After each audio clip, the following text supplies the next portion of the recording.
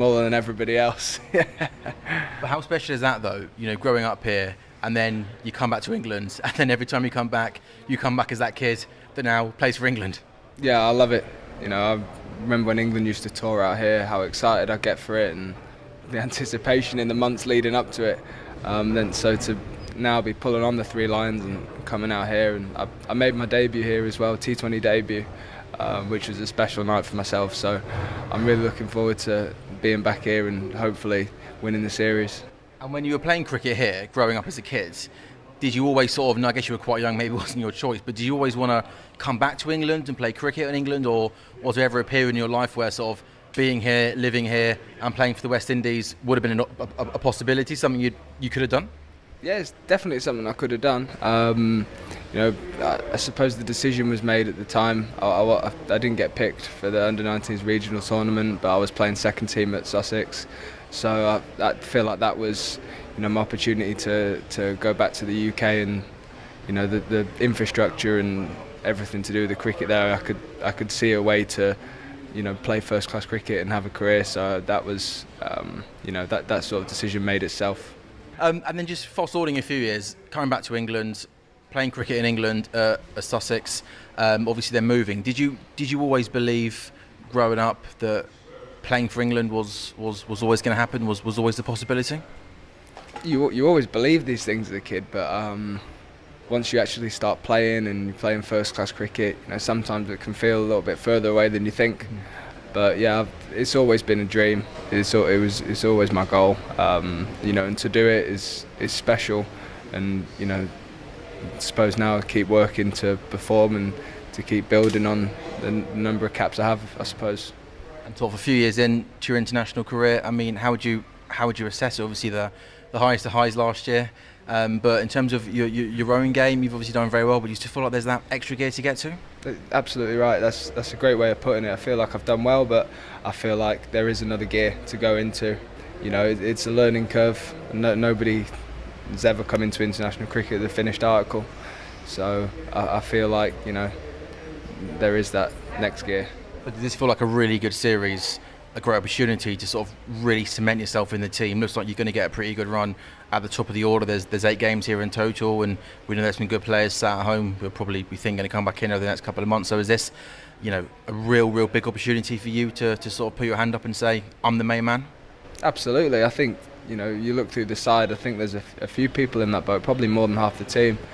So I think there's a lot of people that want to put their best foot forward, and I feel like that's everybody's goal in a way. And I'm not going to get too carried away with thinking, I need this now. I feel like just relax, enjoy it, do your processes, get away from the game as well.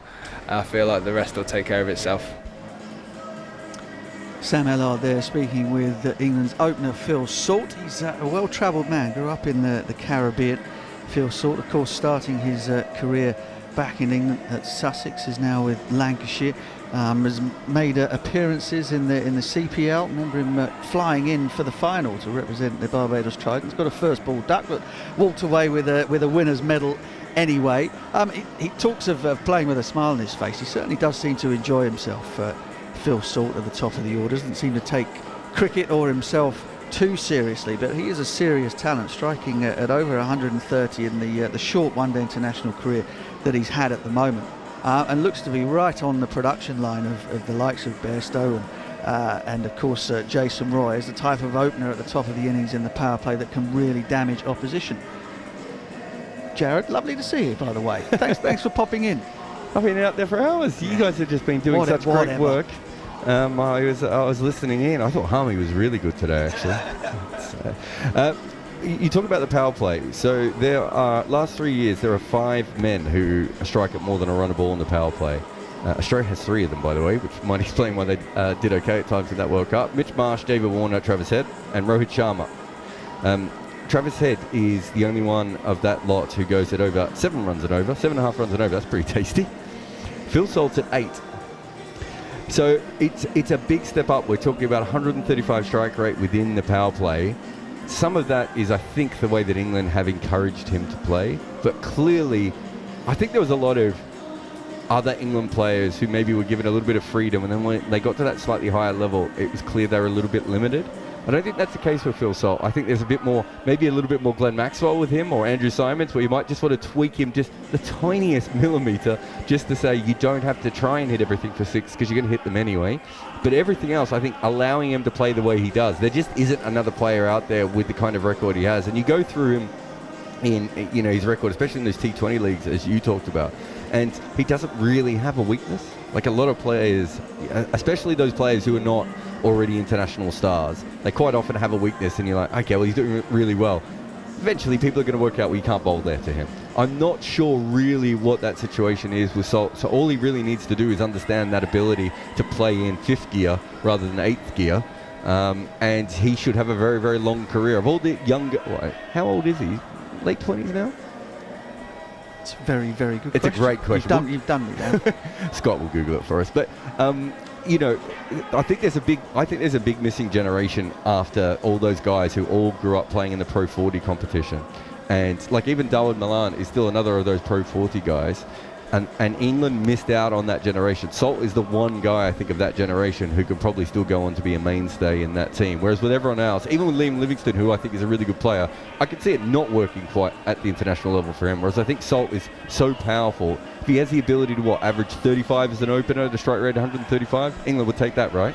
I think anyone would take that at the moment. And then, of course, you ally to the fact that the possibility is that he might have somebody like Johnny Bairstow at the other end. He might have somebody like Will Jacks at the other end. And England kind of are able to roll on the Morgan blueprint in terms of their white ball batting without having to change a great deal. Yes, the personnel are different, but the attitude is still exactly the same. I'll ask you this. I think Jason Roy is a fantastic cricketer, but I wonder if Salt isn't a little bit more rounded as a batter than Jason Roy. And if that's the player you want him to replace, plus he can wicket keep when you need him to as well, that's a pretty good package, isn't it? Yeah, it's not so bad. Steve, bowling at the likes of, you know, your generation of players in white ball cricket, it was still played a little bit like test matches with an extra spurt at certain points in the game.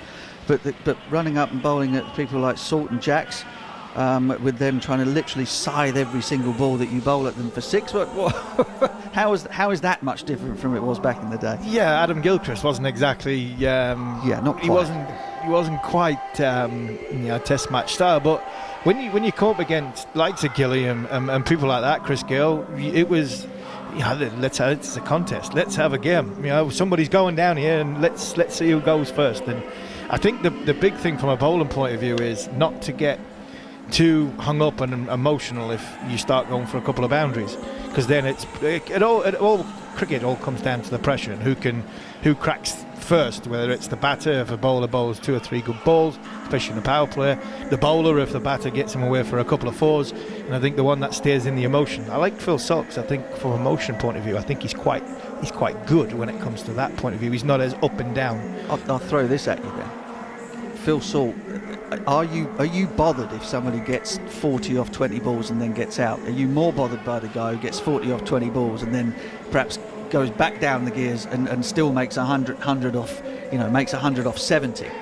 You're much happier. I'm guessing you're okay with a guy getting off to an absolute flyer as long as you dispatch him pretty quickly and get the chance to bowl at somebody else. As long as the game plan is that set from the team point of view. If he keeps getting 40 off 20 balls, getting out the same way when you're looking for him to bat that little bit longer, then yeah, you'd lock him in a cupboard and tell him to bang his head off the wall a few times. But I think as long as they're playing to that plan, and that for me, like I said a bit earlier, that's for me how Jason Roy started. Jason Roy wasn't the finished article. When he came out of Surrey, went into there, he got the 40 off 20 balls, and then he turned into this unbelievable opening batter who I think is well regarded as one of the most dangerous opening batters in white ball cricket over the course of the last sort of 5 or 10 years. And I think that's what you're saying of Salt. Yes, get 40 off 20 balls, but your 18 caps in ODI cricket, if you go and play the next 18 ODIs for England, eventually I'll want more than 40 off 20 balls. But that's you to own your career. And I think give him the chance. Just like a throwaway thought on the Phil Salt thing. I think technically he's very, very good. And I was wondering when there was the stuff with Bairstow, and then Stokes' Bazball stuff, and then we're not picking Ben Foakes, and we're looking for a wicketkeeper. I actually thought Phil Salt could play Test cricket at number 7, because I think technically he's very, very good, and he's decision making, and I thought his wicketkeeping was up to a standard that could go all right in probably in the Northern Hemisphere. Matt Pryor when he started, and then develop. That's actually a brilliant comparison, because Matt wasn't the finished article when he started, like what Jason is when he started playing for international cricket. So I think from that point of view, I just wondered if Phil Salt could have played Test cricket when the Bairstow resurgence of keeping, and that's how highly I regard Phil Salt from a technical point of view, because I think he's technically quite sound as well. Well, never say never. As far as the England Test team and their ambitions to be aggressive at all costs is concerned, it might well be something that pops up in the next meeting between McCullum and Key. Jarrod, you're itching to come in on this conversation. Have you found some gold? What have you?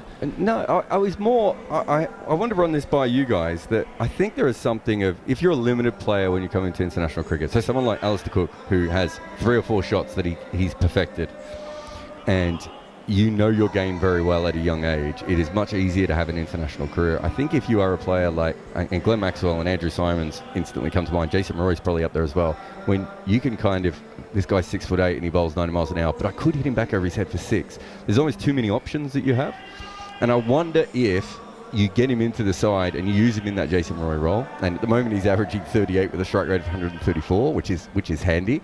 It's probably going to slip down his average a little bit if he keeps striking at 134, which is fine.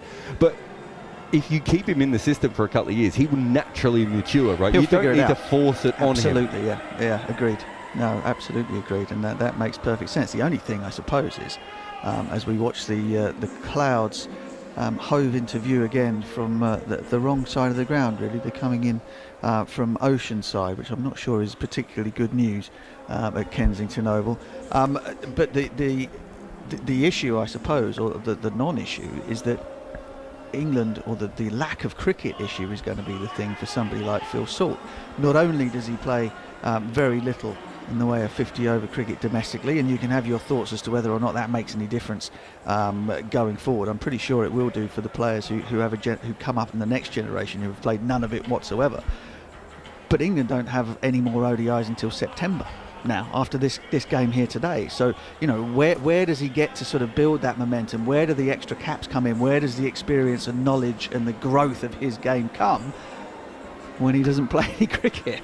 Well, so there was a big thing with the West Indies, is that there's a theory going around that part of their decline over the last couple of years in T20 cricket has been the fact that this new generation didn't play any red ball cricket and didn't play as much 50-over cricket. So Chris Gale obviously did, Kyron Pollard did, Andre Russell, all these guys started in first-class cricket, whereas Nicholas Pooran obviously not. He's a weird exception, but had played 5 first-class games and 200 T20 games at one stage. So I do wonder how that allows you to develop. Now, if you're a top order player and you only play a few first-class games, you still get some big innings, right? And you still get to do it. If you Phil Salt and you back down the order, so he's played 200 T20 games and made 4,800 runs, and he's made less than 4,000 runs combined in List A and red ball cricket. So essentially, even when he's playing in those other games, he's quite often down the order, didn't get the chance to do that. He literally just doesn't have the batting time. And it's something they talk about a lot in American sports, that there's this whole thing with the teenagers now where they end up in these training camps and doing all these academies, but they don't actually get to any game time. Yeah, and to make decisions. Or if they're playing in the game, like they've got like 2 minutes and they've got to do their fanciest move so they can get on a mixtape or whatever. And it's like, do you know how to pass the ball and set a screen for someone else? And it's a bit like that. That's what red ball cricket teaches you, right?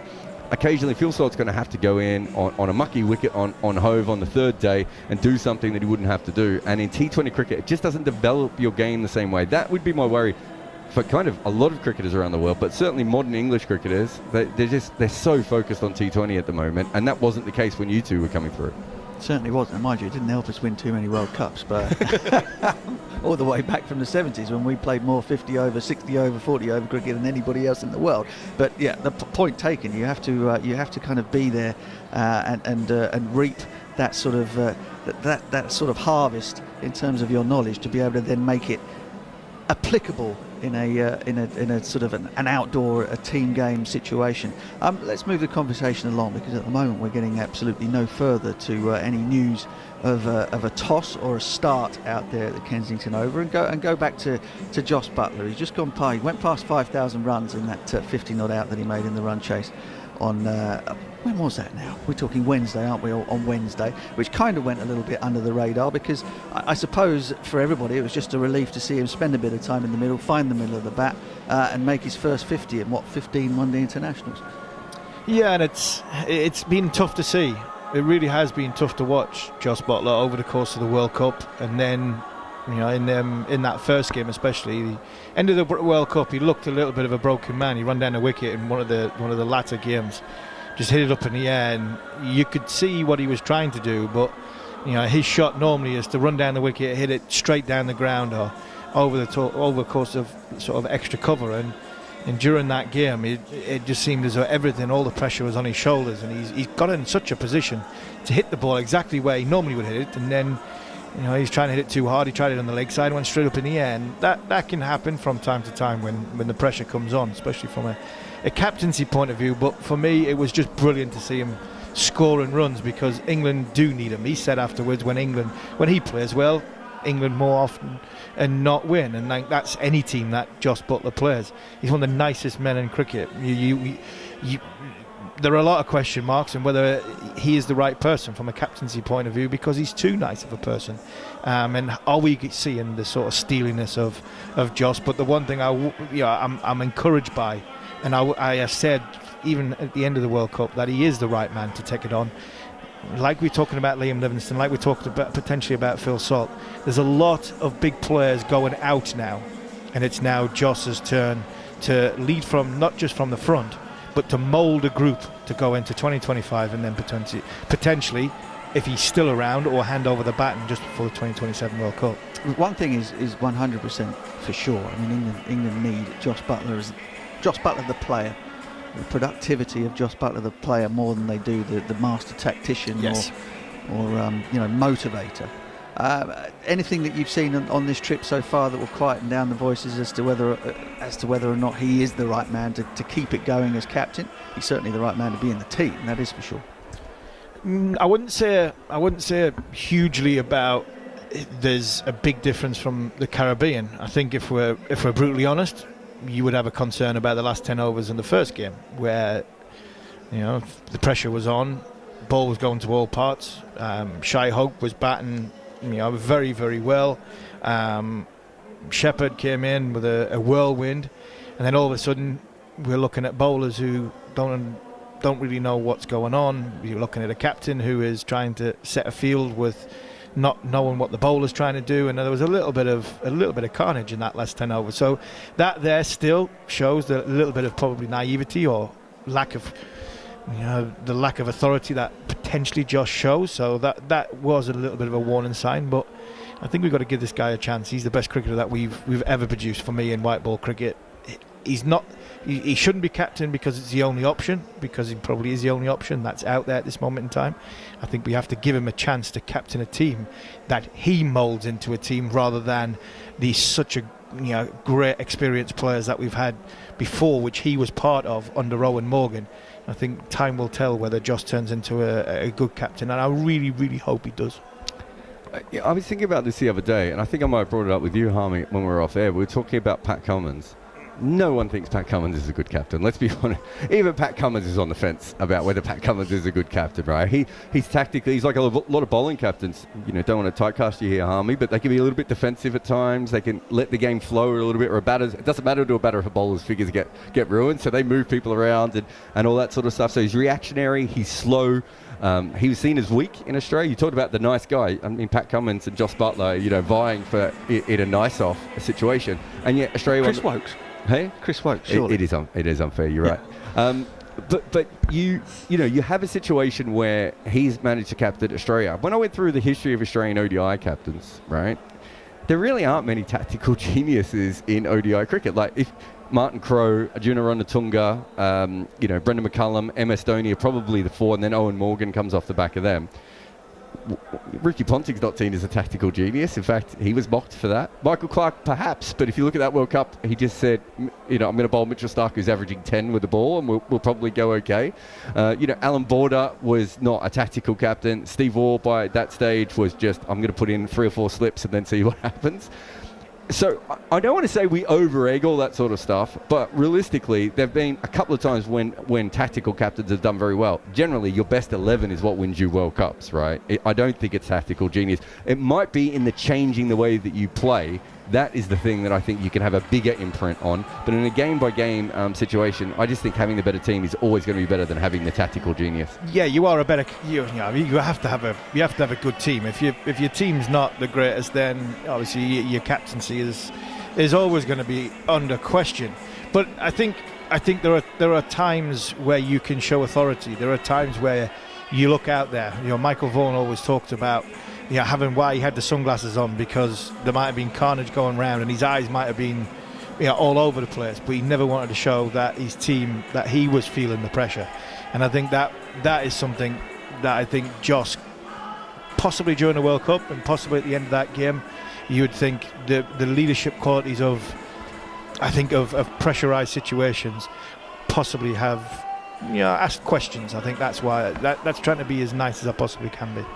There's one guy that springs to mind, actually, who probably made an average team better, and that might well have been Stephen Fleming of New Zealand, in terms of a guy who was able to draw the very most out of limited resources for New Zealand one-day international team. But as Jarrod and Steve quite rightly say, the tactical genius in 50-over games are few and far between. Generally, if you've got an unbelievably good side, you tend to go pretty well. Let's hope that's the case for Jos Buttler as he builds towards England's next big ODI assignment, which of course is the 2025 Champions Trophy. Right now, at the Kensington Oval, the scenes are not particularly good. The covers are still on. And so as a consequence of that, we'll bring you the very latest as and when it happens from out there. But for now, let's change subject and take ourselves back to England's tour of the West Indies in 2004, where Steve Harmison speaks to Mark Nicholas about his figures of 7 for 12 in Jamaica.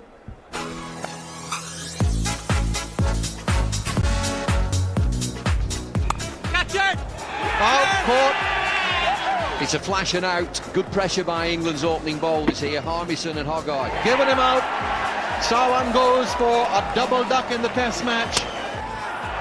Well, it's rolled back onto the stumps. Harmison picks up another wicket. Harmison, he's on fire. He's enthusiastic. He's been very accurate this morning. He's created pressure and he's given England so far the upper hand. Gone straight up and caught. Could not evade it on this occasion, Ridley Jacobs. Captain! Gone. That's 5 wickets for Steve Harmison. Good bowling this. It's a way to bowl to the tail-enders. Yeah! Very easily caught. That's Discofic at first slip, who's made that look supremely easy. Yeah! That'll do it. Trescothick takes the catch. Harmison becomes the most successful bowler ever at Sabina Park. 12 overs and 3 balls, 8 maidens no less, 7 wickets for 12.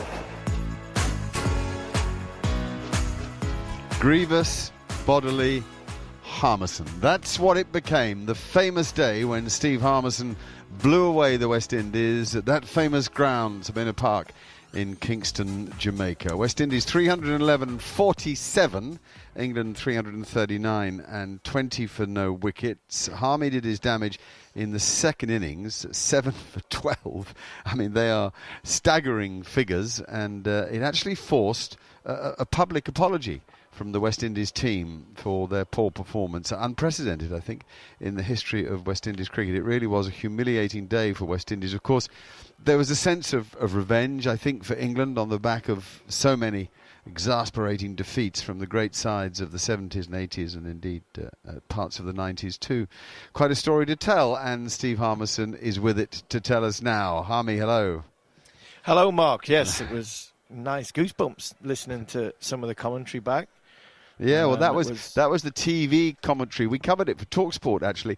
And the unusual thing about that tour was that Tony Greig work with us. We had Michael Atherton emerging as a young commentator, Chris Cowdery, Jack Bannister, I think Jeffrey Boycott, and Greggy and yours truly. We're all covering it and all equally thrilled by your brilliant performance.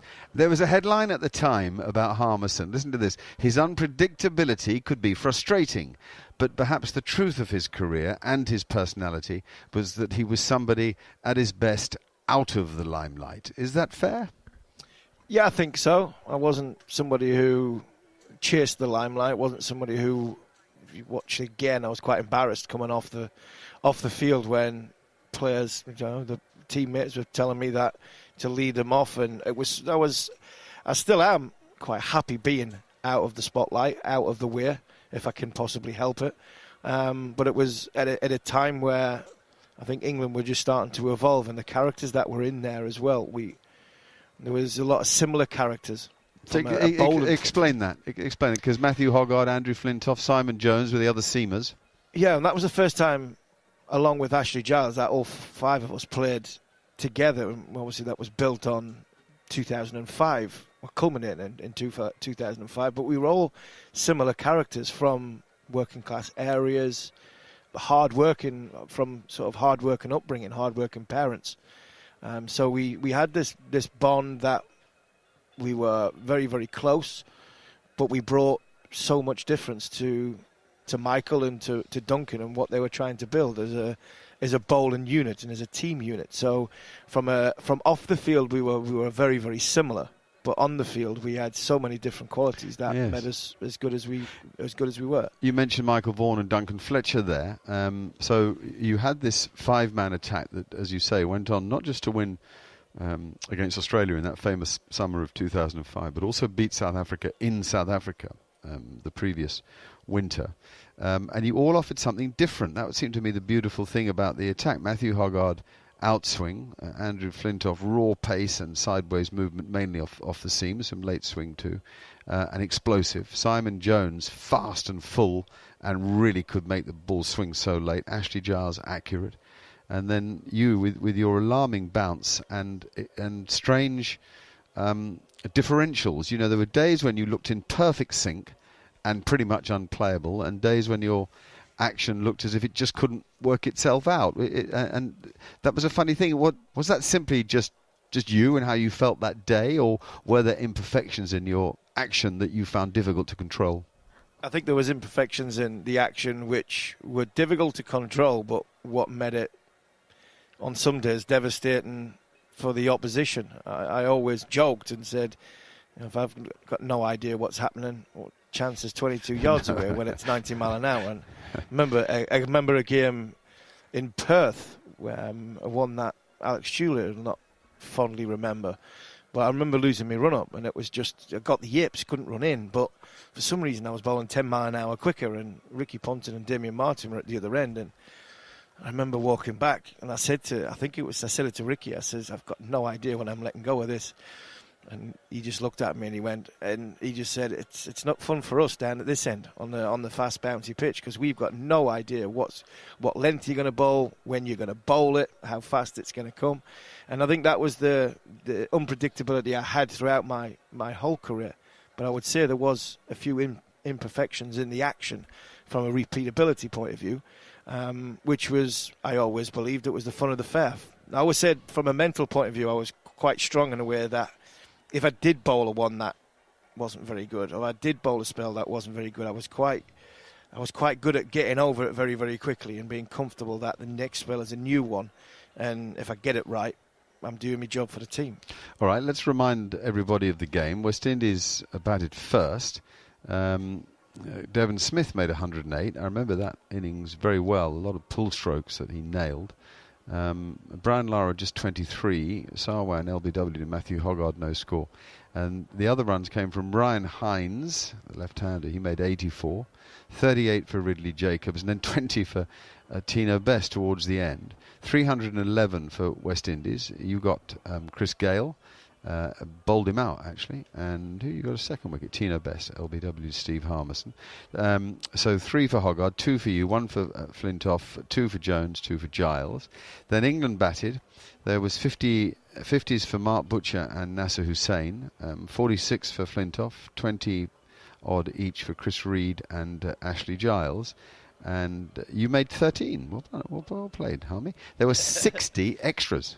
60. Yeah, I remember that. The extras was our top score. Yeah. And I remember in the first innings, the pitch just felt too bouncy. It really felt too bouncy. You were bowling half volleys, and Devon Smith was cutting them for 4, and you just think, I can't bowl any fuller than this. I really can't. And it wasn't until later on in the game when the ball didn't bounce as much and we were more dangerous. Well, England made 339, so hardly had a lead on West Indies, 311. Do you remember how the pitch looked? Because I do. Yeah, there was a shine on it. Yeah, wasn't that's right. There? Black and shiny, wasn't it? It was a shine. There was a proper. Not seen a pitch out here for quite some time like that. There was, and I do believe that by the time the West Indies had come to terms with what we were as a side and how good we were as a side, they were 3-0 down. Right. That's true. Yeah, I was going to come to the rest of the series in a second, but England did win it 3-0. So not much in it. First innings in the first test in Jamaica. And West Indies come out with Chris Gale and Devon Smith. They're going fine. They get to 13, and you strike to get Gale again. So let's just remind ourselves of that moment. Catch it! Out, caught. Graham Thorpe. Early loss again. Once more, Gale goes cheaply. It's 13 for 1. It's a flash and out. Good pressure by England's opening bowlers here, Harmison and Hoggard. So that's the great Tony Cozier with David Lloyd there, and the first strike, and particularly Gale, very important. Yeah, hugely important. You always know that Chris can get you off to a blistering start, and it sets a message to the dressing room that if you get Chris Gale early, then all of a sudden, the next batsmen are coming in, and Chris was a huge larger than life character, and if he got you, then you were always chasing the game, trying to bring the game back. So in that series, we did well to get on top of Chris Gale. But I think I can't carry on without mentioning sort of night before when it was in the dark, Nasser and Butch, they got pelters off Edwards and Bess. Tino bowled quickly, Philo Edwards bowled quickly, and we had in that group 3 experienced players at 3, 4, 5, and boy did we need them in Jamaica. And we needed them on the whole trip. But I think when you talk about how that side evolved, it started from a concrete base with 3 older men in, senior figures in the middle of Hussain, Butcher, Hussain and Thorpe. And Butch got banged on the arm a couple of times. I think he had to go off to hospital. And at that, we were teetering at the end of if you remember, it was dark. Umpires didn't take us off, and if we didn't have experienced characters in the team then it could have been a whole lot different.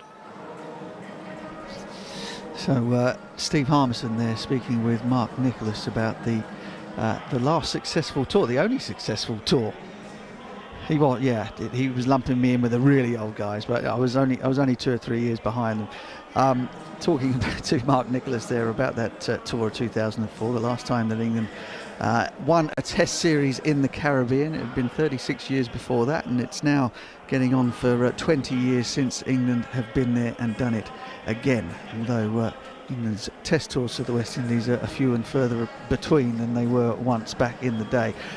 Still no good news from the Kensington Oval at the moment. Let's head out to Barry Wilkinson, who's patiently waiting for us to get an update on conditions out there. Barry, what's going on? Well, it was looking much promising about 45 minutes ago, but it's gotten very overcast again, and not good news at all.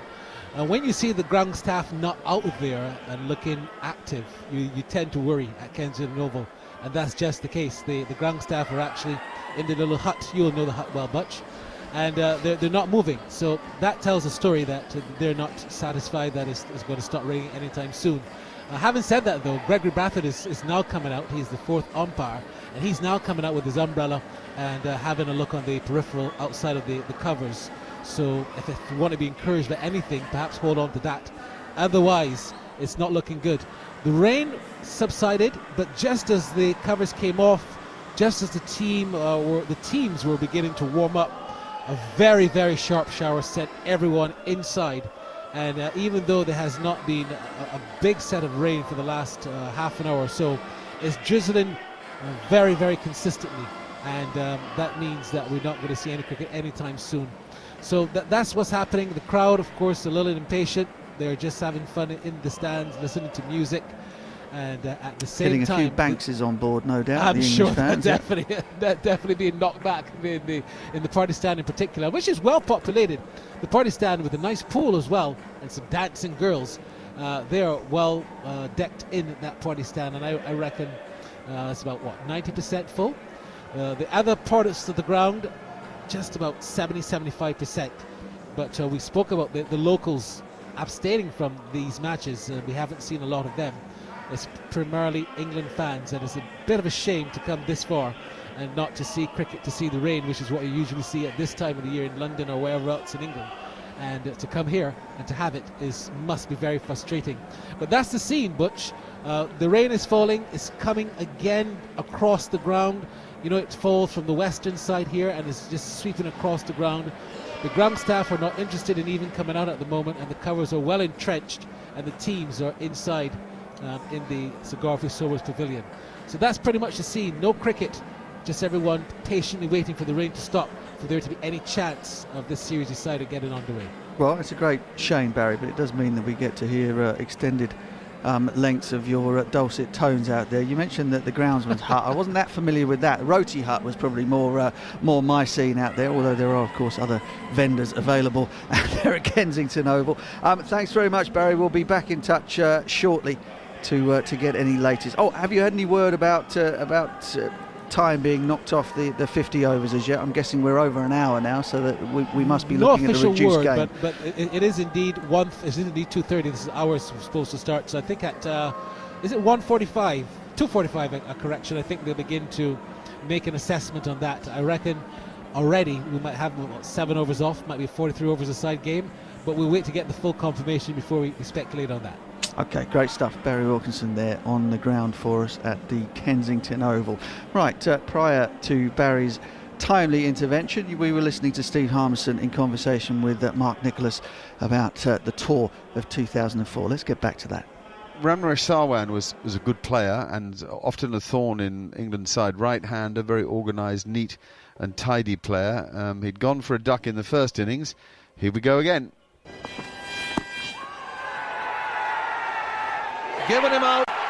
Sarwan goes for a double duck in the test match. What a start for England. A double duck. I haven't heard it called that before. It was a pair. And obviously a great wicket, that Sarwan. Yeah, it was a good player, great player was Ramnaresh Sarwan, and there was pressure put on Daryl Harper. Nice man, Daryl Harper. You've always felt as though he was going to give you one from a bowler's point of view. And if you remember right, it's gone sort of angling in towards his pads.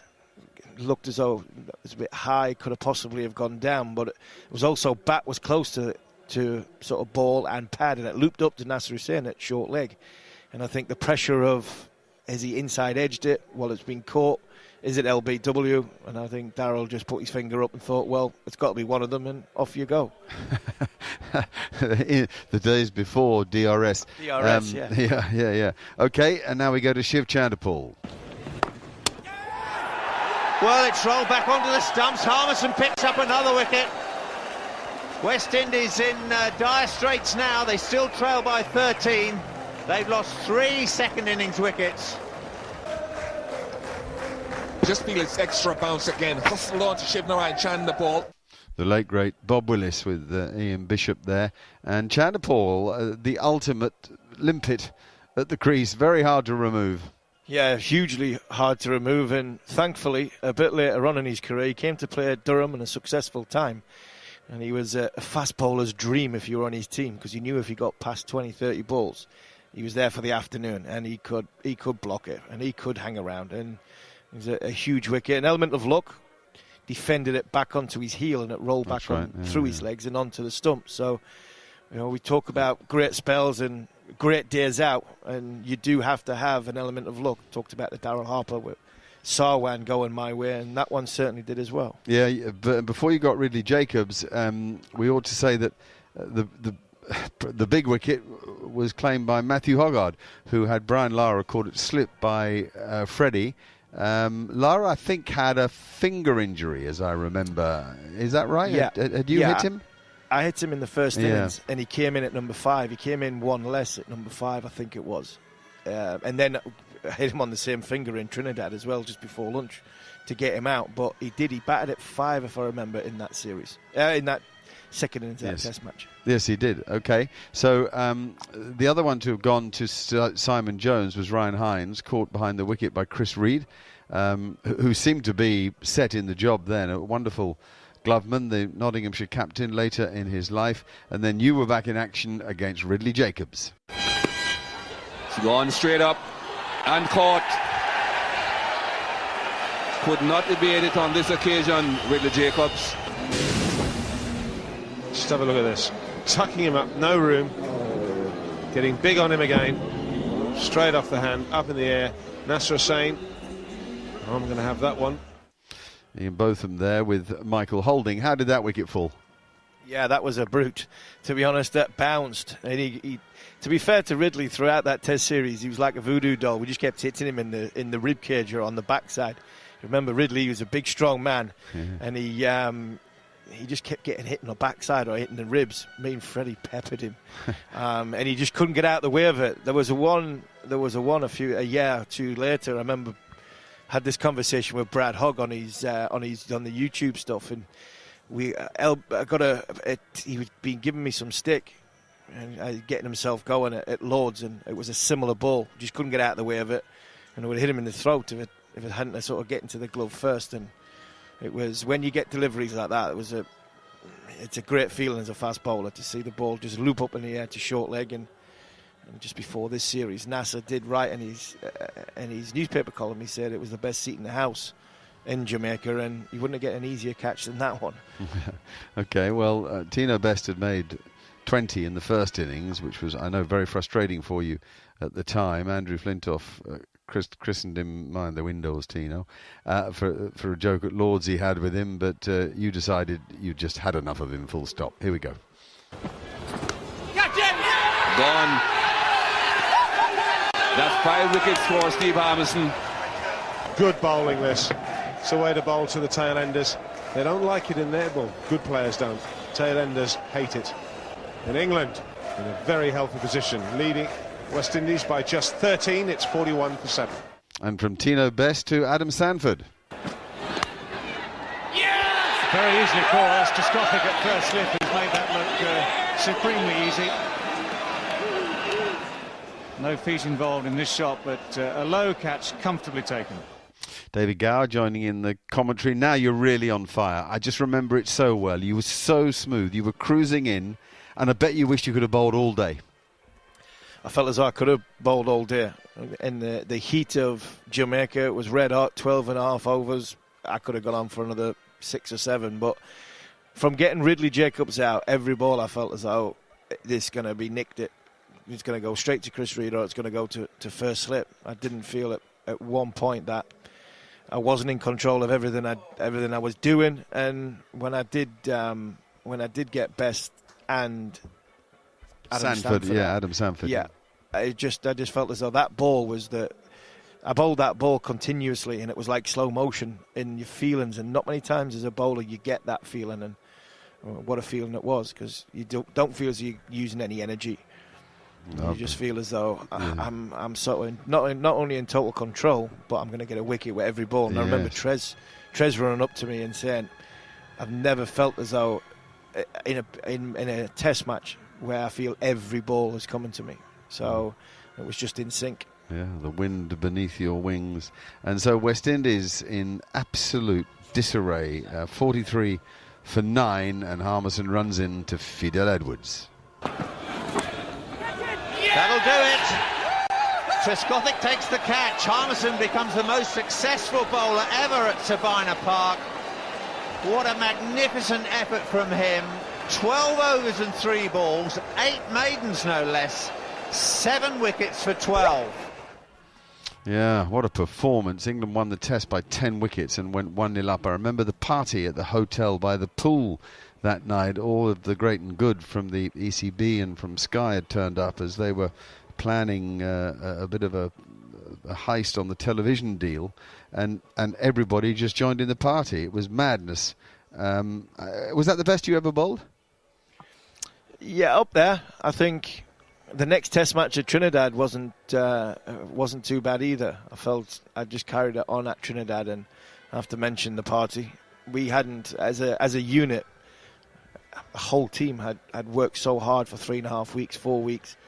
Not much alcohol consumed before the first test match, and I think during that party we probably drank more in the next 12 hours than we would have done in the 3.5 weeks previous. And I remember Mark Butcher sitting in sort of as the sun was coming back up underneath a palm tree, just playing the guitar, and there was magical memories and that sort of celebration afterwards.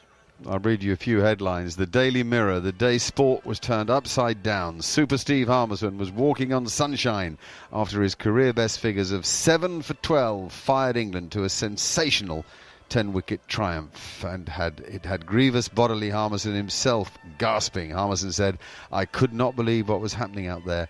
I feel numb." The Sun, the 6'5" Darren Quickey reduced the West Indies batsman to quivering wrecks with his pace, bounce and aggression, and Brian Lara's side were blown away for 47. The Windies batsman had neither the technical nous nor the stomach to survive against Harmy. That must just feel amazing when you knew so much about the history of West Indian fast bowling to be up there with headlines yourself. Fantastic. Yeah, it was unbelievable, and we didn't probably realise at the time, but we were onto something special. We went on from there, and as a group and as a unit, not just the bowling attack, but the whole team. I think we transformed. I think we transformed as a side from that day in Jamaica, when I think the belief in us, like we said before, it culminated in 2005, and we had players dropped off by the wayside and new ones come in. But I think it was the day that first test in the West Indies was really the day that things started to happen for English cricket.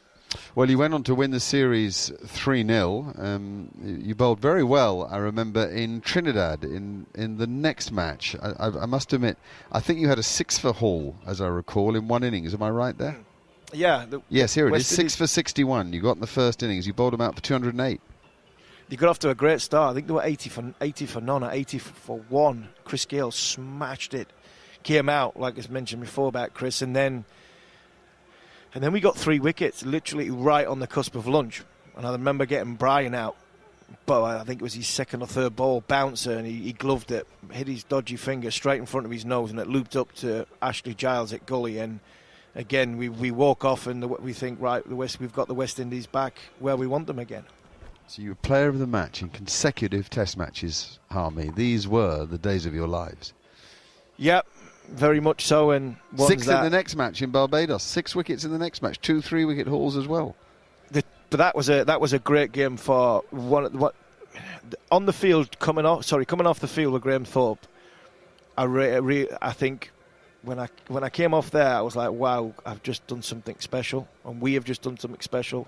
Me and Simon put 80 or 90 on with Graham Thorpe to get us, I think, a 2-run lead, and that for me was one of the best hundreds I had ever witnessed from an English player. Thorpe's, you mean 119 unbeaten, yeah. Yeah, it was unbelievable, and me and Simon didn't get many, if any, but the way he marshalled us, the way he went about it, and if I felt as though you were in a zone with your eyes on in Jamaica. For me personally, I looked into Thorpe's eyes, and he didn't know I was there in between overs. Really, he was so determined to get that 100, and that's what I mean before. It's just the whole cross of the group. Simon got 5 for in Trinidad. Freddie got his first 5-wicket haul in Barbados. Hoggard's hat trick, and Thorpe's 100 was. That's why we won 3-0. Fantastic. We would be remiss not to talk about the 4th test, because West Indies batted first in Antigua at the old recreation ground you were playing then, much more atmospheric ground than where they play now. and they declared 751 for 5. That was madness. And you It was madness. You bowled 37 overs, Harmy, 1 for 92. And Brian Lara, yet again, broke the world record and finished 400 not out.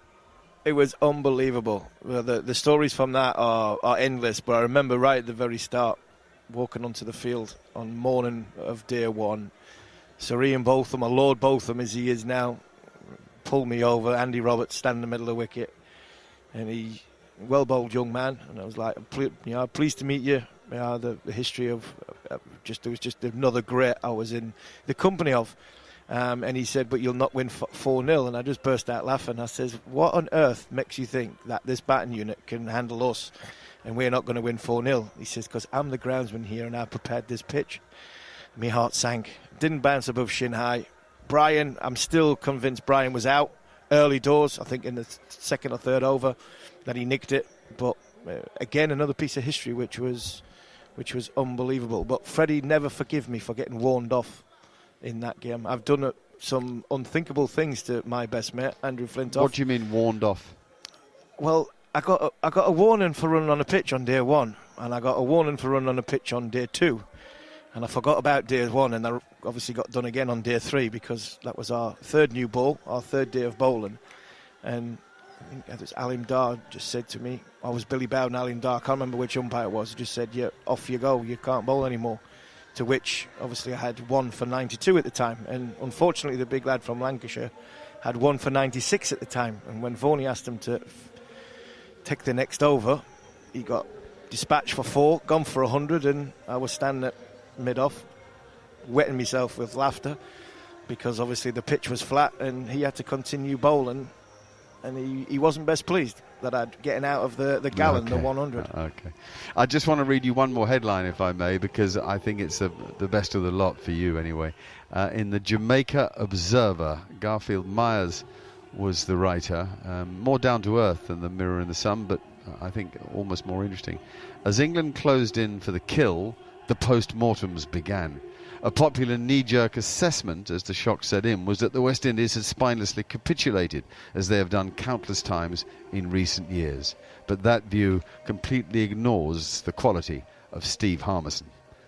I really like that. I think that's a tremendous bit of reflection by a journalist on your performance. So, Harmy, this was, as you say, the start of something very special that in the end led to winning the Ashes with that same attack and winning in South Africa. You were very well led by Michael Vaughan. Yeah, we were. He was an unbelievable leader. He had us all sort of where he wanted us. We were all on tip-top form, fitness. The way we were as a unit was no coincidence that Michael's relaxed manner needed that. We needed that from going from the sort of the way Nasser Hussain had give us an excellent education, I think, in the game, and I think we had just sort of moved beyond that. But Michael, you can't speak highly enough of how he was as a person, but also as a captain, because he could deal with Hoggard in a different way. He could deal with Harmison in a different way. He would deal with Jones, and then the same with Freddie. And he knew what qualities Ashley Giles had as a person and as a cricketer, as well as himself in ridiculous form off the back of an Ashes trip to Australia, which gave him a huge amount of confidence in his own career. So I think we all pressed the buttons at the right time. We were all in the best form of our lives, and we needed a leader who could just manoeuvre us. And yeah, you are only as good as your bowling attack as a captain. He had a fine bowling attack, but he was also a very, very good leader. He was a fine leader. It is talkSPORT 2, and you've been listening with Steve Harmison, conversation with Mark Nicholas, talking about that incredible tour of 2004. Well, it's coming up to 10 to 7 in the UK. The play should have been underway at 5:30. We still do not have any news for you yet, unfortunately, on this third and deciding one-day international in Barbados, I'm afraid to say. Still a little bit of drizzle. We were told a couple of minutes ago, though, that the covers were starting to come off and that the umpires were on their way out for a look around and a check on things. So hopefully there could be some good news from that. So as soon as the umpires have had a look and decided what they need to do, it is going to be, I'm sure, a case of we need to do a little bit of tidying up, but then we will get it underway. The plan was originally that it would only take 20 minutes or so from toss to first ball. So hopefully sooner rather than later we will have some good news for you. If you missed the other England cricket action today, there was another incredible game in the England-India Women's Series at the Wankhede Stadium.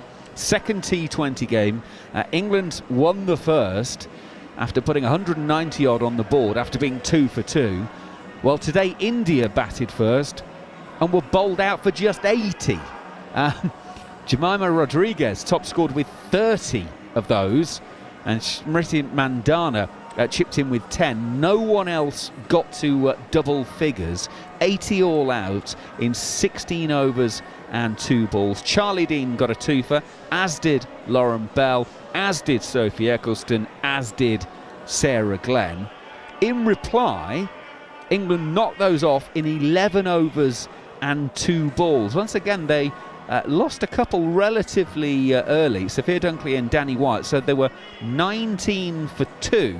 Alex Captaincy and Nat Silver-Brunt took them relatively close. England were 61 for 2, but then in a heartbeat, 73 for 6.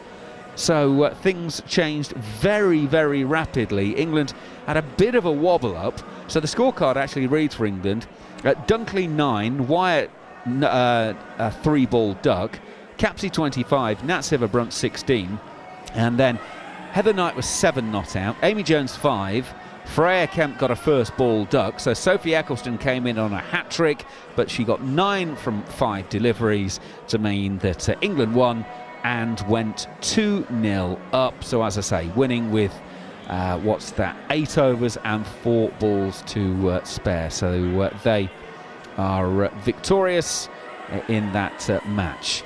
Right, now we were just waiting for this particular news, and it has just come in. The West Indies have just named their squad for the T20 matches, which of course get underway. Well, the first one is in 3 days' time. Now the interesting thing is, it's a squad of 15, but the official release says this is for the first 3 matches of the 5-match series. So they may then have a bit of a reshuffle. So the full squad: Rovman Powell as captain, Shea Hope as vice-captain, Roston Chase, Matt Ford, who is in part of this squad, the one-day internationals, Shimron Hetmeyer, Jason Holder is back, Akil Hussain, Alzari Joseph, Brandon King, Kyle Mayers, Gudakesh Moti, Nicholas Puran, Andre Russell, Shafane Rutherford, Romario Shepherd. So 15 named for the West Indies. Of course, the first one is at the Kensington Oval in Barbados. Then the circus moves on to Grenada for 2 games, and then down to Trinidad for 2 games. So that is the squad for the West Indies. Steve Harmison alongside me. What do you make of that then, Harmy? The 15 named by the West Indies. Yeah, look, some big hitters, some powerful hitters. The one glaring thing that stands out right in, we're looking at your computer screen as I do at this moment in time, Macca, is Rovman Powell as captain. That I'd be interested to see what Barry Wilkinson or Philo's got to say about that. But you look at some of the names on that list. Hetmeyer, IPL experience, captaincy experience for Jason Holder. Alzari Joseph, captains his 50 over. 50-over team from Antigua at the start of the summer. Kyle Myers has done a bit of captaincy. Nicholas Pooran's captained himself. Andre Russell, experienced player. So to see, that's some powerful names in that team, and I expect England and the West Indies to have a great series of 2020 cricket. But the big surprise that initial thought of that squad would be Rothman Powell as captain and Shai Hope as vice captain. Okay, so let me quickly go through. There's an awful lot of text that goes with this release. So Matthew Ford is selected in the T20 squad for the first time. Shafane Rutherford also selected after last representing the regional side in January of 2020. Gudakesh Mosi returns after injury. Andre Russell last played for the West Indies in the T20 World Cup in the UAE of 2021. Johnston Charles, Obed McCoy, Odean Smith and O'Shane Thomas all miss out on selection on this occasion. Shai Hope becomes the vice captain to add to his role as captain of the West Indies team. The selection panel has the opportunity for squad adjustments ahead of the final 2 games. Now there's some quotes from Desmond Haynes, the lead selector. This will be the final home T20 international series for the West Indies in 2023 as they prepare to be one of the 2 host teams. Yada, yada, yada. We've selected a squad we think gives us the best chance of success in the tournament. We'll continue to assess in the lead up to the competition. So no mention regarding the thinking of the captaincy. So Philo, let's start with that. Rothman Powell as captain and Shai Hope as vice captain. Is that maybe a reflection of managing the workload for Shai Hope potentially, do you think? No, Rothman Powell has been appointed white ball captain earlier this year. He took the squad. He led the squad in South Africa, and then he led the squad against England in India in the home series, which they won. Shai Hope, obviously, they've seen quality in him as the white ball captain, and they've decided to obviously he'll be his deputy, which is the norm. My biggest surprise here is Andre Russell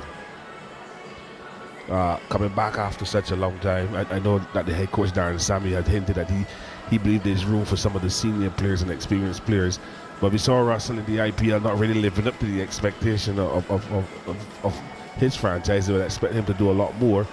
He was down with his bowling. He was injured at some stages.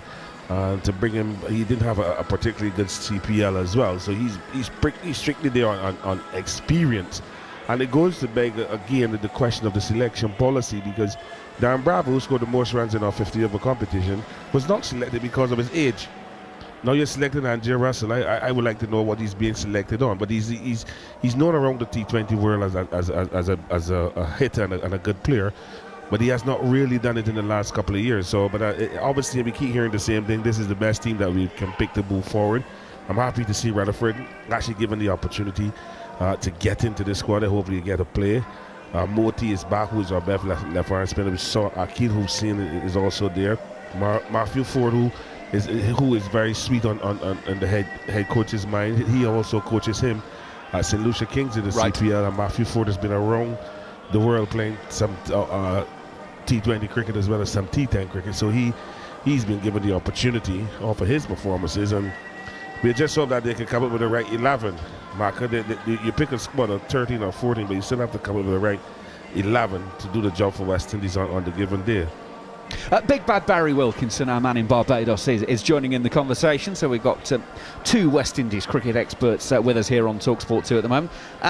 Barry, what's your headline thoughts on that 15-player squad announced by the West Indies?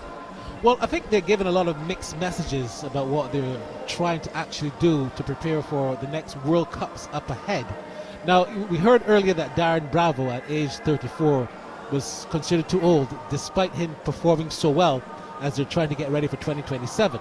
So I'm thinking that Russell is purely a short-term measure for 2024, when the West Indies will be playing in the World Cup, of course, here in the Caribbean. That's the only way I can see it, because at 35 years old, I honestly thought that Andre Russell's career was over with the West Indies team, even if he continues to still play IPL. Because when I look at his stats, when I look at how he's performed for the West Indies in T20 cricket, Andre Russell has not been the ideal #1 article. I mean, he's got 1 half century in 67 ODI, 67 T20s for the West Indies. And you're talking about someone who is supposed to be a premium all-rounder. His highest score is 51, averages 19. You look at his wickets, he's picked up 39 wickets in 56 innings. So his performances for West Indies have not replicated what perhaps he might have done for the Kolkata Knight Riders and for all the other franchises that Andre Russell has played in. So his pick really surprises me, because I thought that they would have moved on from Andre Russell at this particular stage. Kevin St. Clair, who has been doing so well with his off-spin, with his batting, he's been emerging in the Caribbean Premier League. He should feel pretty hard done, because the signal that they're saying is that, look, we're going to still go with Russell to try and get us to win or perhaps progress in 2024, but we don't believe that a player like you, St. Clair, is ready. And they're not doing the same with Bravo. So mixed messages, and that is a bit of a disappointment. So I can tell everyone some good news. We are just being informed that the toss should be happening in about 12 minutes time, 7:10 UK time, with the hope of starting play at 7:30 UK time, playing 43 overs aside. So toss in just over 10 minutes time. Therefore, first ball 20 minutes after that, so half an hour's time for 43 overs aside. That is the intention. Barry, just to finish up, if you like, dot I's and cross T's on Andre Russell. Where is he physically? Because for the last couple of years, if you put both knees together, you might have one working one between them. I mean, yes, of course, you've got the form, but where is he fitness-wise? Because, you know, I was under the impression that realistically it was pretty chronic. Is he actually fit enough to play? Well, obviously he is. I would hate to think that they picked a crippled man to play, but I'll tell you this, he puts his body on the line quite often, and that putting body on the line has caused him severe pressures over the years. Like you said, he's had some knee operations, he's had some other ailments, and I would agree with you, Maka, that it's quite funny that he's actually not only in the squad, but I don't know if he'll be fit enough to manage into 2024. Will he play then against Australia? Will he play in the other series that the West Indies have before the World Cup next year? Because if he's going to be part and parcel of the West Indies setup to the 2024 World Cup, they have quite a few engagements. And you're talking about playing those engagements plus getting through an IPL season. And I'm not sure if he's going to play the PSL as well, which precludes the IPL. And also play and make himself available for the West Indies. I think that's a lot of cricket for Andre Russell at age 35 with all those ailments to be playing, to be given his 100% best for West Indies at the World Cup. So I am concerned. That adds to the concern of Russell in that particular T20 squad. Maka, you did say, I think about 45 minutes ago, I did say we're going to have a 43 over affair. And you're good, you are. You're correct in confirming that. And the good news as well is that the clouds in the west, Philo would know these clouds I'm talking about, they have dissipated and out there's looking very blue. Once that continues, I can tell you we will have cricket here until the cows come home, and we shouldn't have any problems at all. Well, they always say, don't they, once you get past 3 o'clock in Barbados, then the weather always breaks anyway. So we're past 3 o'clock, so therefore everything should be sweetness and light in the garden. Well, Raoul Stewart, who's one of the most known cameramen around the world, he said to me even before cricket was supposed to start, about 12 o'clock when it came to the ground, he said, this rain will stop at 3 o'clock today. Raoul said that, and I mean, I thought it was a very premature statement, but he said, I go on weather.com is never wrong. They said that the rain will stop at 2:57. I said, okay. And I think he's right. It doesn't look like we'll have any more rain for the meantime. So he might have actually have called that correctly. Fantastic. Now, as I say, we are 8 minutes away from the toss. Do you think that there's been enough rain or potentially enough moisture on the outfield at the moment? Because the square has been covered, but not a huge... It's not one of these like when you go to Sri Lanka and they get these enormous sheets out and the entire playing area is covered. Do you think that could potentially have any impact on whoever wins the toss as to what they want to do? Well, the good thing about Kensington recently is that the ICC left here about 2 days ago doing their massive inspection for the World Cup next year, and as a result Kensington has gone has undergone a massive spruce up and major improvements with the outfield where moisture is concerned. In fact, when I look at the outfield now, there's still a lot of spots where there's great sand. You can actually see the sand that has been beneath the surface. So I personally don't think that that's going to be an issue where you're going to have a lot of water on the ground, to be quite honest. I don't think that's going to be an issue. But I expect that whoever wins the toss will be thinking, well, do we really want to be fielding in the dew or in the added moisture later on? Because it would perhaps add to the intrigue of what you're going to get. But I don't think that there's going to be a massive issue with a lot of water on the ground, to tell you the truth, because major improvements have been made at this particular ground. Awesome news. Right. The players are all out there en masse now, starting their warm-up procedures once again. So while we're talking about the nuts and bolts of it all, 43 overs aside, which means that three bowlers will be permitted to bowl 9 overs each, and 2 can bowl 8. And your power play allocation, so it's now 1 to 9 is the first block of power play. Power play 2 will be 10 to 35. And then the final block with the restrictions, 36 to 43. So those are the new playing conditions for today's deciding one-day international. And hopefully, and I'll find as much wood as I can find and touch it, we are not a million miles away. Barry Wilkinson, just a quick one while we talk about the T20 squad. Jason Holder and Akil Hussain, I think I'm right in saying, are both in the Middle East at the moment, playing in the T10 competition. When are they expected back in the West Indies? I would imagine that they might have been making their way back as we speak, or perhaps if not here already, because... You would have thought so, wouldn't you? The first game is on Tuesday, and today is Saturday. It doesn't take a day to get back from that part of the world to Barbados. It's actually about a 2-day trip if they come through London and then get here. So I would think if they haven't left today that they would have left already. They actually chose and opted not to play in the 50 over because they said that they wanted to get the preparation in the T10 for the T20 series. So let's hope that they do come here well fine-tuned along with Kyle Mears. So you've got Kyle Mears who played out there, Jason Holder, Akil Hussain, and of course Nicholas Pooran, who would have played in those T10 matches to get ready for this T20 series starting on Tuesday. So I reckon that they'll be back anytime between today and tomorrow, Matt. Just one final one for the time being, Barry. You were talking earlier about the locals coming in to watch this one. It was 50% off for the locals to come and watch this.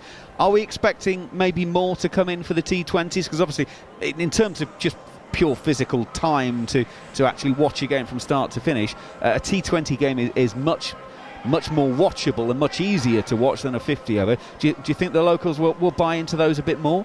Yeah, T20 cricket is most popular here than 50 over cricket, so I think you will have a pretty good crowd. It also starts at 6 p.m, which means it's after work, and you'll have persons not having that conflict of choosing between work and coming to cricket. So yes, to answer your question, I think you'll have more locals here for the T20s. We've seen for the CPL, the crowds definitely came out. The ground was full almost every match, and I reckon that being the most popular format, that Tuesday would probably be a sellout crowd, with of course the England fans who probably already have their tickets, and the West Indians, the locals who definitely come and watch the game. Absolutely. Barry, for the time being, thank you very much.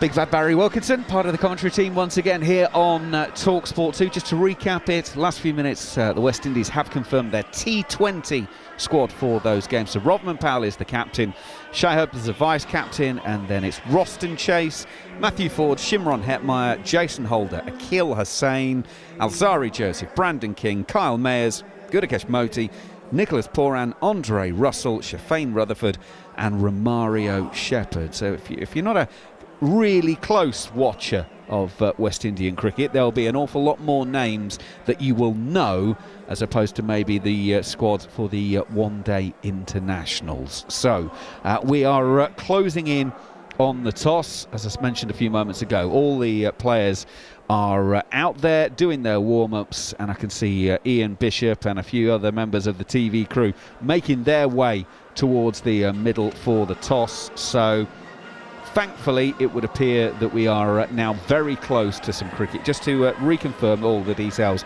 it will be 43 overs a side, 3 of the bowlers being able to bowl 9 overs, 2 of the bowlers being able to bowl 8, and your power play restrictions. First 9 overs is power play 1, 10 to 35 power play 2, and the final power play will be 36 to 43.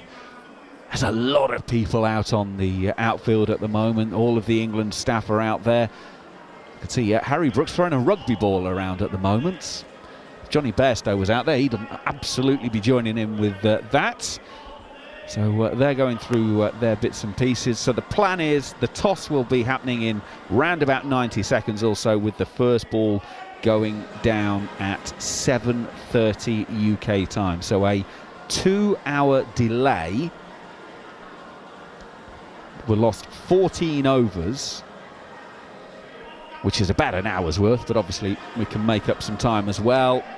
The interval will be shortened to the minimum that they can, which is around about 20-30 minutes. So we will rattle through this one once we can get up and running.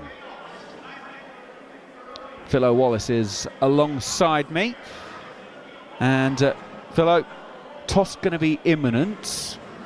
Would you be batting or bowling? What are you thinking? Well, it's a good toss to lose, Maka. Yes. When you look at the surface that's been covered for quite some while, and the amount of rain, then you have to take in the night element as well. You don't know what the night will bring.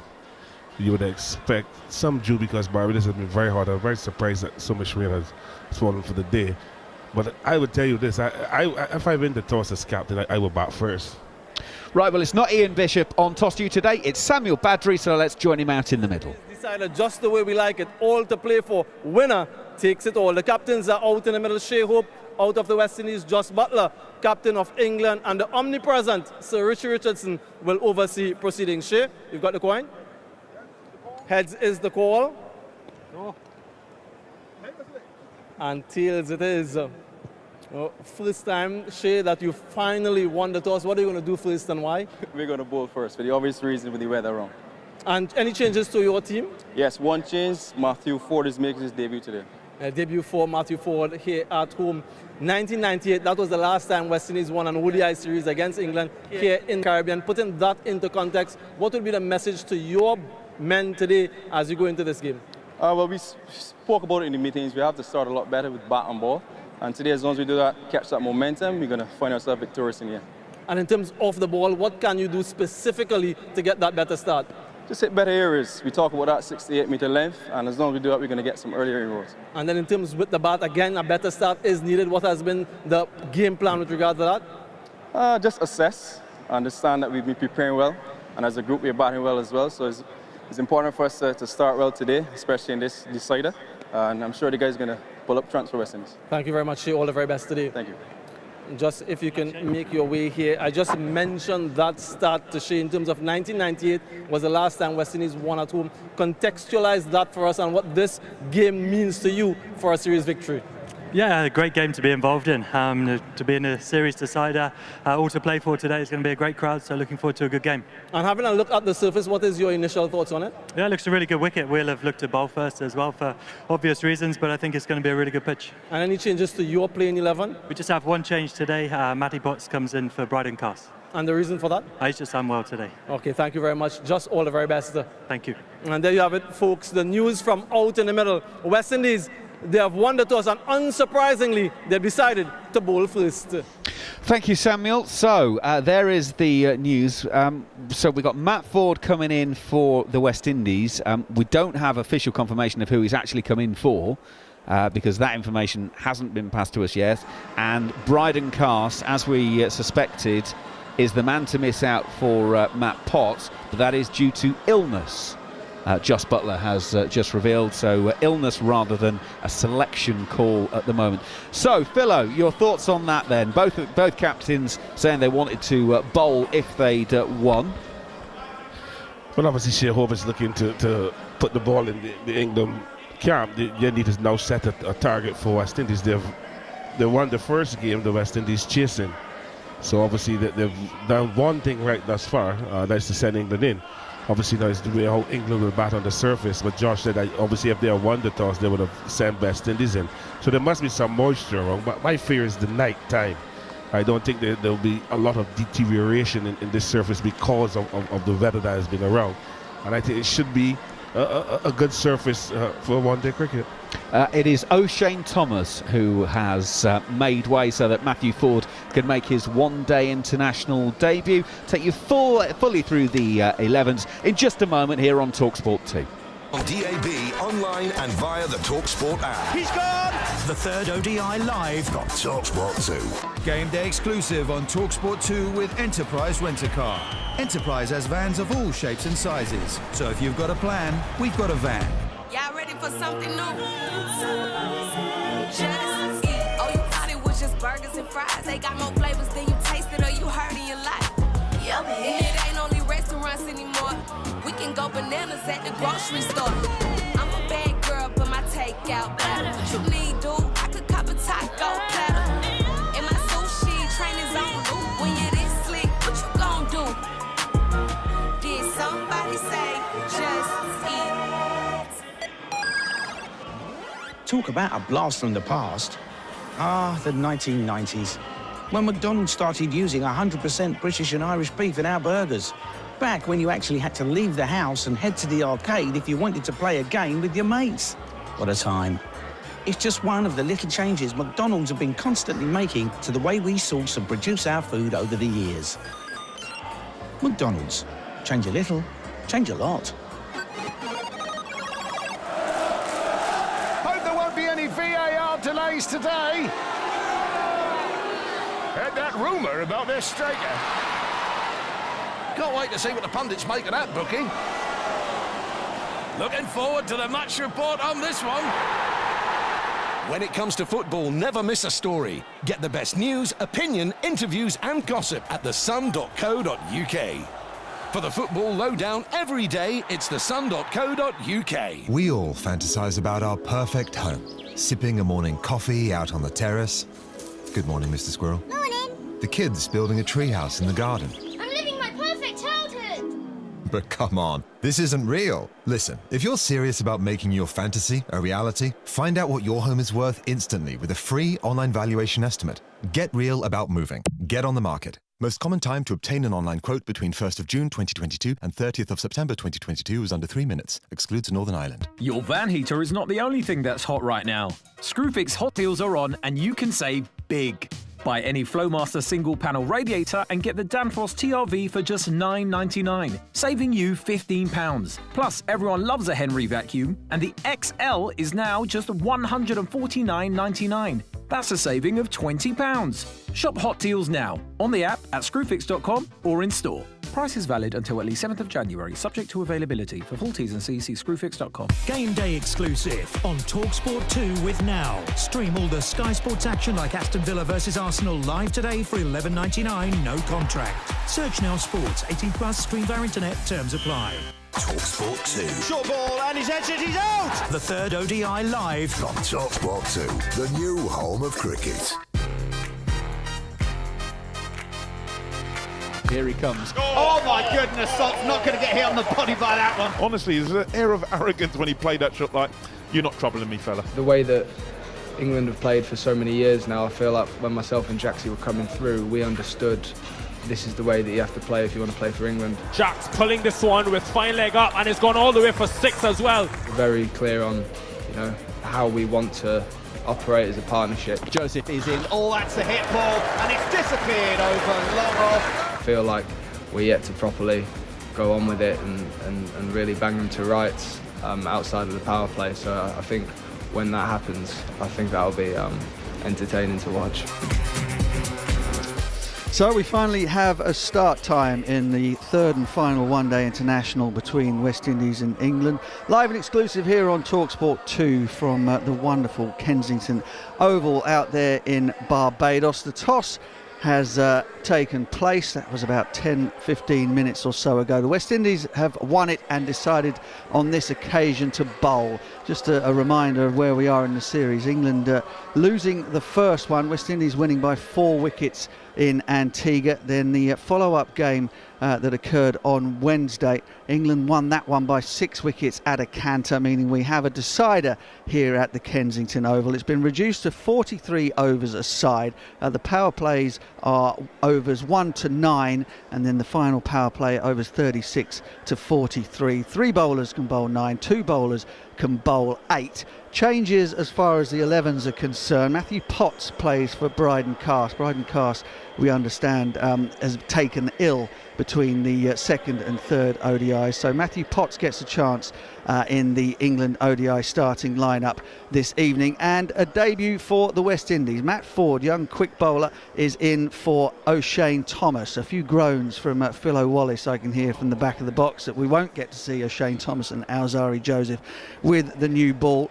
It'll be interesting to see whether or not Ford takes up the new rock, or whether or not Romario Shepherd maintains his role with the new ball. They will be taking on Jacks and Salt at the top of the order. Jacks and Salt have both come out all guns blazing, as you would expect from an England white ball side, and it'll be them that'll open the batting for England in this must-win match. Interesting to see if the conditions have changed at all out there in the middle. Obviously, a lot of cloud cover. We've had spits and spots of rain over the last hour and a half or so that has delayed the start. There certainly does seem to be a little bit of cloud hovering over the Kensington Oval. Not that that has dampened the spirits of any of the travelling England fans who are there in great numbers out there in Barbados right now. And why wouldn't they be, as we look out the window here at London Bridge to the damp and the grey and the cold.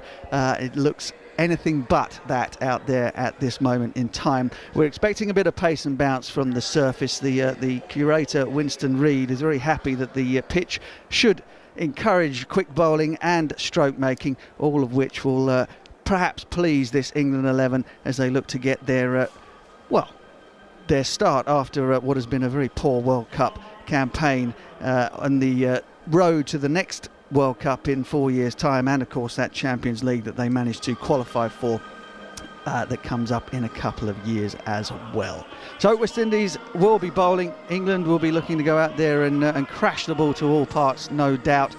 Remains to be seen as to whether or not that particular approach is the one that suits this particular group of players for England. I've got Jarrod Kimber alongside me. Any surprises that West Indies decided to bowl first, having made such a mess of batting first in the last one? Well, I think the interesting thing is that they've dropped O'Shane Thomas, who they've been using in the middle overs, and they've brought in a proper specialist opening bowler who, you look at his numbers, even in T20 cricket, he doesn't really bowl in the middle at all. So they've just decided that Romario Shepherd's their new opening bowler, and now they've got 3 of them. I'm fascinated to see how this goes. It looks like a dry, cracked surface, though, doesn't it, as well? It'd be interesting to see if there's any moisture out there, but maybe that's why they've gone with it. But yeah, I think you're right. It seems a little bit reactionary to the last game. Sir Curtly Ambrose was out there, stood in the middle of that dry, cracked Barbados surface, and he's looking in such good shape that he might well have disappeared down one of them.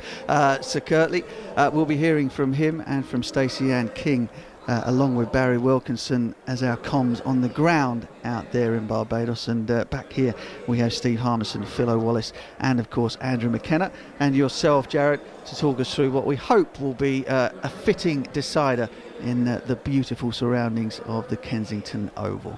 We're not too far away from a start time as yet. Have you got any nuggets for us in terms of England's batting approach, or the numbers in terms of what success looks like playing at Barbados? Well, I had a tactical question for you. It feels like England are now trying out their squad a little bit more. So the first game, we saw them not really try their bowlers all that much and go with that one formulation all the way through. The second game, you were a little bit upset, and by that I mean I heard about it for about 4 hours, about the fact that Will Jacks came on when they were 4 wickets down. Now they're changing it around. I can't quite work out if they're trying to work out what their best team is, if they're trying to give people preparation in different roles. It doesn't seem to me that they came into this series with one clear thinking. So do you remember when they played in the West Indies and they played in the Netherlands a couple of years ago, and they took like 100 left-arm bowlers on both tours? You were like, okay, everything else they're happy with. They're just not sure who they want to be their left-arm bowler. It was really clear. Can you tell me what exactly they're trying to get out of this tour?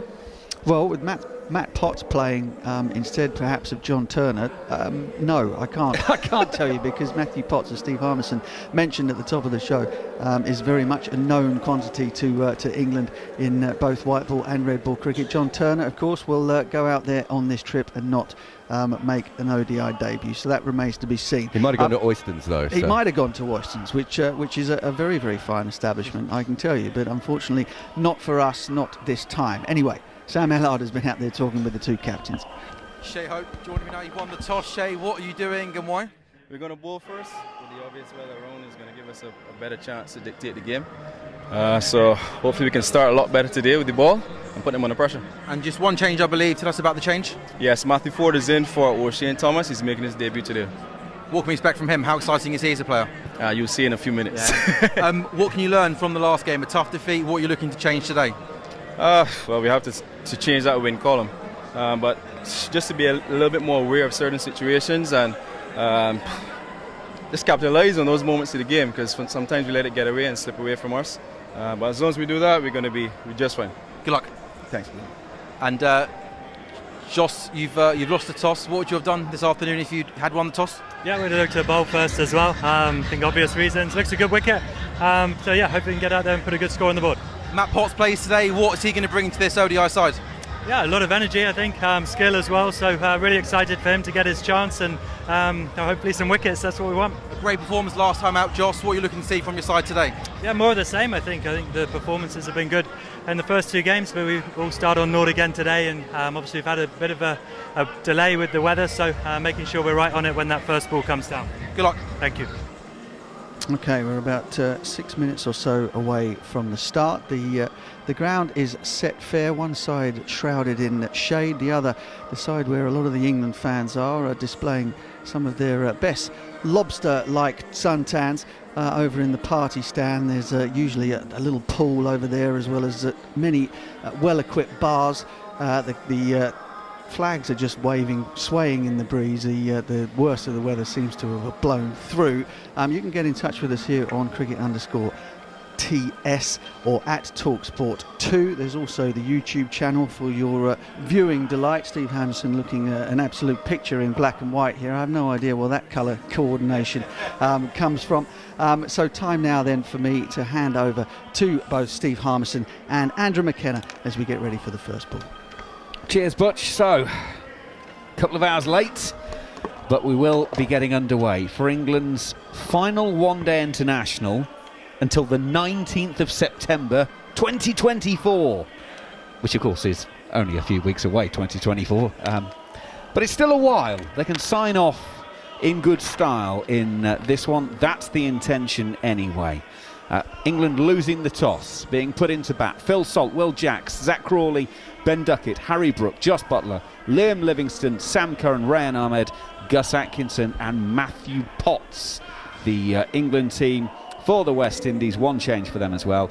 Alec Athanaze, Brandon King stay at the top of the order, Casey Carsey at 3, Shea Hope at 4, Shimron Hetmeyer, Shafane Rutherford, Matthew Ford, Romario Shepherd, Alzari Joseph, Gudakesh Moti and Yannick Carrier. Just on the Matthew Potts, John Turner thing, Steve Harmison. I saw a couple of people on social media who said, well, hang on, Potts was an injury replacement for Josh Tongue. Turner was picked to be in the squad beforehand. If a spot becomes available, shouldn't he get it? But it's never as simple as that, is it? Because it depends actually performances in the nets and whatever else. You can't simply say, well, you were in the squad originally, therefore you should play.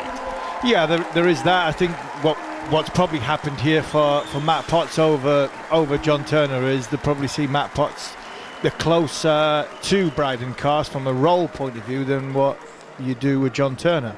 John Turner, a lot of people have got their opinion of John Turner and want to see him in, and I want to see him in, but I'm like quite a lot of people who are out there on whatever platform it is asking for John Turner to play.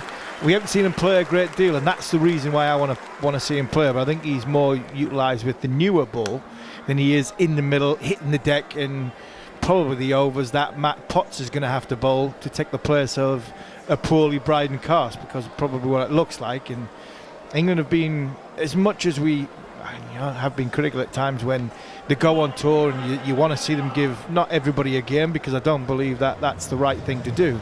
But when there are people who are fresh out there that nobody's seen, can we see them? During Owen Morgan's time, he wasn't happy changing his team too much, and it looks like Jos Buttler is going to do the same, because I think if Bryden Carter's fit, we probably would have seen England play 3 unchanged sides in these ODIs. But we're going to see Potts. I'm pleased for Durham boy. He's like Josh said, loads and loads of energy, and I think the reason why he's selected over Turner, for all the people at home who are scratching their head and wondering why, because he was a replacement for Josh Tongue, it is probably down to the overs he is likely to bowl, which is in that middle of the innings where you want somebody that hits the pitch hard, and that's probably what Matt Potts has got over John Turner. Umpires have led the players out. It's Chris Brown, the New Zealander, and Leslie Reefer, the local umpire. But the players are now in position, but there will be a pause first, because in the last few days it was announced that the former Guyana and West Indies players Joe Solomon and Clyde Butts had both passed away. So there is now going to be a moment of silence to mark their passing.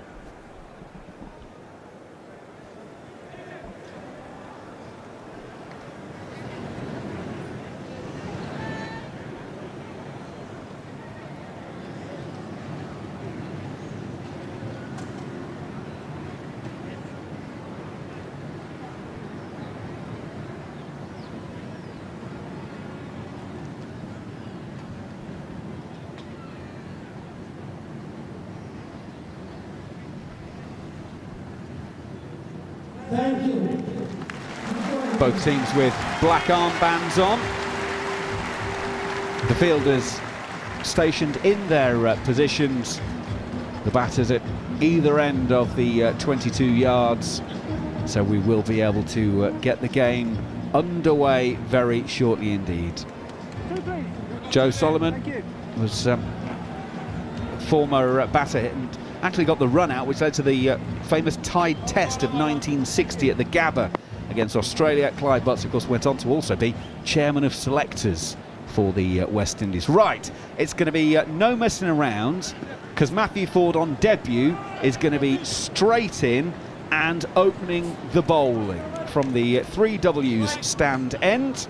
He's going to be bowling to Phil Salt, and he is on his way. Right arm over, 2 slips in place, bit of duck on that ball, and Salt hits it straight to mid-off. Alzari Joseph at the second attempt knocks it down, and there is no run. Yeah, a little bit of in shape from Forde. Interesting run up, not fluid by any stretch of the imagination. What you'd have from what you'd think from a like Michael Holden barely touched the ground when Mikey run in. This one is a little bit harder. Forde is in. Oh, his width on that occasion, and Salt has lashed him through a backward point and away for 4. 2 bounces. And that is international one-day cricket for you. Matthew Forde, a boundary with your second ball. England underway, 4 without loss. Well, he's gone for the in-swing again. He's trying, he's shape, the seam's shaped towards the off stump, rather than sort of cantering away towards slip for the away swinger. The first ball swung, and that one didn't. It went straight on with the arm, and it's gone dispatchingly to the boundary. On his way in, past the umpire, and turned on the onside to Shimron Hetmyer. A little bit of induck on that one. Pushed out on the leg side, no run. Good evening for the first time in the commentary, Jarrod Kimber. Yeah, thanks, Macca. Yeah, he certainly does bowl in swing. That is his main skill. He's not particularly tall, but he's also not that short, so he's got a slightly higher release point. Not very fast, I think, is the other thing you might notice about him, Harmy. So I think cricketers have him down as about 125 Ks, which is, on the slower side of an international bowler. I did see one website describe him as medium. Innings in for the 4th time, punched into the offside, well fielded at extra cover, and there is no run. Rutherford, the man on this occasion. So yeah, 21 years of age. He's only played 12 List A games before, which has seen him taking 12 wickets at 29. Best of 3 for 33, his economy rate 4.4. Yeah, I can see straight away why there's not a great deal of pace on it and why it's going in. Ford is in once again, solidly in behind. This is Salt pushed out onto the offside no run. Go on then, Coach. Yeah, because he obviously, this is the first time I've seen him. I've seen obviously 5 balls now, and his release point is, like Jarrod said, it is quite high. But the actual, when he lets go of the ball, his wrist and his hand is more or less past the ball. It's like a little bit of a leg cutter. Every ball seems to be a little bit of a leg cutter, which could make him very, very dangerous. And he comes in the air, hit towards mid-off, caught by Alzari Joseph. No, Ford celebrating, and Alzari Joseph didn't look that convincing, and this will go to Nitin Menon, our third umpire, to confirm whether the catch has been taken cleanly or not. Phil Salt hits it to mid-off. And this is one of those, is it on the half volley? Is it scooped? Is it taken cleanly? What you got to remember is Alzari Joseph is the most laid-back man in the world. And I mean, you know, to get him to smile was always a challenge. Nothing against it, because I'm not exactly the brunt of everybody's, the party of everybody's jokes. But when it comes to it, he really does show very little emotion, does Alzari Joseph. The one thing I will say is he put his finger up straight away. Alzari Joseph fought this straight into the hand. It's a replay that we're now seeing. Is this in? Yes, fingers are underneath. Out. Yes, keep it going. Yeah, please. out for me. Keep it going. Yeah, fingers have got underneath. His right hand has got underneath it. He's managed to gobble it up. Yeah, he was straight up with the finger for me. Yes, no problem at all. I think this will be given out on the field. And going back to what I was saying about Ford's action, if he does get his full wrist behind it, he will then get the ball to bounce or spit off the surface that little bit with a little bit more velocity. And I actually think that's what happened there. Well, Nitin Menon is still waiting for another angle, I've just heard him say. And I'm not sure why. We're now seeing it from another angle. But, of course, what you have to remember is can you go back to the first cricket angle and zoom it up, please? pitches are concave. So we're looking now at an angle on the TV. Can you explain concave to Harmy? Yeah, you might have to spell it as well. like an upturned saucer. Yeah, I get that. Our camera is on the left side at the moment, looking all the way across to the right. So it actually disappears. The fingers are underneath here. Okay, thank you. I'm ready with my decision for the big screen. So Nitin Menon is now happy, and I'm convinced he's going to say out.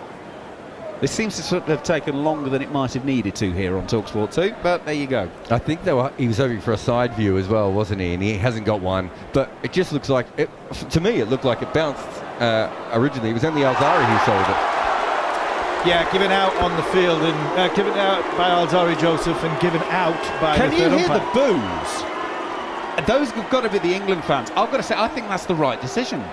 Yeah, I'm 100% with you. I think this is out. I genuinely don't know why they're booing that.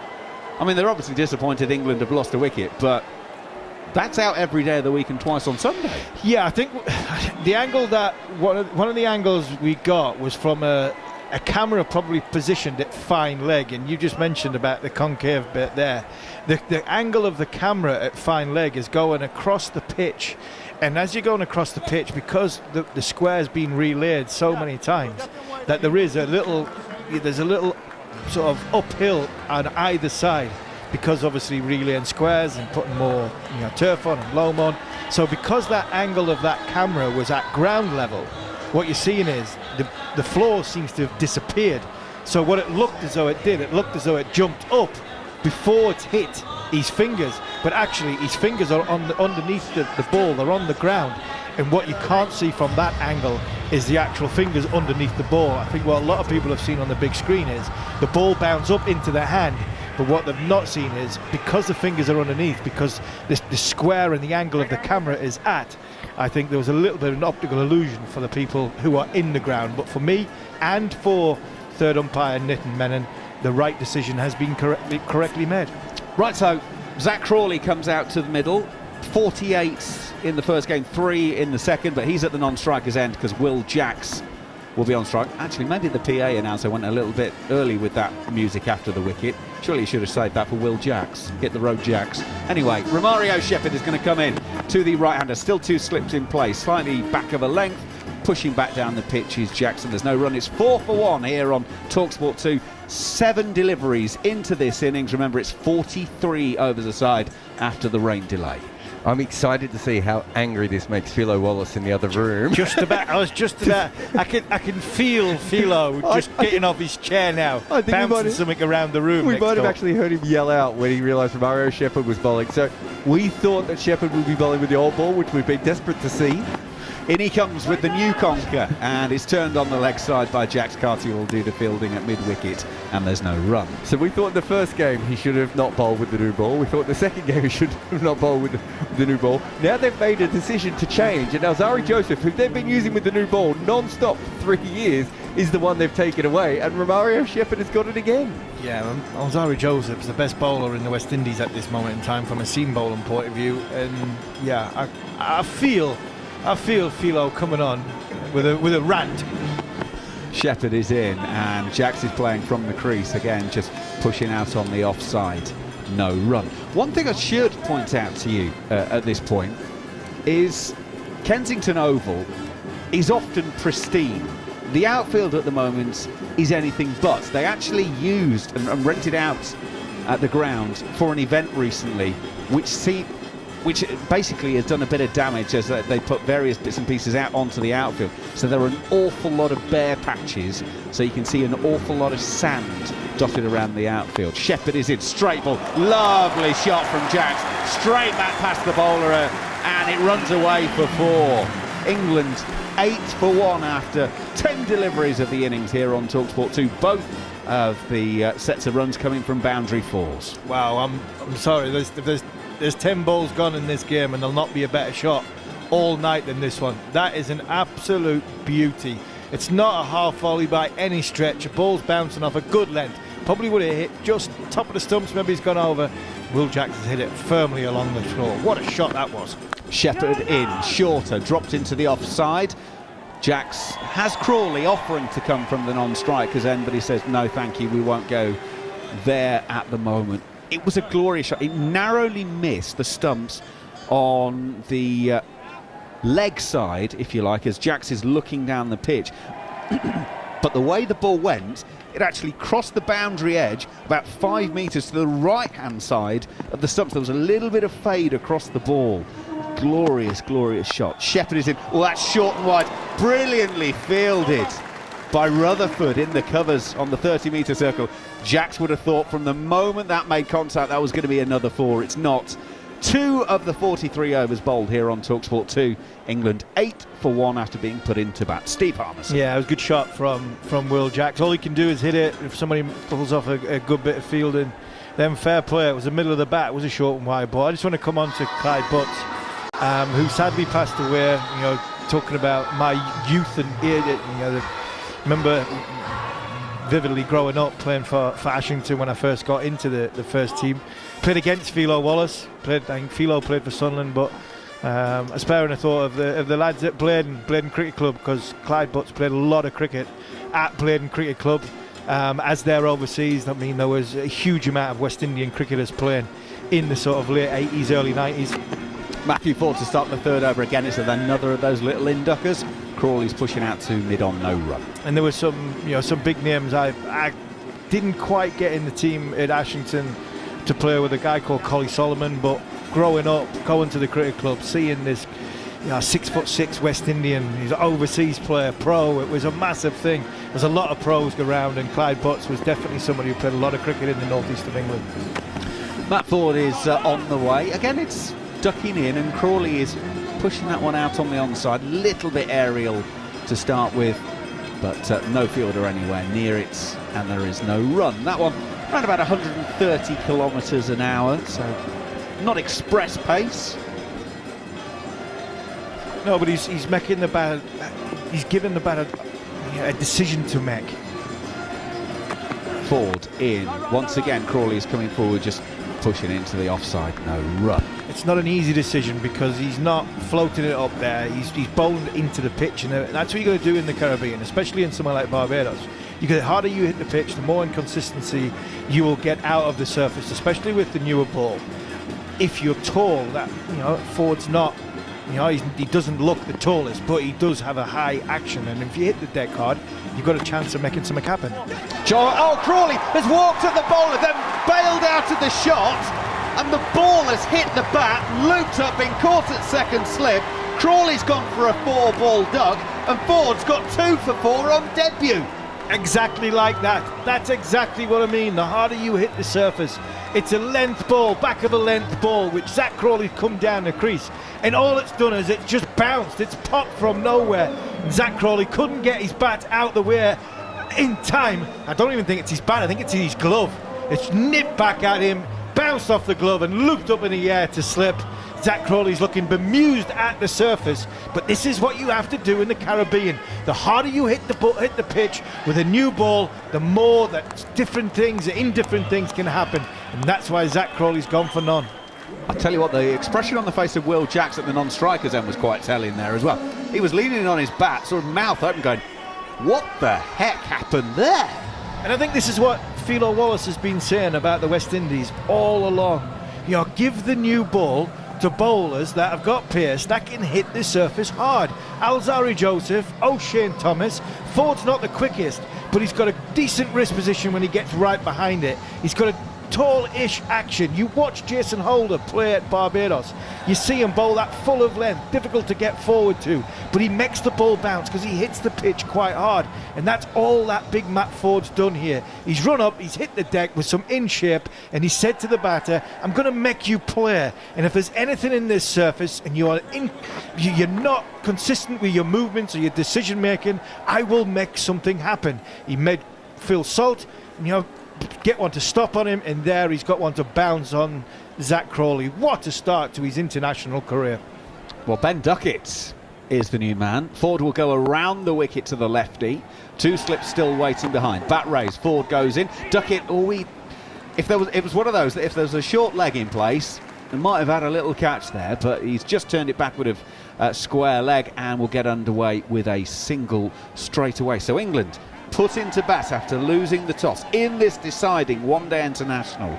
Salt caught by Joseph off Ford for 4 from 6 balls. Crawley caught at second slip, and he is dismissed for a 4-ball duck. England 8 for 2. Alec Athanaze was the man doing the catching on the second occasion. Ford, wow, dreamland on one-day international debut. He's got 1 ball left of this over to bowl to Jackson. He's in. Again, it's that one that slides in. Jackson's got it wide of the mid-wicket fielder, and it'll be Moti going around from mid-on to pull it in. They will take a couple. 11 for 2, England, after 3 of their 43 overs here on talkSPORT 2. Yeah, great start from Matt Ford. And just to go through what happened with Zach Crawley. Zach Crawley as a man is 6'5". He's standing tall in his crease, and he comes out of his crease towards off stump and beyond off stump. And this is how much this ball's bounced. He is trying to let the ball go wide of off stump underneath his bat. His bat is obviously canted in the air, his wrists are cocked, and he's expecting this ball to go underneath his bat, and it hasn't hit his bat, it's hit his right thumb. So it's bounced a good foot more than Zach Crawley's expecting it, and the ball's just looped up in the air to slip. It shows you that with the new ball, there's always something in the surfaces in the Caribbean. Mario Shepherd to Ben Ducket. Ben Ducket plays at a wide one there, and just a little pushy waft. Doesn't get anything on it, and it's through to Hope behind the stumps, and there is no run. A very good evening to everyone watching on the YouTube stream who has already decided and picked up on the fact, and I'll let you in on this little secret. I worked this out about an hour and over ago. I've got my convex and my concave wrong. Convex and concave? Yeah. Yes. Thank you very much to all the scientists who are watching on the YouTube channel. Ducket driving nicely through cover on this occasion. That'll be a retrieval job from just inside the rope. Yannick Carrier it is, a man about 3 or 4 metres inside the rope, but they will get a couple, so 13 for 2. Yeah, as I said it, there was something in the back of my head. I wasn't entirely sure, but yes, you're absolutely right. I've got my convex and my concave the wrong way round, so apologies for that one.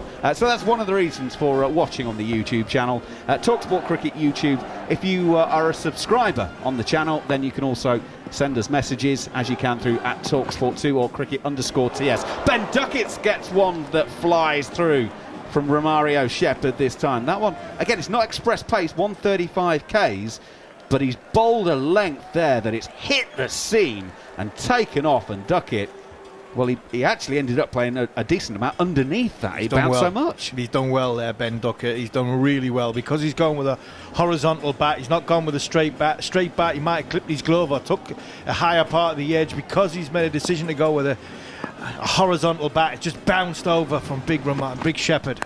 He's gone in again, but below bowled the deliberately short one, and Ben Duckett's almost waiting for that, and he's pulled it away for 4 through mid-wicket. That was just a little bit too telegraphed. Duckett's got 7 from 5 balls, England 17 for 2. That's a great shot, fantastic shot. Again, like the ball before, he made the decision to go horizontal, and if you go hard horizontal and it bounces, there's a good chance it's gonna miss your bat and go over the top. This time, it hasn't bounced as much, and Ben Duckett's waited for it a little bit, sat in the pitch, and he's managed to pull it in front of square. It just shows you there's not a great deal of pace in this pitch, but if you hit the pitch hard, it does something different. Shepherd is in past the umpire, turned on the leg side by Ducket. Hetmeyer will do the fielding at mid-wicket, and there is no run. So Ben Ducket in the series in the first game in Antigua made 20 from 23. It was 3 from 7 in the second game. It's only his 11th one-day international, although his debut did happen all the way back in October of 2016, live on talkSPORT 2 actually, or probably talkSPORT back then actually, in Bangladesh. Romario Shepherd is bowling to Ducket, who again hits it through the covers. Now, he's timed it pretty well, but a bit of moisture on the surface means that Yannick Carrier again can pull that one in about 4 or 5 metres inside the boundary edge. 4 overs completed, 2 more to Ducket. England 19 for 2 here on talkSPORT 2. Jarrod Kimber. Yeah, so it's interesting watching Ben Ducket. When the ball doesn't bounce more than usual, he doesn't have too many problems with that ball outside of stump. But when there's any sort of pace and carry because of the bowler or the pitch, he has a weakness there. We've seen it in one-day cricket, we've seen it in Test cricket, and the way that teams have gone out of it, gone at him, which is the idea of bowling sort of back of the length outside of off stump at him. Sometimes it's that angled bat. Sometimes it's just the way he sort of swings through the lines a little bit, but it does feel like there's just a little bit of extra pace and carry. Or is it pace and carry? It's probably bounce and carry, isn't it? I think it's bounce. Yeah. Bounce more than anything else with Ben. So they'll try and keep it as wide from Ducket as they can. Forward to start the 5th over. Strongly forward is Jacks, pushing defensively to extra cover, no run. So most batters, of course, you want to bowl as close to off stump as possible, you know, on a length. Whereas with Ben Ducket, you really want to be probably at least a metre shorter and a little bit wider, and use that angle across from him as well. I think the thing for me with Ben Ducket is, can you make him play with a sort of angle bat? I think he's a very good decision maker, Ben Ducket. Ford is in once again. Jack's a little bit squared up by this one, but pushes to mid-wicket. Hetmeyer does the fielding, no run. So if you're bowling at him, he plays the short ball very, very well, because he plays that horizontal square cut or the pick-up pull, which we've already seen. And he's actually not a bad driver. He sits back a little bit, but he's not a bad driver. If you can get him in that wider area where it's not quite horizontal or straight bat, that's when he seems to... Ford in, forward defensive from Jacks, no run. I think that's where he seems to get a little bit of indecision. So when he's playing with that angle sort of 45-degree bat, it brings in chop on, because he does chop onto the stumps quite a bit, or he plays away, pushes away from his body, and the bat is always angled, and that's when he brings slip into play from a red ball and a test match point of view. But when he gets the decision right and he goes either horizontal or fully fledged straight down the ground, he tends to play them nicely. Ford is in now again. Jacks is walking at this one, clips it into the leg side, and Hetmeyer can't get forward enough, even with the dive, to take the catch. And they'll actually take a single to stick the knife a little bit further into the bowler's hearts on that occasion. But again, he just walks half a pace. It bounced a little bit, looped up.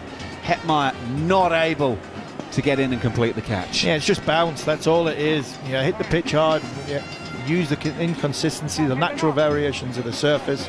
Will Jacks is wanting to come out the ball. I don't think this is a great surface, especially against the new ball. So it's not one there in typical Barbados where you stand and it's crash, bang, wallop. I think you're going to have to have a hell of a lot of hard for these runs. Around the wicket is Ford on this occasion. Ducket will cover up defensively, no run. So just to go back to Ducket, I'm interesting that Ford's come around the wicket because he does swing it away, so he might be looking for his best ball rather than Duckett's one. But the thing about Ducket is, you're right, he's a very good cutter of the ball, but I remember talking to the Australians about this, and they said they didn't mind him cutting at all because he does it in a risky way. It's the pull shot they want to keep away from, so it almost looks like a wide short ball at times. Ducket is hitting hard off with the back foot into the ground. Hetmeyer actually jumps, collects the ball above his head, but because Duckett's hit it straight into the ground, it's not a catch. 5 overs gone here on talkSPORT 2. England 20 for 2. Duckett's got 9 at a run of ball. Jack's 7 from 11. I do have to warn you before Jarrod comes in, though, that the ground staff are circling and they have their sou'westers on. Yeah, but you say that, and behind them there's just someone in a bikini and a couple of topless dudes. So it may not be raining all that hard, is all I'm saying. But they look as though they're from Ashington. It may be rain, but at least it's warm rain, is their theory. Maybe when you've had that much rum and banks, you don't notice. Just on the cut shot, he scores with the cut shot at a strike rate of 68. The pull shot is 155, and he's been out twice playing the cut shot. Romario Shepherd to start his 3rd over. That is thrashed off the back foot by Will Jacks through the offside. That's a spectacular boundary. England 24 for 2. Jacks 11 from 12. Yeah, width from Shepherd just gives Will Jacks a bit of width. He tries to hit the pitch hard. A little bit Jason Roy like that, where he picks it up over the top of extra cover. This time, Will Jacks, he's seen 4-5 overs of this surface now, and he's thinking, if it's going to bounce, I'm going with it. I'm not going to try and keep it down. I'm going with it. And that was a shot there of, if it does go up, I'm just going to keep trying to hit it over the infield. Shepherd is in once again. He's gone wide on the crease, aiming in towards middle and leg, and it's hit very hard to mid-on. Yannick Carrier does well, diving away to his right-hand side and prevents the run being taken. By the way, the England and West Indies sides have met 14 times in Barbados previously. England winning 8 of them, and they won 3 of their last 4 in Barbados, but they did lose last time around. So it's a venue they like. They know that pretty well. Pretty much every tour England go to Barbados. This occasion, Jacks has beaten outside edge, and he's playing at that one. Didn't play the line, and it just goes wide of the outside edge through to the keeper. Hope no run. Yeah, it was a good ball by Shepherd. Just a little bit fuller, a little bit more on it. Scrambled seam. The ball before was, obviously the first ball of the over was a bit short. He's tried to hit the deck hard, not kept his action, and it's gone a bit wider. Than ball after, then goes a bit fuller. That one there, perfect line, perfect length, trying to get the outside edge. Shepherd in, turned on the onside by Jacks from the crease line. Yannick Carrier will do the fielding at mid-on, and the single will be taken. 5 overs and 4 balls. 25 for 2. Don't forget, of course, you have a choice for your breakfast radio. Now, Jeff Stelling's joined the talkSPORT team every Monday and Tuesday. He's alongside Alan McCoist on talkSPORT from 6 a.m. But, of course, you can also have Chris Evans on Virgin Radio from 6:30. So you can download the apps and have a choice of listening, or on your DAB radios, of course. Shepherd around the wicket to the left-handed Ducket. Bat and pad close together. Sounded like there was a bit of both involved in that as they take the single. Ducket goes to 10, and it's 26 for 2. And that's good from England. Last 2 balls from Jackson Ducket. This wicket, it doesn't look as though it is a wicket where you can really trust the bounce. So because you're still in the power play, you're still looking to try and, force the issue and try and get boundaries. The in-between times, you have to make sure you rotate and strike. And the left and right hand combination will naturally help that. And you've always got to be looking for singles. Will Jackson, the second last ball that's just been bowled, clipped the ball through mid-wicket, got off strike, and then, Ben Ducket did the same. Shepherd to complete the over is guided through point by Jacks all along the floor. Hetmeyer ambles in off of the boundary edge, and they take a single. 6 overs gone, 27 for 2. England, Ducket 10 from 10, Jacks 13 from 16. But I am a little bit concerned because it does look like the clouds are starting to build up behind the pavilion, and that is the direction that the rain emerged from earlier on. I'll let Harmy ruminate on that as I make the way for Mark Butcher to take over the ball by ball. Yeah, you don't really want to see it coming from the ocean. If it comes from the ocean and you lose sight of the hills in Barbados, then all of a sudden the Kensington Oval might be going to get wet. Yeah.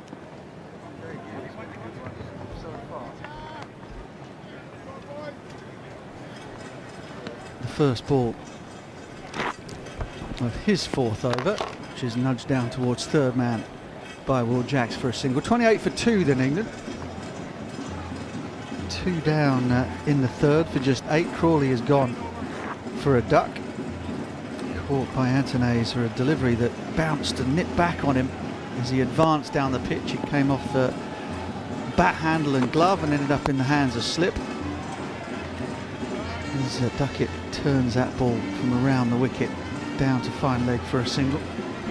So 29 for 2 now England. The other man to go was Phil Salt, who was dismissed in the first over. First international wicket for the young man from Barbados, Matt Ford. Chipped a ball rather tamely to mid-off and was athletically caught centimetres above the ground by Alzari Joseph, tumbling forward. So England suffering a sticky start here, and Ford has been the man. But this time he over pitches, it's drilled down the ground. West Indies ground fielding and catching has been excellent so far, so Joseph tumbling to his right falls off the one-handed stop, and they just come through for a single. Good evening to you, Philo Wallace. Good evening, Mark Butcher. Good evening to the many listeners out there and viewers who are watching us on the stream. Yes, a very good start by West Indies. They won the toss and decided to field. Obviously, with the conditions being rainy, that's what they decided to do. Round the wicket again to Ducket. Comes forward and it's slashed away on the offside, and extra cover gets in the road. Shafane Rutherford pulls off one of 3 or 4 good stops already, and there is no run. Yes, we saw this from England in the second ODI, where a lot of good shots were saved by the fielders. I know we're seeing the West Indies doing the same thing, but I'm happy to see the Jacks, the way in which he's dealing with the bad balls. He's really hitting the bad balls with authority to the boundaries.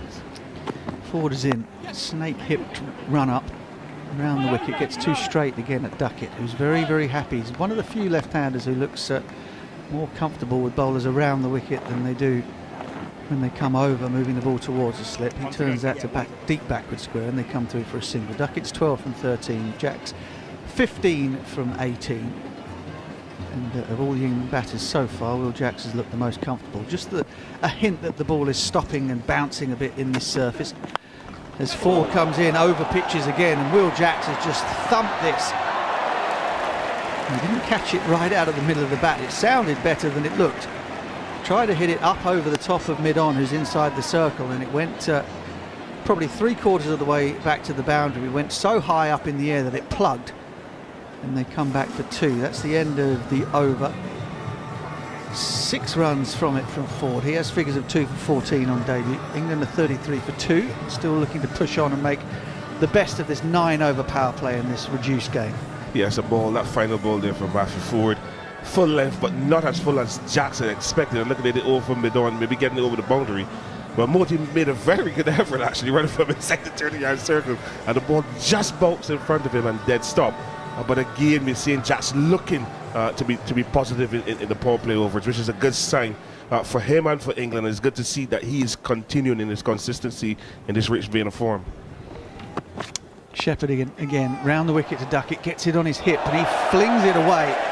Sort of short arm jab. And Ford puts a foot wrong for the first time on his one-day international debut. The ball burst through his hands. He really didn't have to move.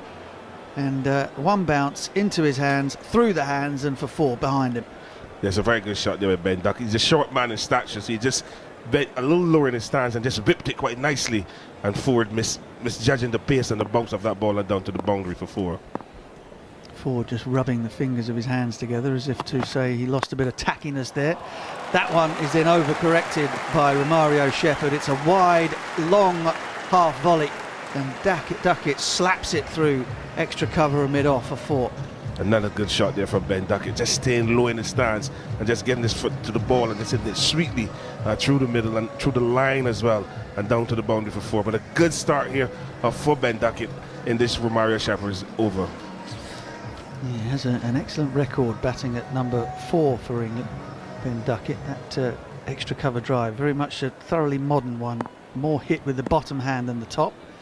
Top hand folding over towards the side of his body as the bat comes through in a slashing fashion. The next ball is at better length from Shepherd and punch back to mid-off, and there's no run. The Shepherd needs to be careful here. The last delivery is what he wants to be bowling, that line of length, hitting a hard line, and that hard length just outside the off stump. Don't give Ben Ducket any room, both sides of the stump score. He can score. He's one of those 360 degrees batters. Mentioned before that Ducket looks more comfortable with bowlers around the wicket. I'll expand on that in a moment.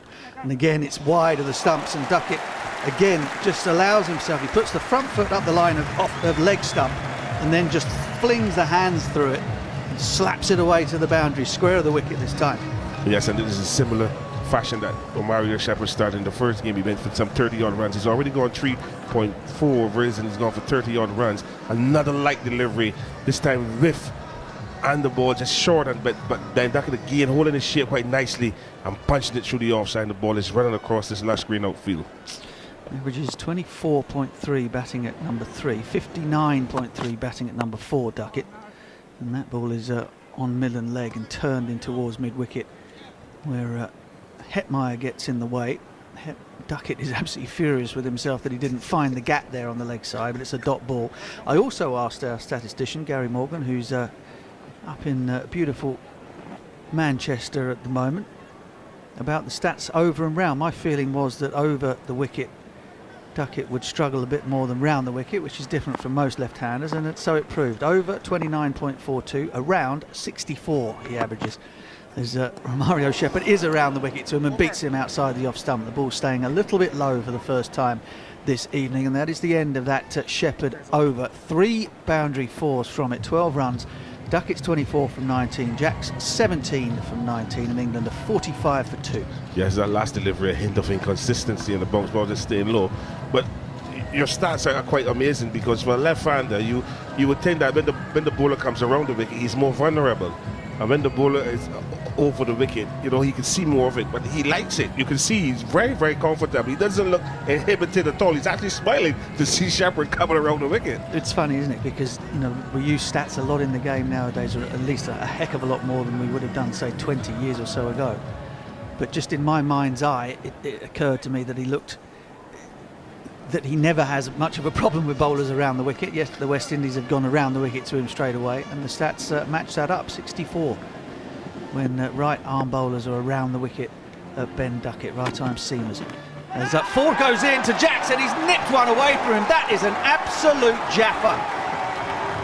Wide of the crease, the normal angle of delivery from Ford is to come back into the right-handed batsman. I think I heard Curtly Ambrose saying that if the line maintains that length, that line just outside the line of off stump, all he has to do is make the ball straighten a hair, and the batters will find themselves in trouble, and that is exactly what's happened. A feather through to Shea Hope. That is a brilliant wicket. Last over of the power play, and Ford has 3, as do the West Indies. Yes, a very good start from the debutant Matthew Ford. He's got a hoop. He's quite happy getting the dangerous Will Jack, one that straightened, and Jack's just feathering it through to wicketkeeper Hope, who took the catch and threw it to the heavens.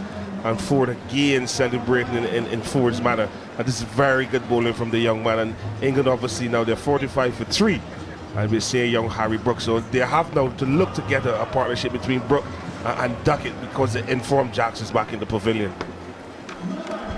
Yes, Harry Brook comes striding down the stairs, switches the bat from right hand to left, a few windmills with both, and flicks the wrist backwards and forwards with the bat for a bit of weight, and then comes trotting out to the middle, adjusting his strides as he does so. He's been in good form, has Harry Brook. 43 not out in the run chase in the second ODI in Antigua.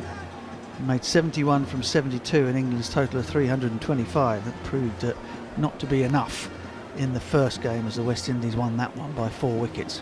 But Brook now comes out with his team in some trouble, having lost 3 wickets in the power play. Again, the statisticians will tell you that's never a good thing. I could have told them that without looking at the stats. But it's a beauty from Ford. Scrambled seam delivery. The wrist normally comes down the sort of the outside of the ball, pushing the ball in towards the right-handers. But on this occasion, the seam just bit a little, and it straightened on Will Jackson. He feathered it through to Shea Hope, who was absolutely delighted. What a delivery. And the celebrations from Ford were good enough to match the ball. 3 for him, 3 for 14 from 4.1. It's been a good choice to bring him into the side and a good choice to give him the new ball. Yeah, good choice to give him the new ball, but at the expense of O'Shane Thomas. One would say that it worked, but I like to see fast bowlers. You know, but he's doing well. He's picked up 3 very good wickets with 3 good deliveries as well. And you know that is what is good to see, and they're all been catches. So obviously he's hitting the edges and causing some problem. And you just saw Harry Brook asking Ben Duck if he's getting the ball to seam away. So there is some doubt in the English batter's mind already. Forward in then to Brook, who's backing across and just watches that ball onto the bat. It dabs it down towards third man who's inside the circle. Duckett fancied a single. Brook did not. And the upshot is that there's no run. A little cheeky smile from Ben Duckett at Harry Brook, as if to say, you're right, mate. You know I'm here, don't you? Brook smiles back.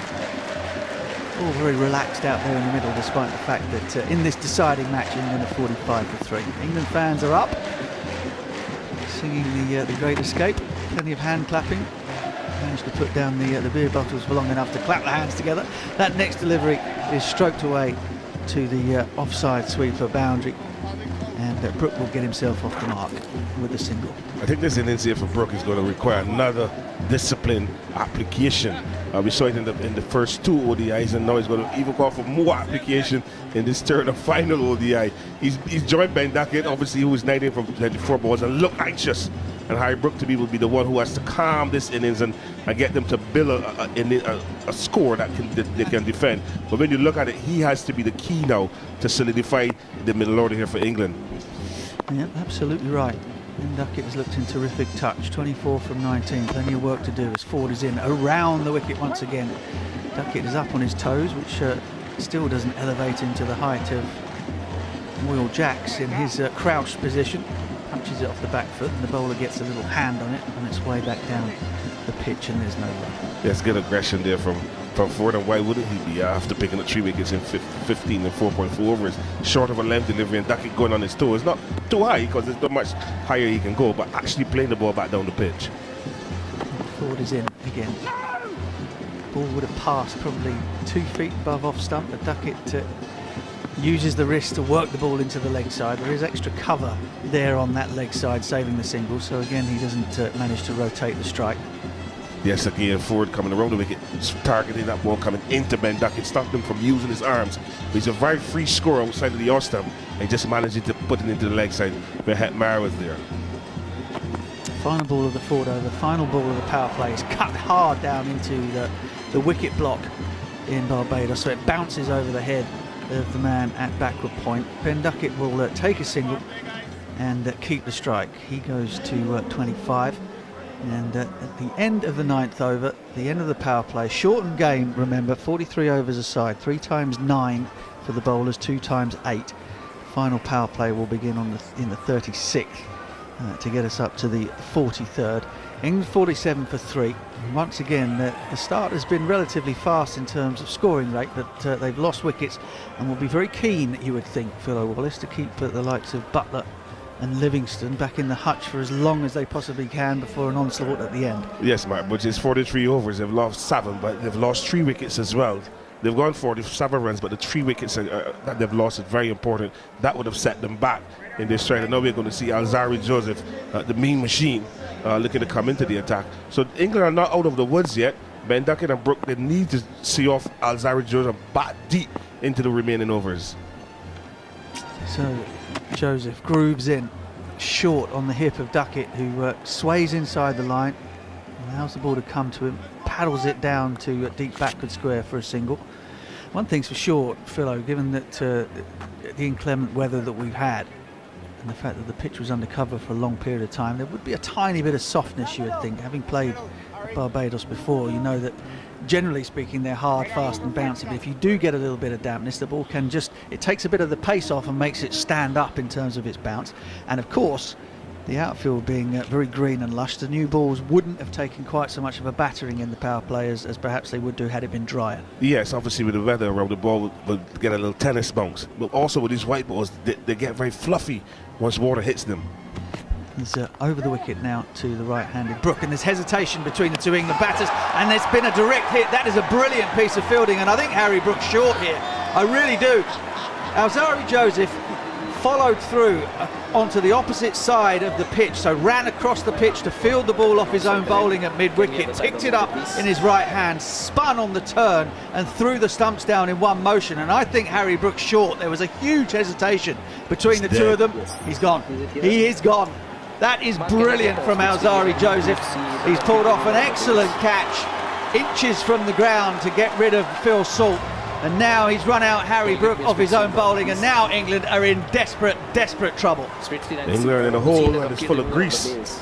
Harry Brook just looking to tuck that ball to the leg side again. Good awareness from Alzarri Joseph, running onto the onside, picking the ball up and turning and throwing the stumps down, and finding Brook maybe an inch or 2 inches short of the ground, of his crease. And obviously the English batters were not looking at how well the West Indies were fielding. And it's called momentum. The fielding momentum is with the West Indies, and that was a dangerous single, and it ended up in Harry Brook losing his wicket. I mean, they got through for one, no problem whatsoever had they both set off, but there was that slight hesitation in the previous over when Brook dabbed it down to third man, and Ducket wanted the single. Brook sent him back. They both grinned at each other as if to say, okay, well, we won't do that again. But then in the very next over, a long single, if they'd have gone straight away towards mid-wicket, there was hesitation. They both looked at each other, they both stopped. Just watch here, 1-2 steps, and then Brook goes, oh, hang on a sec, is he coming?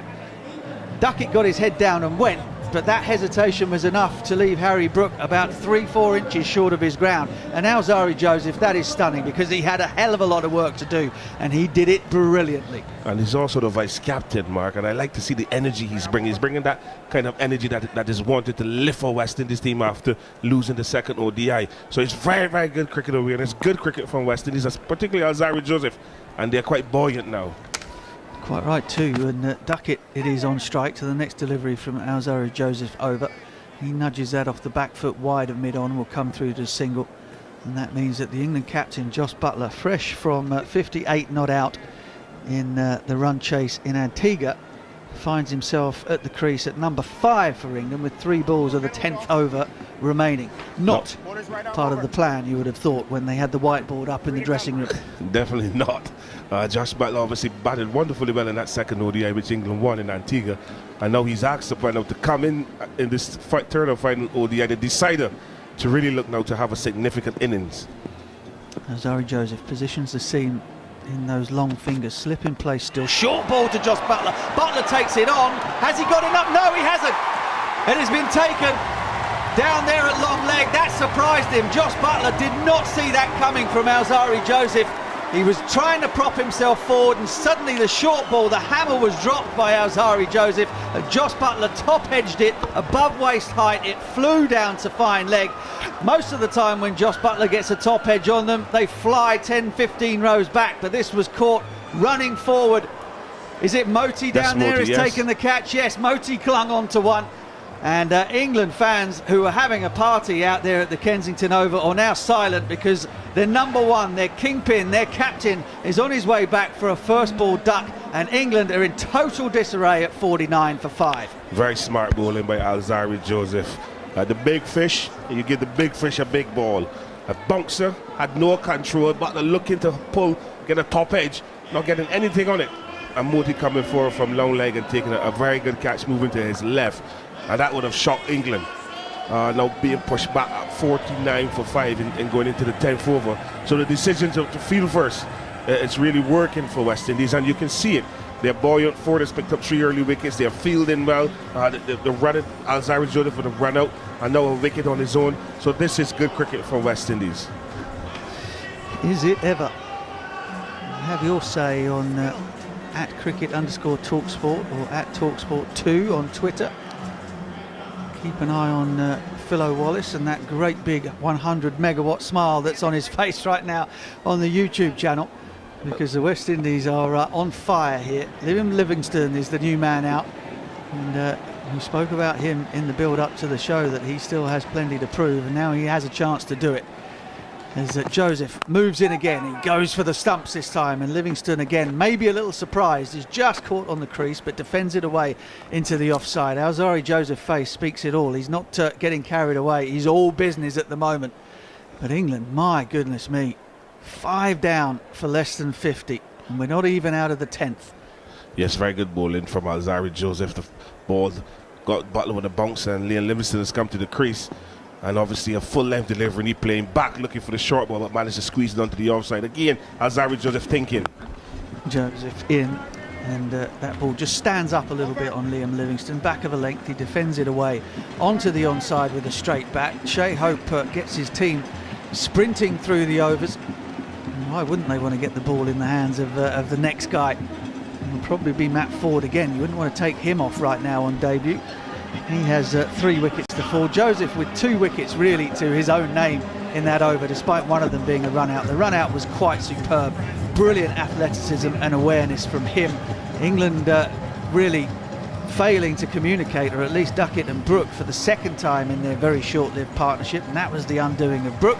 He's gone for 1. Buttler, very next ball, the short ball, it was perfect, it was quick, it was right on the money, and Jos Buttler, I think it was the last thing that he expected, and he went for a first ball duck. Ford it is to continue. Try getting the ball out of his hand at the moment. Figures of 3 for 16 from 5 on debut, and England just clinging on for dear life here at the moment as Ford moves it mid-crease, full of length, back over the wicket now to Ben Ducket. The statistician has managed to get the message through, and Ducket defends onto the offside, and there is no run. Yes, a steady build-up of deliveries there from Alzari Joseph to pick up the wicket of Jos Buttler. Very good ball indeed, and obviously Ford continuing in the manner in which he's starting, just getting the ball into the business area, this time coming over the wicket and asking Ben Ducket to defend. Ford in, this time shorter and wider, and Ducket allows it to come alongside him and then taps it away to the sweeper out on the offside boundary for a single. 50 comes up for England, a mild ripple of applause, perhaps ironic ones from this, well, we reckon about 75% travelling crowd. England cricket supporters, England and Wales Cricket Board cricket supporters, I should say. Yes, obviously. Don't want to upset our friends from out there across the Severn River. Yeah, obviously England have a very, very, very, very good support when they travel. Even in the World Cup, they had a good support. Coming to the Caribbean for this short series, they'll have a lot of support as well, and they won't be short of entertainment. Well, it's always entertaining wherever England go, that is for sure, for better or for worse, as Livingston takes 2 or 3 shuffles down the crease towards Ford, gets himself outside the line of the ball and just knocks it around to deep backward square leg for a single. That's him off the mark. Duckett's 28 from 26. He's looked by far the most at ease out there as far as the England batters are concerned. 51 for 5 then, halfway through the 11th. Yes, it's important that Ben Ducket trying to get a partnership here with Livingston. He's looked very calm and cool, and he looks in control. Plays some very good shots, well balanced. Obviously he has good awareness as well, Ben Ducket, but it's going to be Liam Livingston who has to try and rein himself in, get in on this pitch and look to do something spectacular. Ford switches to around the wicket. Ducket defends. It's 1 or 2 drops of rain coming off. It's probably one of the roofs, I think, judging by the way they're falling. I can't see anything out there in the park at the moment. No, the skies are blue, so I don't see, the water must be just coming off the roof. Yeah. Just seeing the replay of the delivery that saw the end of Will Jacks. It was an absolute peach, nipping away from a wide angle from Ford. This time around the wicket to Ducket, he's short and wide, and Ducket can only find the man at backward point. And well, who's to come for England here? We've got Livingston and Ducket at the crease. Sam Curran will be due to come in next. Matthew Potts probably at 8. He bat a little bit, can't he? He bats, yeah, a little bit, yeah. There's a man who can bat a little bit on our screen, Sir Gary Sobers. He's pictured, looks in decent enough health. As the next ball is just patted back down the ground to the bowler. End of Ford's over. Just the 2 singles from it. England, well, they don't know what to do from here at the moment. The only thing they can do is try and build a partnership, and that partnership needs to come from Ducket and Livingston. Jarrod? Did I hear you talk about Ducket and over the wicket and around the wicket? You did. In one-day cricket, now he hasn't played a lot of one-day cricket yet. At the moment, when you bowl over the wicket to him, he averages 70. When you bowl around, he averages 14. However, I think that's part of the reason that they were coming around to him, but it's only because he's only faced a couple of hundred balls, right? If you look at his overall record, you're much better off at coming over the wicket. Generally, where he averages 30 in T20 cricket, and around the wicket is 45. Short ball from Joseph is fended down backward a point by Livingston, and they come through for a single after the slight fumble from Hetmeyer. So Gary sent me some figures. I don't know what. In fact, I didn't ask him to quantify what they were. It was 23 over the wicket and 65 around. Yeah, I'm not sure. That might be List A cricket. He might be going at the overall record. That would make sense, wouldn't it? Overall 50 over record, yeah. Yeah, so if you just look at it, there's no doubt you want to be over the wicket to him, a little bit back of a length and angling across. And that's what Alzari Joseph is attempting to do, but it's a little straight. Duckett tries to pull it, gets a bit cramped up and can only bottom edge it wide of mid-on, and again there's another single. Yeah, he does this little shoveling shot once the ball is on his body. A normal player would just look to tuck the ball into the leg side, but Duckett just lowers himself and tucks it and shovels it into the leg side. But again, Alzari Joseph is trying to bowl that hard line and length at Duckett, just cramping him for room. Again, the television director is very enamoured with the delivery that Matt Ford bowled to get rid of Will Jacks. The ball nipping away at angle, going back towards middle stump. It just straightened, and that was the end of Jacks. But the next ball from Alzari Joseph is defended by Liam Livingston. 53 for 5, England. Yes, obviously Matthew Ford is a wicket taker with a new ball, and it's good to see him getting the ball to go both ways. And the length and the line that he is bowling with that new ball is quite commendable. This is his debut match, and he's really running in and holding his lines and length like a man who's been there for a little while. Joseph with a short ball, and Livingston wisely decides to duck underneath it, then rehearses the pull shot that he might decide to employ should he get himself in. Jos Buttler, I mean, the bouncer was a surprise for sure. I think Buttler was expecting something around off stump as he looked to sort of shuffle forward and cover that off stump. But should he have taken it on first ball? No, I would have ducked that first ball and allowed it to go. Alzari Joseph bowled the previous ball 141 kilometres, so he's bowling fast, and he has a very good record at the Kensington Oval. Yeah, averages 13 or something at the Oval. Livingston decides to take it on though, slams it up in the air, it goes high off the bat. Tried to take on the pull shot, and no control whatsoever, and the ball spent an age out in the sky towards mid-wicket. Fortunately for Livingston and for England, the fielder was unable to get around and take the catch, but again a huge risk taken with England 5 down. And 2 batters, well, Livingston himself, who's only just come to the crease. Yeah, I don't know why he wanted to play that shot, Liam Livingston, but favours fortune, favours the brave. Yeah, he pulled a ball up, but just short of a length, not getting a lot of bat. The ball hit high on the splice of the bat, but Casey Carty can make it run from backward square to mid wicket, and he got a single. Joseph nudged off the hip of Duckett to Hetmeyer at deep backward square, and they'll pick up another single. Yes, again, Alzari Joseph looking to tuck Duckett up on the leg side, don't give him any room outside the off stump. He's very, very strong square wicket and driving through the cover, extra cover area. That ball just on the sip, and he just tucked it quite nicely into the leg side. Hetmeyer down on the boundary on the leg side, just picked it up and get another single. And after 12 overs, England have moved on to 55 for 5, and those 5 wickets will be hurting England, knowing that they were sent into bat on a Kensington Oval surface that is actually fresh. And they would have wanted to bowl first, but unfortunately they're batting, and there's a good toss which they hope to have won, and obviously pressure on England batters. Yep, West Indies winning the toss and deciding to bowl first. Jos Buttler said he would have done the same thing, and given the rain and the fact that the pitch had been under covers, that's an entirely justifiable decision. West Indies have responded though in the field and with the ball. There's been barely a bad ball bowled, and England looking to try and be positive no matter what the conditions or the occasion. Found themselves getting out to a mixture of excellent bowling, some of it completely blameless. You think of the dismissal of Jacks. Crawley perhaps maybe shuffled down the pitch, but again the delivery was an absolute belter. Brooke and Duckett, there was a mistake there, and Buttler, well, he took on the short ball first ball and perished. Now we've got to change. It's going to be spin. Moti comes in to the attack. He's bowling to Duckett. First ball, he tries to slap it through the offside. Inside edges it to mid wicket, And that seems like a good time to hand over to Sir Curtly Ambrose and to Barry Wilkinson out there in Barbados. Thank you so much. As Modi comes in again and bowls, this one is short. There he goes to pull. Pulls it behind square. He'll get one. Will he come back for the second? No, he wouldn't try to risk that, especially after the run out early of Harry Brook for one.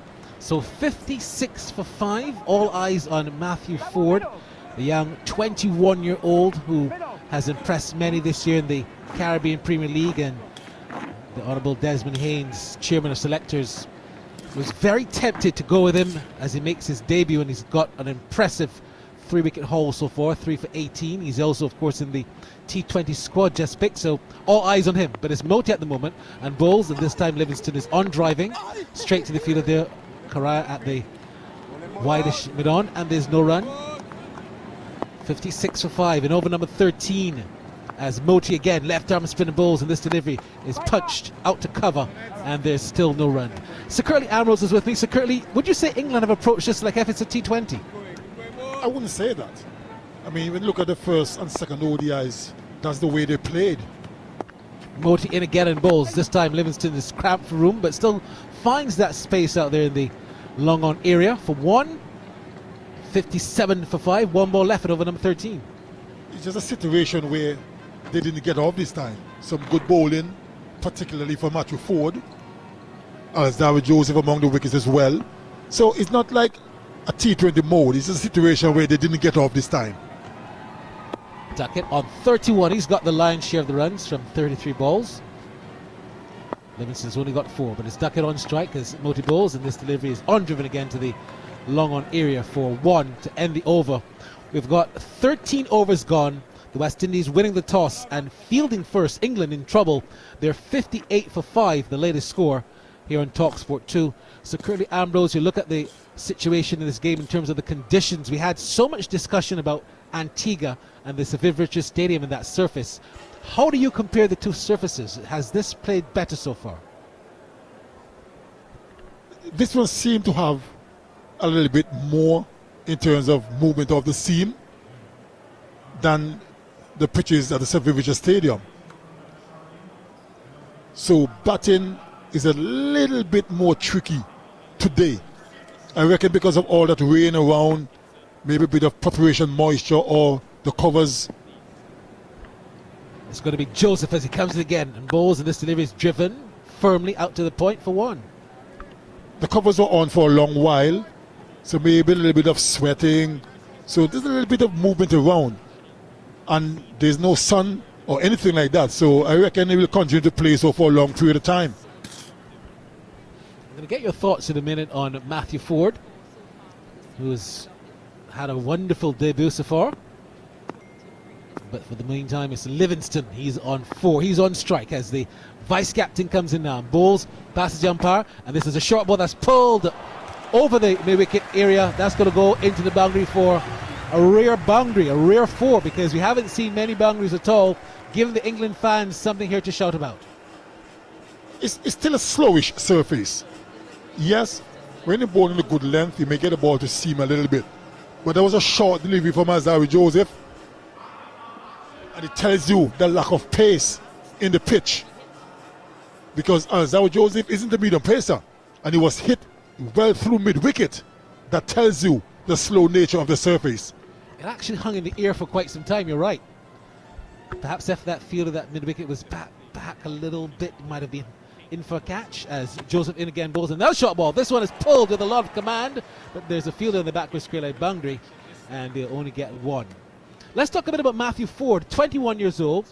He's doing his Bachelor's of Science in Sports Science at the University of the West Indies from the Combermere School, a school that has produced so many cricketers: Craig Brathwaite, Carlos Brathwaite, Shane Dulrich. They're known for producing cricketers, and he's looked good. He's one of those players that is always looking to learn, and that's key. As long as you're coachable and you're looking to learn, you will get better. Joseph comes in again and bowls, and this time is again pulled through mid-wicket. It was a very low arm pull. He jabbed at it. It's going to go down to the boundary, but I don't think he'll get there. Just helped and relayed to Shepherd just about now, and the batsmen there are going to get 2 more runs. So Ducket moves up to 36, 67 for 5. Hetmar given a very good effort there on the mid-wicket boundary, related to his countryman, and I'll go further and say his perhaps neighbour, because they're both from Berbice in Ghana, and they were able to stop what would have been a boundary and only limit it to 2. 13 overs and 4 balls gone. 67 for 5. The run rate is at 4.90, but England wouldn't be looking at that. They'll be looking at the fact that the right column says 5 wickets down. Here comes Joseph in again now. Bowls, and this time Livingston is playing the ball straight to the offside, gets a single as the ball is played out to the third man area. Matthew Ford called into account again, and there's just 1 run there for him. 68 now for 5. Conditions have improved a lot in terms of no more rain for the meantime. It was very overcast earlier, lots of rain, then it stopped and started again, and there was that ever-present feeling that we were going to have one of those days, so Curtly, that you'll be watching rain fall and not watching cricket. Thankfully, that has not happened, and we have a good crowd on hand. I would say, like I said earlier, 85% UK, 15% local. Is Joseph around the wicket now and bowls to Ducket, and Ducket is turning this one behind square. He'll get 1 to end the over. 14 overs gone, and England are 69 for 5. Livingston has 10. Ducket has 37 from 37. Latest now here at Kensington Oval, more from Sir Curtly Ambrose.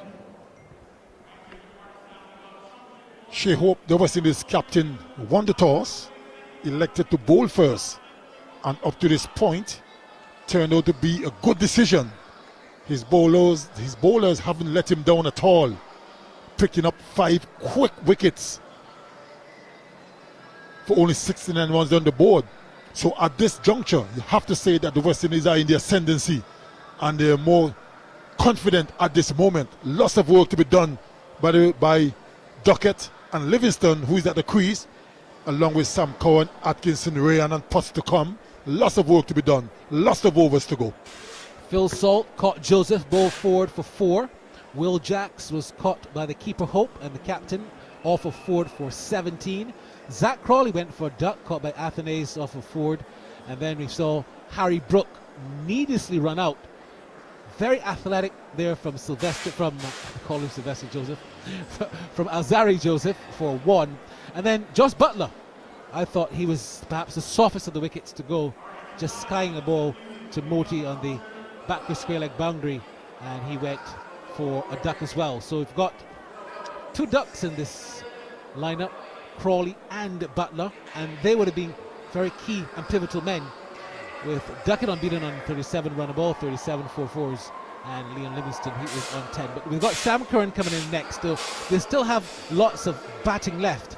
But you would have to say, with 43 overs, I know you said that this is how England usually start, this is how they play their cricket, but you just get the feel that once they can settle down, they will give you that competitive total. If not, the West Indies are not going to be chasing anything above 200 runs. It's going to be so important for the West Indian bowlers to keep it as simple as possible. You don't want England to get away to a big total. So it's always going to be a situation where, because oftentimes, Barry, you know, as bowlers, and you nip out 5 wickets for nothing much, all of a sudden you start to experiment and try things, and before you know it, there's a big total on the board. So it's always important, just keep it simple, continue to do the things that are bringing you success, and try to finish. Don't experiment too much. Yeah, well said. The lights are on, and the water card is still very much on, so you're not missing any cricket. The West Indies making 1 change today, and that change has proved to be very successful.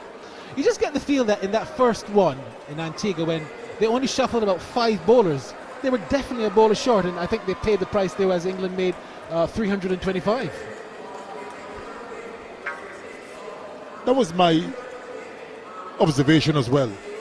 5 bowlers, because there's a situation where if 1 or 2 of the bowlers don't quite get it right, who are you going to fall back on? But then when I look at the lineup, then I thought, okay, maybe they will use Athanase for a couple of his off spinners, or they could use Rutherford for a few of his seamers, that's right, which he did in the second ODI. So maybe that was the thinking behind the team, but I'm always a bit concerned about just 5 frontline bowlers, because things can go haywire. Yeah, you're right, and things did. Luckily, Shea Hope and Romario Shepherd picked up the slack with the bat and were able to get the West Indies home. So we're about to have a resumption now. The card is going off, and it's going to be Moti to continue. The left arm spinner. He's got 18 wickets so far in his very short ODI career. This is his 10th ODI match. Guritish Moti from Guyana, where we had the unfortunate news of the death yesterday of Clyde Butts. That was indeed so sad. He perished in a car accident, and as well as Joe Solomon. So 2 former greats gone in one day. Here comes Moti now on bowls, and this delivery is on the line. The off stump. Ducket defends, and there's no run. How close were you with Clyde Butts? I mean, we weren't that close. I mean, whenever we meet up, you know, we'll have a little chat about cricket or whatever. It's Moti again bowls, and this one is a full toss, driven, not taken advantage of. Fields to his own bowling, Moti, and there's no run. Yeah, but it's not a situation where we'll call up each other from time to time. You and I claim to be friends, Barry. You don't call me anyway. That's not true. You're never wrong when you call. You're always up and down. As Moti bowls again down the leg side, turned into the onside. They're going to sneak a single here to backward square. They fielded there. I wouldn't say Hetmeyer was caught napping, but he could have been a bit more alert in that position. In the end, they were able to get a single. So 1 run to take the total now to 70. 7-0 for 5 on here on talkSPORT 2. We're at over number 15. A bit of a recovery. Livingston has got 10 from 13, and Ducket has got 38. It was 49 for 5, so these two have had a little partnership of 26 so far, the highest partnership. As Moti now bowls to Livingston, and Livingston is driving back to Moti, and there's no run. Moti has certainly come on leaps and bounds as a cricketer in the last 5 years. He's worked so hard at his game, and I'm not surprised that he's reaping some success. Again on the line of the middle stump, turned into the onside. Still no run. Yannick Carrier there running in from mid-wicket to ensure that he would be able to take a single. Here he comes again and bowls, and Livingston this time is driving through the onside pleasantly out to the long on area down to the boundary, but there's a fielder there, so he'll get what's called a long one, and the over comes to end. 15 gone. 43 overs all told to be bowled by the West Indies, and England are 71 for 5 after 15. Sir Curtly, Ambrose. Very, very good going by West Indies. This is exactly what Shea Hope, the skipper, would have wanted. Early wickets, restrict England, put them under some pressure. As you see, Yannick Carrier coming into the attack. Going to be very interesting to see how he goes with his leggies. Would he be able to get some purchase? Would he cause some problems for the batters? If anything from what we've seen from Moti is to go by, I think he might want to get some on the right length. He will. I have some good news in terms of the bowling of Matthew Ford. I've just been informed that 3 for 18 is currently the best bowling figures on debut for West Indies versus England in ODIs. The best was 3 for 28 by the late great Malcolm Marshall in the 1980. So this has been a very encouraging start for the career of Matthew Ford, as this first delivery is well flighted, and there he comes on the front foot and square drives it out to the point area for 1. Livingston goes to 12, a 72 for 5. When you're being in the company of someone like Malcolm Marshall, you must be doing something right, even if it's on debut. What a phenomenal bowler he was. There are no questions whatsoever when it comes to his bowling. The late great Malcolm Marshall. People always compare you with Mako in terms of who was better. Was it Sir Curtly? Was it Malcolm Marshall? Here comes Carrier. He doesn't have that reputation yet at all. And that's driven beautifully by Ducket into the covers, and that's going to go for 4. It was a full toss outside the land, the all stump. And Ducket is not the most attractive player, but he has a very good habit of putting away bad balls, and that he did for 4, and he moves it now to the 40s. And England now, they move along now to 80, is it? No, 76 for 5. That's what batting is all about. The ability to put away bad deliveries. And of course, you can get singles or twos off of good deliveries as well. That frustrate bowlers. Carrier in again with his leg spin and bowls. This one is short and punched away. We'll get perhaps a couple here again. He comes and gets the first one very quickly, but no, he doesn't want the second. Not fielded, not taken cleanly there by the keeper, Hope. And in the end, even though it was deflected, they'll still settle for the single as that ball went out to the cover boundary. So Ducket, 43, 79 for 5. Livingston, he is on 12. These are still two very good batsmen, don't fool yourself. Sam Curran can also bat very well. So England, once they can get settled again, can still post to perhaps a competitive total. As Carrier comes in again and bowls to Livingston, who's playing this in the air, out to backward point. One bounce to Alzari Joseph. That one stopped on him, Mr. Curtly. I think that's what you were trying to insinuate, that if you don't go through the shot, you could be in trouble. That was just short of a length, and Livingston was very lazily on the back foot. Here comes Carrier in again and bowls to Livingston. Livingston gets the dividends, driving in the air. That's going out to the long off area. They get one. They'll come back for the second quite easily. Shimron Hetmar feels just about now, and the batsmen get two. But again, that one held up. The ball is not going through. And that is something that Carrier needs to do. Take the pace off the ball a little bit and force the batters to really hit it. It's easier to hit through the line when the ball is a bit flatter or a little bit quicker. With pace off, it's always a good option. Here he comes in again, Yannick Carrier, and bowls with a slip this time, and this one is driven again into the backward point area. They get one. Will they come back for the second? Yes, they do. So 2 more runs there to England. This is good cricket from them. A nice little fight back. They were 49 for 5. They're now 81 without further loss after 16, with Ducket moving to 43. Livingston has 16, the latest score here at Kensington Oval. Very, very important that these two continue to build a good partnership. Partnerships are so important. If these two can bat as deep as possible, the runs will come. They are scoring quite nicely without taking too many chances. But on the other hand, the West Indies now would want to break this partnership before it gets bigger. You're right, because you correctly said about 15 minutes ago that the last thing the West Indies would want is to do so well and then they get complacent and you find a 60 or 70 run partnership that bring England back into the game. And that's, I wouldn't say it has begun to happen. Well, it has begun to happen. It's not happening as yet fully, but it has begun to happen. As Moti comes in and bowls to Ducket, and Ducket is driving back to Moti. There's no run.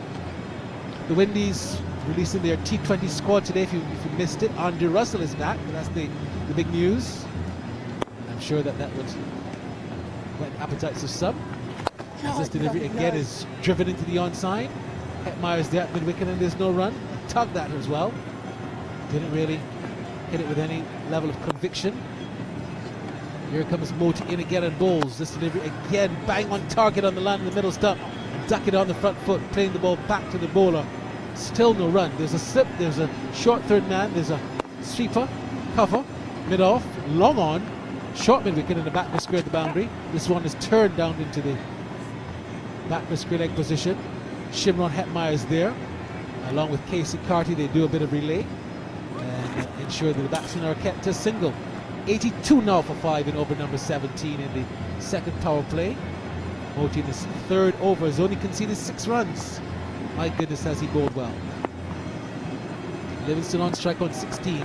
This time he gets a full toss, pitched on the line of the leg stump, turns it down to the mid-wicket area, out to the boundary. Ford is there and they only get 1 run. I really thought he should have done better with that as well. These are deliveries that are gifts. That was virtually a full toss on his legs and he just pushed it into the onside. Let's see what Ducket will do. Here he comes in now, Moti bowls to Ducket. Left arm spin to the left-handed batsman Ducket, who's just again forcing this into the offside for another single to end the over. 17 gone. It's 84 for 5.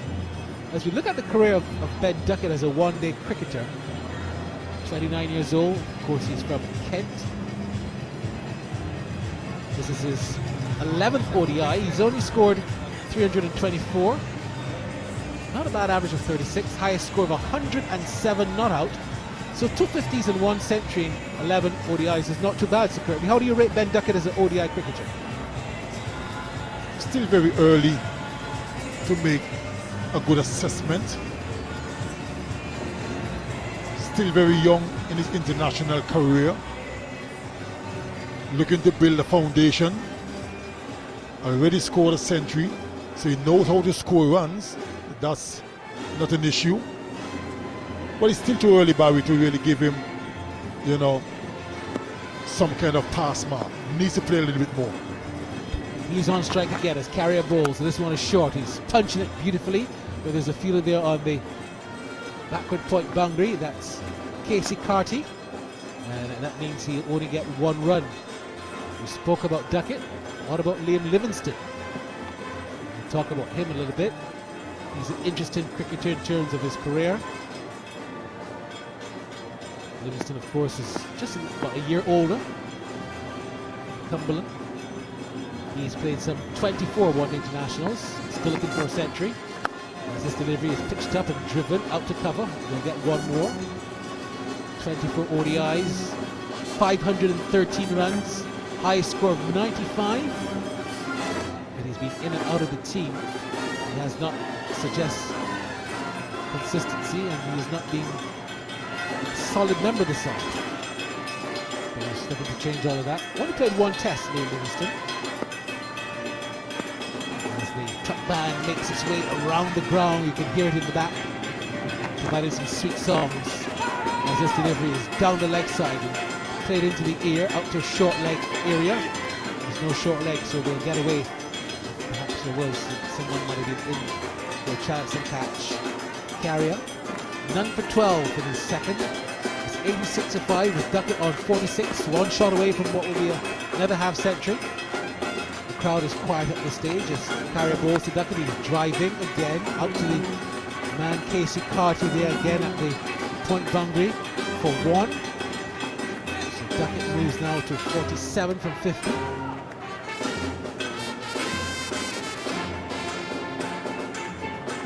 Livingston on 18.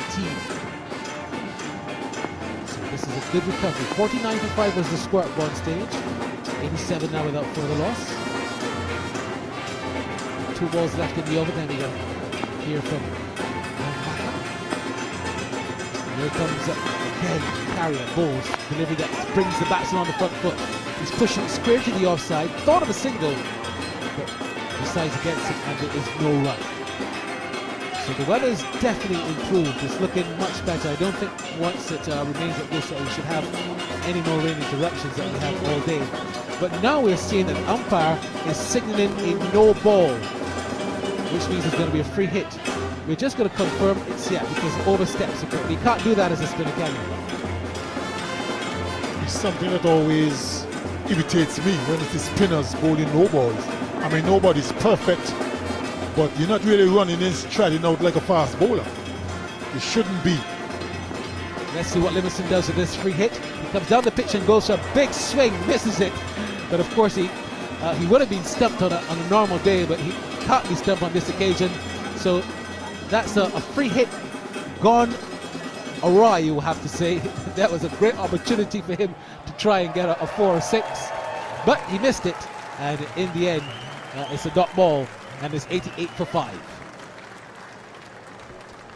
That is exactly, Barry, why I complain a lot about this free hit nonsense, to be quite fair. Everything these days tailor-made for batters. Here he comes in again and bowls on the line of the off stump. Played square into the offside, and there is no run. To end the over, 18 overs out of 43 gone.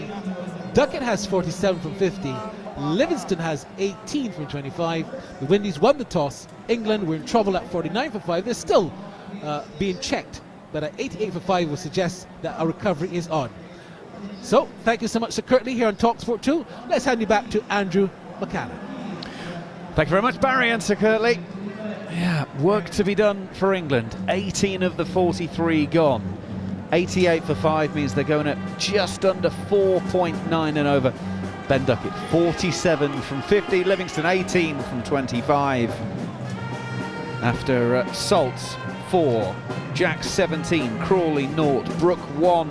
Buttler, first ball duck. Moti will continue with his 4th over. 0 for 8 so far for the slow left armour. Shea Hope's just wandered all the way down to have a word with his bowler before they start the new over. Ben Ducket will be on strike, closing in on his 3rd one-day international 50. It's fair to say that England have needed him, and Liam Livingston, to be fair. These two have got to do the bulk of the batting, certainly for the better portion of the remaining innings.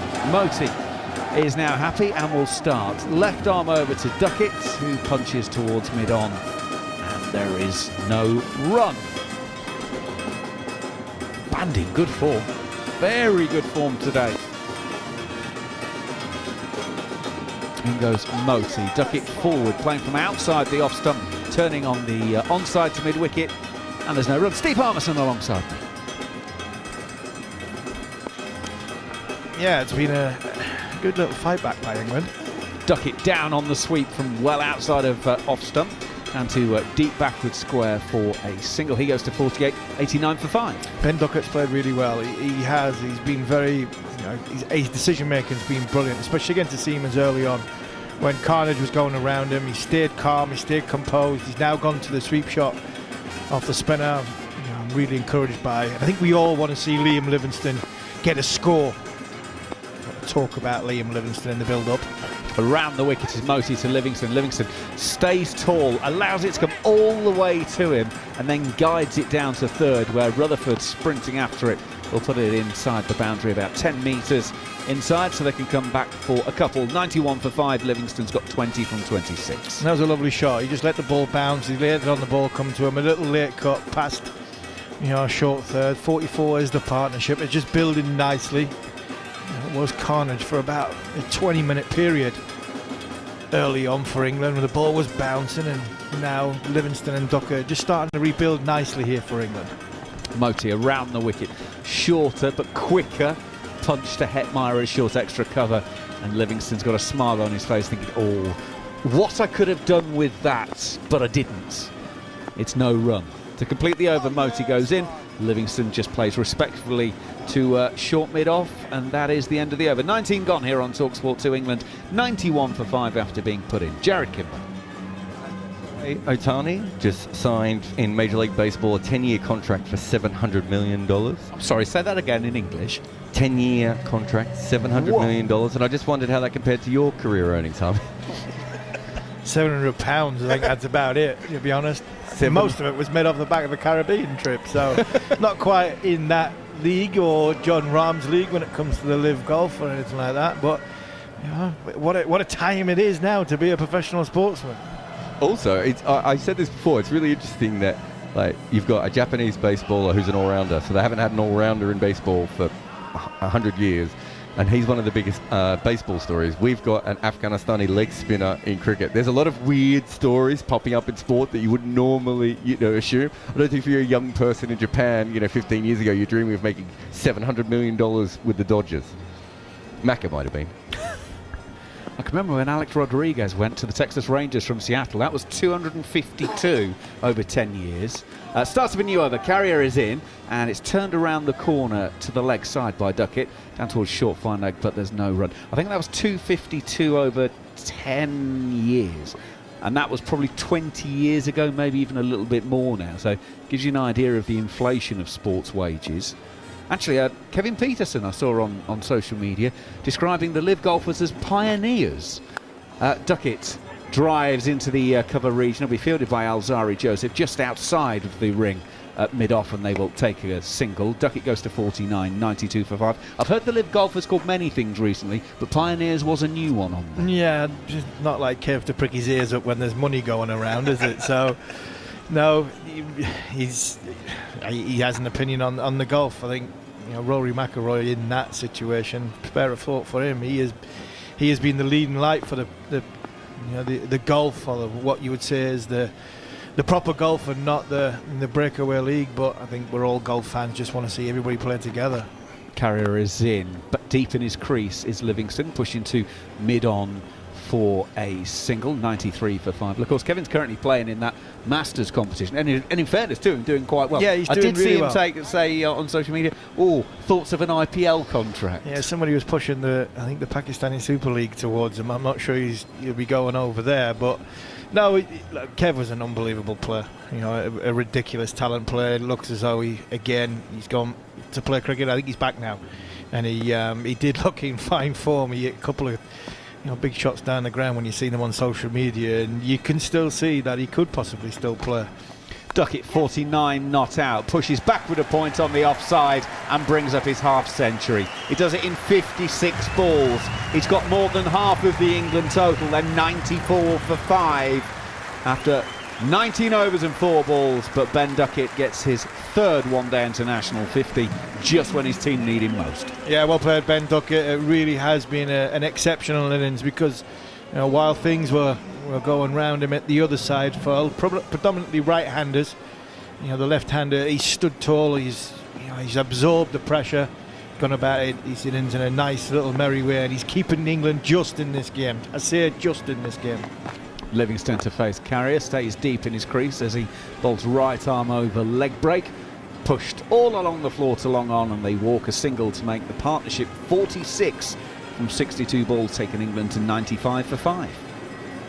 Liam Livingston again, that's better. Just hit it down the ground and just keep the momentum going. Put the pressure back onto the West Indies. Keep building this little partnership, which that it is only a 43 over game, and England are in a bit of trouble. But don't shoot yourself in the foot by giving it away.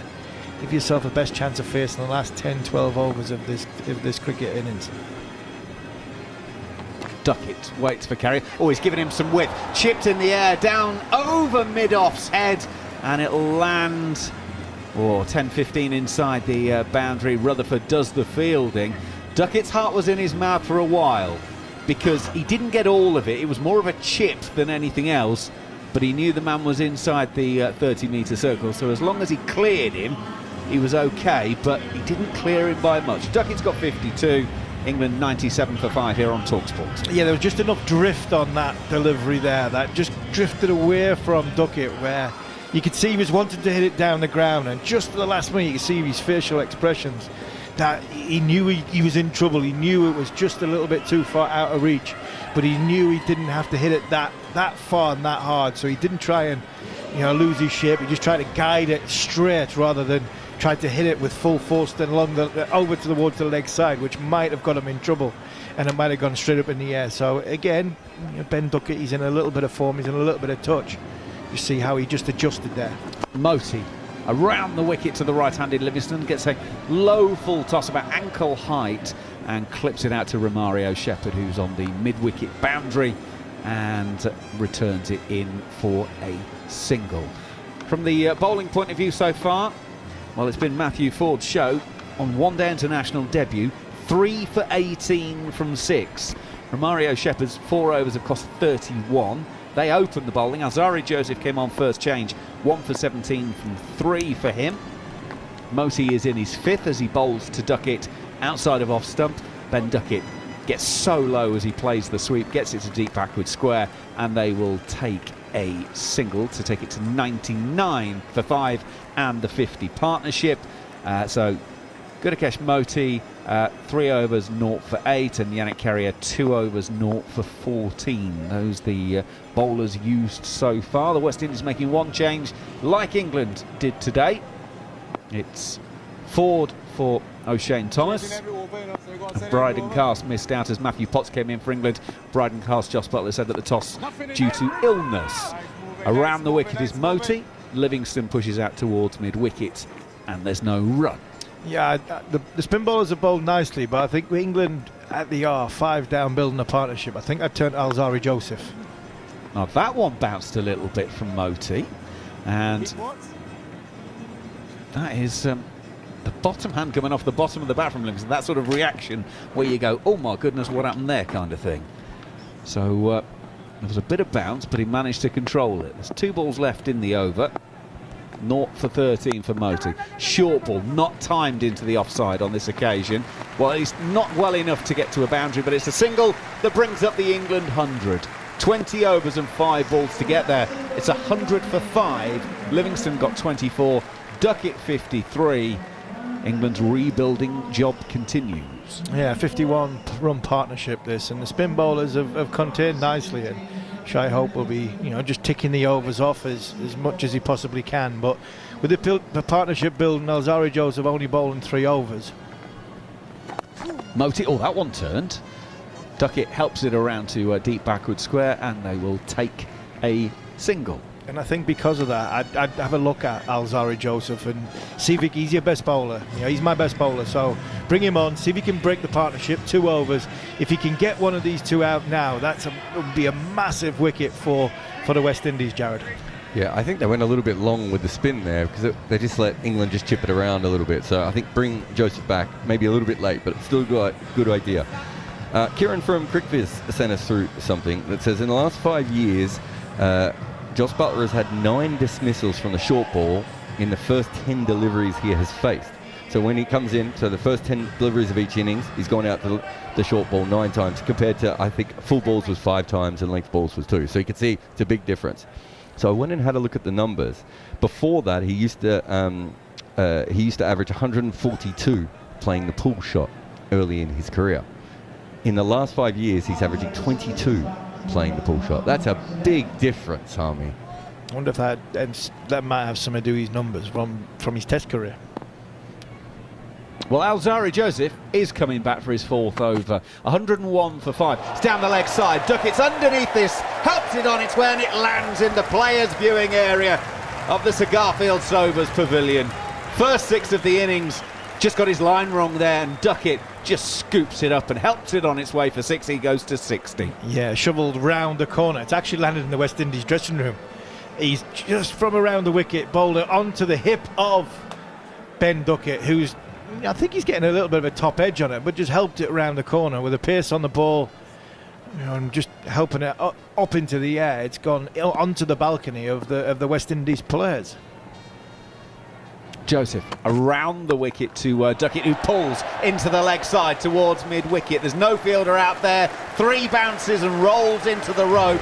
This is a fabulous start to this over from Ben Duckett. 6-4. He's now got 64 from 61. England 111 for 5 here on talkSPORT 2. It's poor bowling from Alzari Joseph. It really is. He's bowling into the wheelhouse arc of Ben Duckett. Ben Duckett, not a tall man, and he's going to try and bowl a bouncer. He's got to get that closer to Ben Duckett, and he's got to get it higher. He's got to get it higher. That is meat and drink for a player, not because Ben Duckett's in and he's on 64. That's one of his favourite shots. Where does Joseph go here then? He's around the wicket and bowls. Well, that's about waist height as Duckett plays it back down the pitch to the bowler. And all the West Indian fielders clap and say, yeah, that's more like it. 3 overs and 3 balls, 1 for 27 for Alzari Joseph so far. He did get Jos Buttler out. First ball, as Jarrod was saying, the short ball did the trick. As you and Butcher were actually talking about out the back of the box, Harmy, it wasn't the old full-blooded pull. It was sort of a get-off-me pull. Joseph around the wicket. Duckett opens the face, guides it backward a point. Single down to third man where Moti fields. Single taken, 112 for 5. And it almost looked like Buttler was a bit surprised by that short one. Yeah, he was. It looked as though he was startled by it. Jos just get to the crease, he's taking his guard, standing there waiting for Alzari Joseph, just thinking, hit it back down the ground, and his instinct took over. That's what Jos Buttler does. He's very instinctive player. He plays better when he plays on instinct, and I think that she's seen the short ball, and he probably seen it a little bit late. It was onto him a little bit faster than he thought. It was a good short ball. Alzarri Joseph is in. Liam Livingston's climbed into this one over the leg side and just comes down over the rope. He gave that massive hang time and it comes down about 1.5 meters over the rope at mid-wicket in front of the main scoreboard.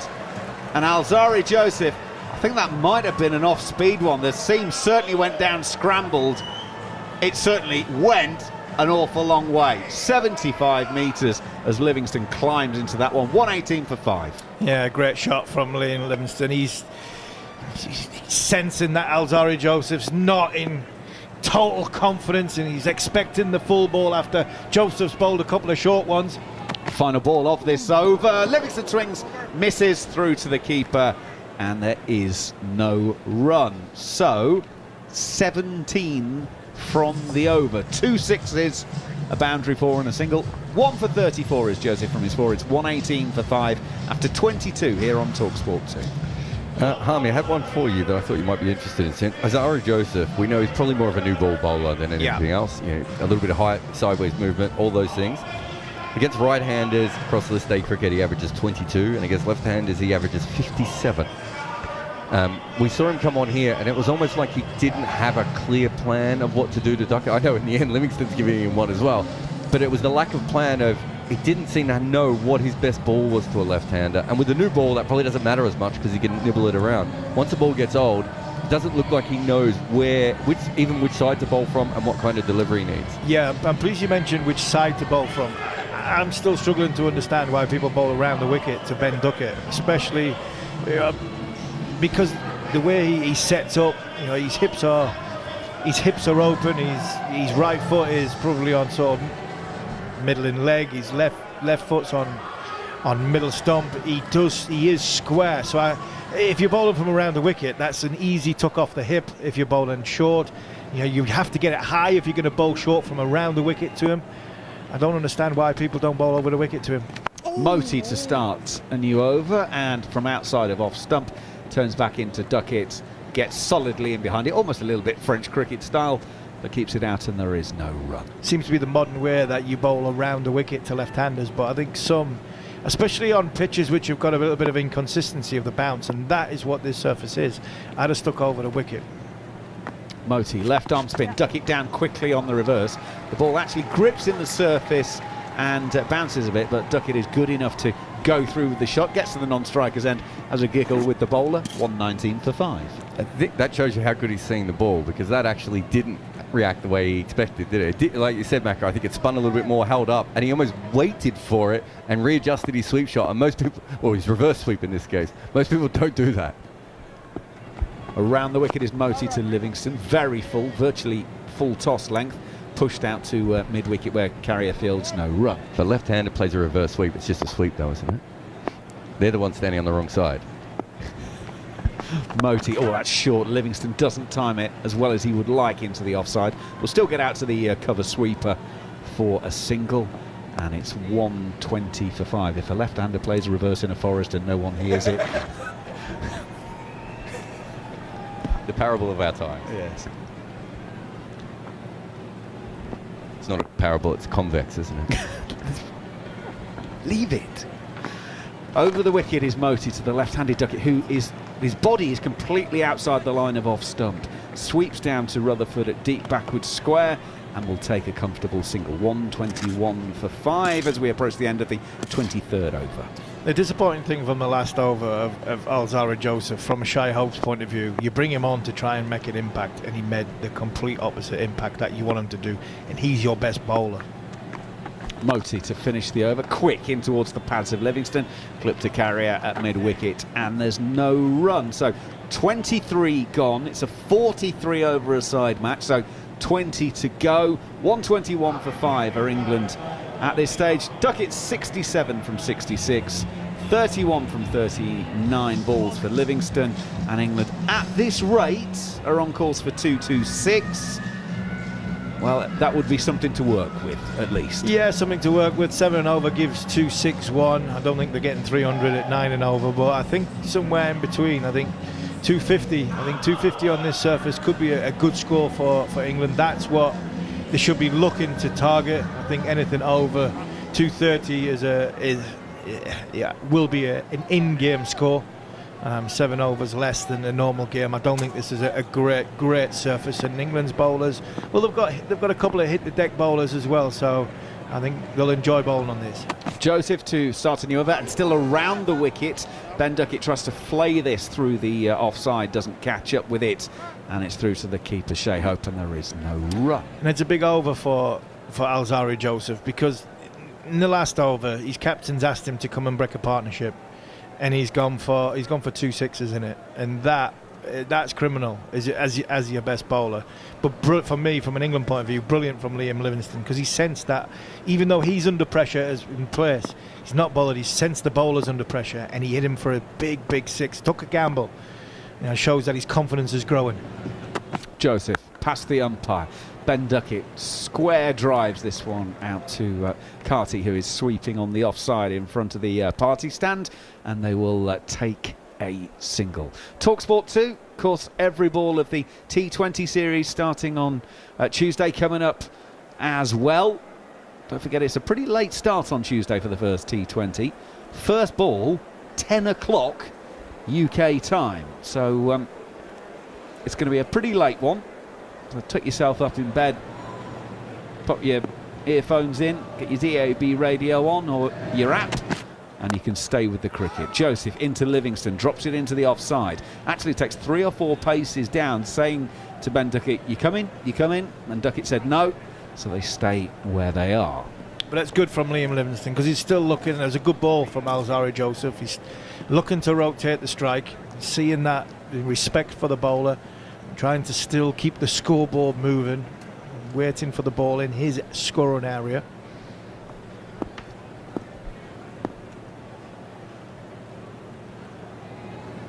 Alzarri Joseph on his way. Oh, Livingston's come to meet him. He's swung into the leg side. Is it over the leg side? No, but it's dropped by Carty.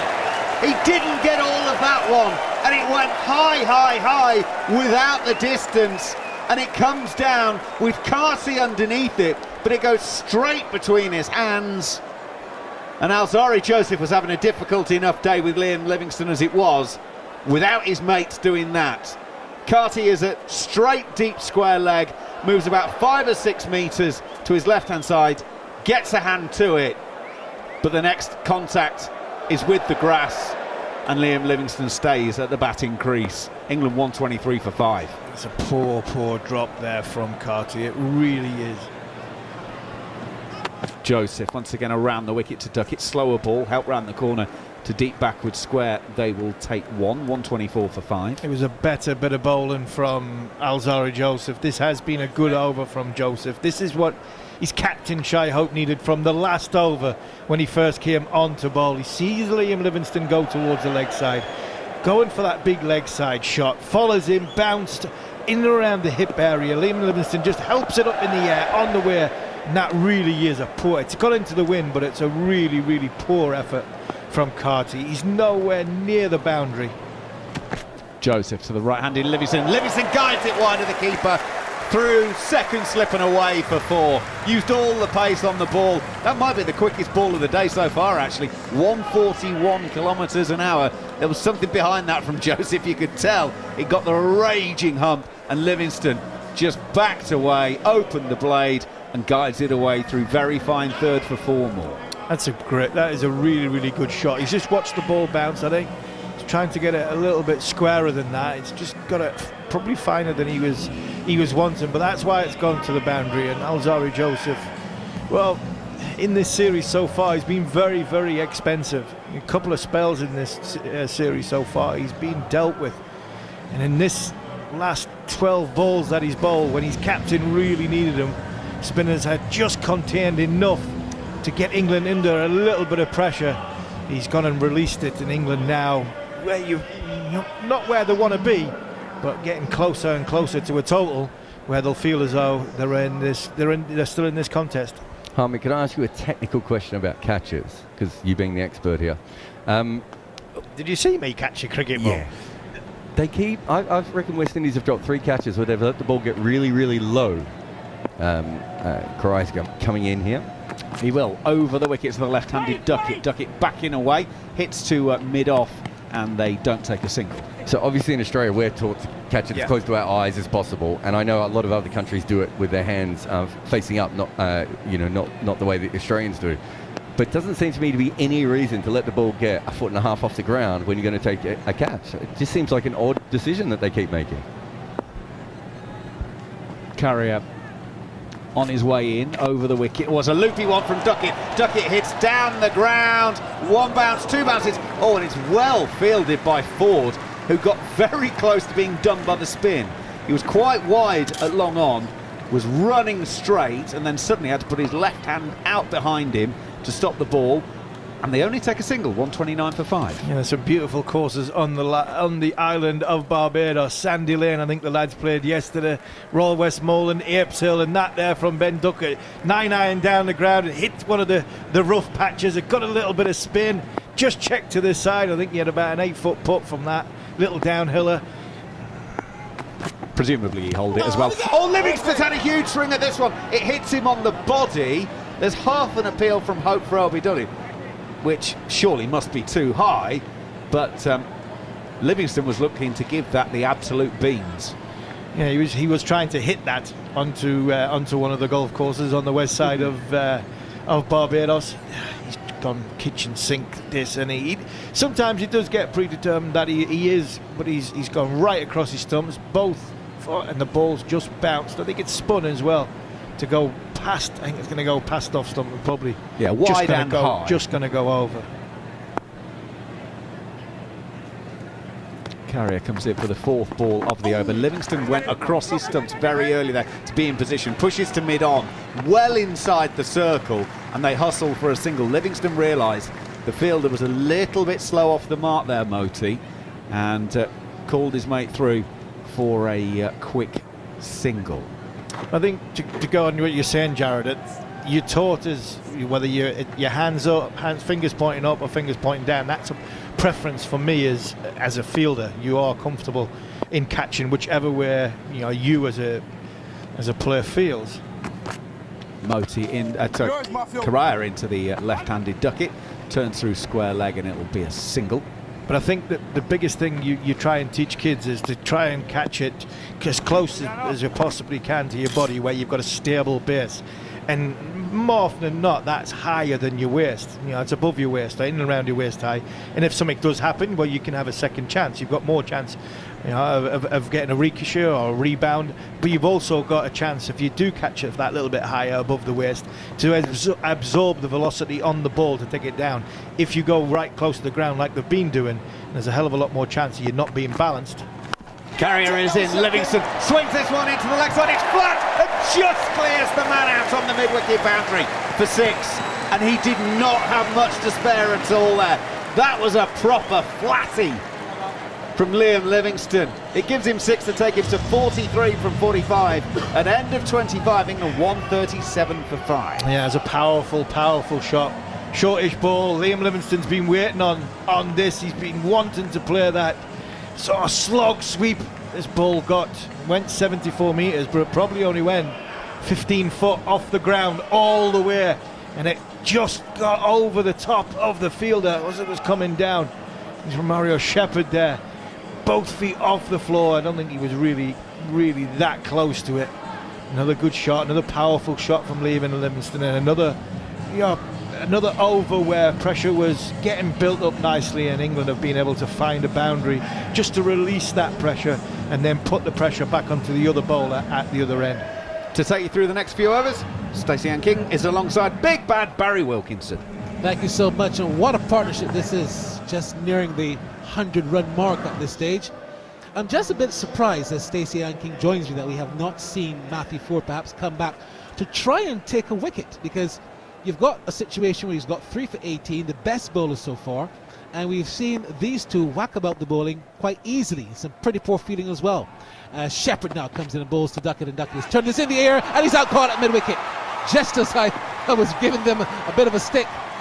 Easy wicket, and Ducket gives it away. 71 from 73, turning that one into the hands, very, very safe in there of Yannick Carrier, and it's now 137 for 6. Stacey would have to say a good breakthrough but the West Indies did give some chances before that final catch. Well, you did say or ask for a change of bowler. Unfortunately, it wasn't Matthew Ford, but Mario Shepherd doing what is needed for his captain, Ben Ducket, going for 71 from 73. He had 6 fours and 1 6 in that innings, and that partnership between him and Livingston, 88 from 93. So a very good partnership in the context of this game, because they've lost a lot of wickets up front, and just being able to recover and keep things tight. That's been a really good innings from him, but he'll know that he gave it away. That was just too easy after he was all set. Yeah, that's the surprising thing. He's fought so hard, and it looks like his wicket was really surrendered. He did not show that he was in control and just pushed the ball into the hands of Brandon King at the short mid-wicket to be dismissed for 71 from 73. Like you said, 6 fours and 1 6. But a great partnership. Livingston is still there on 43 from 45, 2 fours and 2 sixes. But now we're going to be joined, he's going to be joined rather by Sam Curran, who's also a pretty good batsman. Your thoughts on the score? 49 for 5, Stacy-Ann, to fight your way to 137 for 6. Would the West Indies take this on in terms of feeling a bit deflated?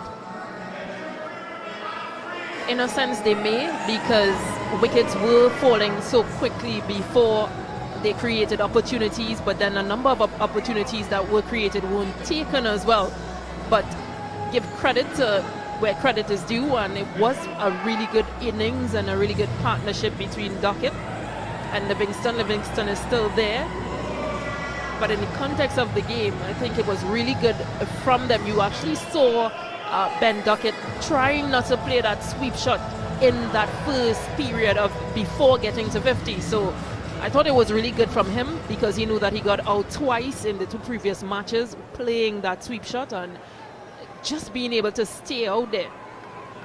So the man from Northampton has come in. That's Sam Curran, who's getting off the mark, turning the ball into the onside. He seems to be around so long. You seem to forget that Sam Curran is only 25 years old. But he, of course, is the younger brother of Tom Curran, as he's in his 32nd ODI. Highest score of 95 not out. I think that's actually the same score as Liam Livingston. I think both of them have 95 not outs as the highest ODI scores. As Shepherd comes in now and bowls to Livingston. Livingston gets a good short delivery that cramps him up for room. He was looking to cut that. In the end, he had to play it and defend it along the ground, and there is no run. Yeah, a few deliveries similar to that. He would have just opened the face and beaten the wicketkeeper, just literally guided it down to that short third or that long deep third area and picked up runs for it. But this time around, Shepherd bowling a much tighter line to him. Here comes Romario Shepherd, the man from Berbice, passes the umpire and bowls. This one again cramps him for room. It was short. It was on the line, the off stump. And there he was trying to just lean back and perhaps steer it down to the third man area. But he was unable to do so. Perhaps, I don't know if she was beating for pace or if he was just in the wrong position at the wrong time. Yeah, 2 similar deliveries from Romario Shepherd, which is good from him, being able to bowl that tight line. Here he comes in again as he passes the umpire and bowls to Livingston. And Livingston this time gets a good delivery on the line, the off stump. Forced to defend. Shepherd fields his own bowling. Shepherd has definitely tidied up because he was a bit loose early on. In fact, there was an over that he was struck for 16 runs, but he's managed to just come back a little bit. And at 138 for 6. You look at the bowling figures of Shepherd, he's got 1 for 32, only in over number 5. Here he comes in again now and passes the umpire and bowls to Livingston, and Livingston is going to cut this one. Beaten, taken there by the keeper Hope. It's over. And that's over. 26 of 43 gone, and England 138 for 6 with Livingston there. He's on 43 from 49. The run rate now 5.3. England fought back, but the West Indies have just checked their total. And 5 bowlers used thus far for West Indies.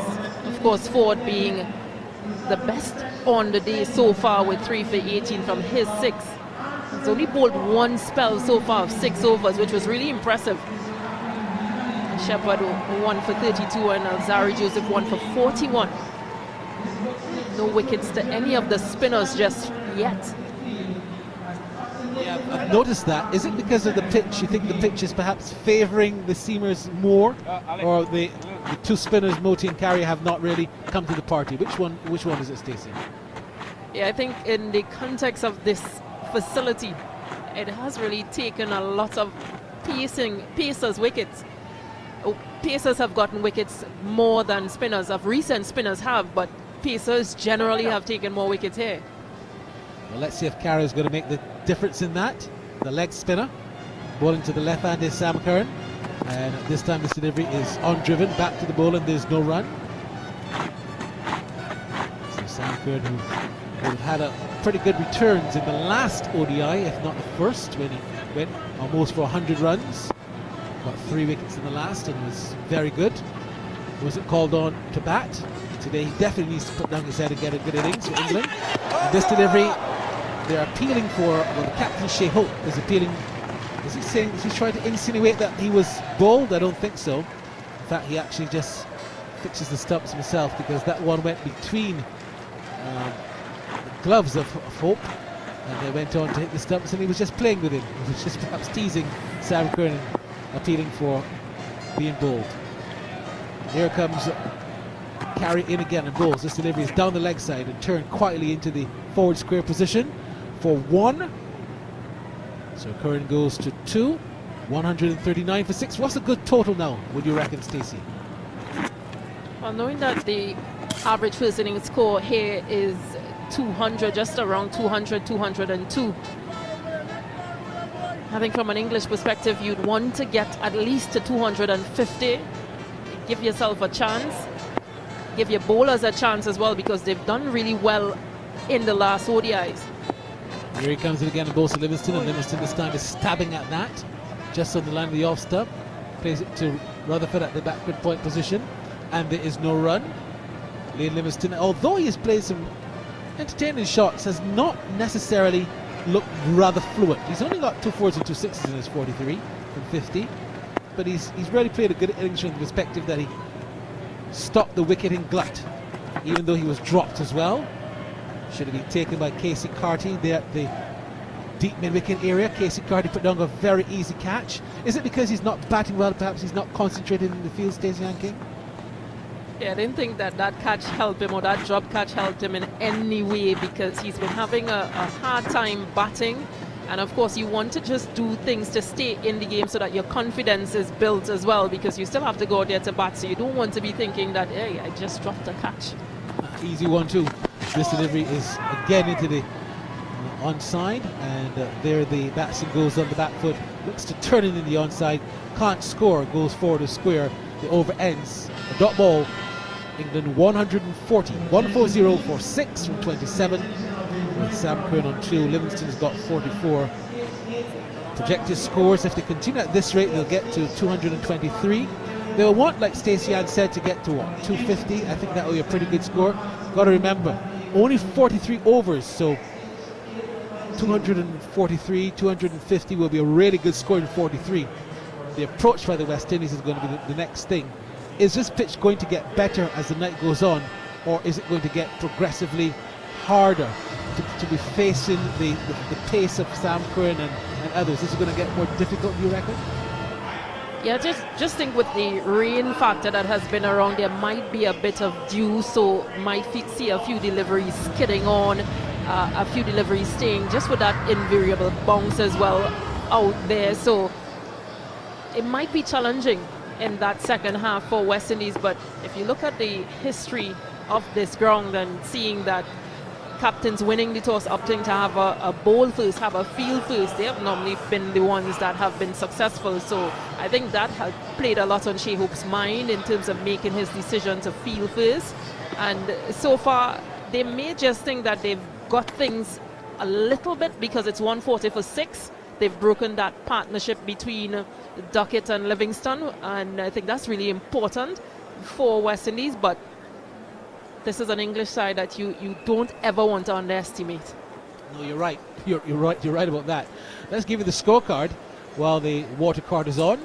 So Phil Salt was caught by Joseph off of Matthew Ford for 4.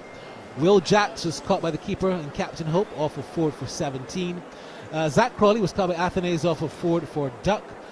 Ben Ducket, the last man gone, caught by King, all from Shepherd for 71 from 73 balls, 6 fours and a 6.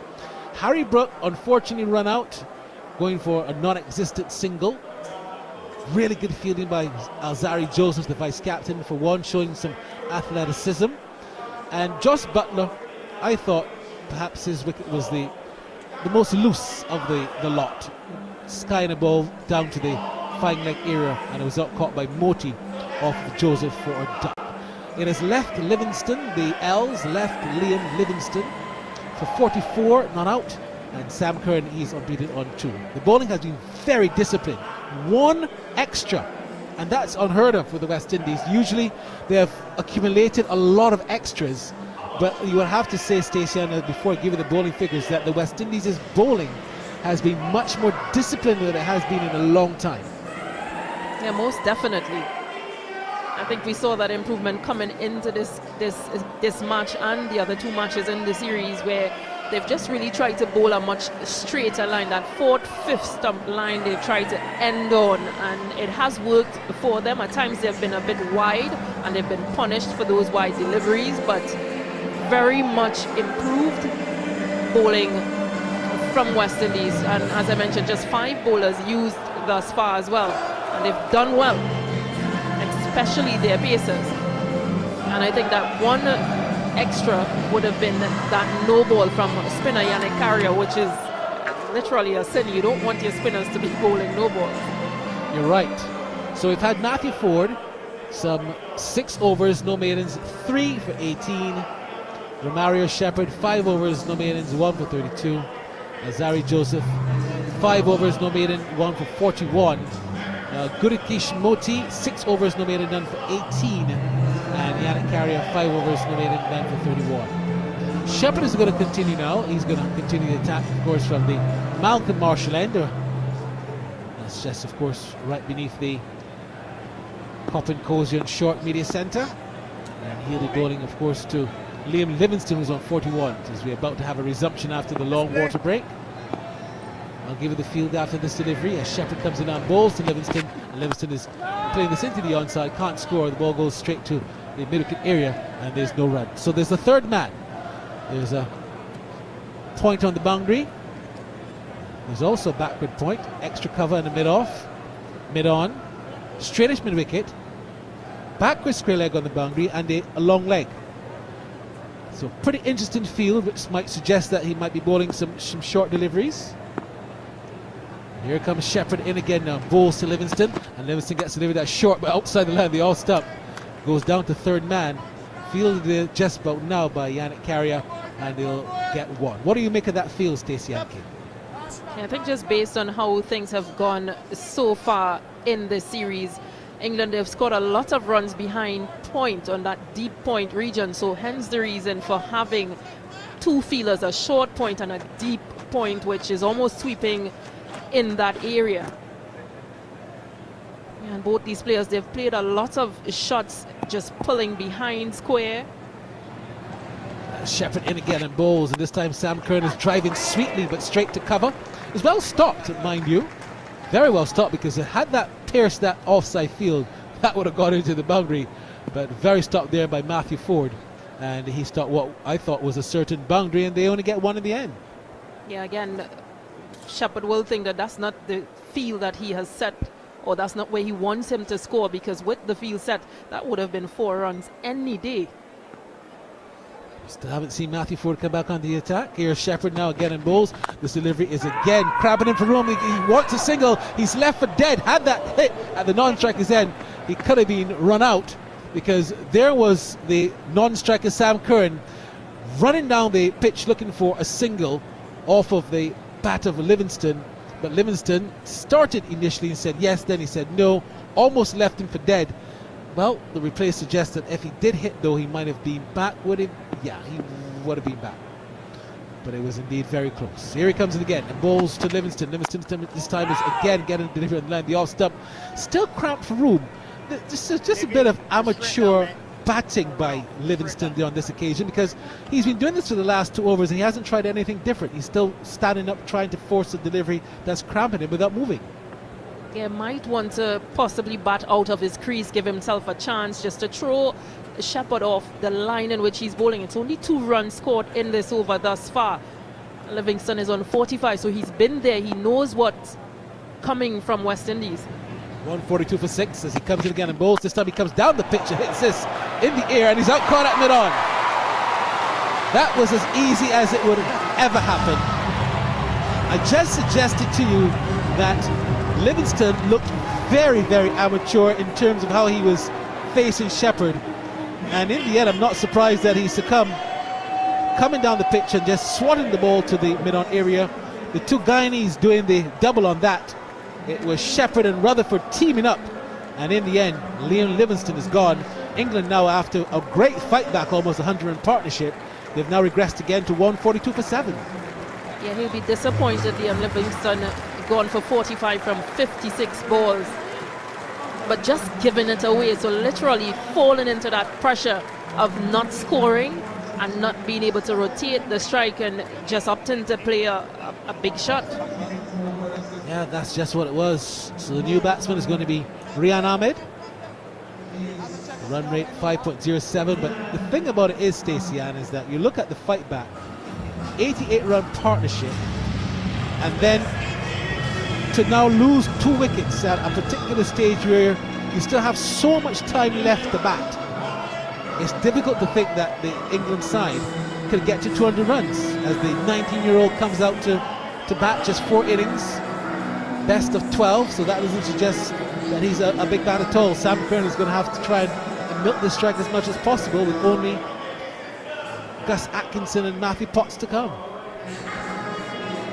And if you remember that Sam Curran innings in the first ODI where he scored 38 from 26, you need that and a bit more to get to that 250. Yeah, it was very important for Liam Livingston to stay there, at least for another 7-8 overs.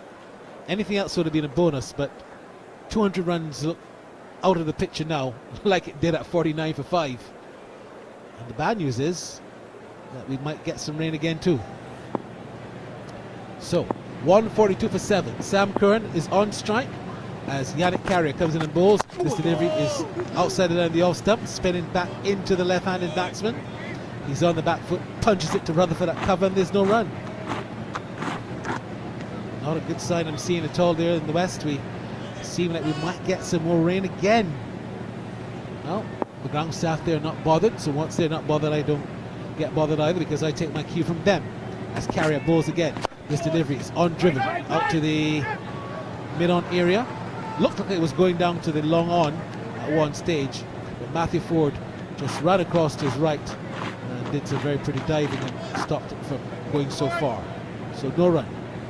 I also think the one thing with rain falling in day-night matches is as it gets later in the day or in the night, you can't see when it's coming, when the rain is coming. I told Sam that very same thing. As this delivery is again punched into the covers and there's no run. Sam, of course, asked me, our producer said, Barry, well, our local producer, he said, Barry, is it going to rain later on? I said, the difficult thing about Kensington Oval is that when it gets dark, you just cannot tell when the rain is going to come. It's impossible. And that's so true. So thank you for corroborating that story, Stacy-Ann King. So he would think I was just trying to give him a fast one.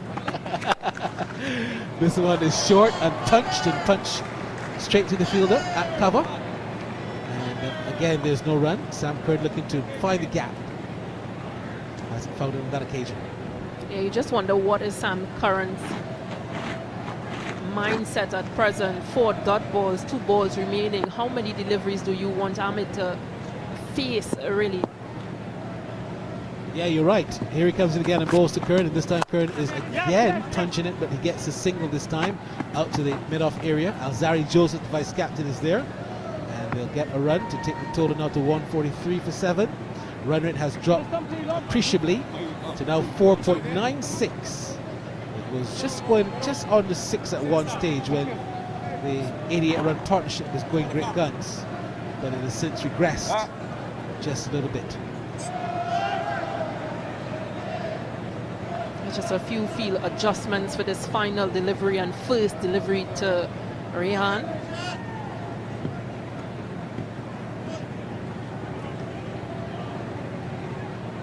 Carry out, none for 32 from his 5.5. He's been expensive tonight. He's not picked up a wicket. Here he comes again now and bowls to Rehan. And Rehan is driving sweetly through cover. That's going to go a long way towards the boundary. Will it get there? I think it's going to get there. Yes, it does. Well, that does not suggest that this man can't bat at all. In fact, I would say that's one of the best shots I've seen for the night. A beautiful drive through cover for 4. Yeah, definitely take back Sam Curran trying to cover or shelter Rehan after seeing this exceptional drive. Good stride, good position, and good gap finding as well. What do you know, it went to the man who has been very unlucky in the field, Casey Carty. He's had a dreadful night. Let's hope he can make it up with the bat if he's called to do so. So Rehan has got 4 for 1. That's his very first ball, and I must tell you, if that's what's to come, I'm looking forward to see what else he has, because that was not the sign of a number 8 batsman at all, or number 9, correction. Rehan Ahmed. It's going to be Romario Shepherd now to continue to bowl to Sam Curran, and Curran gets a delivery that's down the leg side and turned out to the fine leg area for 1. So a little look at Rehan Ahmed, just turned 19 as a matter of fact in August. Well, just as relative, I guess. That was some 4 months ago. But he's from Nottingham. Right arm over. Rehan Ahmed, and he's of course just played a handful of ODIs. Made his test debut already. Got 7 wickets in his 1 test. He's got 9 wickets in his 5 ODIs. A very young and exciting cricketer who has been tipped for greatness from the time he was 12 years old, when he was a net bowler apparently at Lord's. Here comes Romario Shepherd now. He runs it again now and bowls to Rehan, and Rehan this time is punching it nicely, but straight to the field. Shimron Hetmeyer at backward point, no run. And it just shows the importance of this series and this tour for young players like himself. His high score previously was 6. Scored 12 in the first match, first ODI. Played an exceptional cover drive a while ago to get off the mark. He's picked up wickets. He's been exceptional when it comes to English cricket. Here he comes again and bowls. At that time he's defending it nicely on the front foot, very confidently as well, as Shepherd feels his own bowling and there's no run. It looks really confident as both batters just have a tap at mid-pitch on a short conversation.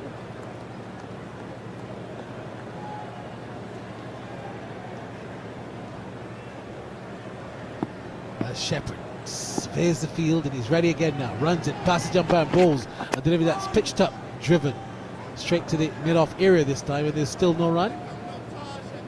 Rehan Ahmed looks at the kind of cricketer that, if you've got someone who's playing really good shots at the next end, you want to have him at the next, because he looks to me like he has stability. Early days yet, not suggesting anything, but from what we're seeing so far, he definitely can bat. It's not a rabbit.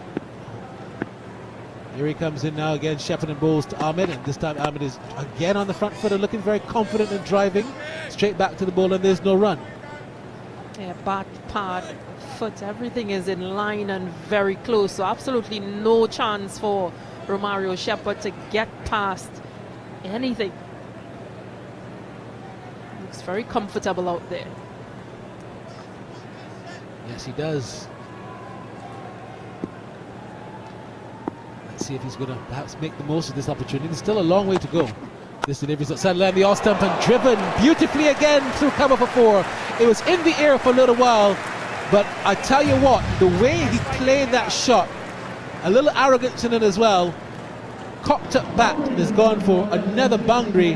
Rehan Ahmed is showing that he has batting ability, if not stability, and he's got another 4 to take the total now to 152. The 150 comes up, 152 for 7 after over number 30. And you can see that he intended to play that shot upish. It's a good measurement of the fielder who was just in the inner ring there as well. Didn't beat him by a lot, but the intent from young Ahmed I love his confidence. Oh, it's a lot to admire about him. He's only got 8 though for all of that. But the England side still have 13 overs left. So they still have quite a way to go.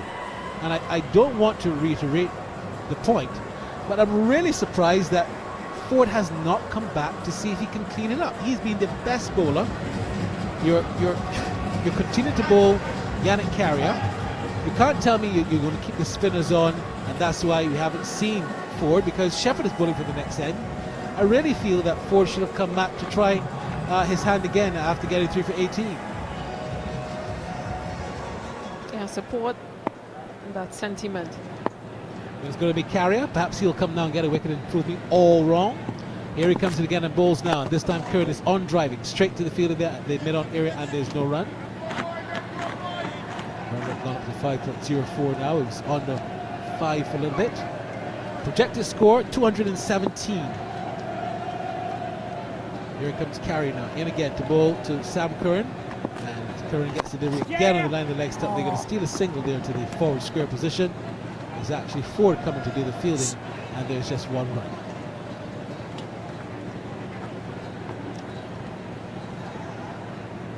Yeah, left and right combination as well in the middle, so just a few changes in the field once again. Brings on Ahmed to take the strike. Looks around, there's a slip, there's a backward point. Sweeper, cover and extra cover. This time he comes down the pitch and whacks that down the ground. It's gone straight, but very well fielded by Shimon Hetmar at the long off. Jumping and diving to his right like Craig Louganis, stopping what was going to be a certain 4, and in the end they're limited to 2. He's on 10 now, Riyad Mohammed. Yeah, amazing cricket shots. If you can see these shots, then you'd know that they are really good cricket shots that Ahmed is playing. Oh, no, he's not guessing at all. He's really batting solidly. He's on 10 from 7. Here comes this delivery again. This time he's tugging it. That was not an authentic cricket shot. You wouldn't invite the schoolboy to see that. It was a full toss that he looked to tug into the onside, and it looked quite ugly in the end. His first non-stroke. In his defense, if he had gotten past Alzari Joseph, that would have been 4 runs. You're right, but he did it. Here he comes in again and bowls. Again, that's a sweet shot out to extra cover. On the front foot, again with this bat face straight, driving sweetly on the up. Straight to the fielder there on that occasion, Athenaeus, but he still can't get the run. 155 for 7 in over number 31. Yannick Carrier in his 7th, he's got none for 39. He's been expensive. I believe this is his last. As he comes in again now and bowls. His delivery is short, and he's on the back foot and cuts it well. Carty's onto it like a here, and that means they only get 1. Well fielded, but a pretty poor throw, but limiting the batsman to a single to take the total to 156 for 7. Rihanna's got 11, Kern's got 6. 4 runs coming from that over, that Yannick Carrier over. The run rate just creeps back up to just over 5. Captain Shea Hope will have some decisions to make. This pair seems to be getting quite comfortable in the middle.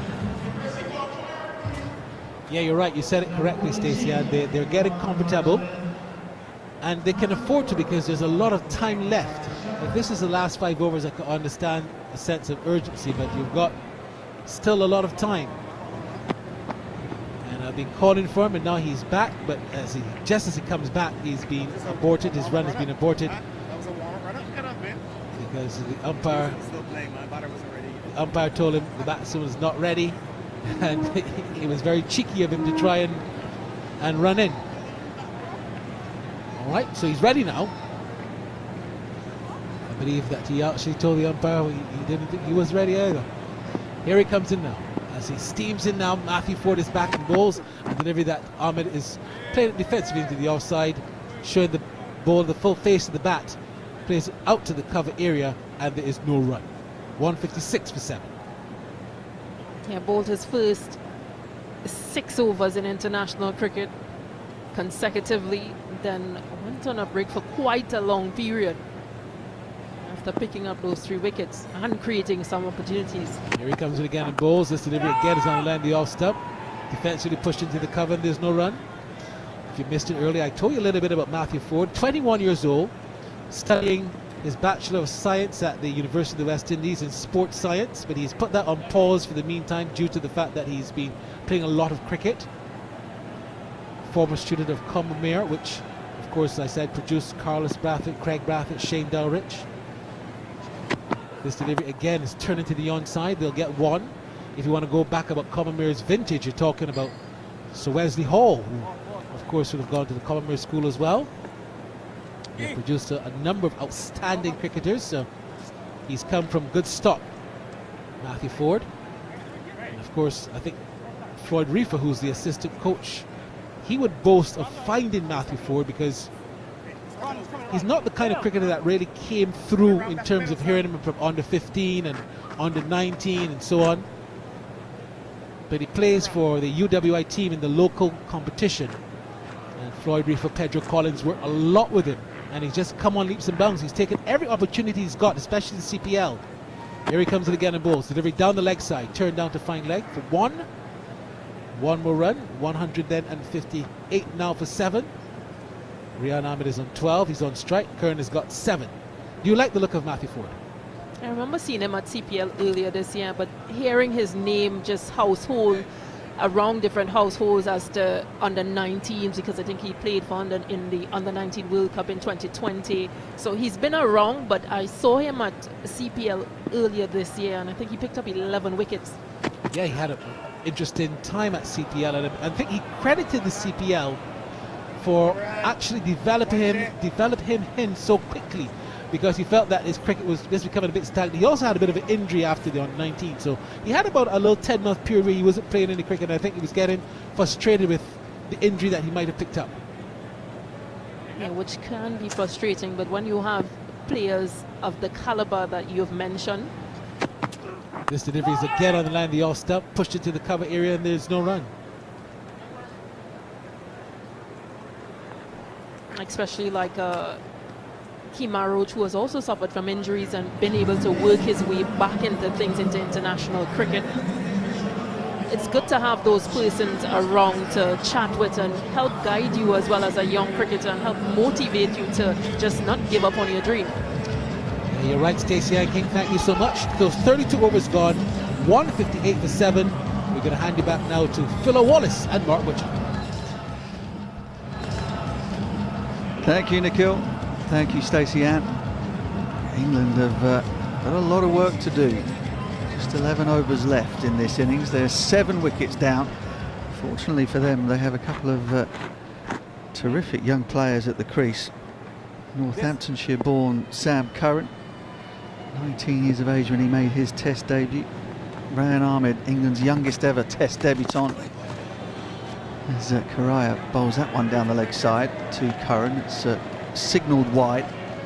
Test debut at the age of 18. Down there in Karachi in Pakistan, December 22. Rian Ahmed on Ben Stokes' SAS Rogue Heroes tour of Pakistan, where they clean swept the home side 3-0. Been a clean sweep, or certainly won't be a clean sweep here in Barbados, as Curran strokes that full delivery from the leg spinner Correa down to long on for a single. England 160 for 7. Curran is 8. Rian Ahmed is 12 from 15. Philo Wallace is next to me. He was feeling pretty happy with life and pretty calm and relaxed a little while ago. This partnership now, though, and the sight perhaps of England perhaps pushing the score up to beyond 200 might be giving you pause for concern on this surface. Yes, Mark, obviously you don't want England to get too many. This Correa's in, slip in place. Rian Ahmed tries the flamingo shot, back leg up in the air as he tries to whip it through the leg side, but it comes off the outside half of the bat and ends up back with the bowler, dot ball. Yes, you don't want England to get to 30 to 40. Best would like to pull them over on the 200 and give themselves a better chance of winning this series. And once again to Rian Ahmed, who plays a solid forward defensive stroke. The ball runs off a slightly open blade to backward point, and there's no run. because we saw in the last ODI, the English bowlers rather than hit the deck quite hard. On this surface, if they hit the deck here, they're going to get more bounce, and they'll be encouraged a bit more to hit the ball into the surface. West Indies will have the advantage of knowing exactly what they have to do. Setting has been difficult for both teams as that ball turns and flashes past the outside edge of Rayan Ahmed into the hands of Shai Hope. Yes, a good over here by Curtly. Ball just pitching and spinning past the outside edge of Hope, taking it by his hip, right hip. And Curtly is a typical leg spinner, oohs and ahs. Something out of the Imran Tahir school of follow-throughs there as he gasped with that good delivery flashing past the outside edge. That one is draws a defensive stroke from Rayan Ahmed again. It ends up at backward point, and again there's no run. Yeah, this is a good string of delivery so far from Curtly. Just 2 runs, one is wide and one from a single. But I like the aggressiveness of him as a leg spinner. He hasn't picked up a wicket as yet, but he showed the aggression and bowled some good deliveries in between. Some not so good deliveries, but you have to commend him for the effort and the intent in which he's put in so far. Kararian looking to close this one out. Earrings on left and right. Tuba grip on the bowling arm. The ball is prodded down to long on by Rayan Ahmed. He'll keep the strike, and that single concludes the 33rd over. 161 for 7 England. Run rate just a little bit below 4.9. The look of mist and maybe a little bit of moisture in the air. Yep, rain. Indeed, right on cue. Yeah, rain.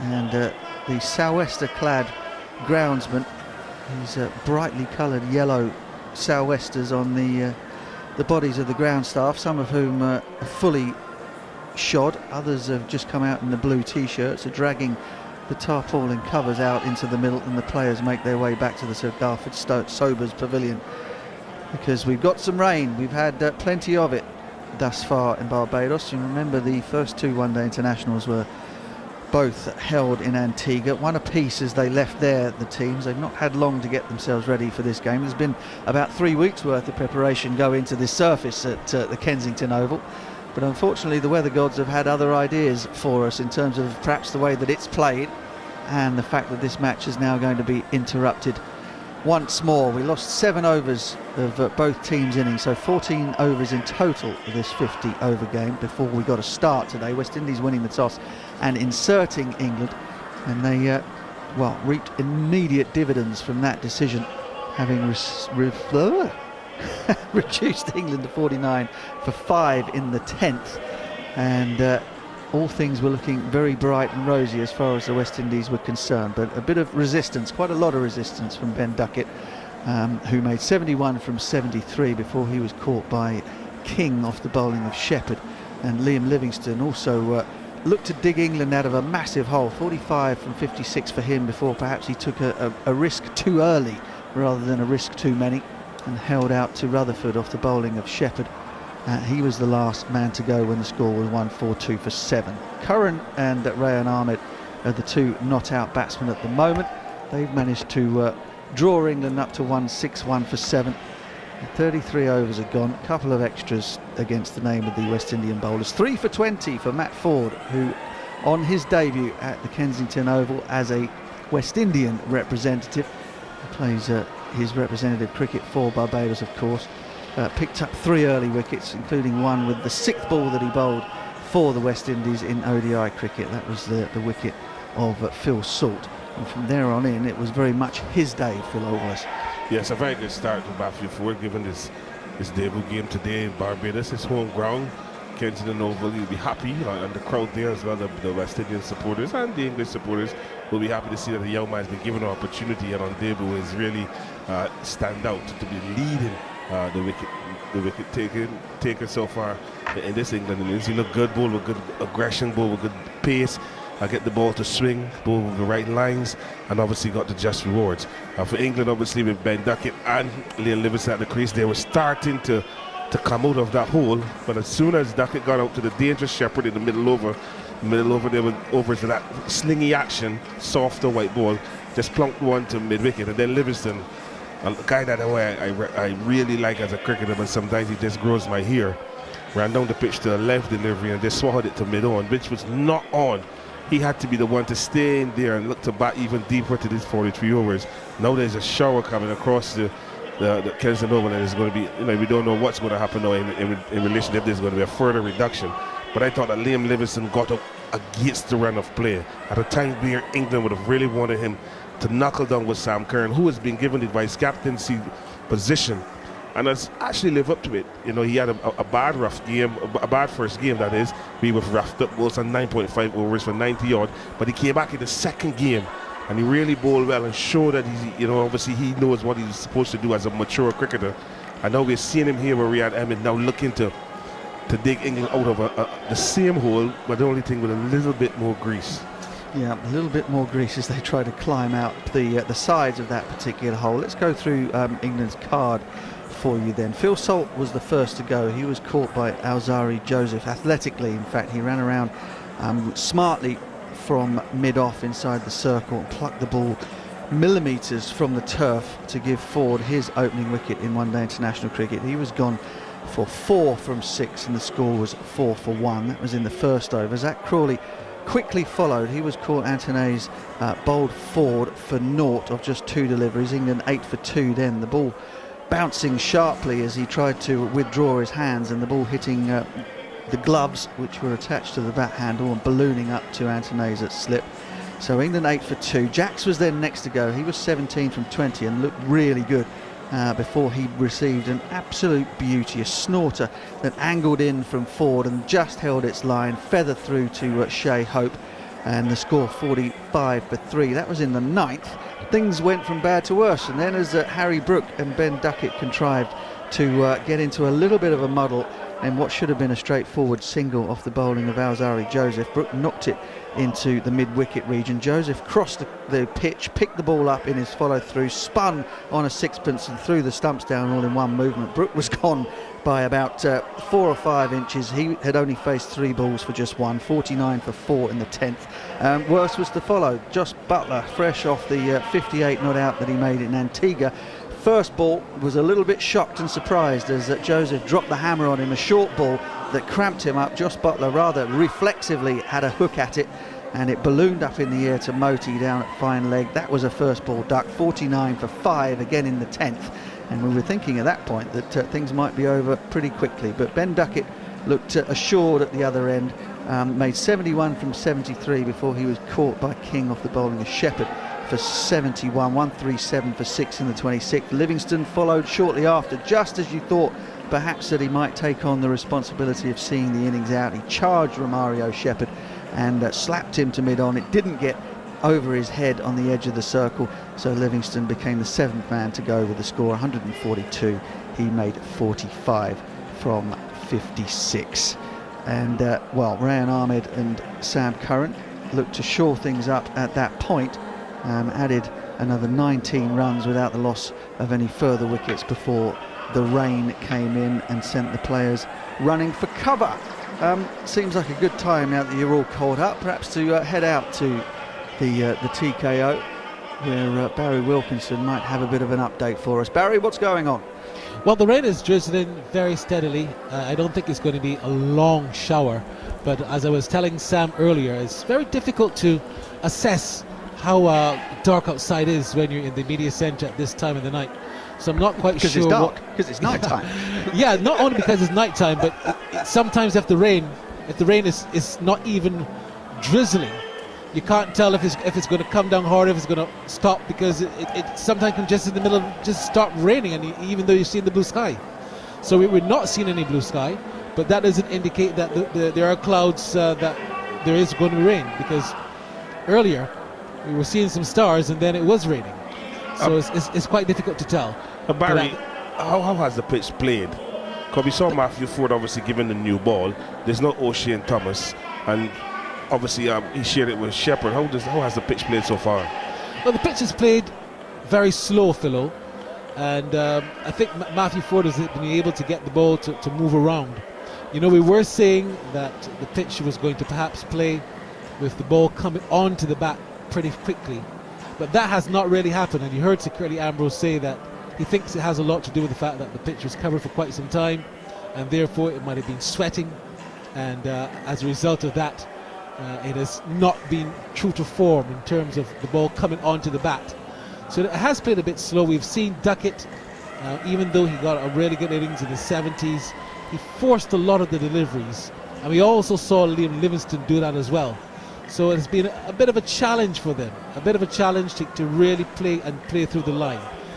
Livingston, in the end, he succumbed and was out caught just there at the mid-on area.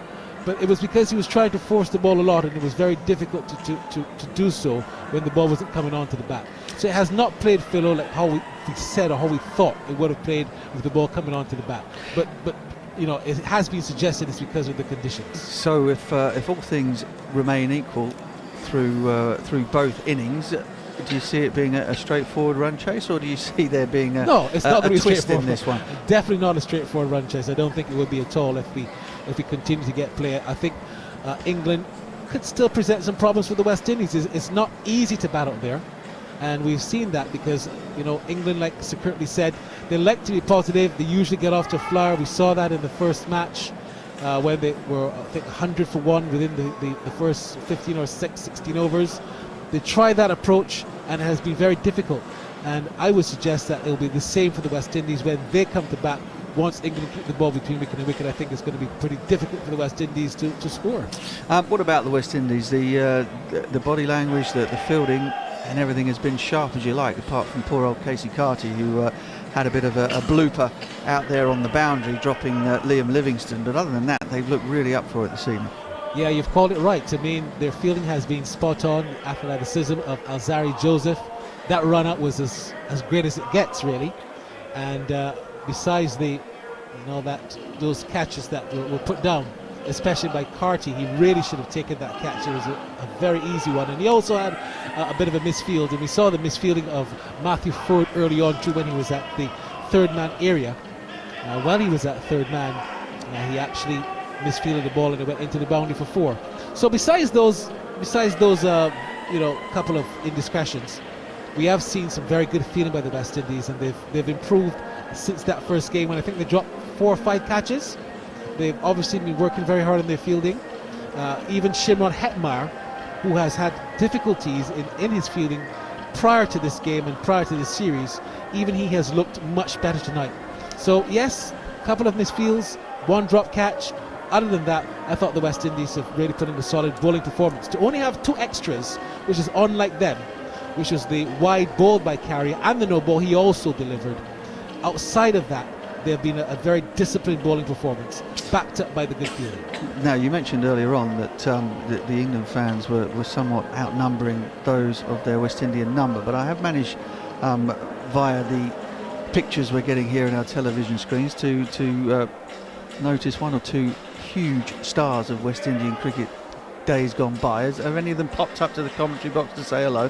I've seen Desmond Hayes in there. We've got Sir Garfield Sobers, who has taken his customary place in the throne room up there in the pavilion. We've even got our own David Gower out there. Who have you bumped into?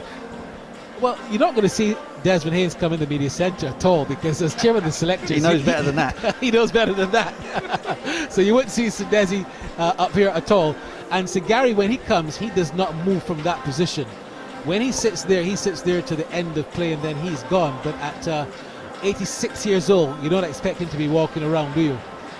Yeah, we've got Ian Bishop, of course, your good friend. He's in the media centre. And I don't think I've seen anyone else besides David Gower. They're here working. But other than that, Sir Curtly, Ambrose, none of the other top cricketers have been in the media centre. They tend to stay away from here, Butch. They tend to be up in that 3 Ws, where they're very far from the media, where they can't be asked any questions and they can't be bothered. There was a very big luncheon and cocktail reception 2 days ago, and a lot of the former greats came out there. I think Mike Gatton was there. We also saw Joe Garner. He was also there. Roland Butcher usually comes to the media centre, but now he's a selector. He doesn't want to see any one of us.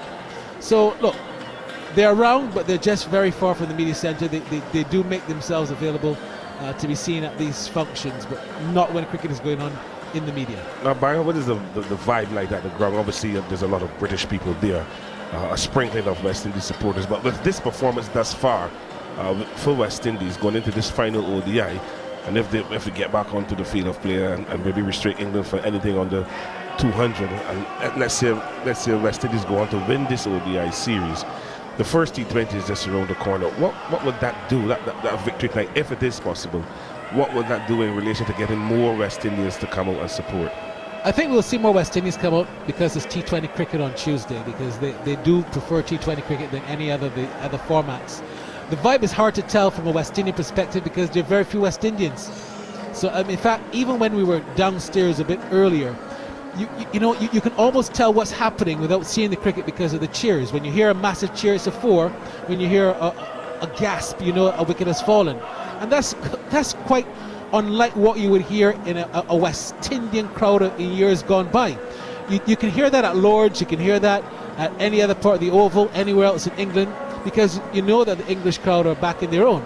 But you just get that same feeling here, Philo. So look, there's no vibe from a West Indian perspective. There is the Matt Fingal band that they are going around, but they are performing for the English, and the English spectators of the Birmingham Army are soaking it up. They're absolutely loving it. But the vibe is very difficult to manage from a West Indian perspective because there are not a lot of West Indians here watching this game, unfortunately. I said it earlier, I said 85-15. In fact, Philip Spooner, he said he thinks it's more 90-10. And he could be right, because I'm really not seeing a lot of West Indians here, Philo. I'm actually seeing more workers than I am seeing West Indian spectators, and that's very disappointing. Yeah, disappointing, but I suppose if you're looking for a positive, as we all tend to do nowadays, whenever anything goes wrong, you could say that it's doing wonders for the exchequer as the Barbados dollars are being passed around over the various bars and the stalls there from the travelling English fans. I can see on our screens we've got a little bit of movement going on out there, so you might not be able to see the raindrops falling, but they certainly feel as though there is a chance that the covers might be coming off fairly shortly. Let's hope that is the case. It's definitely still drizzling. It is still drizzling. That's a real shame. The ground staff, or like you said, you're already seeing the images. The ground staff are coming out, and they are pulling the stakes. So perhaps Winston Reid, who is out there, he's the head curator, the man there in the yellow hat, he gives the instructions, and they're taking off the bricks to get the covers moved. So I still think that is perhaps not drizzling heavily enough for them to keep the covers on. Maybe a fine sea mist coming in perhaps off the bay. I suppose the umpires and the players will definitely just want to try and get this game on. Obviously, if we get the game reduced any further, then Duckworth Lewis Stern becomes a real factor. And perhaps Mr. Reid has got his eyes on the radar, which is easier to see than the raindrops falling out of a black sky, and he thinks it's going to clear up fairly soon. Barry, we'll let you get back to whatever it is that you might be doing up there, taking copious notes, I should probably imagine, for a professional like yourself, and we will hear from you, no doubt, in the near future. Thanks, Barry. I think I'm copiously observing. Yes, do that. Keep that going, and report as much as you possibly can to us poor folk freezing back here in London. Thanks, Barry. Philo, Barry is always full of sunshine, isn't he? Even if he is looking for blue sky in the night. I was going to ask him if he's wearing glasses. But that happens to you when you're in Barbados. It's a beautiful evening. Obviously, there's a lot of spectators in to watch this final ODI between West Indies and England. The West Indies, we will see. I will have to say, West Indies are in the driving seat. It's up to them now to try to finish off this England innings.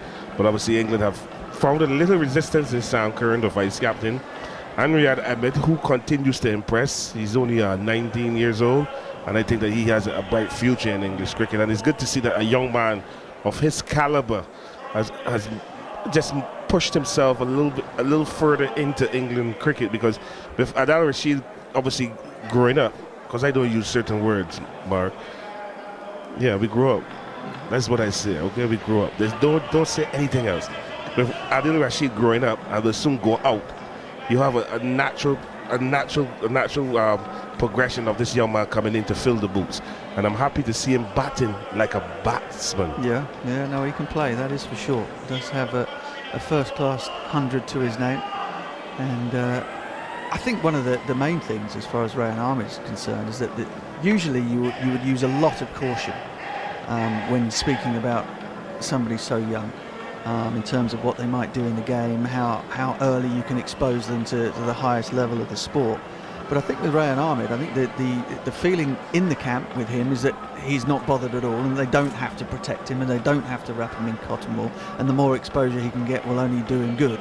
And I also get that vibe from most of us in the media are very, very cautious about talking up young players like that, because you can see how things can very easily get on top of them, and things that from one year to the next they sort of come on with a bright light and then can easily crash to the ground. But I'm quite happy to sit here and say that I want to see Rayan Ahmed play in every England white ball team going forward, and that there might well be a spot for him to play in India in the Test match team as well, if the pitches are offering as much turn as they've done for visiting sides in the past. I think he's that good, and I think maturity-wise, never mind the fact that the numbers say he's 19, he seems to have a much older head on his shoulders than that.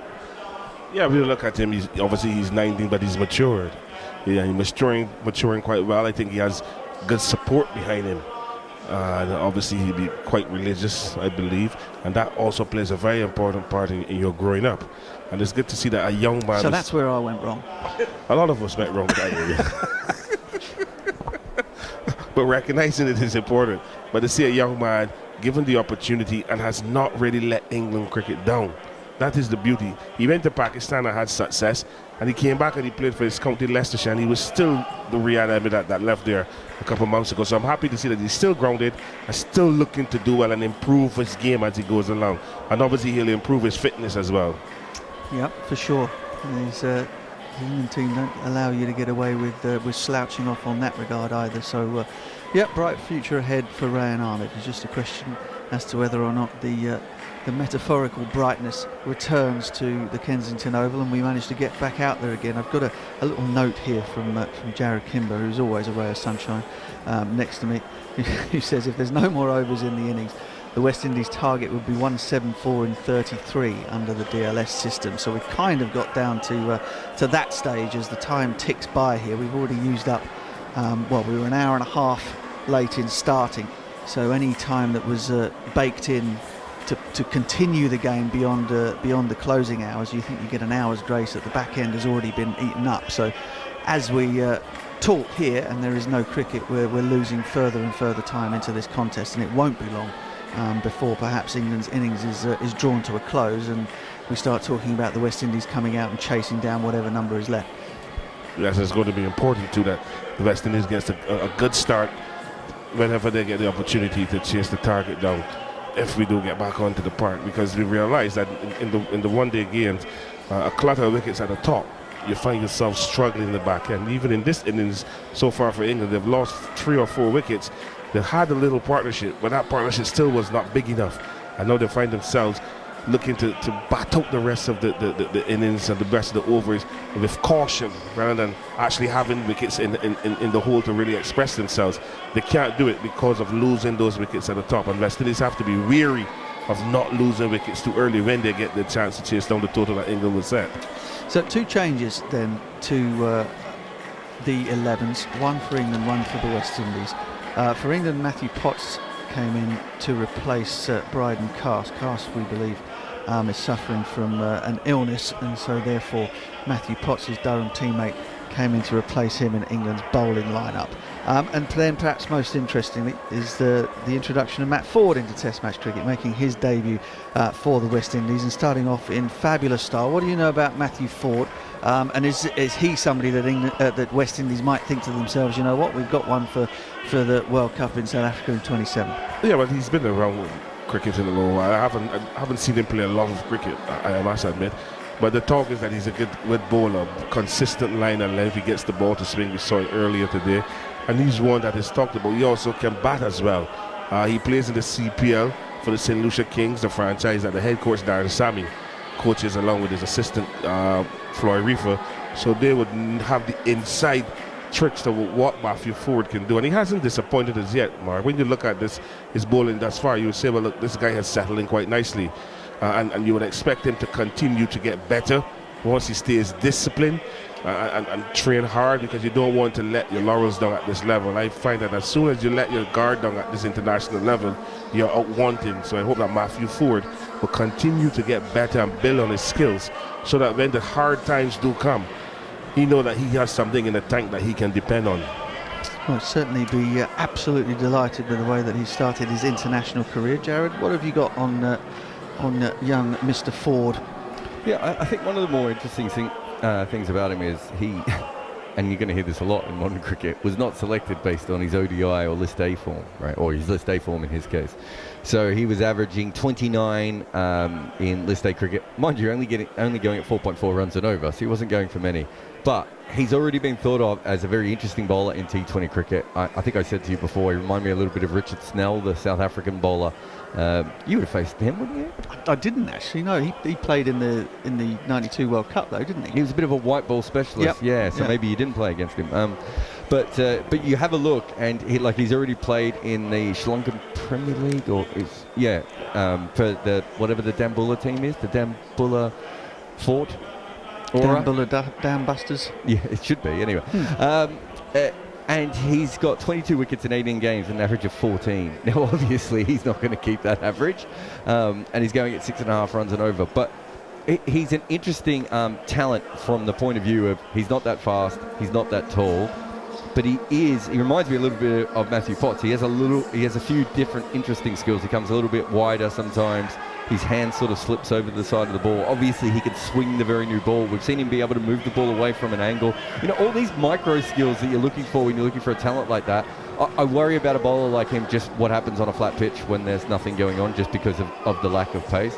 But Philo, you might know more. He went to the same school as Roddy Eswick. Would Roddy Eswick have been around him when he was younger, or was Roddy a coach by then and wasn't around the school anymore? Well, Roddy Eswick coached at a very popular school, Combermere. Shea Hope, Roston Chase, I think Ford went there as well. Keon Harding, did he not Craig Rathwitt. Yeah, I think Ford went to Combermere. So if he had been to Combermere, that means that Roddy would have had a hand in him. Yeah. Now Roddy Eswick is a coach for the Barbados Cricket Association, and he was the head coach earlier this year for the under 15 side. I went to Grenada. They didn't do quite well, but he's the coach there. And I was told he was working with Keon Harding to try and get him back into some bowling form, because he's lost his bowling form. So yes, Matthew Ford would have come under the hands of Roddy Eswick, and you can see that he's aware of what he's doing, and I believe it's because he's played in those overseas leagues that would have helped him in those different conditions to help, well, these are different skills that I have to use, and today he was given the opportunity on a pretty decent Kensington Oval service, and he's exploited it quite well with the new ball. I wonder, I'm just watching here a replay of England's last white ball tour in the West Indies. Jason Roy's out there opening the batting, funnily enough, and Jason Holder would be taking the new ball. Now I wonder, what is the likelihood that Jason will find himself back in the 50 over fold for the West Indies in the near future? And if he does, he looks like the sort of guy that he would take Ford's place in the team. They bowl in a similar vein. Jason Holder would like to take the new ball if possible. Does that sort of curtail his development if that was the case? Well, the selection panel would decide if Jason Holder would play a game. From what I've been hearing, I'm not certain if Jason Holder is looking to play 50 over cricket. But again, for West Indies, he's looking to play more T20 and Test match cricket. But that is left to be seen. But if Jason is involved in our 50 over cricket going forward, then it is going to be, who is going to miss out? Would you hurt Matthew Ford? Well, that's why I'm asking. I wouldn't hurt Matthew Ford. We have a spinner called Corral, who is just rolling the ball. So you can hurt Corral because he's 30-odd, but you can keep Moti, and you got Roston Chase who hasn't played yet. But I think that you should not hurt Matthew Ford. You're giving him the new ball in his first ODI game, which is significant. You can't give a guy a new ball in the first ODI game, picks up 3 wickets, and then you're going on overseas tour to Australia. You're dropping him in January. No, that is selling guns to the Indians. So I think that he needs to the selectors need to find a way of keeping Matthew Ford in this setup to move forward. They say they're building towards 2027, and he has to be one that you're looking at to take you into 2027. Yeah, I mean, if they are looking forward, I think Gannett Corral, I know he's newish into the team, but I think they more or less know what he is. He's a leg spinner who rolls it a little bit, who can knock the ball around at number 7, right? Jason Holder, if he comes back in, I think Romario Shepherd is probably the one where you would look at whether you could carry both of those players. I know they're slightly different bowlers, but with Matthew Ford, if you're going to give him the new ball, he needs to be bowling at the other end with another new ball bowler, and then they need to find someone who can bowl first chain properly for them. They need to start thinking about the role definitions a little bit more, and I like the fact they gave him the new ball, because otherwise it would have been horrible for him. Yeah, when you look at Romario Shepherd, he would always be in a one-day setup because he has that ability to bat, which is quite dangerous, and we saw it in Antigua. At the back end of the innings, he can come and knock the ball away, and he's dubbed a finisher within the IPL setup. So I think that when you're looking at our bowling stock, you got Alzari Joseph, you got O'Shane Thomas, now we've seen Matthew Ford, Romario Shepherd, those are 4. If Jason Holder comes back, that is 5. I know that those 4 bowlers, out of those 5 bowlers, 4 can bat. The only person who will really give you 25 is O'Shane Thomas. So those are the kind of discussions I believe that the least selected Dr. Desmond Haynes, the most honourable Dr. Desmond Haynes will have. Because you want players now who can contribute not only with the bat but with the ball. Because I still think we're playing the bowler light. We're playing 5 main bowlers, and if one goes for runs early against the other top sides, you're going to find yourself chasing 300. So I think that we need to look at the balance of our bowling attack to fit it into the balance of the batting. When you look at the batting, the first 4 or 5 players are okay, but then you need to get some solidity going into the middle, because you have Kyle Mears and those guys who are coming back for the T20s. If they weren't, I believe that if they were available for this ODI series, they would have played. So you still got some talent there to come back into our side. Nicholas Pooran, I'm not so certain about his 50-over cricket if he wants to play. But he, again, you see when we went to the qualifiers, he was one of the top batters. So you would think, looking down the road, that he will still be featuring in our 50-overs cricket, because he went off to play in the T10. So they didn't want to disturb that, which is understandable. But you have to be able to get the balance right. And I think that is where the selectors have not really nailed it down for West Indies as yet. Okay, you are listening to live and exclusive coverage of the 3rd one-day international between West Indies and England from Barbados. The series is deadlocked at 1 apiece. This is the decider. England are 161 for 7. Everyone is in the dressing rooms at the moment because the rain is falling, sadly, at the Kensington Oval. But England have made a little bit of a mess of their 43 overs, the match having been shortened due to rain prior to the start, and have found themselves battling away to try and post something on the board that their bowlers have a chance of defending. We're hearing, though, that the stumps have gone back into the ground at the Kensington Oval, so the groundsmen will have cleared the covers off. The stumps are in, and we're just awaiting for news from the umpires as to the state of play, how many overs England may have left. It looks as though, hang on, just as I speak, it's like magic.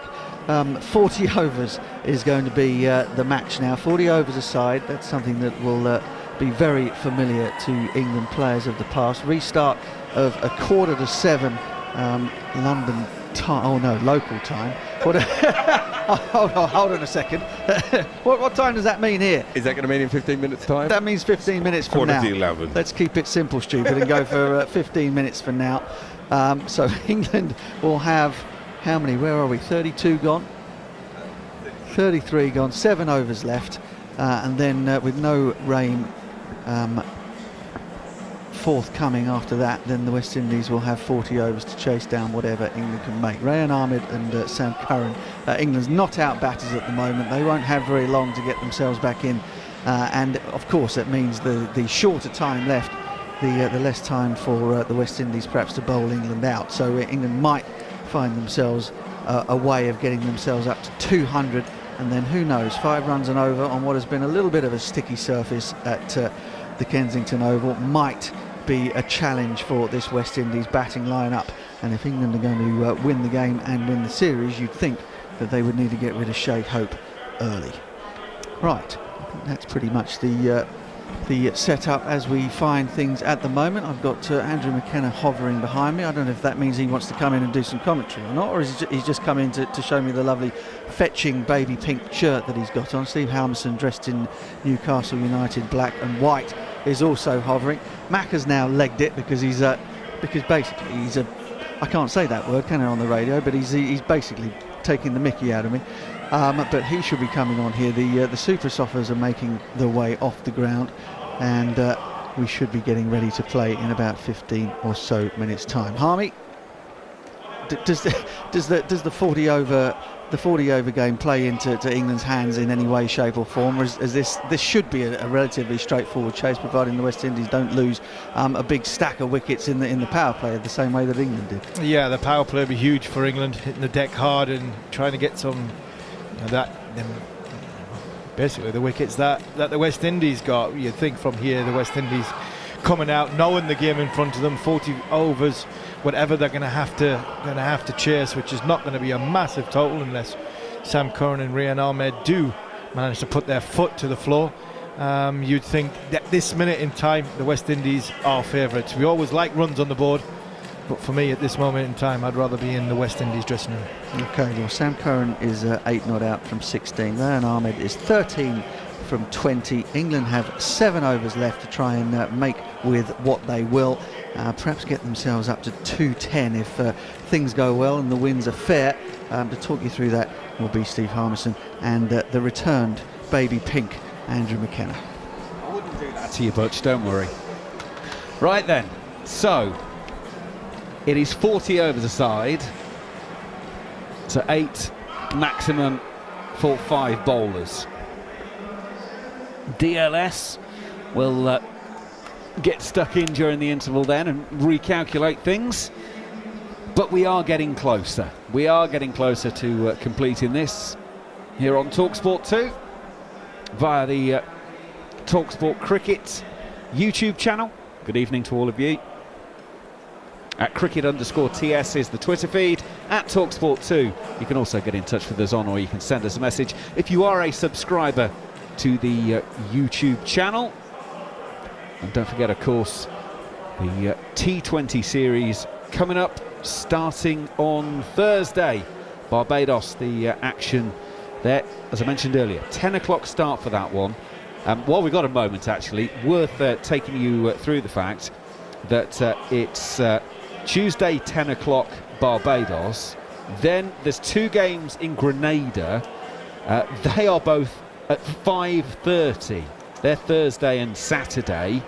And then the 2 games in Trinidad are 8 o'clock starts. So 3 different venues for the T20s, and each has its own start time. So make sure that you are au fait with all of the details for that, because otherwise it's going to be quite easy to miss it. So plenty of cricket coming up, but of course talkSPORT 2, your home of the EFL and football, and midweek this week 2 live commentaries coming your way. Tuesday, Sunderland against Leeds, and Wednesday, Leicester against Millwall. So both of those coming up on talkSPORT 2 this week, and plenty more football, of course, and next weekend back to the Premier League as well. So then, Harmy, 7 overs to go. Sam Curran and Rian Ahmed at the crease, with Gus Atkinson and Matt Potts to come. They're 161 for 7. What are they thinking in terms of totals, in terms of realistic, and, if you like, what would be cool? Yeah, absolutely, we'll have a bit of that if they have half an hour to die for here. Well, if they can get a total with a 2 in front of it, I think that would be something that they would say there's something to bowl at. You know, anything over 200 would be something to bowl at from an England point of view. Sounding doom and gloom, I think there's enough in this surface that if the bowlers do get it in the right area in the power play and the West Indies batters come at England, we might have a contest. You know, if England bowl the power play the way the same as the West Indies have, but if obviously the power play goes against England, then they're going to need more than just 200. So I think realistically, with what England have got left at the crease, and you've got Sam Curran and Rian Ahmed, got to try and get themselves back in and accustomed to, you know, the way the surface is and the way the outfield is running, because I would imagine it'll run a lot slower because of the water that's been, you know, deposited on it. Then all of a sudden boundaries become, you know, their friend, if anything, to get a big total, and they haven't really been forthcoming too much in this innings so far. When you look down the boundary count, it's not massive in the grand scheme of things, or what you're expecting from a 50-over contest. So I think anything over 200, if you think 6 and over from here, yeah, what's that, 42, I think England would take 6 and over from here with 3 wickets in hand. Realistically, I think anything over that, I think they would be over the moon. Sam Curran is the key. Rian Ahmed's played some really eye-catching shots so far. One over the top of extra cover, which was an absolute beauty to bring up one of his boundaries. But I think if England can get a score in excess of 200, they'll feel as though they can have a right good old crack at the power play and still feel as though they've got something to bowl at in something in the game. Right, so we are just under 10 minutes away from resuming. 40 overs per side. England currently 161 for 7. You're listening to exclusive one-day international cricket here on talkSPORT 2. On DAB, online and via the talkSPORT app. He's gone! The third ODI live on talkSPORT 2. Kick off your Sunday morning with a weekend sports breakfast on talkSPORT with goals. The free football pull-out with the sun. Scores! Lace up your boots with the nation's brightest sports breakfast, featuring insider news, big match previews, and expert analysis from Tony Cascarino and Natalie Sawyer. Oh, it's absolutely magnificent! Get fully loaded for football with a weekend sports breakfast tomorrow morning from 6 on talkSPORT with goals. The essential free football pull-out with the sun every Saturday, Sunday, and Monday. This Christmas, eh? All about sharing, isn't it? But to be honest, some things I just don't want to share. Like the packed car park, along with everyone else who left their Christmas shopping a little bit, well, last minute. And the TV remote on Christmas Day, when everyone wants to watch something different. These What's It's Giants, on the other hand, made for sharing. Go on, help yourself. Walkers, actually made for sharing. We don't just do Christmas at Curry's, we do it properly by giving you just that little bit more. How about the gift of creativity when you buy a Lenovo Yoga laptop from 749? Engineered to do it all with an Intel Evo platform. You can claim a travel voucher and have the chance to win a trip to New York. So you can unleash the power to create wherever you are at Curry's. T's and C's apply. UK only, 18 plus, purchase by 29th of Feb 24. Enter on Lenovo website between 30 to 60 days of purchase. I'm Danny Dyer, and welcome to What's That Smell? Ugh, smoky with a hint of burgers. It's my barbecue apron. Luckily, I can make this smell like freshly picked lilies. Just pop it in the washing machine, add some Surf Tropical Lily laundry detergent, and...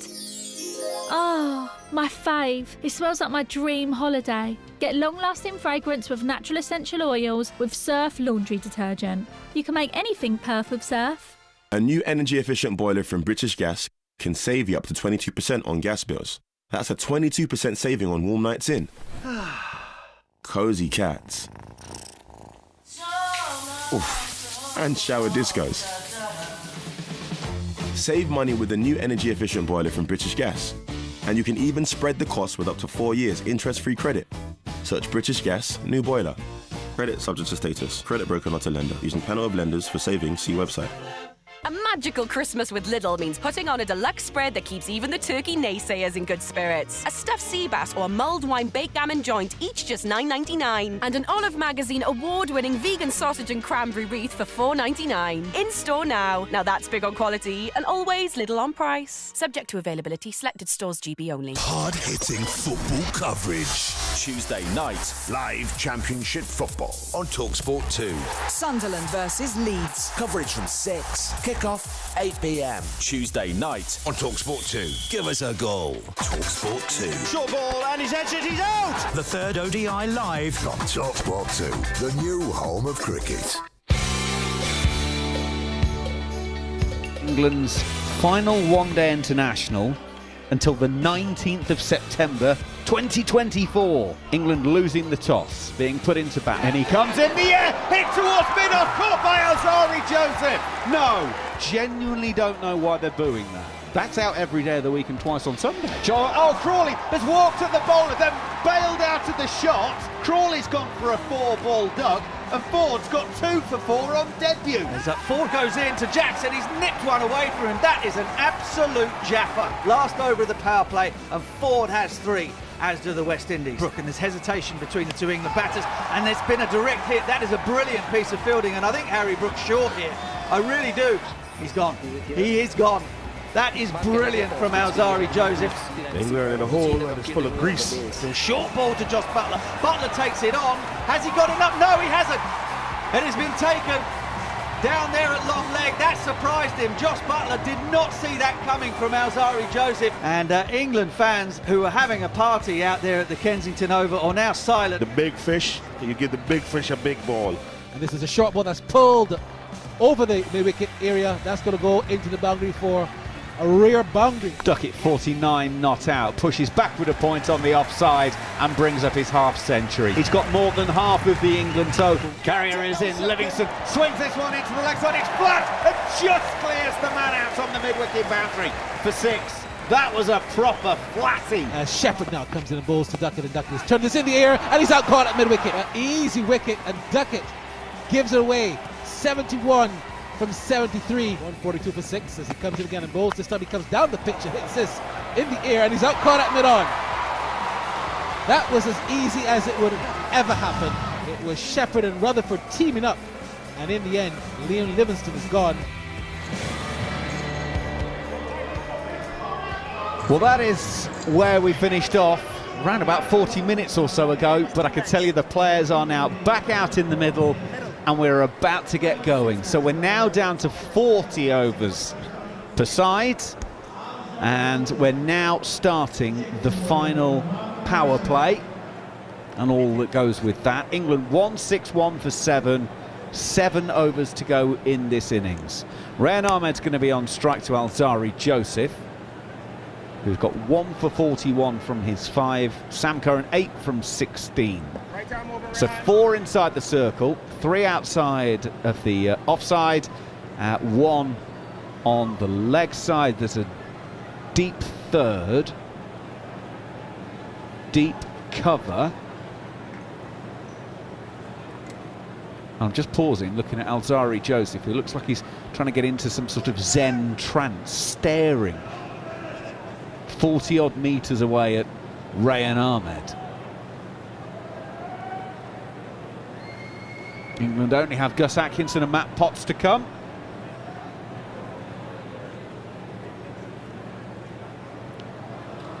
But we are now ready. Are we waiting for the exact... Well, I suppose we have to. For TV around the world, if they've said we're resuming at 45 minutes past the hour, we have to wait till 45 minutes past the hour. But it's all very frustrating when you've lost time and the players are out there ready to go. Yeah, slow and claps going round there on the holders. They're expecting the player to start. The players are in the middle. Alzarri Joseph's just jimming up his trousers. 1 or 2 players having a chat with each other. Can't see it being too long away from now. Everybody seems to be ready. Joseph's got the ball in his hand, but unfortunately the umpires aren't ready to say play yet, so we must be in a commercial break somewhere in the world. But there we go, umpire says play. Here we go then. Alzarri Joseph is on his way into the right-handed Rayan Ahmed. Rayan's backed away half a metre to the leg side and ends up just pushing it to mid-off and takes the single, so we're underway with the single straight away. 162 for 7. Interestingly, Gary Morgan, our statsman, has been crunching the numbers. It appears we've got 3 bonus overs here, because according to his calculations for the time lost, we should be down to 37 overs a side. Yeah, I must admit, I'm baffled that we've only lost 3 on each side, because we've sat around for quite a bit while them covers are on, and I know you could take some time off the break, but I think the break was only half an hour anyway. So I wonder if we get to a point where the calculations have got it wrong, and because we've seen that happen before. I'm sure we haven't somewhere in the cricket world. Alzarri Joseph then on his way once again. It's a slower ball outside of off stump. Sam Curran slaps it out to the cover sweeper. Moti will do the fielding there, and it'll be just a single. 163 for 7. Well, I can tell you the interval is now down to 10 minutes. So that is literally as short as you can get it. So it'll be a fairly quick turnaround at the break. England currently going at a smidge under 4.9 and over. Right, Alzarri Joseph is now making a very big thing of getting his long leg fielder right. Is Rayan Ahmed getting the short one? He goes in, does get a shortish one. Rayan plays a wonderfully Caribbean kind of pull out to the deep square leg fielder. And by that I mean there was a lot of body in it, and he's almost swung himself off his feet all along the floor for a single. 164 for 7. Yeah, he came out with intent in the first ball to try and give himself some room to go over the offside, but this time Joseph's just followed him and just cramp him for room. Rayan Ahmed looks as though he's more comfortable with the ball going away from him, hitting the ball through extra cover or over extra cover than he does on the leg side. Joseph to the left-handed Sam Curran. He bowled it very, very wide, only just on the cut strip, going across the left-hander, and umpire Leslie Reefer stretches his arms out, and it will be bowled again. Only the third extra of the innings. We had a no ball earlier from Yannick Carrier, the spinner. He also bowled a wide, so that's only the third extra of the innings, which is always a good thing from a fielding point of view. They've not given away any cheap ones. Yeah, they've been quite disciplined, the West Indies, apart from that one catch. Carty, I think it was a poor attempt off Liam Livingston. The discipline to the West Indies have been very, very good. Alzarri Joseph in. He's bowled another off-spinning cutter that stands up as it gets down towards Sam Curran. Curran will slat it out to the deep cover fielder. Moti Fields in front of the party stand. And that is 5 deliveries sent down and a single coming off each of them, including the wide. So it's 4 legal balls of the over, gone 166 for 7. Speaking of Sam Allard is watching us on YouTube, Macca. He's having to go up my diary and my note scribbling. So I'm just thinking he's in Barbados at the ground next to the party stand and he's watching us on YouTube. Good evening, Samuel. Alzarri Joseph is in. Rayan Ahmed backs away and edges it through to the keeper. Rayan Ahmed was giving himself some room, but he just feathers it off of the outside edge. Alzarri Joseph has another wicket, and Shai Hope takes that easy as you like, and England lose another wicket. They are now 8 down as Rayan Ahmed goes for 15. It's 166 for 8. Yeah, in the break, I'm sure the West Indies have had a conflab. James Franklin, part of the coaching team, Darren Sammy, one or two others would have probably had a chat about Rayan Ahmed, saying how comfortable he is on the front foot, how much he likes to play through the offside. And this is not the first time in that over that Alzarri Joseph's bowled that he's gone at the body of Rayan Ahmed. He's hit the pitch, gone at the body. Rayan is looking to give himself some room, not for anything other than trying to open up the offside and trying to get the boundary option, which is obviously through or over extra cover. But they've gone aggressively at Rayan Ahmed and it's worked. Cramped him for room. He's gone to the cut. It's not quite there, not the width there to get the full-blown cut. And it's just cramped him, and he's got a thick outside edge to Shai Hope, and it's a good bit of bowling from Alzarri Joseph. He's tried to helicopter it. He's tried to uppercut it as Rayan Ahmed, because he's probably expecting that to bounce a little bit more than it actually did. So, well bowled Alzarri Joseph. It's been a good innings from Rayan Ahmed. He's given England a bit of a sniff in this game with a total, and it now looks as though it's all on Sam Curran. Alzarri Joseph comes in, short ball to Gus Atkinson. First ball, that's got to be a wide for height, and it is. It'll be bowled again, 167 for 8. Jarrod. Caught behind from a short ball down the leg side to the offside again. He was a long way away from where he needed to be there, wasn't he?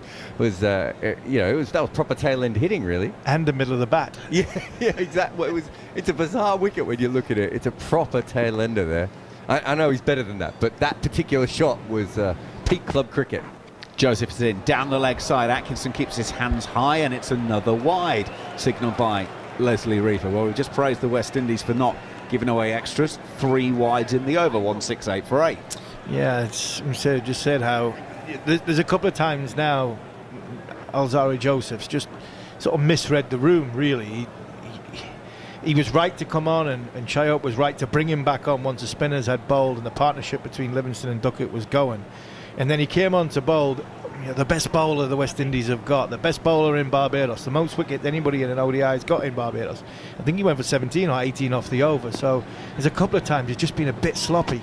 Joseph into Gus Atkinson. Atkinson playing defensively back down the pitch to end the 34th over. So there's 36 balls of the England innings to go. 168 for 8 means they're currently going at 4.9 and over. Curran 10 not out from 18. Atkinson has just faced that one delivery, so it's all about what England can get in these final 36 balls to try and get a total they can then defend, because this one-day international series is in the balance. The third and final game after the West Indies did the job in the first game, England winning by 6 wickets with 103 balls to spare in the second. So this is the decider. 168 for 8 at the moment, England. Yeah, 7 overs off that first over from resumption of after the rain break, but it was more about West Indies sloppiness than it was after praising them for their discipline throughout this innings so far. 3 wides, 4 singles, 7 off the over, and England didn't really have to try too hard to get what they would hope for as a run rate towards the end of this innings. Now Moti, the left-arm spinner, to the left-hander Sam Curran. It grips in the surface, bounces up sort of waist height, and it's clipped out to forward coming off of the long-on boundary, and they'll take a single. Sam Curran set off looking for 2, but there wasn't a second one in the end. Yeah, that was a brilliant bit of fielding by Matt Ford on debut. Started well with the ball, and he looks as though he looks like an athlete, doesn't he? He looks like a runner, he looks like a big sprinter. He came in from the mid-wicket boundary. Sam Curran was desperate for 2. He didn't want to expose Atkinson, but a great bit of fielding by the opening bowler. Atkinson, as Moti goes around the wicket to him, and he tries to cut and misses through to the keeper. No run. Not far away from bowling him, but not close enough. Forward, get forward. Moti around the wicket. Little bit of air on that one. He got forward, but it took the inside edge of the bat onto the pad out on the leg side. And if you're watching on the YouTube channel, you would have seen me flinch massively there. But it's fine, you're coming forward like that, you've got 2 chances of keeping it out. Moti around the wicket, quicker! Oh my goodness, that was quicker. And Atkinson, all his weight on the back foot, and he manages to use hand-eye coordination to keep it out. Not sure he came forward on that one, Harvey. No, he wasn't coming anywhere near forward on that one. That was like the West Indian of old, that. That was 102 kilometres an hour. That was quick. Atkinson stays back on this occasion. That's shorter, bounces up, cuts through points. He will take a walked single, 170 for 8 with 1 ball left in the 35th. No, he was definitely not coming forward to the 4th ball of that over. You've got spinners bowling, if he's going to bowl good pace, just try and get yourself forward. You've got to bat. Atkinson's role now is to bat for Sam Curran's last, from an England point of view, hoping for the last 16 balls of this first innings. Atkinson somehow is going to keep them out and try and rotate if he can, get Sam Curran on strike and hope to maximise the last couple of overs. Final ball of the over, Curran on strike, does the sensible thing, pushes into the onside as Moti stays around the wicket to the left-handed Curran, so just pushes to mid-wicket, walks up to the other end, will take the single to mean that Sam Curran will be on strike. First ball of the 36th over. Ford has bowled 7, he's got 3 for 20. Shepherd's bowled 7, he's got 2 for 39. Joseph 6 bowled, 2 for 48. Moti 0 for 21 from 7, and Carrier 0 for 43 from 8. So Carrier is done, because it's now a maximum of 8 per bowler. So his leg breaks are out the equation. There's 1 over of spin and 1 over apiece for Ford and Shepherd, with 2 for Joseph. So how does Captain Hope divvy these up, and when does he get the over of spin out the way? He probably gets this one. He might try and get this one over the way from Joseph. I would imagine Sam Curran is looking to target one of Joseph's overs and possibly one of Ford's overs. The last one of Ford could be the one that Sam Curran's got. I know he's got wickets, but he'd be the right pace for Sam Curran. Well, here is Joseph, wide of off stump, going over the wicket to the left-hander. Sam Curran tries to hit hard, but only ends up bunting it back towards the bowler in his follow-through, and there is no run. Sam Curran might be thinking this is this over's worth the gamble having a go at. Going at the 2 overs of Alzarri Joseph. He's bowled 6 overs for 48. The spinner's bowled 7 overs for 20, so he's not going anywhere. Shepherd's not a bad death bowler, so the Joseph overs and the Ford overs might be the ones to target. Here is Joseph once again, an off cutter. Sam Curran's got underneath this, out towards the square point, fielder in the deep, and he's caught. Moti takes the catch.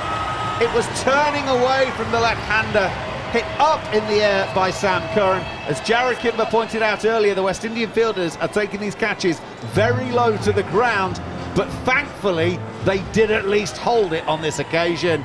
Curran's out, 171 for 9. They're always good catches, no matter where you get them before they hit the ground, as long as they stick in their hands, and that one did. Ball's going to cross Sam Curran. He's tried to uppercut it. Short third, backward point inside the circle. He's tried to go over that area, and he's just literally got too much on it. It's bounced a touch off Alzarri Joseph. Slower ball. He's tried to get it over the top of third, but unfortunately he's got too much on it, and it's gone straight up in the air. And it was a good, and what I'm saying, it was a good catch in the end. You remember, they've been under the lights for quite a while. They've been sitting down for quite a while, so to come in a long way off the boundary and then get yourself set, he did take it as low to the ground, which obviously we've talked about, Jarrod, but at the end of the day he took the catch, and there's a massive wicket there of Sam Curran. Do you think that's because he got a short slow ball outside off stump and he thought he could punish it, or do you think he was trying to put his foot down? Because if he was trying to put his foot down, it's kind of a weird time to attack, isn't it? I think he's targeting Joseph's 2 overs. That for me is the only thing I'm thinking of. Is he's got to choose between, he's got to choose when he's going to go, and I think the one that has been easier to hit, or the one that's been going for the distance on this game, so this innings so far, has been Alzarri Joseph, their most experienced bowler, probably their best bowler. But I sense that Sam Curran was thinking, right, Joseph's got 2, he's going at 8 and over, I'm going to target him, and then maybe he's one of the last overs. Matt Potts, the number 11 to face Joseph, gets a quick one. He drops it down at his toes and narrowly misses the stumps. That one was quick, short. Potts was in behind it just enough. And that one, yeah, not quite the quickest ball of the innings so far, but 142.5 kilometres. There was plenty on it. Yeah, there was plenty on it. And Joseph, he's blown hot and cold today. He does that sometimes, but I think he is a very, very good bowler, as Alzarri Joseph, but I can see why Sam Curran targeted him. Well, now it's Potts. What damage can he do? Outside half of the bat, beats the man at point, or wide gully, runs it down to third, single taken. All runs are useful for England. 172 for 9 here on talkSPORT 2 as Atkinson comes on strike. Yeah, Potts and Atkinson, all they're going to do is try and somehow get to the 40th over. Take whatever's on offer, take whatever runs they can, even if it's just another 10 runs. 10 runs in this situation, so valuable. Can they get it to 180, 185, 190 just by dropping it down to third man, getting an inside edge into mid-wicket or extra cover, and somehow just keep rotating the strike. Joseph goes past the umpire, full straight, quick. Atkinson solidly in behind it, and there is no run. Now, we asked the question about the over of spin. Does next the fact over. That 10 and 11 are in now mean you bowl it the next over and get it above the eye line? No, next over, darts. Next over, bowl flat like you did before and go for the front pad. If he misses, you hit, that's it, it's game over. I'm bowling the next over a spin and trying to attack that front pad. Joseph running away from the commentary boxes, goes in, hits Atkinson high up the bat, but it's safely negotiated out on the offside, and that is the end of the over. So 36 are gone, 3 for 49 from 7 so far for Alzarri Joseph. Both England batters have a single to their name. Potts from 1 from 2, Atkinson 1 from 7, and well, 1 for 4, 2 for 8, then the rebuilding process, but then 3 for 45, 4 for 48, 5 for 49, just blew the England innings apart. A decent partnership for the 6th wicket, at least took them to 137, but the damage done early as Salt 4, Jack 17, Crawley a 4-ball duck, Ducket 71, Brook 1, Buttler a first ball duck. That's your problem. Well, the spin is going to come. Moti 0 for 21 against Matthew Potts. Around the wicket, brings his man forward. Nicely punched along off, single taken. Yeah, that's all they've got to do is somehow just try and keep hitting the ball down the ground, playing as straight as you can. Take whatever is on offer and give yourself more chance to bowl at in the second half when you get your chance to bowl. Run up and down on the surface, get it scuffed up, you know, big studs on, you're a big fast bowler, get into the nice areas where you're looking to land the ball. Moti around the wicket, Atkinson off the back foot, chops too short, extra cover, and then there's no run. 16 kilometres an hour difference between the first ball and the second. First one was 100, that one was 84. What's he going to do with the third? Moti around the wicket, little bit of air, beats the inside edge, I think. It certainly takes Atkinson on the pad, would have been sliding down the leg side. So the appeal is very quickly brushed off and waved off. Yeah, sliding a long way down. Just threw that one up a little bit. Might be cutting the quicker one here. Around the wicket is Moti, round about middle and off, bringing Atkinson forward inside half of the bat. Short mid-wicket fields, no run. Good from Atkinson though, that was better. He's trying to play that one straight to the ball before. He's trying to play across the line. Moti, shorter, outside of off stump, gives Atkinson the chance to chop it into the offside. Carty will field on the deep cover boundary and they're able to take the single. He's really varying his pace this over, Moti. That one was in the 70 kilometre bracket, so he's sort of bowling with about a 30-35 kilometre an hour difference. Each ball is different to the one previous, just making it difficult for the batters to settle and predict what's coming down. It's the final ball of his spell and he goes in, bringing Potts forward, fielded at short extra cover. Moti finishes his 8 overs, 0 for 23, England 174 for 9 after 37. So, Harmy, we talked about how Moti in Cricket Visitors database spins the ball more than any left-arm finger spinner in the world. This pitch, a little bit different for him than we've seen so far. We saw him play with his speeds a little bit, play even maybe with where he delivered it on the crease a little bit. This says more to me than just the fact he can spin it. There's a lot going on with him as a bowler, isn't there, intellectually? Yeah, he seems to be a very wily character, a very canny operator. Talked about his figures, during the last game, Jarrod, and he's a lot more experienced than what people give him. You know, because he looks 8 years old. Because he looks about 10 years old. Yeah, I couldn't believe when you talked about him averaging 20 and 19 and 24. I was like, when you said he was 27, I said, you're lying about something. His beard looked as though it had been drawn on. Alzarez Joseph to start his last over, goes short. Atkinson pulled it to the leg side for 6. Moti was stationed out there, but it was to his right and he couldn't get around. And that is the first boundary for 40-odd deliveries. That's a great hit from Atkinson. Almost 70 metres that one travels. He made cracking contact on that. Yeah, good shot, good shot. Poor execution of a short ball though. It was no real venom in it, and it wasn't high enough. Give him a little bit of chance to get his arms free. It wasn't at the body. 180 for 9 as Joseph goes in. It's off the hip this time. This is going to be 4 more. Gus Atkinson is taking on the West Indies vice-captain. 3 for 59 Joseph has now, but he starts this over 6-4, and he has to walk back to the end of his mark, somewhat chastened. Yeah, that was a poor ball as well. Down leg side, roundabout hip high, chance for the tail ender just to pick it up. He's got to keep going here, Gus Atkinson. Forget about the end of the game. He's got Alzarez Joseph where you want him. Keep going. As he's seen it, keep trying to be positive. Don't go back in your shell, because that's when indecisive comes in as a tail ender. Done this many times before. You hit one for 6, you hit one for 4, you think you can bat, you think you can now play like Don Bradman, and then you try and play a shot you're not very good at and you chip it up in the air. So while you're in this mood and you've got this going, long on goes out, fine leg comes in. Are we going to see another short ball, or is he going to go full? We'll find out shortly. Here he comes, right arm over, he goes full. Geez, that's a good looking off drive from Gus Atkinson for no runs. Down to mid-off where Rutherford is stationed, but everything about the shot was perfect. Yeah, that's it. Keep the same intent.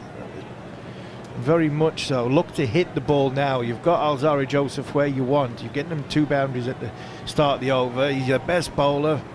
Somebody who should be getting the tail ender out.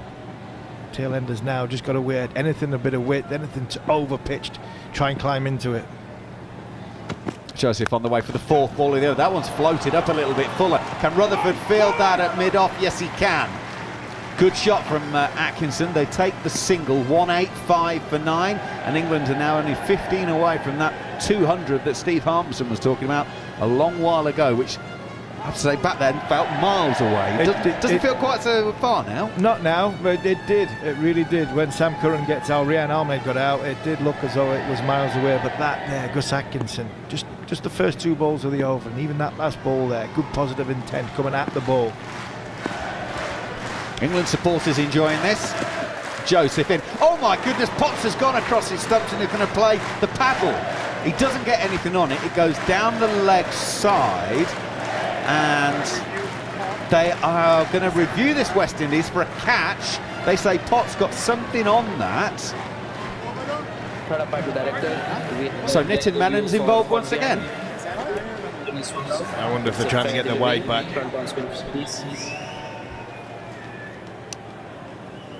Right, so we get the first replay. No, he's not got close to the bat. Can we have ultra edge, please? I don't think he's hit it. Wasn't a great angle though. The ball was out of the frame for most of it. Right, now we get a split screen. Keep going. Gap between bat and ball. I don't know, he's about 7 inches from it. Spike, but there's a gap between what is it? I love the third umpire. The bat's close to the ball on it. No, it's not. No pads involved. Thank you. I'll go back to Leslie on field. Right, so he's not hit it. It's not caught behind. One left, OB. And is he now going to signal wide? Because that was a long way down leg side. Yeah, it's just missed leg stump, but it's still no, it's a dot ball. It probably should have been given wide. Okay, so there's 1 ball left in the over. Alzari Joseph actually isn't ready to bowl it because he's actually gone off to the boundary to get a rag to dry his hands. I think Alzari's they've gone to the boundary because he thought it was over and he's gone to his fielding position. I think he just miscounted. Yeah, he looked so shocked when they said, "Did you hear on the stump mic? Someone said, Zari, come up here." Yeah. Well, look here. You've got 1 left. Yeah. Would you possibly mind? Yes. The umpire's just saying 1 left. I think I just heard him as well say, I thought it would have hit his foot. Had he stayed still, so that's why it wasn't called wide. Right, Alzari Joseph's got to get back into bowling mode for 1 more time now. Here he comes over the wicket. It's a quick ball. Potts up on his toes, turns it on the onside. The men on the leg side are outside the 30-metre circle, so the England batters, oh my goodness, thought about a second. They take 1, then the most horrendous throw comes into Shea Hope, who can't stop it. The fielder is supposed to be backing up, can't get it either.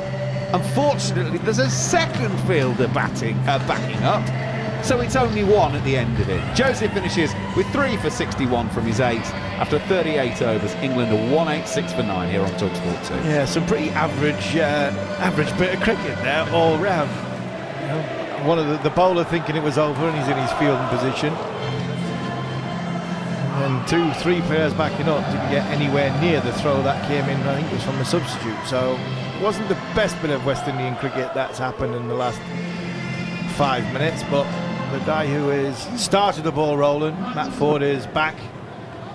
A long time without a bowl though. Absolutely, the penultimate over. Here he comes with 3 for 20 to his name. He goes full and straight to Potts. Gets driven quite nicely down to long on. And they will take a single. Rutherford doing the fielding down there. So Potts has got 4 from 7. Atkinson now comes on strike, 13 from 15. There are 11 balls of the innings to go. Started at 50 overs, got reduced to 43 overs, now down to 40 overs aside. England 187 for 9. Ford, slower ball, outside of off stump, slapped by Atkinson. 2 bounces down to Hetmeyer at long off. The batters will take a single, 188 for 9. Yeah, good slower ball by Ford. Got it wider. He's expecting Atkinson potentially to go across to the leg side, but Atkinson just helped it straight down the ground, kept his shape. It was a good shot, good execution of the slower ball though. Leg side-ish on this occasion. Potts helps it to deep backward square, and Alzari Joseph will do the fielding. Oh, great running from the England batters. They come back for a second. Knew that it was slightly out of Joseph's reach, and it was going to be hard work for him, so they pushed hard and get back in the end for a comfortable 2, 190 for 9. Yeah, good running from Matt Potts. He knew straight away he wanted to be back on strike. He knew that he got it into an area where Alzari Joseph would not only have to work hard to get to the ball, but he'd have to work hard to get to balance as well so he can get his throw in. 4th ball of the over. In goes Ford. It's a lowish full toss to Potts, who is dropped by Carty at cover. He can't catch a cold at the moment. It's a low full toss that's been toe-ended of the bat, so it's travelling with not a huge amount of pace. Carty has certainly 2 goes at that, maybe even 3. Long shot and long story is it ends up on the deck.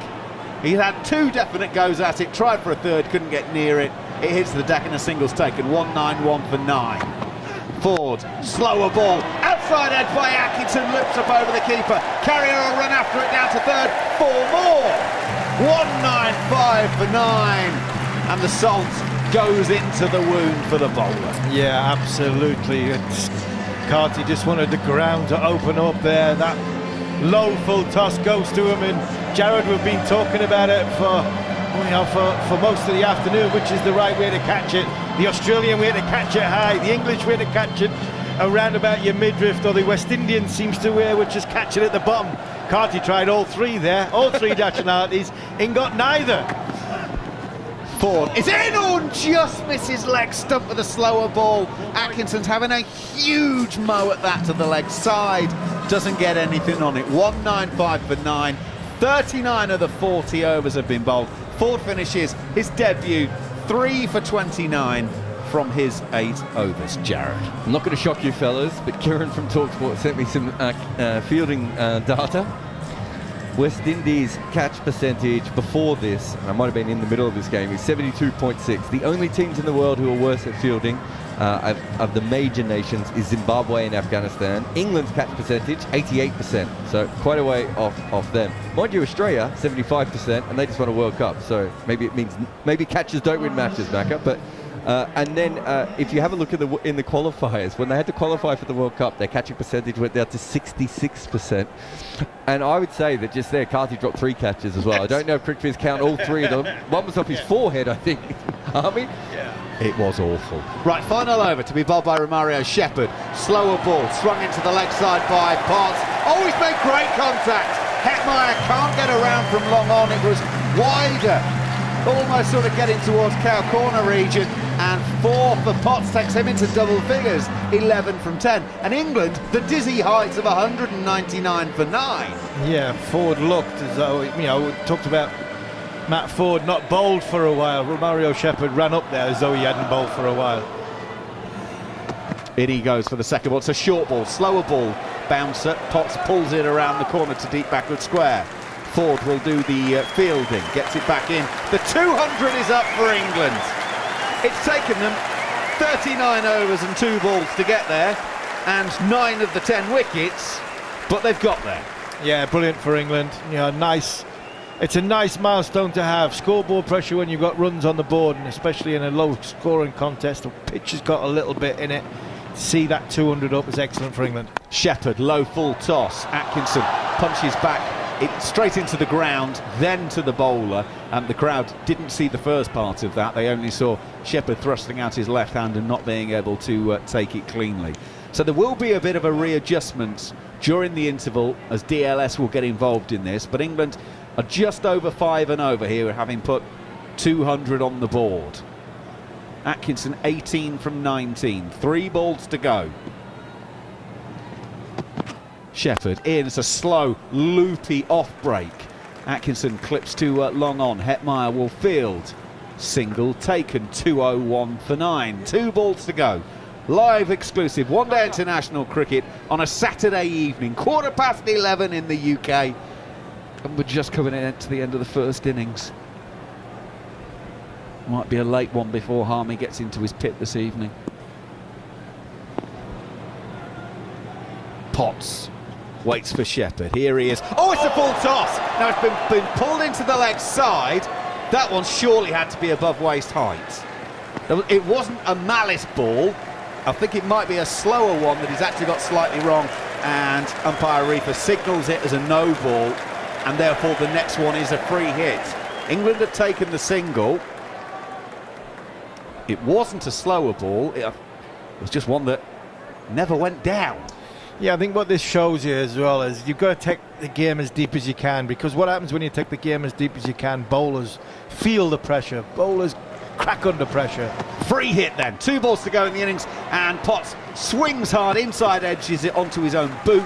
It rolls about 1.5 foot, and they will take a single. 205 for 9 with 1 ball of the innings to go. It has been a great effort by the bowlers. You know, started with Sam Curran and Rian Ahmed, just put a little partnership together just to make sure that the innings did finish without England getting bowled out, and then Potts and Atkinson have come and took advantage of some indiscipline, I think, from the West Indies. Poor lengths, poor decisions.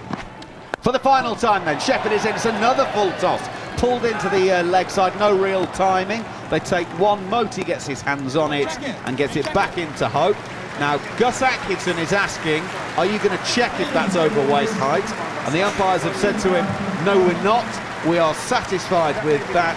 So England will post 206 for 9 from their 40 overs. Potts finishes 15 not out from 13 balls. Atkinson 20 from 21. The top scorer in the innings, Ben Ducket, with 71 from 73. Livingston made 45 from 56.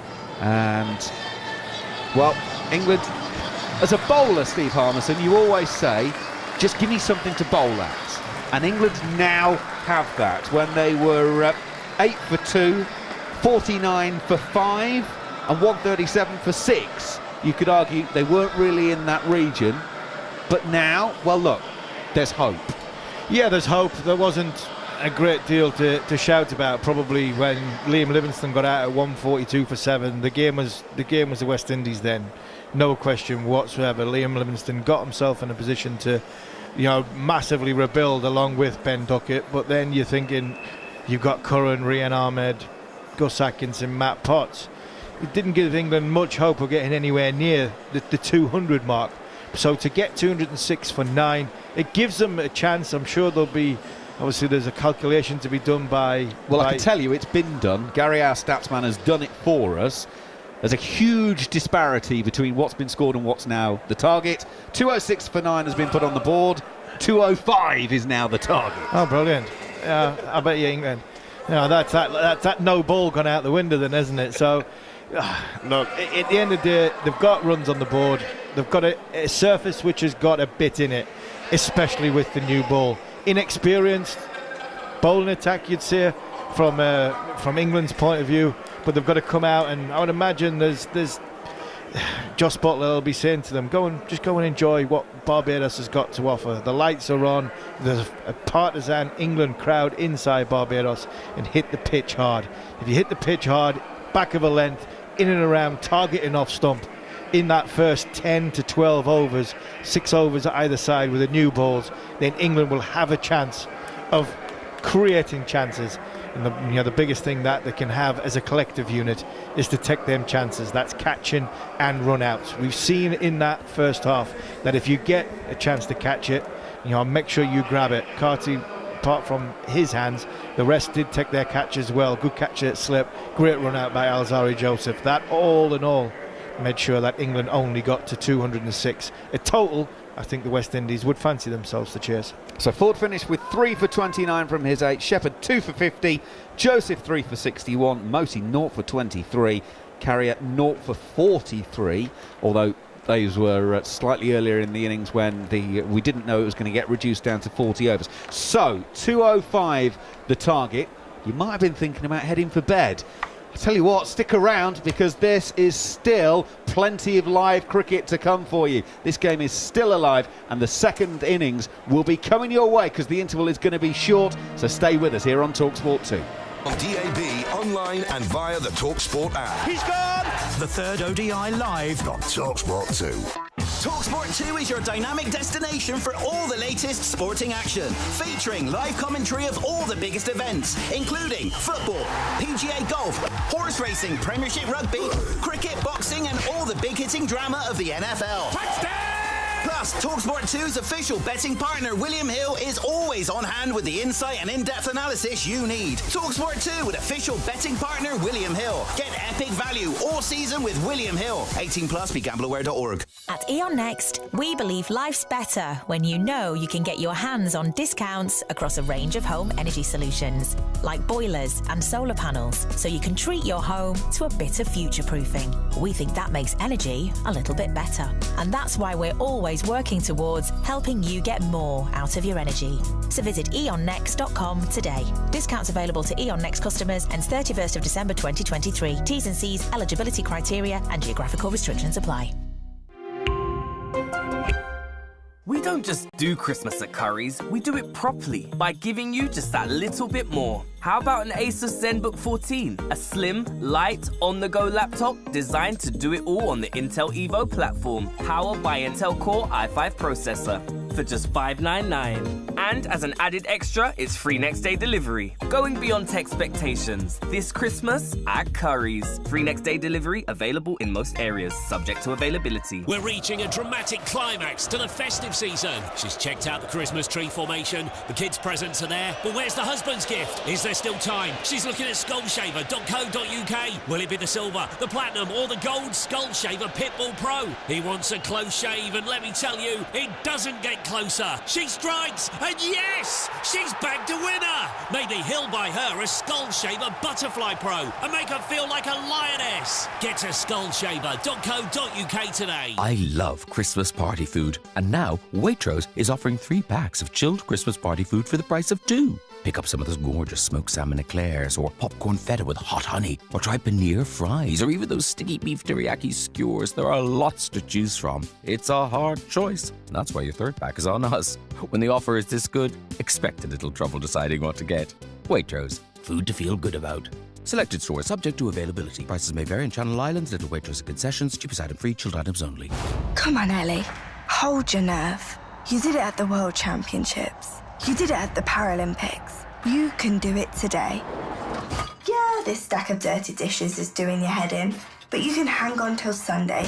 Just one more sleep. Perform better on Sundays. Get half-price electricity, 11 a.m. till 4 p.m. with Peak Save from British Gas. Proud partners of Team GB and Paralympics GB. Ends 31st of December. T's and C's apply. Smart meter required. Wednesday night. Live Championship football on talkSPORT 2. Leicester versus Millwall. He fires in a beauty. Countdown commences 7:30. Blast off 7:45. Wednesday night on talkSPORT 2. Football fantastic. On DAB, online and via the talkSPORT app. He's gone! The third ODI live on talkSPORT 2.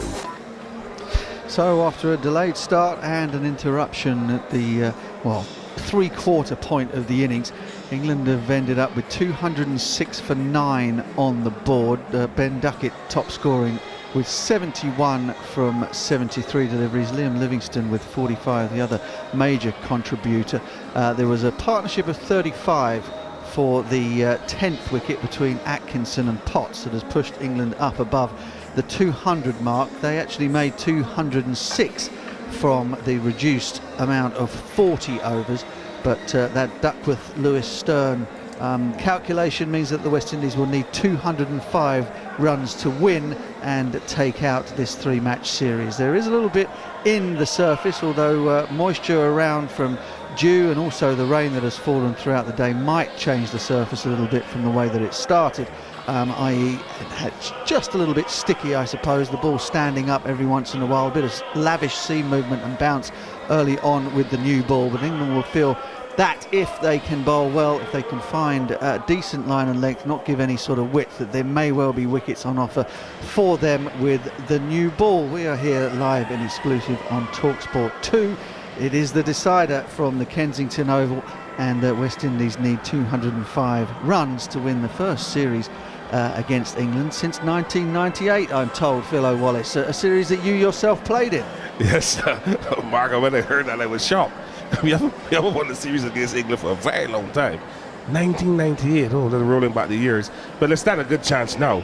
205 is not a big target, but coming into the back end of the England innings, they had some momentum, and that momentum was formed between two fast bowlers, Atkinson and Potts, which can work in England's favour. You normally find that the team that comes off the field when batting first or fielding first with momentum, when they go to do the second half, always finds that it favours them. But the English bowlers and fielders will have to be up for it in order to roll over the West Indians. They will feel happy, West Indies, knowing that they're chasing a small total, but they have to be professional and efficient. Yeah, mentioned Ben Ducket with his half-century, Liam Livingston with a supporting role there as well, with 45 from 56, but it was Matt Ford, the debutant, who is Barbadian himself, making his debut for the West Indies on his home ground, who picked up 3 for 29, who did the early damage with the brand new ball, sending back Salt, Crawley and Jacks before the power play was over and done with. And that performance will surely stand him in really good stead going forward as the West Indies try to do their own rebuild, just as much as England are in in the progression of one of theirs. The ground staff are out there making sure that everything is tip-top and Bristol fashion. The white lines are being repainted. The ground staff are taking the rope around the ground, which is to knock off the moisture from the blades of grass, knock it down into the soil so that the ball doesn't pick up too much moisture. And as I am describing that, the ground staff in their lovely blue t-shirts, royal blue t-shirts, are just dragging the covers back onto the park, because it looks as though we're having another little squall of rain coming in, which is most disappointing. We've already lost 10 overs aside from this contest, and we will probably be losing 1 or 2 more, all of which probably, Philo, will favour the side chasing. The shorter the chase, the easier it is, in theory, for the chasing side. Yes, in theory, the shorter, yes, but you've got to remember that you've got to chase properly. And we saw in England batting first, losing those 5 wickets really set them back. And that should be in the back of the West Indian batter's mind, that they need to get a good start when they do get the opportunity to get out in the middle at Kensington Oval. When you look at the way how West Indies bowl, you will have to commend them. Alzarri Joseph a little tacky, but the total is not that great. And Shepherd continues to show that he can come into those middle overs when the ball is a lot softer and be effective. And that is something that they need to take going forward. Congratulations to Ford. He bowled well. He held his stand up in his first ODI, and you hope that he will continue now on the upward trend. Yeah, it was an excellent performance for him. Of course, we have a run rate that is very, very modest in terms of modern day one-day white ball standards, of just over 5 runs and over, so the West Indies won't have to be in any great rush to try and take these runs down. In fact, they'd probably be wise to try and see off the new ball during that power play, as opposed to allowing England to get their teeth into their batting order. And of course, the prize scalp for England, as always, will be that of Shai Hope, who's looked in absolutely sublime form throughout the course of this series. If they get him, they will feel that anything is possible. But at the moment, you have to say that the whip hand lies with the home team, the West Indies. They've put in a terrific performance in the first half of this match, and of course, provided we get the rest of it and the Barbados weather decides to play ball, then the West Indies will feel that they're favourites to take out the series. The ground staff are battening down the hatches out there. The England fielders are out in the dugout. They've come down the steps of the Scary Sovers Pavilion and have found themselves in the little plastic concave. It is concave, isn't it? I think we established that with Macca earlier. Yeah. Convex. No, it's concave. What? Oh, the shape of the ground? No, the dugout. Well, the dugout's not either, is it? Well, it is. It's got an arcing roof over it, which is in a concave fashion. I can tell you that. Well, I didn't say it was convex. I said it was concave. So the last time I bring you in for the rest of the night, you're an absolute nightmare. The fielders are sat there in the plastic covering that is the dugout and just waiting. So I think that the weather is not going to last for too long, or the inclement weather anyway. We will be getting weather. There is always weather around, no matter where you are in the world, just whether it's good or bad. Let's get out to Barry Wilkinson, who might be able to shed a little bit of light on some of the nonsense that we've been speaking here. Barry, what's going on? It's raining and it's not looking very good, I must tell you. The rain is coming down harder. In fact, for the first time I've actually seen the party stand posse look concerned, because they usually like the rain coming down when they're partying, but they're beginning to scamper and shed for some more warmth, if you want to call it that. So look, it's not looking very good at the moment. The rain is falling, it's getting harder. You are seeing the images of the ground staff indeed putting down the covers again. So I'm not quite sure what time we're going to restart now, and it looks very much to me like, I wouldn't say this game is not going to continue. I think it will. I think it definitely will continue, because the kind of weather we've had for the entire day, it has not been the kind of rain that has washed out the entire day's play. It's just fallen for a very brisk period of time, and then it has subsided. It's been it's been almost English in its nature, hasn't it? Correct. It's sort of like drizzly squalls rather than the biblical stuff that you can sometimes get there in Barbados. Yeah, you're right. It has been that kind of frustrating rain rather than all day flood out. So I think we're going to have a restart sometime soon, but at the moment the ground staff are really solidifying those covers, and it is raining a bit harder. So that's the unfortunate news. Gregory Brathwaite, the fourth umpire, he's just come back out with his umbrella, and I also see that the ground staff have also brought some reinforcements to the covers. They've brought on some more bricks via the golf cart, which will suggest that the wind might be picking up as well.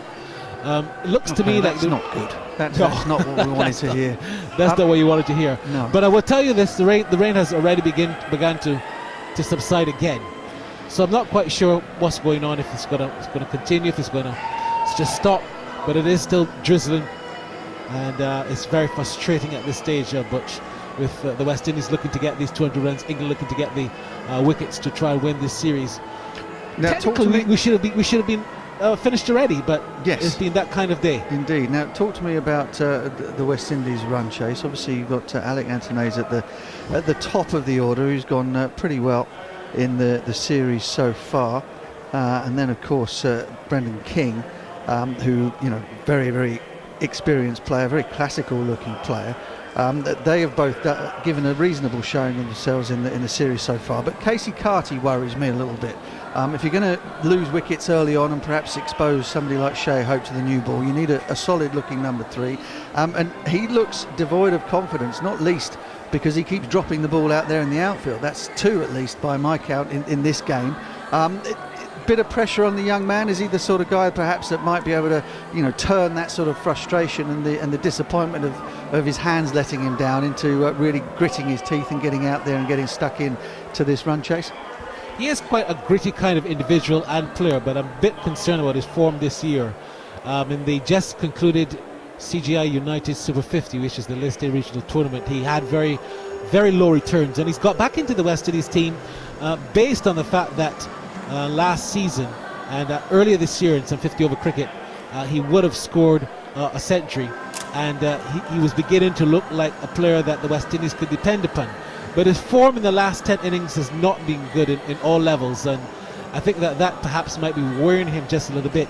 I also think there's a lot of pressure to put Casey Carty to come and bat at number 3 for the West Indies, when he's come at a time where there was a lot of controversy about Darren Bravo getting back into the team, and he's replaced Darren Bravo from the perspective that Bravo, if he was playing, he would have been in at number 3.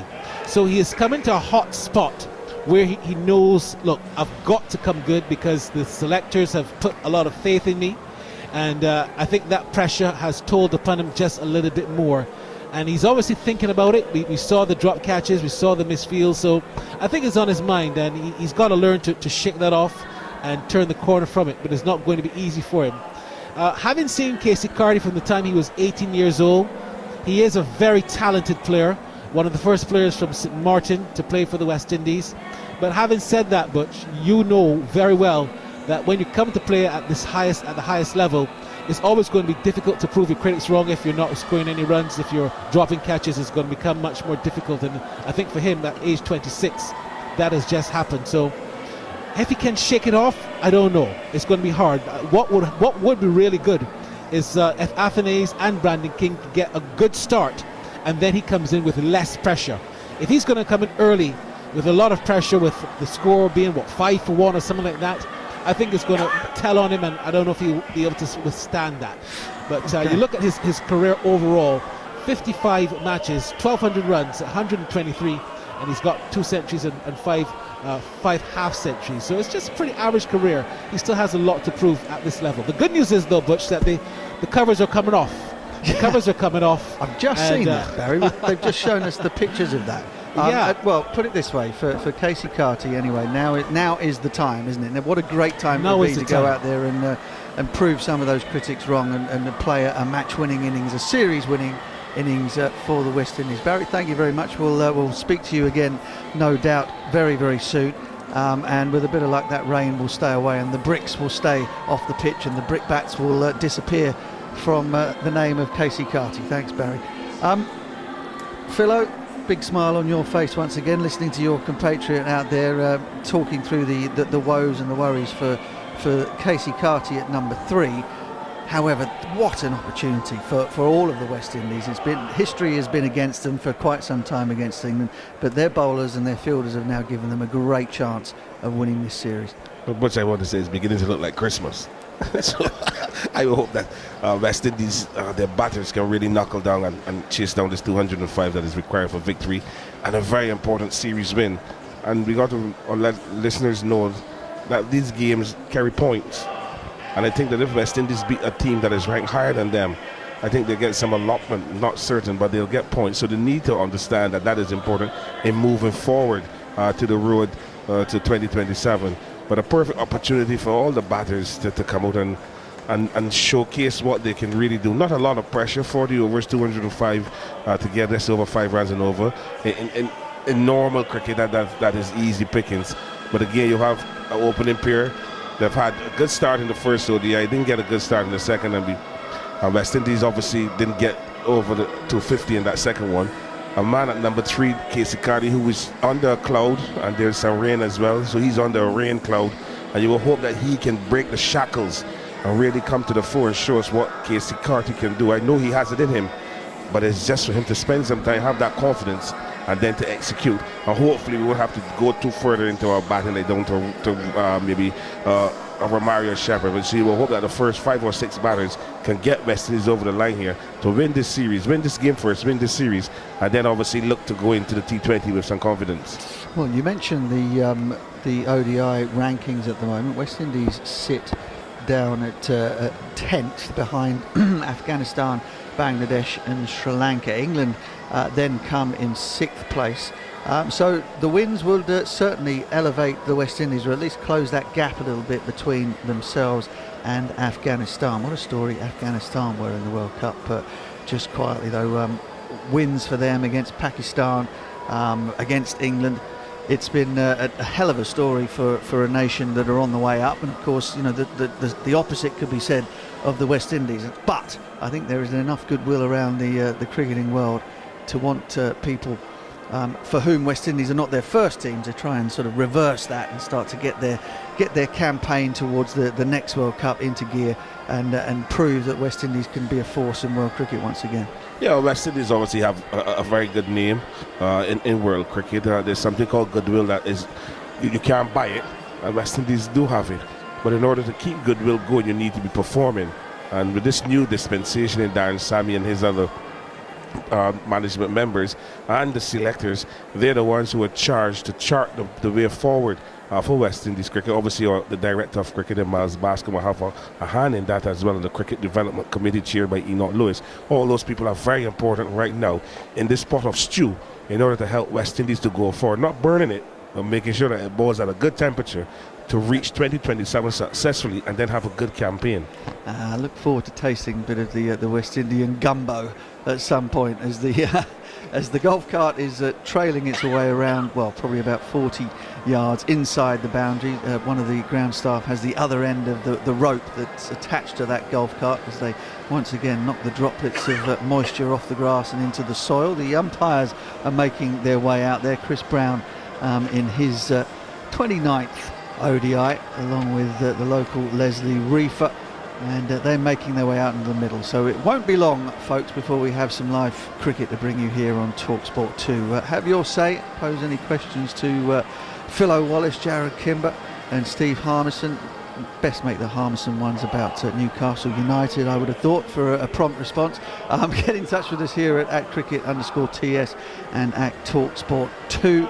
And of course there is a live stream here as well for those of you who are masochistic enough to want to sit here and watch Philo, Jarrod and myself talking in front of a rather fetching talkSPORT branded black screen here in London. I tell you, we are bringing everything that anyone could possibly want for their cricketing delight, as the umpires are now deep in conversation out there in the middle with the two captains. Shai Hope is out there, number 4 emblazoned on his back, and Jos Buttler, both listening intently. I can't give you any sort of idea as to what it is that they're having to say to them. The match conditions, the playing conditions, I think they're exactly the same. 40 overs in the run chase for the West Indies. They will need one less than the total that England scored after the Duckworth-Lewis Stern calculation.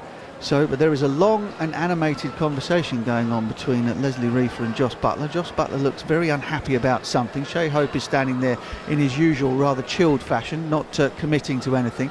But it's rare to see Jos Buttler as animated as he is. He's got one hand in the air, he's looking incredulous now, and Shai Hope shrugs his shoulders and walks off and leaves him to it. But Jos is still there with both the umpires, both New Zealand's Chris Brown and Leslie Reefer. And there's a bit of gesticulating going on. You can see Richie Richardson in the panelled booth behind him, the match referee keeping a close eye on it. I just can't imagine, Philo, Jarrod, what it is that they might be wrangling about. I thought it might have been that the umpires want to get back on, and Jos Buttler saying the outfield is too wet and is going to damage the new ball. And I thought it might. That's why Shai Hope wasn't too worried about it. Yeah, he looked quite happy. That was my guess of what it was. And he's not letting it go, Jos, is he? No, I mean, it's unlikely that... polite but firm. Yes, but it's unlikely that he's going to change their minds. It's one of those losing battles whereby you're wasting a bit of precious air that could be used in galvanising your troops into what needs to be an electric performance in the field, you would think, particularly in the first 10 to 15 overs. If they can get early wickets, much as the West Indies did when England batted, then they'll feel that they have a real chance of defending what is a very meagre 205. Darren Sammy, on the other hand, is well, it's unusual for Darren. He looks I was going to say animated, but that would be a lie. He's very, very chilled. He's got a toothpick in between his teeth, and he is he's quite happily just wandering around, making sure that everything is as he wants it to be. It certainly isn't as Jos Buttler wants it to be at the moment. I think we can all agree upon that. The ground staff haven't quite finished painting the lines in on the return crease and the bowling crease at the moment. Fourth umpire is out there with an umbrella, which is unopened. He's using it Charlie Chaplin style as a walking stick. The England players are still sat in the dugout. Sam Curran is bobbing along to the music. They seem to be ready to go but aren't moving at the moment. So I'll tell you what we'll do. Let's go back to listen to the highlights of England's innings from, well, what seems like about 5 hours ago. England's final one-day international until the 19th of September 2024. England losing the toss, being put into bat. And he comes in the air, hit towards mid-off, caught by Azari Joseph. No, genuinely don't know why they're booing that. That's out every day of the week and twice on Sunday. Crawley has walked at the bowler, then bailed out of the shot. Crawley's gone for a 4-ball dug, and Ford's got 2 for 4 on debut. As Ford goes in to Jackson, he's nipped one away from him. That is an absolute jaffer. Last over of the power play, and Ford has 3, as do the West Indies. Brook, and there's hesitation between the two England batters, and there's been a direct hit. That is a brilliant piece of fielding, and I think Harry Brook's short here. I really do. He's gone. He is gone. That is brilliant from Alzari Joseph. England in a hole and it's full of grease. Short ball to Jos Buttler. Buttler takes it on. Has he got enough? No, he hasn't. It has been taken down there at long leg. That surprised him. Jos Buttler did not see that coming from Alzari Joseph. And England fans who are having a party out there at the Kensington Oval are now silent. The big fish, and you give the big fish a big ball. Ducket 49 not out, pushes back with a point on the offside and brings up his half century. Carrier is in. Livingston swings this one into the leg side. It's flat and just clears the man out on the mid-wicket boundary for 6. That was a proper flatty. Shepherd now comes in and bowls to Ducket, and Ducket has turned this in the air and he's out caught at mid-wicket. An easy wicket, and Ducket gives it away. 71 from 73. Atkinson pulled it to the leg side for 6. It's off the hip this time. This is going to be 4 more. The 200 is up for England. It's taken them 39 overs and 2 balls to get there, and 9 of the 10 wickets, but they've got there.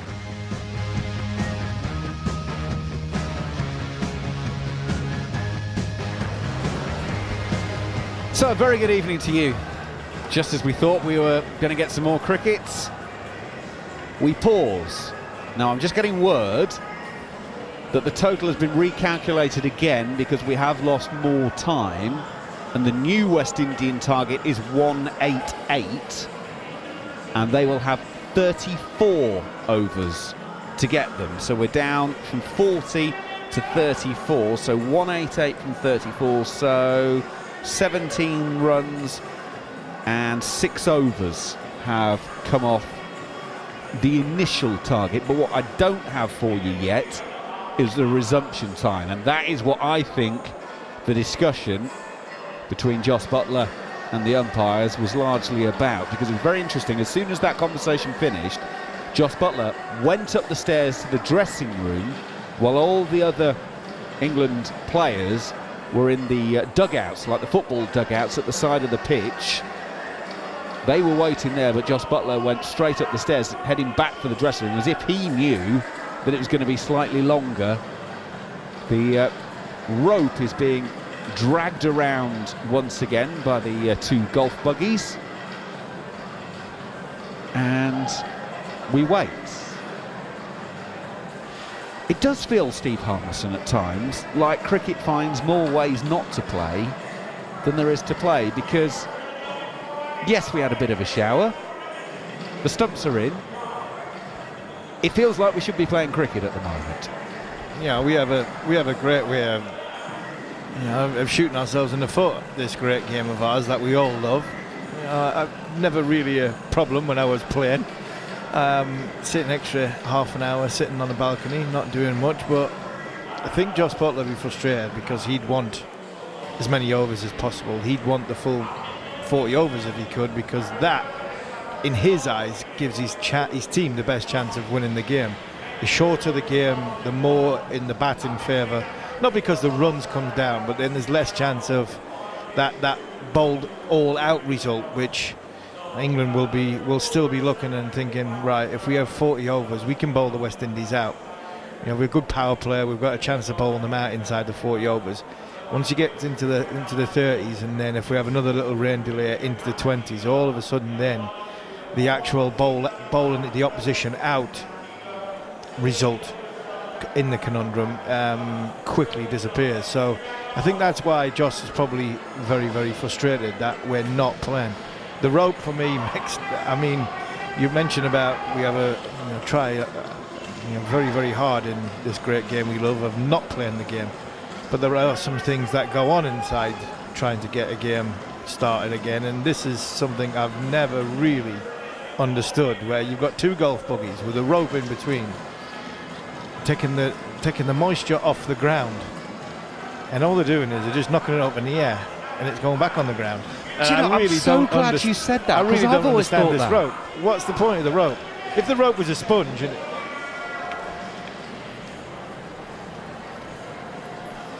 rope can't help dry things. Yeah, well, it just seems it just flicks the water up, and then when the rope's gone, it lands back exactly where it came from. But it's like taking a wet sponge and trying to clean something wet off your floor.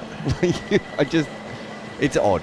Yeah, it is very, very odd. And you see the players are in and around. You've got Gus Atkinson and Liam Livingston and Sam Curran, my old mate Neil Colleen. He's out there as well. He's helping coaching the, I think, part of the T20 group that's being sent out there. Andrew Flintoff's going to be involved in that.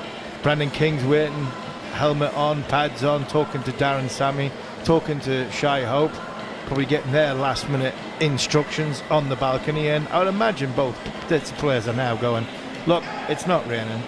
What on earth are we standing here? Well, we've just had the word through. We will resume in about 4 minutes' time. We're starting at 11:55. So I'll ask you the question, Steve Harmison, and it will be largely rhetorical.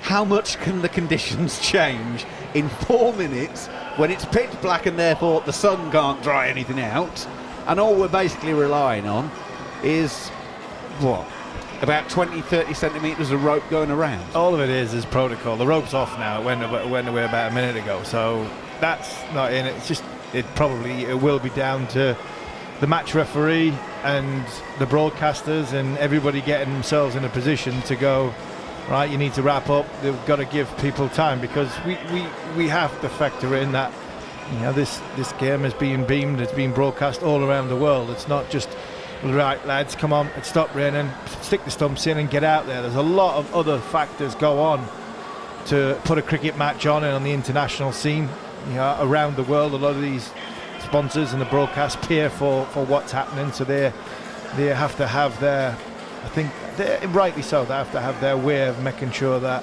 everything works smoothly and to order. And unfortunately, you know, good fans get frustrated, and I hear, you know, you'll be throwing things at the radio and going, what's that got to do with just starting a cricket match? I fully understand that, but unfortunately in international cricket these are things that happen. I've worked it out.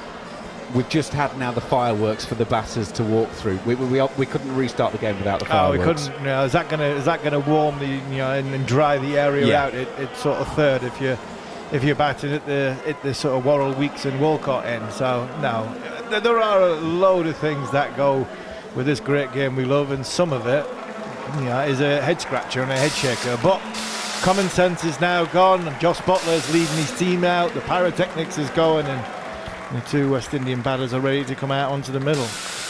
Well, Jos Buttler just had a word with both umpires, Chris Brown, Leslie Reefer, and there were smiles on faces, so whatever they needed to discuss and make up, they have done so. He's probably saying we could have been there 10 minutes ago. Well, yes, he probably was. However, let's just recap.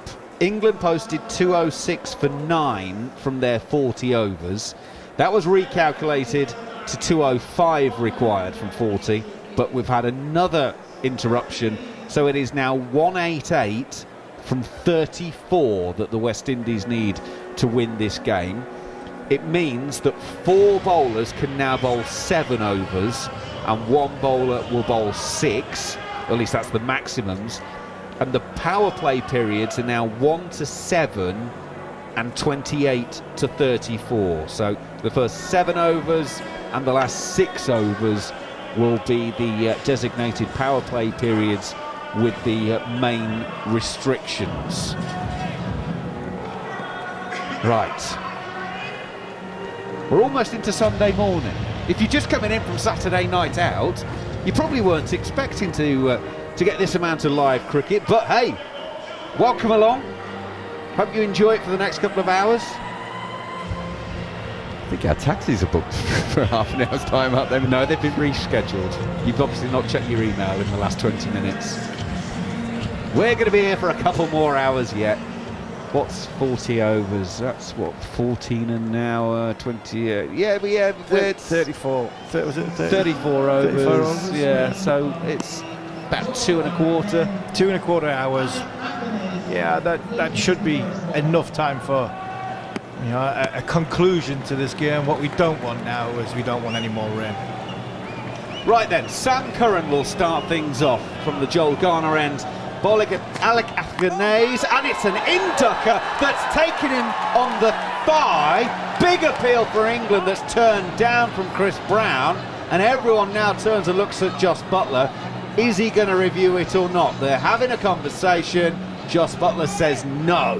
What a ball, what a start from Sam Curran.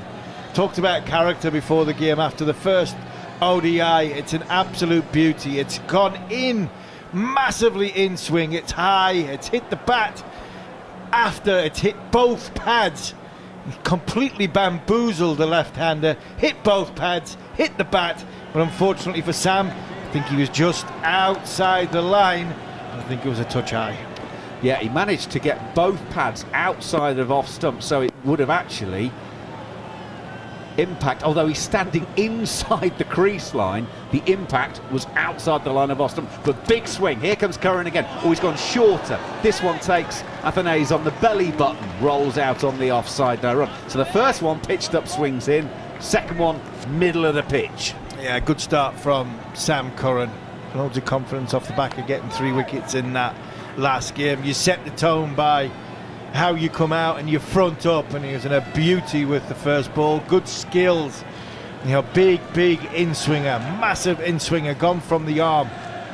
And then this one a little bit shorter, didn't quite get up, and it's hit Athanaze in the midriff. Can he follow it up with dragging the left-hander forward? In goes Curran, left arm over. That one again is slightly back of that length that would bring him forward, but enough to get him there, playing back down the pitch, no runs. Alec Athanaze, 66 from 65 balls in the first game, played really well in there.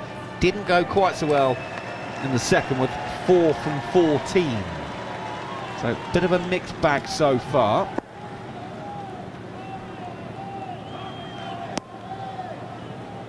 He's waiting. Sam Curran runs towards the commentary box, and beauty! Absolute beauty! Bounced and swung and goes past the outside edge of the Athanaze bat through to Jos Buttler, no run.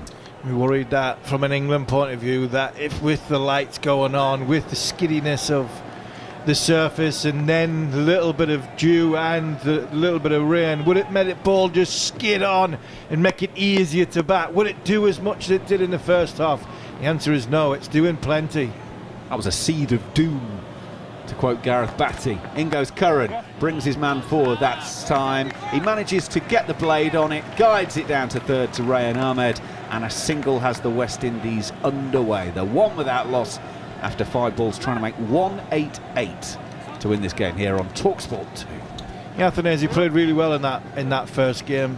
He got undone by some good bowling in the second one. And there, he shipped up quite nicely. He's played the ball late. They got completely bamboozled and deceived off the first ball. But he played the ball straight, kept the ball, you know, not playing away from his body. And Sam Curran will be hoping. We're just seeing a rerun of the first wicket that he got in that game 3 nights ago, which set his confidence off. One slip in place for Curran as he goes into King. King gets a ball that he's able to play off the back foot out to Gus Atkinson at deep point. The sweeper puts it back in. First over gone. 2 without loss here on talkSPORT 2. Exclusive one-day international cricket in Barbados as the West Indies and England meets. Both batters at the end of the first over, 1 without loss. King's only faced 1 ball. Athanaze has faced 5 of them. Sam Curran bowls the first. So 206 for 9 posted by England.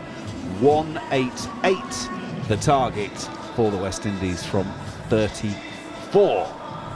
Good start from Sam Curran. It's exactly what his captain wanted. The last thing that Jos Buttler would have wanted was a loosener first over, go for a couple of boundaries in the power play, just release a little bit of pressure.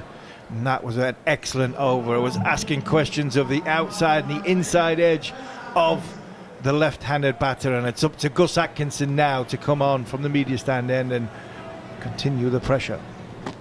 Here is Atkinson then. Ball hurries through, takes King high up on the thigh, rolls out on the offside, no run. This surface should suit Gus Atkinson. Watching the first innings and seeing how well Ford and Alzari Joseph, when they got the wickets, because they hit the pitch hard, they made sure that they got every ounce out of the uneven surface with the brand new ball, and that's the strength of Atkinson. 2 slips in place as Atkinson goes in over the wicket. King hits it straight to cover and he's out. Catch taken by Livingston. And King His eyes lit up as he saw that one coming towards him, but he slapped it straight to the fielder and wanders off. Brandon King, bit of a mixed bag in the series so far. That one just got too big on him, and it's slapped straight to cover. My apologies, it's Will Jacks who takes the catch, but it matters not for England. They've made the breakthrough. That's what matters. King goes for a single, West Indies 2 for 1. Yeah, good start, hit the pitch hard. Gus Atkinson, there was a little bit of width on it, possibly natural width that Brandon King gives himself. He's not a massive foot movement, stays more leg side the ball, wants to play through that offside, and he's just stood there and let the ball come that little bit high on him, got the splice of the bat, and instead of trying to ride the bounce and use soft hands, he's gone even harder with it. Will Jacks went up and over the top when he was batting. Brandon King just threw his hands out at the ball, got nowhere near to the sort of on top of the ball, and the splice of the bat went straight down to Jacks' throw. Good high catch, round about your chest high, round about midriff high to his right, but a comfortable catch in international cricket, and England are off and running.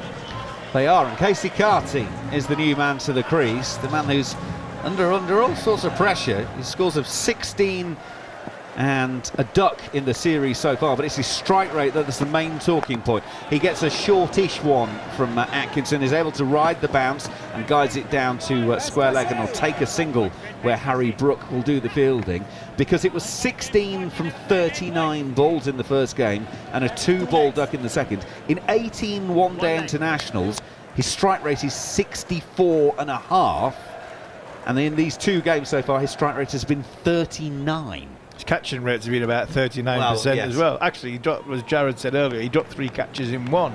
So he owes his team a few runs in this second half.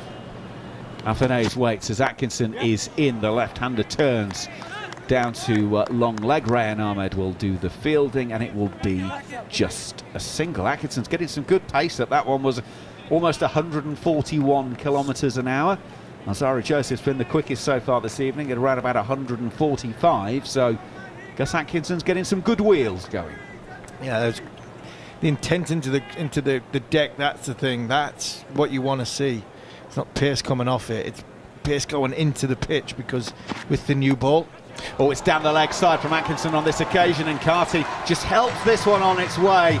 Well, if you're under pressure and people are talking about your strike rates, getting a ball that's just going down the leg side that you can help on the way and flick it on for 4 will certainly help the West Indies. 8 for 1 with their first boundary of the innings. Yeah, Zach Atkinson should know, Gus Atkinson should know a lot about that, because that was the ball he got that got him going off Alzari Joseph. Carty 5 from 2. Waits. Atkinson is in, is beaten outside of the off stump. And that one on its way through to Jos Buttler actually started to swing away as well. So late movement once it had gone past the stump. So it also didn't bounce that high. End of the over, 2 gone here on talkSPORT 2. West Indies trying to make 188 to win this game are 8 for 1. Brandon King out for a single. Athenaeus has 2 from 6. Carty 5 from 3. Yeah, a very good start from England. It's what you want. You've got runs on the board, you've got a total that have been set. Early wickets, the wickets, that's what's going to slow the run rate down, that's what's going to make it harder from the West Indies. Go hard in the power play, and that's what England have got to do as well. As hard as the West Indies go for boundaries, England have got to go for them wickets as well. Sam Curran with the 3rd over. 1 slip in place, a sort of 1.5 slip as Curran is in. Again, there's shape away from the left-handed Athenaeus. He's just sort of pushing down backward of point, and there is no run. He shaped up quite well as Athenaeus. He stayed within the crease. There's not a great deal of movement forward, whether that's body or from a footwork point of view. He's letting the ball come to him, trying to play the ball as late as he possibly can, and that's not a bad thing against this new ball. Sam Curran running towards the commentary box end. It's another ball that is shaping away from the left-hander Athenaeus. Slightly shorter, so he's able to play this one waist height out into the offside, and there is no run. The challenge for Sam Curran now is he's got him in a position where he's playing at the ball from outside of off stump, and he's letting the ball come. So he's playing it from within the crease itself, and it's whether Sam can get it that little bit fuller to drag Athenaeus out to either get an outside edge or go for that big in swinger to try and get that front pad. Sam Curran goes in. Now that one doesn't swing, and it's a square cut by Athenaeus out to Rayan Ahmed out on the deep backward point boundary for a single. 9 for 1. And continues to be tight from England. Excellent start, just what they would have wanted, with only the target being 188. Couldn't come out and let the West Indies get off to a flyer. The required run rate is 5.7, which in international white ball cricket in 2023 is nothing. But you never know. Curran in, shaping back into Carty, gets inside the line, guides it out to deep point, and they will take a single. 10 for 1. It's good from Curran. Last game that he just played, where he got his confidence back. And a lot of the sort of early part of the spell was when he didn't quite get his action right, and he bowled a lot wider to the right hand. There, bang on the money. He's getting a little bit of shape back in and around that off stump. This is better from Sam Curran. Over the wicket to the left-handed Athenaeus. Now that one is wider. He's able to free his hands on that one. Square drives it through cover, and that is a boundary 4. 14 for 1 as Athenaeus goes to 7 from 10, and that was the one that just had a little bit too much width. The seam was bolt upright, but he didn't really do anything, and Athenaeus could just throw his hands through it. That's a good shot. That is a really good shot. If you want to be ultra critical, I think it was a touch wide from Sam Curran, but I wouldn't be too disappointed if I was Sam Curran there, trying to get him out of his comfort zone to play away from his body. That will serve me good if I'm Sam Curran, if I can get it a little bit straighter and a little bit fuller and try and drag him forward. Final ball of the Curran over is an absolute beauty. Brings his man forward, he's swinging away and continues on that shape pattern past the outside edge into the gloves of Jos Buttler. That's an absolute ripper of a delivery. 3 gone of the 34 the West Indies have to try and make this 188 for victory. And that's what I mean. That's exactly what I mean there. He's hit a 4. Athenaeus has been in defensive mode. He's let the ball come. He's played from within his body. He's tried to play as late as he possibly can to play from within the crease, more or less. Hit the ball as late, and then he gets a boundary away, gets a 4. Then all of a sudden, the confidence is growing in the West Indian batter. So from that point of view, then if you've got ball in hand, right, he now thinks he can hit boundaries. Pitch one up, drag him forward, and see if he can play the big shot. But unfortunately, Sam Curran got too much swing on it. Atkinson with the 4th over. Carty's jumping in behind this one. Turns to mid-wicket. Harry Brook will do the fielding, and there is no run. Still 2 slips in place for Atkinson. Just the 1 for Sam Curran. The extra pace of Atkinson earning the extra grabber. Still to come for the West Indies. Shea Hope, Shimron Hetmeyer, Shafane Rutherford, Romario Shepherd, Alzari Joseph, Guttikesh Modi, Yannick Carrier and Matthew Ford. Carty's coming forward to this ball from Atkinson, and well, it's a square push drive really, and it beats the infield, and because there's no cover sweeper with only 2 outs in the early stages of the game, it's away for a boundary 4. It sent down at 140 kilometres an hour. It is perfectly push timed. That's a lovely shot for 4. Yeah, very, very good shot. Slightly wide, but you can see there's a player in here in Carty. He's not the strike rate that you would want from a power play player. But when you play shots like that, you can see why the West Indies board the selection panel are persevering with a guy who's obviously got a load of talent. Gus Atkinson over the wicket off the thigh pad is turned down to deep backward square. Matthew Potts will do the fielding, and it will be just a single. Well, it's been an interesting evening for Casey Carty. It didn't have the greatest of times in the field, and it would be easy to carry that into your batting, but if nothing else, this shows he's a pretty strong character mentally. Yeah, it does, and that shot in itself was a beautiful cricket shot. 140 kilometres an hour, just lent on it. Atkinson to the left-handed Athanaze. No timing in this ball. Pulled to Will Jacks at mid-wicket, and there's no run. And you see that, a lot of talk about his strike rate. You can see he's got a decent defence. Obviously the temperament there because he enjoys batting. He absorbs the game. He bats a lot of balls, and when you got a player that can play a shot like that, he probably is worth persevering for that little bit longer. Gus Atkinson goes in inside half of the bat from Athanaze with a bit of a sort of flamingo waft, almost helicopter sort of shot out to mid-wicket, inside half of the bat. They will take a couple, 21 for 1. Athanaze has 9 from 13. Jarrod Kimber. So we talked during the first ODI that he hadn't yet scored a run to mid-on or mid-off. No, I think it was 4 runs to mid-on or mid-off. Either way, that was a perfect ball to punch back down the ground, and he went out of his way, Harmy, to try and flick that on the leg side. He just does not set up at all to hit the ball straight back down the ground, does he? No, he doesn't, and I think that's why bowling over the wicket is why you bring us for the biggest danger. Atkinson goes in. Again, that's another ball that Jarrod Kimber would be saying as the analyst. That's got to go back in the V from where it came. It goes back off the inside edge to Jackson. Now, very interestingly, at the end of the over with the score 21 for 1, he then practices the straight drive. Well, I was always good at that one. That was always my best shots. We practiced ones, but I think the difference sorry to jump in, Jarrod, is you see that shot compared to the Will Jack shot where he hits straight back down the ground early, and that's somebody from a batting point of view who is sort of side on, is comfortable with the ball coming in and hitting the ball straight. Where you look at somebody like Athanaze and possibly Ducket as well, that where their hips are and the way their hips are split, they're not comfortable hitting the ball down the ground. Sam Curran comes in to start a new over, and again there's still some shape for Sam Curran. It runs back in on the right-hander Carty, inside half of the bat, out on the leg side, no run. I think the other thing you look at is just the way that he was batting. That was a half volley outside off stump. There are so few batters in the world who aren't just...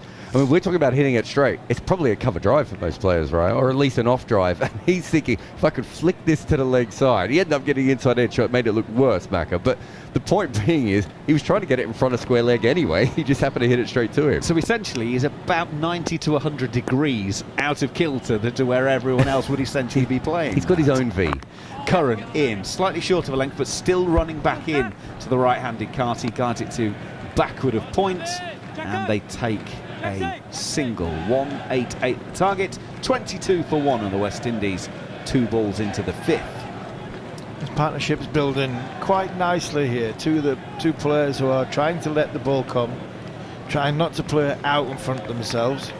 The ball does look as though it's skidding onto the bat. It's not the two-paced surface, sitting in the surface that it was when this match started.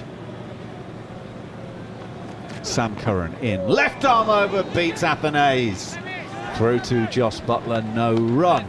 There is still something in this. Of course, a white ball at either end, so 5th over of the match, but only the 3rd over that this ball has been useful. And actually, the seam position was perfect, as it was about 2 metres away from Jos Buttler. It started going even more. But quite a few left-handers, especially tall ones, will be forward at that. Sam Curran goes in past umpire Brown. Athanaze a swing at this one, gets an outside edge, and it will be a 1 bounce 4 through 3rd. He wasn't looking in that direction. We mentioned about being about 90 to 100 degrees, slightly out early. It's about 180 degrees out at that one because he was aiming mid-wicket. It ends up going through 3rd for 4. I mean, again, that ball's just so wide outside off stump, and he's looking for... I mean, his main spot is really just in front of square, Harmy, I would say, to fine leg, and then he can play from point to backward point. It's incredible that the ways that he looks at hitting the ball. That almost hit Tim Wigmore from the Telegraph too. I don't know if you saw that back. 13 from 16 from Athenaeus as Curran goes in once again. Now that one runs back in. That was like we saw the first ball of the match, and it bounced. That got very high towards the grill of Alec Athenaeus, and that certainly gave him a hurry up and a wake up, because there was no indication that that was going to come up and take him on the gloves like that. That's hitting the handle of the bat. I think that's hit the handle of the bat between both hands. It's come straight off the handle of the bat, and it just seems as though Athenaeus, he defended, let the ball come to him. He's hit a boundary, and then since that boundary, he wants to hit every ball for 4. Curran to finish the over. Athenaeus goes across his stumps and whacks it through square legs for 4. He went very early. The leg stump was there, and Sam Curran's delivery was homing in on it, but Athenaeus was able to get onto it, pick it up quickly, help it on its way, and it's 30 for 1 at the end of the over. Yeah, that's a good shot. That is a good shot. He's obviously loves to favour the leg side, but he's come across the stumps there to give him some room to pick the angle up, and he's played a lovely shot and put pressure on Jos Buttler. Sam Curran has bowled some good balls in that opening throws against Athenaeus. Curtly got the ball to swing, got the ball to bounce. But the two West Indian batters have weathered the storm a little bit and then gone back on and thrown the counter punch, and that's what you want from a batting unit in the power play, that if there are wickets going, then you can throw punches back. Matt Potts into the attack in the 6th over, so replacing Gus Atkinson. The right arm seamer is in and angling in towards the 5 pad of Curtly. It'll roll down to short fine leg, and they will take a leg by. 31 for 1, of course. Matt Potts, the replacement for Josh Tong, who got injured in the UAE in the training camp ahead of this series. So Tong not able to take his spot. Matt Potts therefore gets to play his 4th one-day international. He's taken 2 wickets in those previous ones. Best of 2 for 47. His economy rate 7.3, but in fairness to him, he's not exactly played regularly to be able to build that up now. He's going to bowl to the left-handed Athenaeus. No slips at all now in position for England as Potts goes in, and there's a bit of bounce and pace, and it's over the top of Athenaeus' bat, and it's as he tries to force off the back foot through to Jos Buttler, no run. The one thing we have seen consistently here is the extra bounce that the new ball gets on this wicket. We didn't really see that once it got a little bit soft. Even after that 15 over mark, we never saw anything like that. That's where I think they need to be the most careful, the West Indies, because they can get past that. After then, I thought it was much easier to score off the West Indies seamers. Actually cleared his bat by a decent distance in the end. Potts is on his way for the 3rd ball. Right arm over. Off the back foot is Athenaeus. That's a lovely shot. There are 2 in the covers. It bisects the pair of them and runs away for 4. Nothing Harry Brook can do about that. 35 for 1 as Athenaeus hits the 6th 4 of the West Indies innings. Yeah, that's a great shot. It really is. There's width on offer. Just both feet off the floor. Didn't try and hit it too hard. Let the ball come to him. And a straight bat, he's hit it between sort of cover and cover point, and Harry Brook chasing it. Got no chance. Thing about Matt Potts, he'll bowl decent pace. You skid it along. He hits the deck hard, very energetic when it comes in. He's not somebody that gets the ball to bounce too much. Potts is in, leg stumpish. What fine by Athenaeus. Rayan Ahmed is inside the circle at fine leg. Once it beats him, it's always going to go away for a boundary. Back-to-back boundaries. West Indies now 39 for 1, trying to make 188 from their 34 overs to win this game here on talkSPORT 2. Just a little bit of overcompensation from Matt Potts. 2 balls before this, bowled a big wide one that Athenaeus was disappointed, tried to hit it too hard and missed it. Then he played a beautiful shot off the back foot from wide outside off stump, and there he's just gone that little bit straighter, 2 straighter. Fine leg inside the circle. It really was a gimme boundary there from the Durham bowler. He's replaced Bryden Cass in the team today, and here he comes. That's better, tighter in line and length, and all Athenaeus can do is push it back down the pitch, and there's no run. He's been netting, of course, but great difference between netting and actually playing, and of course playing at 8:20 in the evening when it's been a bit damp. Here he is with his chance. Athanaze is still going at better a run of ball, 25 from 22. Gets one on the thigh pad into the leg side. Zach Crawley will go around and collect that. Leg bye taken to complete 6 overs. And the West Indies 40 for 1. Oh, he'd be disappointed there if you're Athanaze. That was another one. Leg stump on the hip. Just thinking a little tickle on this, and it's 4 runs with fine leg inside the circle. Missed out on a boundary there from Matt Potts, and a power play which started brilliantly for England has now, initiative has been wrestled back in a partnership developing, which looks very, very good for the West Indies, Mark Butcher. I'm not Mark Butcher, but I'll come in anyway. What I was going to say about that is, you look at the way I know we do look similar. Didn't put his microphone on for that joke, did he? But you can see how much he sets up for that shot. He doesn't miss many balls off his pad, so he's going to be very annoyed that that one went away, especially with fine leg up in the circle. Curran in. Full of length, really nicely timed, very sweetly timed, just wide of mid-on by Athanaze. It's an excellent partnership this, when you're only chasing 188. England needed early wickets in the power play.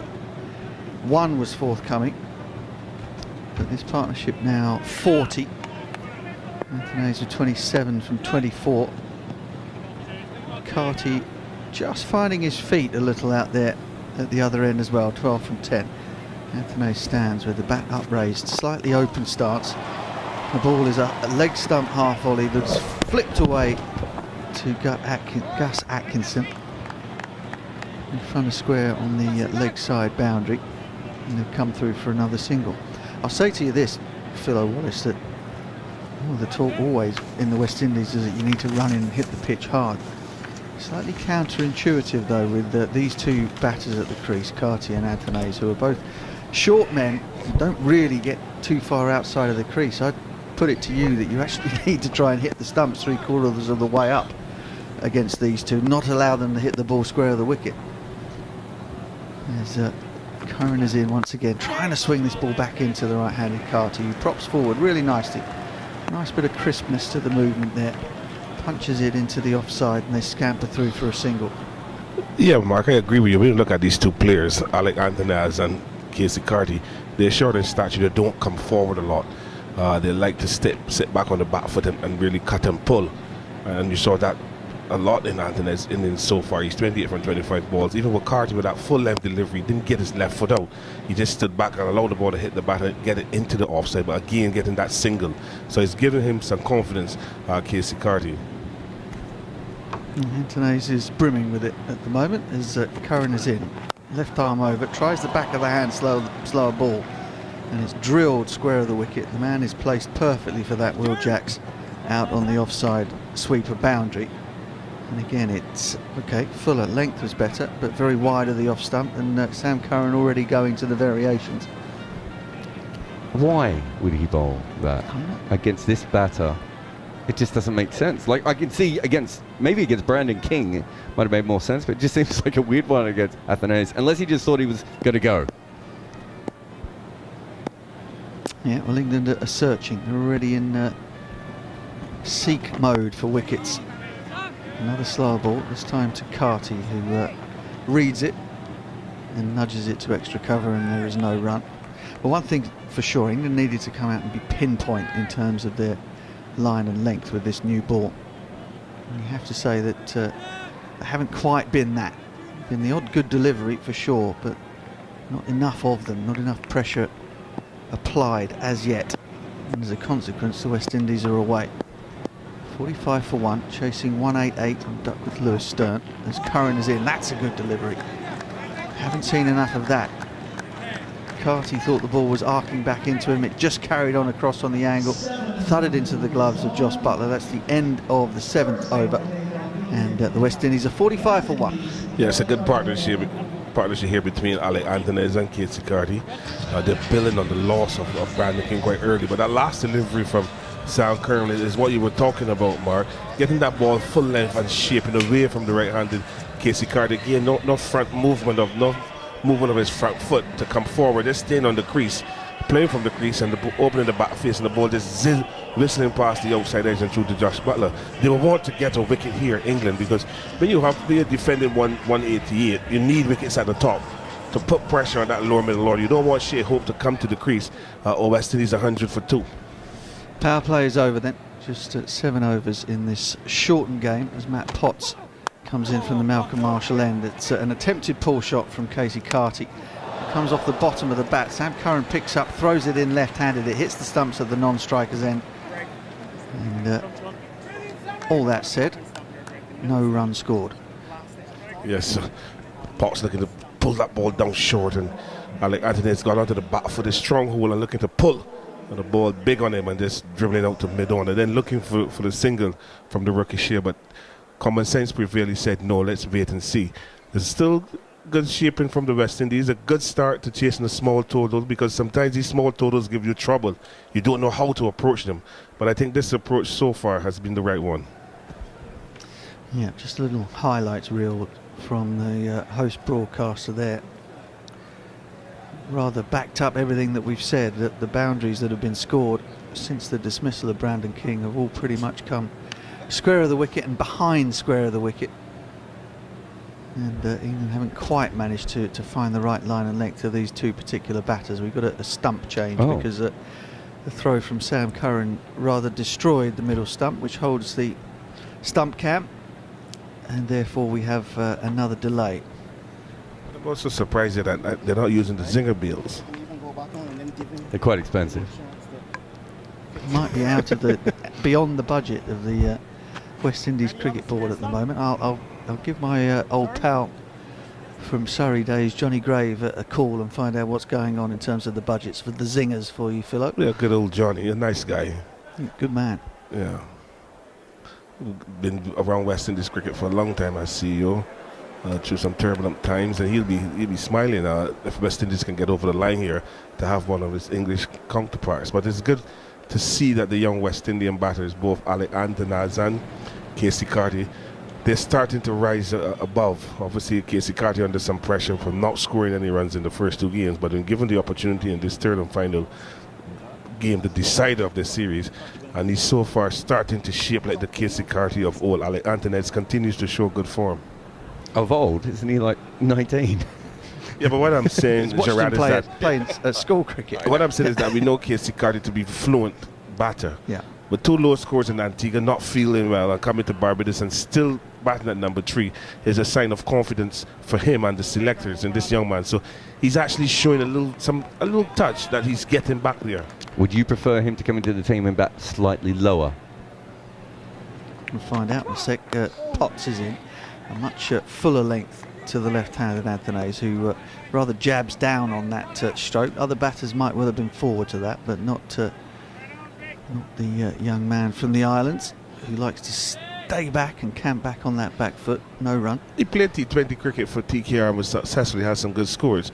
I would like to see him play more 4-day cricket and develop his skills rather than playing this hard white ball stuff all the time, because we need someone like him in our red ball team. Potts in again, it's full, but Antonez stays beautifully sideways on, allows the ball to come up to him, punches it off the back foot to the sweeper on the offside boundary and picks up a single. I think of the old, like looking at all the New Zealand cricketers from back in the 50s and 60s who like would bat at number 4 and would basically be opening batters because the opening batters aren't strong enough, and you've got a young kid who's not coming in behind 2 great opening batters yet or anything. He's going to be in early a lot, isn't he? Well, Darren Bravo might say to himself, well, you could have put me at number 3, but he's not there. That ball is jabbed out by Carty. Again, Potts just zeroing in on a slightly fuller length, this time to Casey Carty, who doesn't get himself outside the crease and finds himself in a bit of difficulty. This is a better spell from Matthew Potts and from England. I mean, it was you who once said to me, Butch, that batting at number 6 is, the easiest thing any human's ever done. And so, maybe just bring the young guy in, get him down the order a little bit, and then later on he can bat up. Potts is in again, full again, and Carty stays back, but this time finds a little bit of fluency through the offside. Jacks picks it up on the fence. Well, there is a caveat to that. Number 6 in Test matches I was talking about. Yeah, you were. You field, you don't bowl, you sort of sit there with your pads on. It's just absolutely glorious. I only managed to do it the once in Trinidad back in 1998, before Philo and Clayton Lambert came into the side for the West Indies in Barbados. And it was absolutely glorious. I sat there where you put your feet up at the halfway point of the innings, no rush around to get your pads on. That ball defended by left-handed Anthony. Potts picks up in his follow-through. It's the end of the over. It was a good one, a tidy one from Matthew Potts. West Indies are 47 for 1. Athenaeus is 30 at a runner ball. Carty is 14 from 15. So, but I would actually suggest that number 6 in one-day internationals is anything but a cushy number. That's kind of one of the more difficult places to bat in white ball cricket. I would say nowadays the opening of batting is the easiest place in the world in white ball cricket, because the field's up. You can give it a good old smack. Nobody tells you off for slogging it up in the air in the power play, because that's what you're supposed to do. I think with the 2 new balls, it's probably a little bit different if you're not as natural. We saw a lot of those guys who were like number 4 and number 5 to their team struggle when the 2 new balls came along. So I think it's a little bit tougher. But you're right. Batting at number 6 is probably not ideal. Kieran from Crickviz has sent us through. I don't know if you've seen this from the Women's Big Bash. They've gone from zing bales to, I don't know, LED stumps that flash. Oh, look at that. So they come up from the bottom, and it's red and yellow. It's like Christmas out in the out in the suburbs, where you've got all those houses with the lights just dripping upwards and downwards from the fronts of people's houses. As Ryan Ahmed is into the attack, bowls a bit of a loosener, a bit of a slow, loopy one that's dragged down outside off stump, chunked into the offside. They pick up a single. So maybe Cricket West Indies are trying to invest in getting some of these over. Zing bales are yesterday's news. I mean, it gives me a headache watching them, but maybe the kids like them. It reminds me of when Cricket Australia thought that the thing that would get people into domestic cricket was the Victorian team wearing shorts.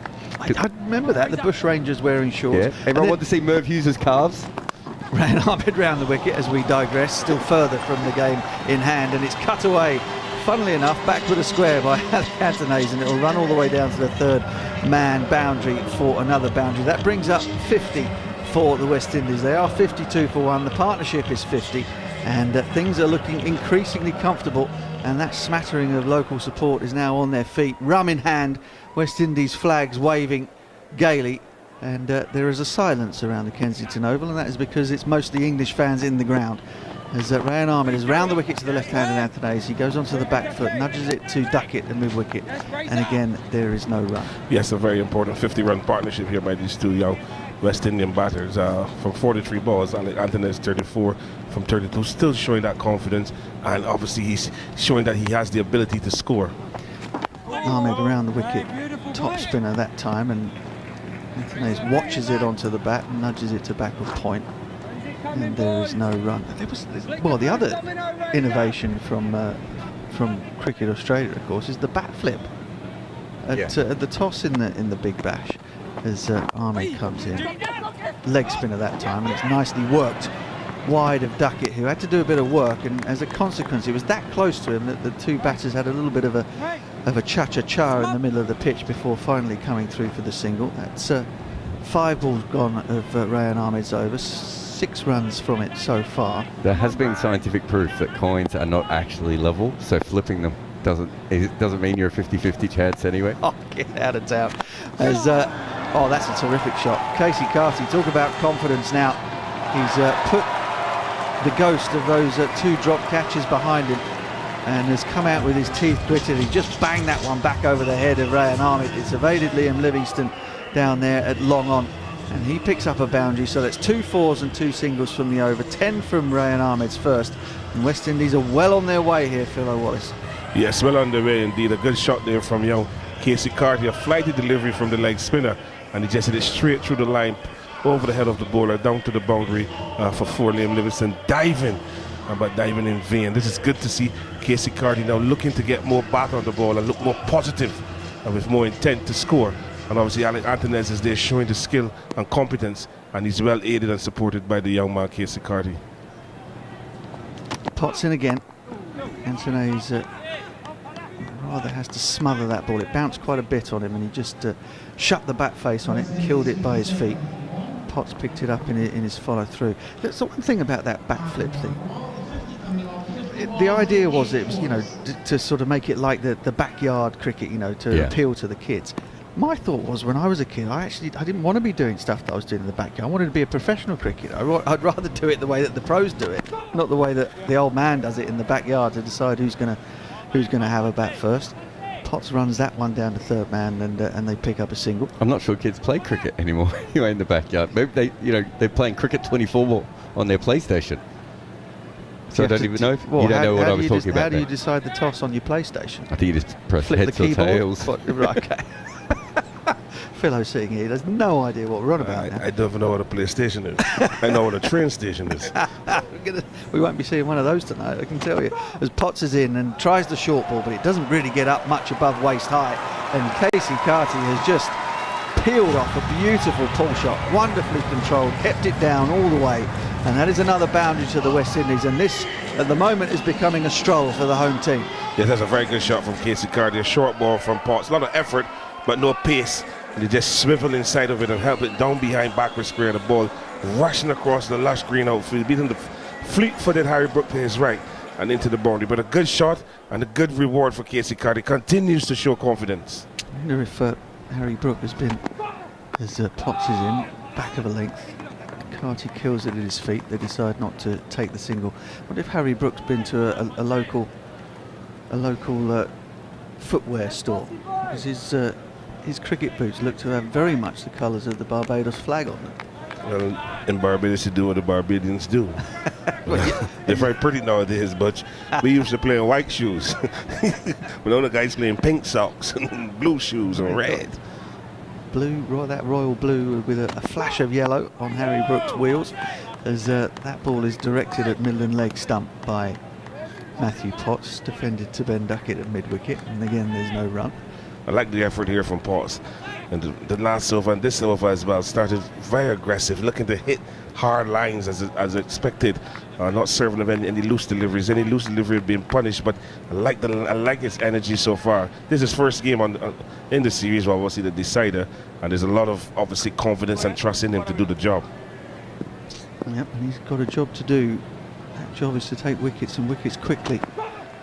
But Carty now has the luxury of being able to play a really nice looking backward defensive stroke towards mid-on. It comes right off the middle of the bat, ends up in the hands of the fielder there on 2 or 3 bounces as it scuttles along.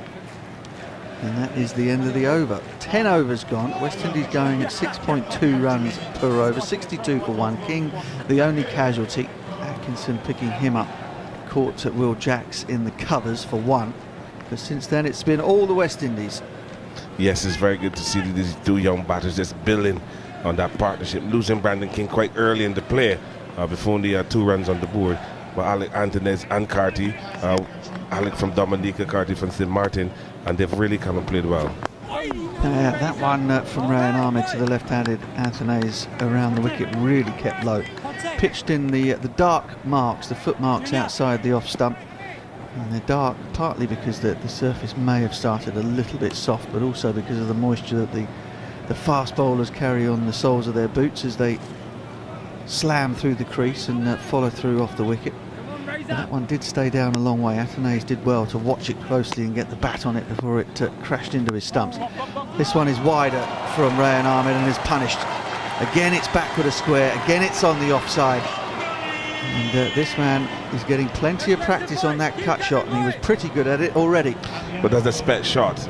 Ball short and wide from the leg spinner, just sitting up and just punching it quite nicely, beating the man at short turn man to his left and down to the boundary for yet another 4 for Alec Antonez, who continues to show good skills when batting. Yeah, he certainly doesn't need to convince me that he's got a decent cut shot on him. Alec Antonez over the course of this series, and England have fed it to him, and they have another go. This time he has to play it with a slightly straighter bat, controls it nicely, dead square of the wicket out to the sweeper, and they pick up a single. 67 for 1 then, halfway through the 11th. Carty's 23 from 21, both these men going at over a run a ball. And The concern on the face of Jos Buttler is when Ahmed really put some energy on that one. It kicked and bounced on Carty, but he was equal to it. And it was fielded well at backward point. And again, there's no run. Yes, that ball just spitting like a cobra snake off a good length and off a good line from the leg spinner, who continues to show good skills here. Googly, and it's read by Carty. Turned, and it was beautifully pitched, and a batter not aware of that variation or not watching it closely could have found himself in trouble, but Carty played it really nicely. Yeah, when he played off the back foot, so he had to watch it all the way onto the bat. Leg break this time, and Carty chops it backward a point. Gus Carter gets in the road. 5 runs from that over. Target becomes ever smaller for the West Indies. They've only lost the 1 wicket. 67 for 1, 11 gone, and England battling to find a breakthrough here. Just want to have a look at these 2 batters. I've got the wagon wheels up here, Butch. If we look in front of cover or mid-wicket, the 2 batters have 1 shot between them so far that has gone down the ground. Everything else is square of the wicket or even behind the wicket. And the other thing that's worth noting is that their control percentages, so how often they're not in control of the delivery, tells you a little bit about the bowling, the pitch and everything else. Athanaze is on 41, his control percentage is 67. Usually you would be out if that is the case, if you've made that many errors. And even Carty is under 80%, so they're both still struggling on their surface quite a bit. I think the ball's getting a little bit softer. We might not see, I was going to say we might not see that much bounce, but we did see one in that over kick up a little bit. But that is one thing that the West Indies are probably going to need to make this a comfortable chase. If the ball keeps bouncing, we had a ball before, a cricket fair say, that bounced 30 centimetres higher than it normally would. You don't really want that in a chase. You don't, but that's also indicative of the fact that England haven't been able to find the right line and length often enough in order to take advantage of those miscues. That one is struck down the ground by Alec Athanaze, and he'll pick up a single. That may well be his first up towards mid-off in the entire series, but it was beautifully controlled. And that's all the West Indies need to do. Control themselves, control the run chase, and the win and the series will be theirs. He should have raised his bat then. He was so excited to take that single, wasn't he? Now. No, he loved it though. Good on him. It's not 50 yet, Jarrod. It's not 50 yet. It's a nice punch down the ground, but it's not 50. He's got a 42. And once they control that run chase, they're going to be okay. It's wide of off stump from Atkinson, and has been laced backward a point. Sort of half front foot, half back foot. Vertical batted drive by Carty, and that went flying through backward point. I'd hesitate to say it, but I'm going to. Trace a bullet like. Yeah, that's a top shot for Casey Carty. Not full in length, just between the good length, and he was able to just ease onto the front foot and beat him the bat at backward point and down to third man for 4. That shot will give him a lot of confidence. Well, he's played some sparkling boundaries so far, none better than that one, as Atkinson straightens up the line a little bit, makes it a little bit shorter. Carty lifts the leg up like a man who would have done so on many occasions at Kensington Oval, Gordon Greenwich, and paddles it around the corner just for a single. And he really is increasing in confidence. He looked like a man who'd seen a ghost in the field when that second catch went down, Casey Carty. And I think he's taken himself back to the dressing room, stuck a towel over his head, and had a good think about it, and just thought, right, okay, put that behind you, go out there, concentrate, watch the ball hard and show people what you can do. And Alec Athanaze on the pull shot this time. Again, it's backward a square. That's back to business as normal. It goes straight to the man at deep backward square for a single. He practices lofting it over his head for 6, but on this occasion he did it all the way along the ground. It's another single to Athanaze. 74 for 1. The West Indies are, well, they're strolling at the moment. Yeah, obviously this 188 should be a walk in the park. Good short ball from Gus Atkinson, but again, Alec Athanaze staying deep in the crease and just rolling his wrist on the ball, showing good control of playing the short ball. Gus Atkinson in again. That ball, well, there's a slight yelp for an appeal down the leg side. The ball bounced, kicked quite dramatically as it passed Casey Carty on the leg side. There was a hint that a glove might have been somewhere near. But England don't go through with the appeal. The umpire raises both arms and signals wide. And the camera between those last 2 deliveries hoved in on Jos Buttler's face, and it was him who had the haunted look. One that we saw quite often during the World Cup, as he struggles to make something happen here. Atkinson again back of a length. Carty on the back foot, punches it to backward point, and there's no run. Atkinson obviously putting a bit more effort in as well. That ball fished through the leg side, but then we saw the next ball correcting on the off stump and forcing Casey Carty to make contact and when you get at the backward point. So Gus Atkinson is looking for that wicket, but he's yet to deliver that second. Short ball, and that's a really good short ball because Carty thought about hooking it and then had to bail out at the last second. It fizzed through to Jos Buttler. It's the end of the over. 12 overs gone out of 34. Match has been curtailed to 34 overs in the run chase. England faced 40 overs, making just 206 for 9. Duckworth Lewis Stern then was employed further. The chase was down to 205 at the halfway point. Then another rain shower knocked off yet more time from this match, leaving the West Indies needing just 188. And they are 75 for 1 in reply, and England are searching for any sort of answer, any sort of hope that'll get them back into this game. And the only hope they might get is seeing Shai Hope move out to the middle and depart quickly. Rayan Ahmed is into his third over, his first two have cost him 15, and now we'll hand over to Sir Curtly, Ambrose and Barry Wilkinson, who doubtless are very pleased with events out there in Barbados. A delivery that beats the batsman. They're appealing. In fact, they're not only appealing, they're going upstairs. They believe that Alec Athanaze has edged that. Ahmed is confident. Jos Buttler, the captain, is confident. And the director is now being brought in to play. Curtly Ambrose, did he touch that one? It was just outside the line of the off stump. He nibbled at it, no question of it. But did it touch that bat?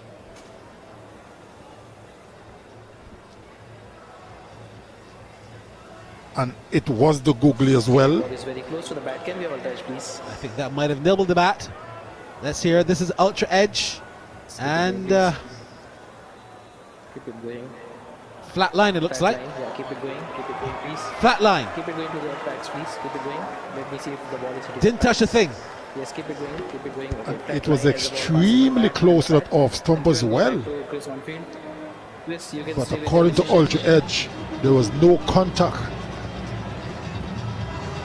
That's the signal there. We'll have to say that as a classical decision because it was marginal. The umpire said not out, stuck with the decision, and the replay showed that he was correct. So England have one more review. West Indies still have 2. And not quite sure what they're looking at here now, or what's the issue.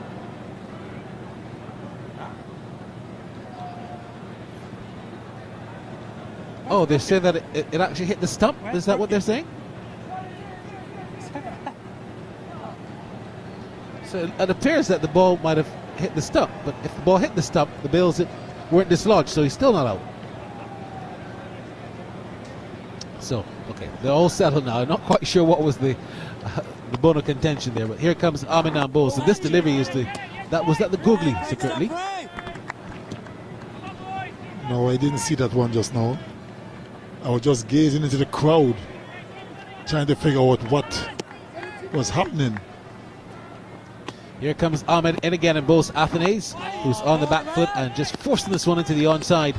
There's no run there for him. The West Indies doing really well. They need to get 188 runs in 40, and they've got 75 for 1 in 12.4. Carty, he's looking much better tonight. He's got a run of ball 28. Athanaze has got 43 from 45 as Ahmed bowls. A delivery again that's forcing him to push this one out to the onside, out to the long on area for 1. It's been a very long day, Sir Curtly Ambrose. 10 minutes to 9 o'clock, and we're still here. We're here from 12 o'clock today, local time. You were here from 12. I was here from since 9:30 in the morning. What were you doing at that time here, Sir Curtly? I was doing some things with the sponsors, CG United. This delivery again, pitched on the line, the leg stump, turning to the onside, and there's no run. I'm sure that was not for free, so you would have been compensated for your time here, I'm sure. You reckon? If I know Sir Curtly Ambrose, you're not going to come here at 9:30 to do that. 112 runs remaining now to the West Indies to win, and they have 126 balls. 76 for 1, 13 gone. Athenaeus 44, Carty's got 28, man gone. Brandon King went quite early as England were ecstatic at that time, but we've seen a counter attack from Alec Athenaeus, the 25-year-old who turned 25 yesterday. Of course, his birthday was yesterday. Man from Dominica. All of our friends listening perhaps in Dominica, as this delivery is on the line of the off stump by Atkinson. Athenaeus is just pushing into the offside and there's no run.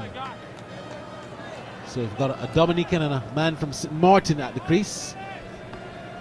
Not many Dominicans have played cricket for the West Indies, and I think Casey Carty is the first man from St Martin to do that. That is correct. Here comes Atkinson again as he runs in and bowls, and this delivery is again pitched on the line of the leg stump, turns into the onside, and there is no run. How do you rate this partnership so far? It's a good one.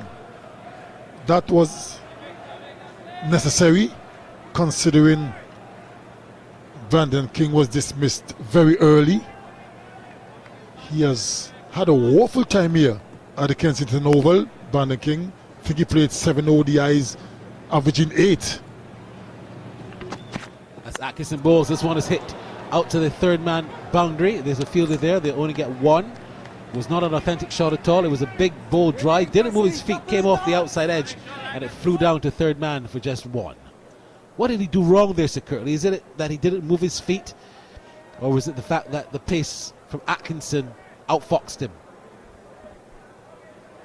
I don't believe all that much about getting your feet into the right position, because sometimes when you're facing a fast bowler, you have a fraction of a second to decide what shot you're going to play and to get in position. It's all happened so fast.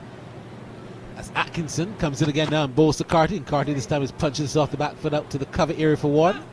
Atkinson, the man from Middlesex, he's also 25 years old, so we've got a number of young players out there in the middle. Atkinson 25, Casey Carty's just about 26, and Athenaeus, like I said, just turned 25. Greg Brathwaite, the fourth umpire, turns 54 today. And just to get back to that point about getting to the right position, we'll come back after this delivery. Atkinson comes in and bowls to Athenaeus, and Athenaeus is driving straight to cover, no run. Ducket is there, and it's another dot ball. I reckon it's a contest between bat and ball, and it doesn't have to always be in what one would perceive the correct position to score runs. Once you get enough bat on it and it goes for runs, that is the most important thing. Atkinson again and bowls to Athenaeus, who gets the delivery. He's wrapped on the pad. It's a loud appeal and he's given him. Athenaeus is gone. LBW. Is he going to review? I doubt it. That was a full pitch delivery, almost Yorker length delivery. He looked to turn it into the onside, and he looked to me like he's pretty plump. He has 5 seconds left before he can decide to review it, and he's gone to review it just with 2 seconds remaining on the timer. But I think that might be a waste of a review. Curtly, Ambrose. Well, the funny thing about it is he was given out LBW, so as long as the ball is hitting the stumps, he'll be gone. He went to his opposite, to his partner, I beg your pardon. Oh, that's as plumb as it gets. I will suggest once that didn't hit the bat, he should start walking, and I think he is walking. That was a waste of a review, to tell the truth. Let's have a look. They didn't touch the bat. Ball hitting, cannoning into the pad. It was not pitched outside leg, pitched on middle, pitched in line, impact in line, hitting. A waste of a review, and that means Athenaeus goes, and the West Indies have lost their second wicket. 78 now for 2, and a pretty straightforward decision. Well played by Alec Athenaeus, but Curtly, Ambrose's game of cricket is a funny little old game. Could that have just let England back into it? Of course. You know, Alec Athenaeus, it appeared to me like he didn't want to refer. He asked his partner, Casey Carty, and he probably was convinced by Casey Carty to to go for the referral. And he was plumb in front. So England are back in the game. And of course, Shea Hope, the skipper, is making his way out. Loud applause for the captain. He is so prolific in this form of the game. Can he get his team over the line? Well, Shea Hope has certainly proven that he is among the top West Indians when it comes to one internationals. So Viv Richards has got 17 centuries at this level. Brian Lara's got 19. Chris Gill has got 25. The difference is their careers are all done. At 30 years old, this man has got 16. What are the odds that he's going to surpass them all? So he comes at a time when the West Indies still need a pretty good partnership. He's done it for them with 100. As this first delivery to Casey Curtly, start of the new over. 78 for 2 now, and over number 15, Curtly driving to cover, and there's no run. We'll take a look at Shea Hope's stats in just a second. This delivery again is driven square into the offside. They'll only get one, so Hope had a chance to face. Curtly now moves to 30, 79 for 2. So a look at Shea Hope. So Curtly, age 30, he's played 120 ODIs, 5,117 runs, highest score of 170, 170. Strike rate of 77.8. I know that Ian Bishop still thinks that's a little too slow. 25 half centuries and 16 centuries, outstanding record. Most certainly. Which means that when he gets to 50, more often than not, he converts into a century. This time he's driving to get off the mark pleasantly, out to cover. It's gone straight to the fielder, so they only get one, but he's off the mark. So Hope is on 1, it's 80 for 2. The Windies, don't forget, the target is a 188 with the Duckworth-Lewis stern.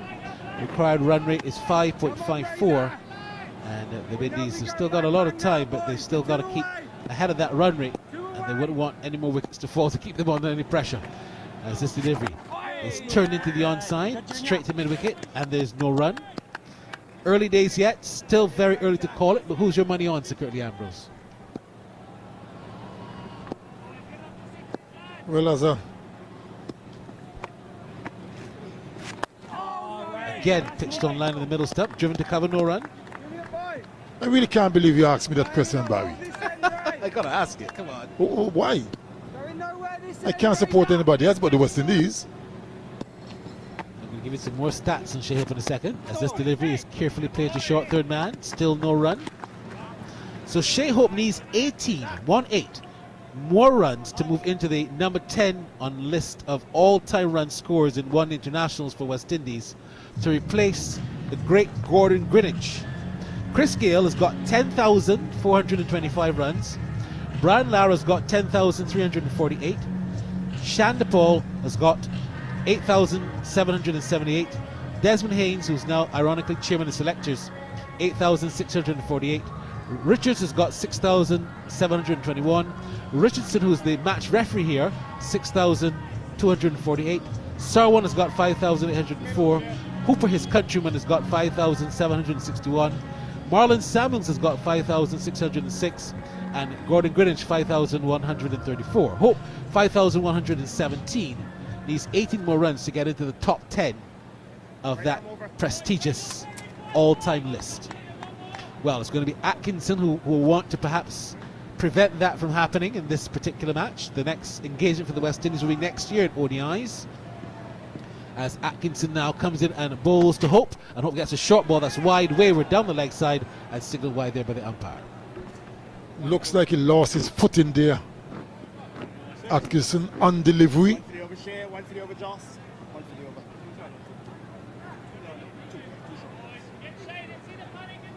And of course, because of the wet outfield, you know, there's some mud under the sole of his boot, so sometimes you don't get good proper traction. Here he comes again and bowls to Hope. A short ball, that was a good one. It was short on middle stump, the umpire signal wide again. I thought that was a bit harsh, Sir Curtly. That was my first impression, and even the delivery before that went down the leg side, and he called one for the over. Les Reefer Jr., I would love to see that again on the play, to see how high that was. 106 more runs, 114 balls, as Atkinson comes in and bowls to Hope, and Hope this time is stroking this beautifully off the back foot into the boundary for 4, through the extra cover area. What a classy shot there from Shea Hope. It was short, he stood up erect and just punched it between the fielder there at backward point and extra cover for 4 classical runs. That was an exceptionally good stroke. Went on his toes to get on top of the bounce, and the placement and the timing was perfect. Didn't have to move, and right away forced a change in the field. Here he comes in again now and bowls to Hope, and Hope this time is beaten all ends up with a good delivery in the line, the all stump. That cut him in half, as they would say. Taken there by the keeper, no run. Very, very good follow-up delivery from Atkinson. Dragged back quite a bit. Shea Hope was looking to play through the offside. He's very strong through that area, missed it completely. And again, another change in the field. Yeah, I was a bit surprised that there was no sweeper to start with, to tell the truth. I'll tell you the feeling in a second. As Atkinson comes in now again and bowls to Hope, and Hope this time is driving, stopped at cover. That was going to the boundary again. He only got a couple on this occasion because that one was driven beautifully, but Ducket diving to his right, stopped it and did a very, very good job, deserving a round of applause there for stopping what could have been another boundary. So we've got a slip, we've got a third man, there's a sweeper, extra cover, mid-off, mid-on, mid-wicket on the boundary, and a fine leg. That's exactly why he was placed in that extra cover region. Atkinson in again and bowls to Hope, and Hope this time is looking to turn this one into the onside. The bowler fields his own bowling, and there's no run. 100 now from 110 balls, that's the equation. Still a long way to go. England will be desperate to take wickets. West Indies, on the other hand, would want to prevent them from taking any more wickets. As Atkinson runs in and bowls to Hope, and Hope is driving. Actually, Casey Carty helps the field because Carty actually accidentally kicked that and it deflected into the onside. They ran a single, but that was straight, and that might have gone and perhaps challenged the boundary, but unfortunately it was struck so straight, Carty couldn't help but get out of the way. Casey Carty's batted much better tonight as well. He certainly has. He looks a much better player than he did in the first and second ODIs, and even during the Super 50. Atkinson again and bowls to Carty, who's pulling, timing this nicely. It's going down towards the backward square leg boundary. Well stopped in the end. Did he get that? Yes, he did. Stopping and preventing what was a certain boundary. Very good feeling there by Harry Brook, it looks like to me. Brook diving to his right and ensuring that it didn't go in the boundary. They're having a look at it. A boundary check, but let's look at it. Yes, he did stop it. Very well done there from Harry Brook, stopping a certain 4, and in the end the batsmen were able to take 2. So the over has ended. We've had 16 gone now, and the West Indies needed 97 more runs from 108 balls. They're 91 for 2 with Casey Carty on 32 and the captain Shea Hope on 8. Certainly brilliant work on the deep backward square boundary by Harry Brook. Had to cover a lot of ground, saved his team 2 runs, and everyone saved will make life a little bit harder for the West Indian batters. Ahmed, the leg spinner, bowls, and this one is driven beautifully out to the wide long off area. The fielder there long off on the boundary, running to his left and doing the fielding. Just 1 run for Shea Hope, who's moved quickly to 9 from 7. 92 for 2. The equation, 96 more runs to win from 107 balls. Casey Carty on strike on 32. The leg spinner spins the ball from hand to hand as a cat runs across the ground. As this delivery is again punched into the screen to the offside, and there's 1 more run. the fact the cat is right in front of the sight screen at the CG United boundary board. Where did that cat come from?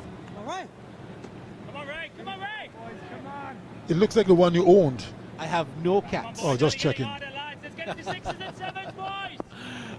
93 for 2. Here comes Abid now again, and bowls to Hope, and Hope is again punches this beautifully off the back foot, but he can't score this time. Ducket is there. He's a very nimble fielder, Ben Ducket. I have a feeling that we're going to be into an exciting finish to this game. Ahmed again bowls, and this one is driven, hit in the air. That's going to go for 6. Over long off. That's gone. Out of here. Shea Hope, in a no-nonsense mood, whacks that straight over the boundary for 6. And the West Indies now motor along to 99 for 2. What a shot. Certainly was a good shot. It was right in the hitting arc. And even though Shea Hope is a touch player, very easy on the eye, he can go powerful as well. And that was struck with some degree of power. Here comes Ahmed again and bowls to Hope. I hope this time he's hitting this in the air, and he's out caught at mid-wicket. Shea Hope is gone. That's a big wicket. And what a response from Rehan Ahmed. That one had a bit more air. Hope was carelessly just playing that one into the onside, and it ballooned to mid-wicket. Shea Hope is gone for 15, and the Windies now are 99 for 3. That is certainly a big wicket. Good piece of bowling as well from Rehan Ahmed. It also was a googly, and Shea Hope didn't pick it, but he did pick out the mid-wicket fielder, who took a tumbling catch, and celebrations all around. That was the wicket they wanted. England are back in the game. They're both on even keel at the moment.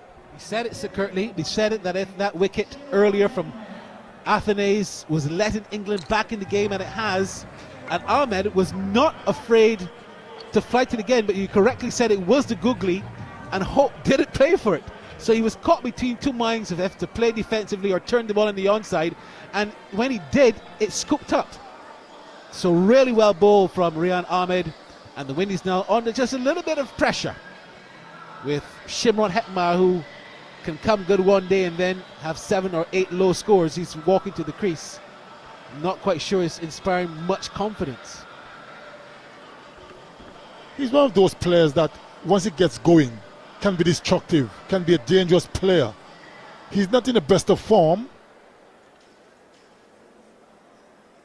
but he has tremendous ability. So he needs to get a start, support Casey Carty as much as possible until he gets into a good groove and good rhythm. But the game at the moment is evenly poised. 89 runs to get, 103 deliveries to go. Couple of good overs for the West Indies could take the game away from England. And the flip side to it is a couple of quick wickets now could tip the balance to England. So I believe we'll be seeing an exciting finish to this game one way or the other. Oh no, you're right. You're very, very right. Athenaeus LBW to Atkinson 45. King caught Jack's ball, Atkinson 1. And Hope, the last man gone, caught Potts' ball, Rehan for 15. Carty is there, 33 from 37. And the new batsman is Hetmar with Rutherford, Shepherd, Carrier, Joseph, Moti and Ford to come. 89 more runs required. And it's going to be Shimron Hetmar to face this first delivery. The leg spinner is going to come around the wicket to the left-handed batsman.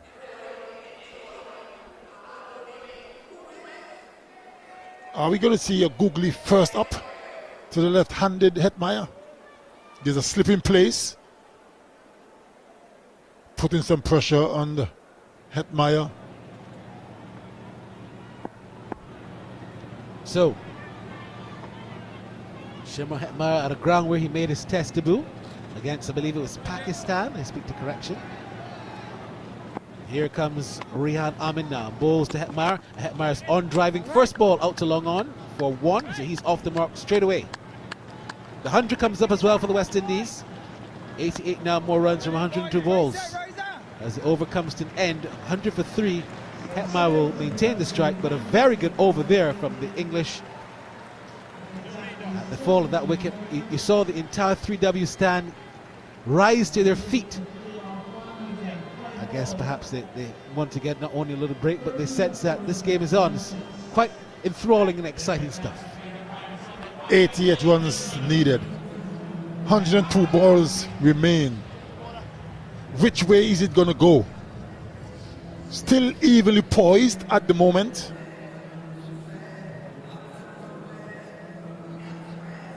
Which of the two teams are more confident at this present moment? The thing about it is, you look at the players to come. Rutherford had a good innings in the last match, so he's still very capable. I think if Hetmyer can stay there, they'll definitely win. There's no doubt about that. Hetmyer's not going to stay there and they're going to scratch to a victory. He'll ensure that they get there quite easily. But his form has been so indifferent. He has not inspired any confidence in me recently. He's scored about what? I think 90 runs in the last 12 innings of ODI cricket. He's certainly much better than that. Of course, you got Rutherford to come. He can be destructive. Romario Shepherd, who played a brilliant cameo in that first ODI to help his captain get over the line in the first ODI. Alzari Joseph can bat as well. Moti can bat. They all can bat. So they bat deep.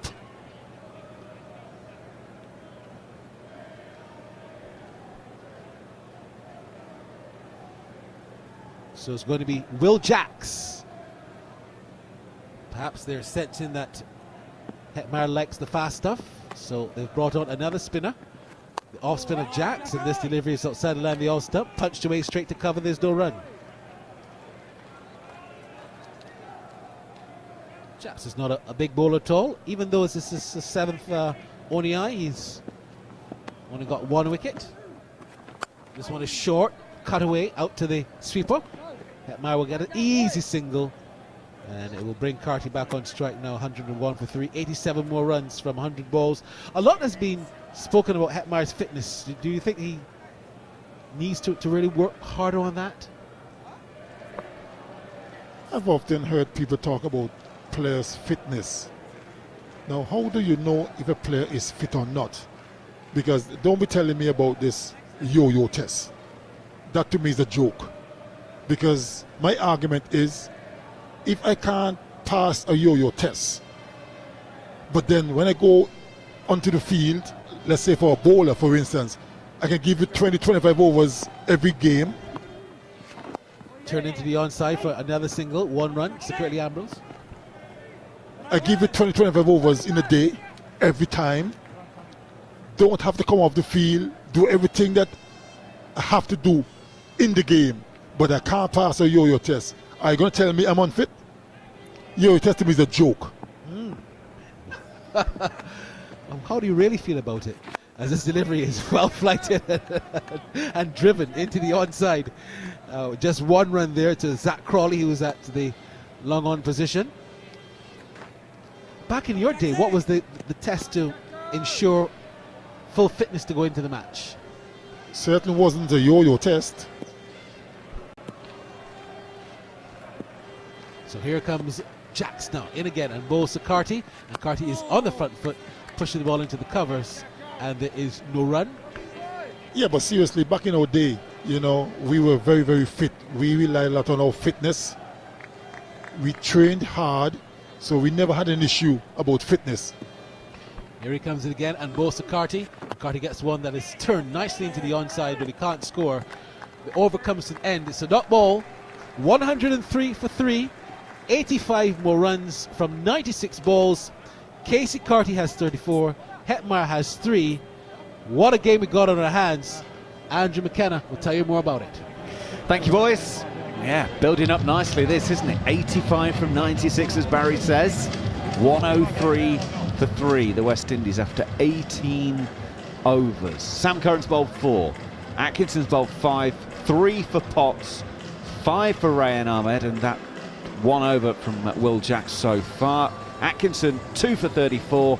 Rayan Ahmed 1 for 27. The West Indies set 188 for victory in 34 overs to win not only this match but the 3-match one-day international series. Now, Liam Livingston was going to bowl the previous over, but Will Jacks got the call.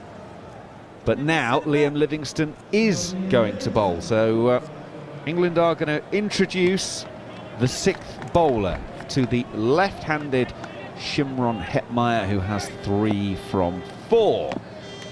It'll be around the wicket with an off break to Hetmyer. Always punched that to cover, and Phil Salt didn't stop it on the first occasion, and now he's looking around in his feet trying to pick it up on the second occasion. 1 taken, 84 from 95 the equation.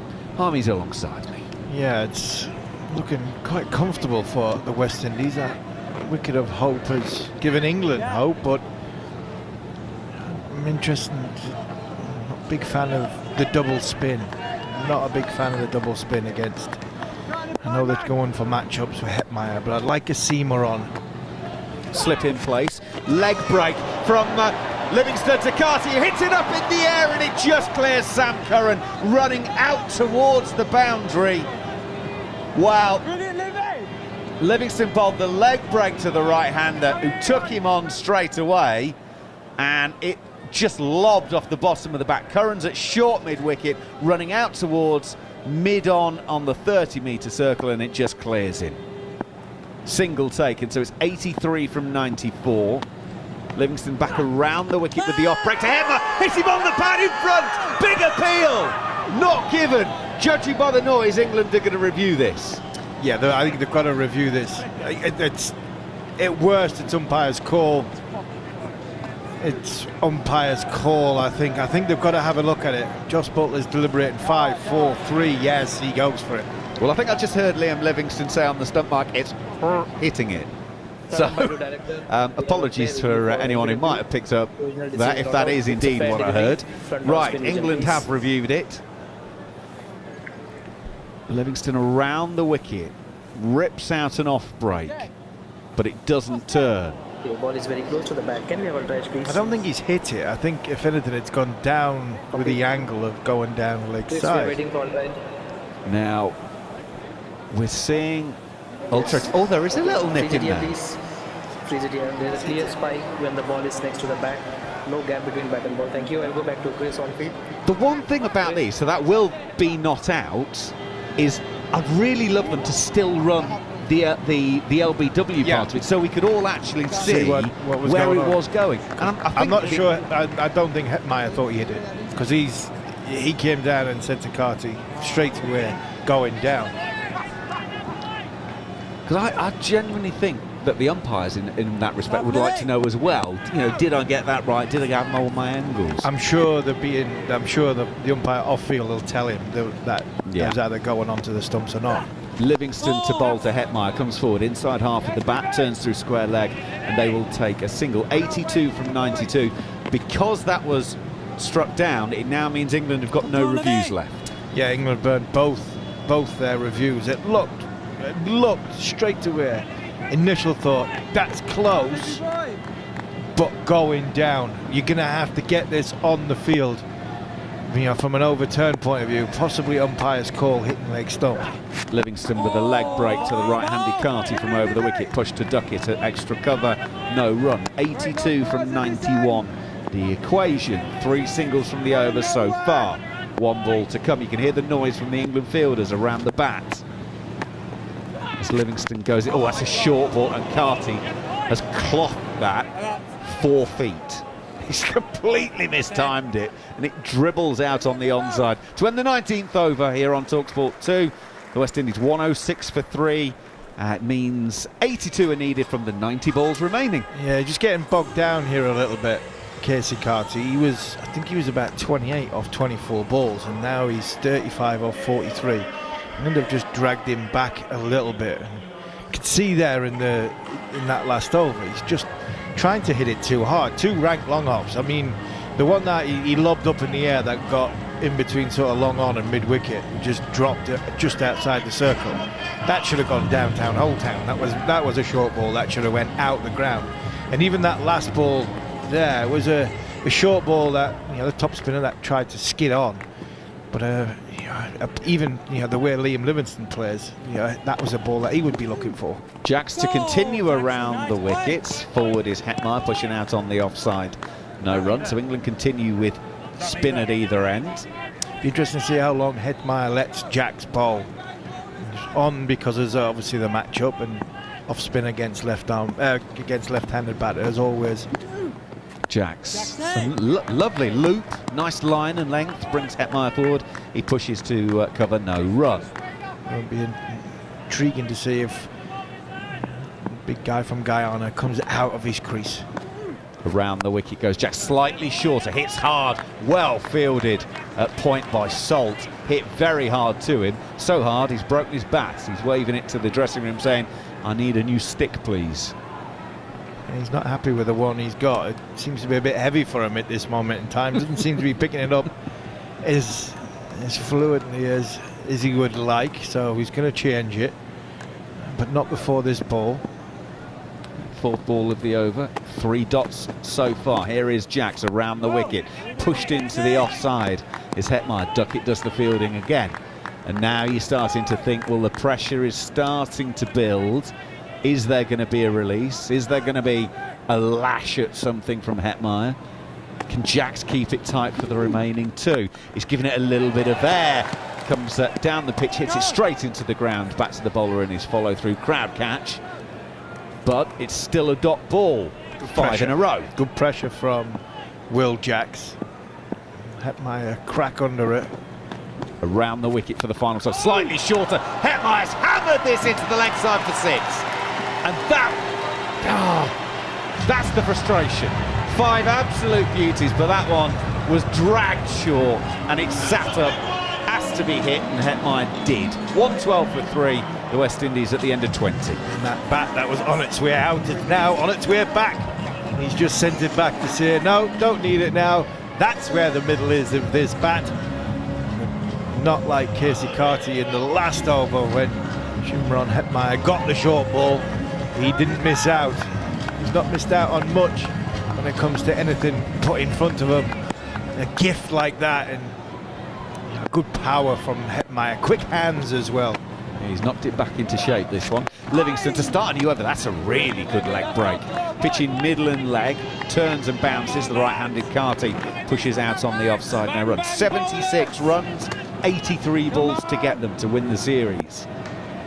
England are well in this, you can tell that by the noise. Livingston, nice leg break, chipped into the offside, over the 30-metre circle at cover. Harry Brooks going around from long off, and will get it, and that will be 2. And I think Jos Buttler might have lost that in the lights briefly there, because he didn't take that particularly cleanly at all, almost as if he was sort of turning his back on it. Wasn't a great throw, I don't think, from the deep. Pitched in one of the footholes and got in the way. Carty got in the way, but it was a lovely shot. Didn't try and hit it too hard, just taking it over the 30-yard circle. Carty's 37 from 45. I think that might have been an off break from Livingston. Crowd catch to Ducket at short extra cover as he's driven out on the offside. No run, 74 from 81. Livingston, leg break. Carty stays leg side of it. Goes to Rayan Ahmed at backward point, no run. The over is getting quicker as well as the dots continue to come. Livingston doesn't want to give Carty time to settle. Pauses at the end of his mark. Comes in, bowls with a grunt. Hit by Carty out to the cover sweeper. That is Atkinson. It will be just a single. 3 from the over so far. 73 from 79. The runs required and the balls left are getting ever closer. Only a differential of 6 now. Right, Hetmeyer, I mentioned this over was going quicker and quicker. Hetmeyer's doing his best to slow it down. He's taken guard. Now he's going to do his gloves up. And we're going to play this next delivery at Shimron Hetmeyer's pace. Now he's ready, so Livingston goes around the wicket, bowls him an off-spinner. Hetmeyer comes charging down the pitch, cloths it to Zach Crawley down at long off, and it's just a single. 72 from 78 at the end of the over here on talkSPORT 2. Jarrod Kimber. Kieran's had a look at the Hawkeye tracking, and it says that that ball, the LBW to Hetmeyer, was going over the stumps. Yeah, I did wonder. It was a little bit high, but even so, I think Hetmeyer said it was going down leg, so he was wrong twice. By the way. Yeah, you got a little scratch on it. That was the main thing. It just didn't look right from the naked eye. I just wanted to talk about two other things. West Indies and ODI chasers when Shy Hope doesn't pass 40. 11 wins, 26 losses. So have that one, Macca. Just put that in your back pocket if you need it for later. And the other thing was that I think Curtly Ambrose said on comms that he thought that Hope didn't pick that wrong. I think he did pick it, but it spun 4.5 degrees. Will Jacks to start a new over. Oh, it's been guided by Hetmeyer. Straight to Salt at point, and he's out. Massive wicket for England. 116 for 4. Hetmeyer goes for 12, and it's 72 from 77 with only 6 wickets standing now. Really poor shot from Shimon Hetmeyer. It's a short ball outside off stump. It's just catching practice. It's just guided straight into Phil Salt's hand. He's at backward point. He's not even on the 30-yard circle. He's a good 10 yards in. Really disappointing and tame, soft ending from the big fella from Guyana. Great wicket from Will Jackson. Fair play to Jos Buttler. They've gone with the matchups, gone for the off-spinner against the left-hander, and boy, it worked. He bowled 5 excellent balls in the last over. Will Jackson, he dropped one a touch short, and Shimron Hetmeyer punished him and dispatched him for 6. And the last ball of the last over, Hetmeyer gets a single, and you're thinking, right, this might not be a bad thing for England. Get Jacks on again, see if he can put pressure on. He didn't need to put too much pressure on. Short ball outside off stump, guided straight to Phil Salt. And Shimron Hetmeyer's innings is gone, and pressure now on the West Indies. Shafane Rutherford strides out to the crease. Comes into this game off the back of 63, made from 80 balls in the second game in Antigua. Another lefty.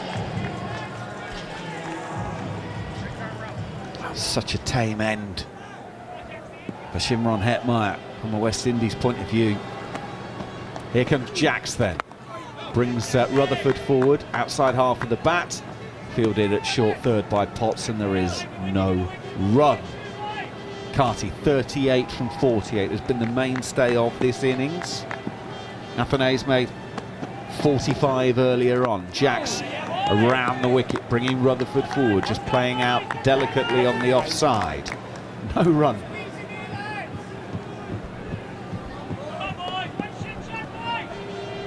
You can hear all the noise around the bat. Jacks goes in, bowls middle and leg, pushed back down the pitch to the bowler. 4 balls gone, no runs. That magical wicket at the start of the over. So potential wicket maiden in the offing for Jacks. Can he finish it off? He brings Rutherford forward, pushing to Potts at short third. 1 ball left. 72 from 73, the equation. And Will Jacks join these dots up around the wicket. Brings them out forward. Turn and bounce, beats the outside edge. Jos Buttler's appealing, and then someone says we've got no appeals anyway. So, well, it was a beautiful delivery. It's a wicket maiden for Will Jacks. I think a couple of the players haven't realised, because you can still hear that conversation through the stump saying, we've got no reviews. Yeah, flights just drift out from around the wicket, out, sort of drifting towards the off stump, and then pitch and turning sharply. Didn't hit the outside edge. Jos Buttler got a little bit excited for a second. I think it was Sam Curran who's at mid-wicket. Just a little reminder to the rest of the fielders that England have burnt both of their reviews. I'm not sure they would have gone up for it anywhere. Liam Livingston to start the 23rd, brings Carty forward, pushes to Rayan Ahmed at short third, no run, 72 from 71. Jarrod. I think in basketball, if you call for a timeout and you're out of them, it's a technical foul. What should it be if you call for a review and you're out of them? I like that, that's a good idea. Livingston over the wicket with a leg break. Carty stays leg side of it, punches to Harry Brook at long off, single taken, 71 from 70 is the equation. Have him, Wade, got him. West Indies have just gone under the score of what England were at the same time. So they've been pretty comfortably above, not always massively, but comfortably above. And from here on in, England score just around about 5 runs and over throughout the rest of their innings. Livingston, little bit of air on this one. That is an agricultural hack from Rutherford. It's a harmy. Was he trying? It wasn't that good. Was he trying to hit there? I think his hands and his feet weren't talking to each other there. He's aimed at extra cover and it's dribbled towards square leg. Yeah, he stood. I would hope his studs got caught in the ground there on the popping crease. Livingston around the wicket, brings him forward, pushes just wide enough of Salt to be able to take a single. Salt gathers, returns to Buttler, 70 from 68. Runs now higher than balls remaining. But still not out of control by any stretch. It's still well within the, West Indies are still favourites in my book. Livingston is in. Carty saying well leg side of that one. Very wristily plays it out to the deep cover fielder for a single, 119 for 4. Are you sure they think they're favourites based on this couple of shots we've just seen? Yeah, I still think the West Indies are. I still think the West Indies, in my opinion, are still favourites in this game. I'll wait to see Romario Shepherd come out and look a little bit more comfortable than these two are currently looking. So Rutherford's on strike. He's got 1 from 7. Final ball off the over. Livingston around the wicket, bowls him an off spinner. Inside half of the bat, beats Ducket at short mid wicket. They're going to take 1 and they'll come back for a second. Ducket doesn't pick it up cleanly in the end actually, so it's a pretty straightforward 2 to end the over. That is 23 gone, so it's 67 from 66 balls, the equation. Carty's got 40 from 51. Rutherford 3 from 8 here on talkSPORT 2. These are the thoughts of Steve Harmison. It's been very, very good from England. Butler's kept the spin option. I said a few overs ago I'd like to have seen a seamer run, but I think it's right to carry on with the slow bowlers.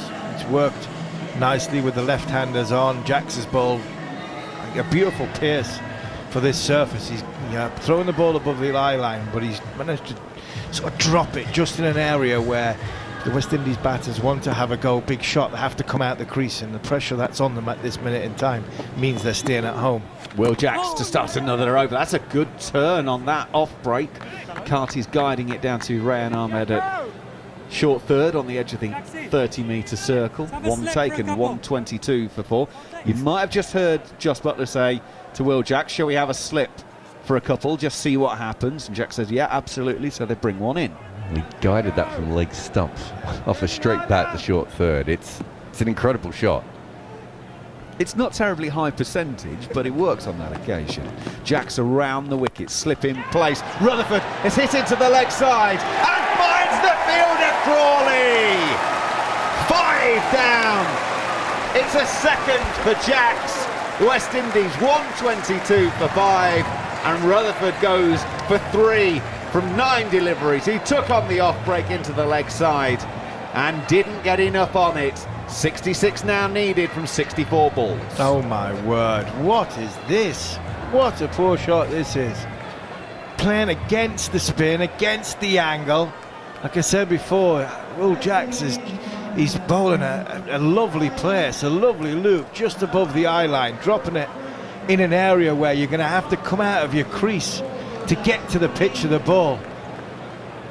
And Rutherford has got nowhere near that. He's picked out Zach Crawley, who in the deep, because he's probably England's tallest fielder, he's had to come in 10 yards and take that round his waist. A comfortable catch for Zach Crawley and good wickets for Will Jackson. Now you probably say that the West Indies aren't favourites for this game, and it's now England's in the ascendancy, and England, well, it's England's to lose from here, because the way the West Indies have imploded in the last half an hour, a lot of pressure on a young man in Casey Carty batting at number 3, who has come into this series as not a normal top order batter. Strike rate is less than what you would want in an ODI contest, and he's now got the weight of the 14 the islands on his shoulders to get his team over the line to win this series. Massive pressure now on Casey Carter. Well, Romario Shepherd saunters out. Of course, he had that fabulous 48 from 26 in the first game in Antigua. Saw some very lusty blows from that bat. Right, Will Jacks 2 for 10. Goes in straight away, turning into middle and leg.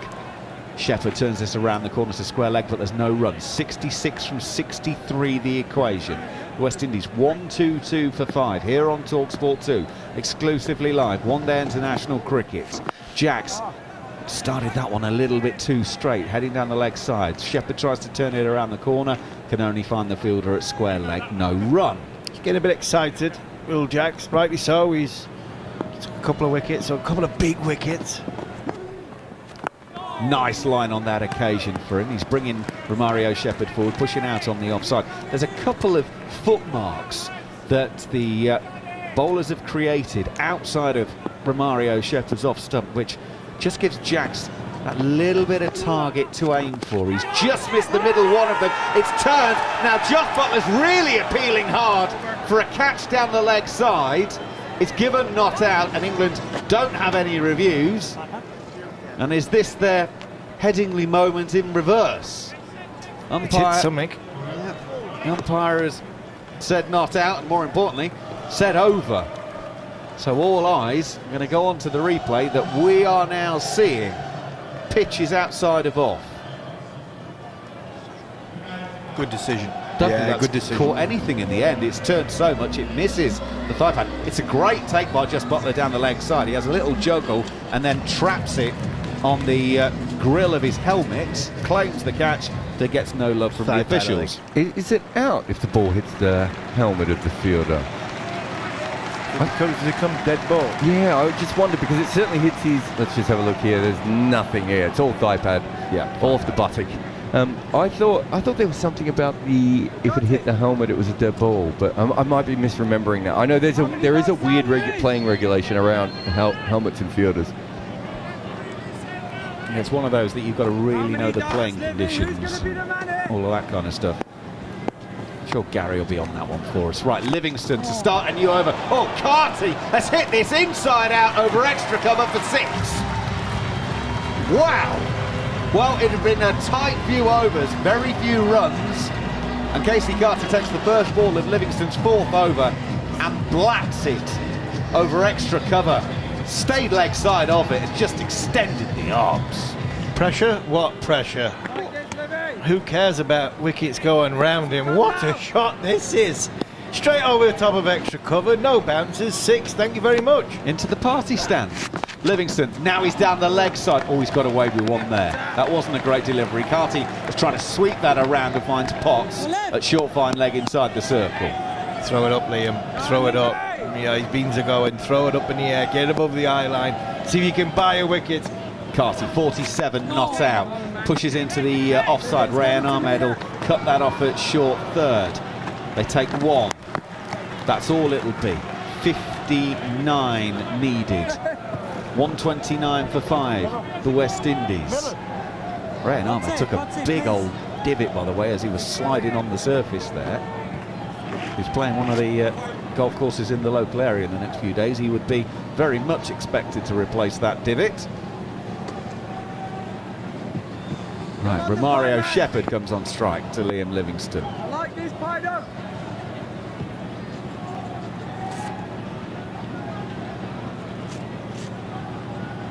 They're cleaning the ball off it. It has picked up an awful lot of muck on the seam, which Liam Livingston is just having to show the umpire what he's doing so that the umpire knows that what he's doing is entirely legal.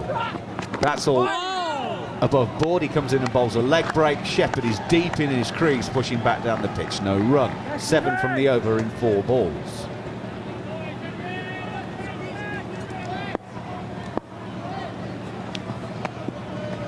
Shepherd settles over his bat. Livingston a little bit too short on that occasion. Shepherd hits it out to backward point. They take 1, throws in the air. They will get the second comfortably. Decent throw in, but Shepherd was moving, and they will get back for 2. 131 for for 5. Shepherd has 2 from 6 balls faced. Yeah, good bit of cricket that. It was a nice shot by Shepherd. He knew straight away that he got it into the gap. Big fella, he turned and got back. He got back comfortably in the end. Final ball of the Livingston over. Shepherd is forward, playing wristily out to point. They'll take 1. Carty's got no interest in more than 1. It ends the over. 56 are needed from 54 balls. 25 overs are gone. 56 from 54, as I say. Carty's got 48 from 55 balls. And Mario Shepherd 3 from 7.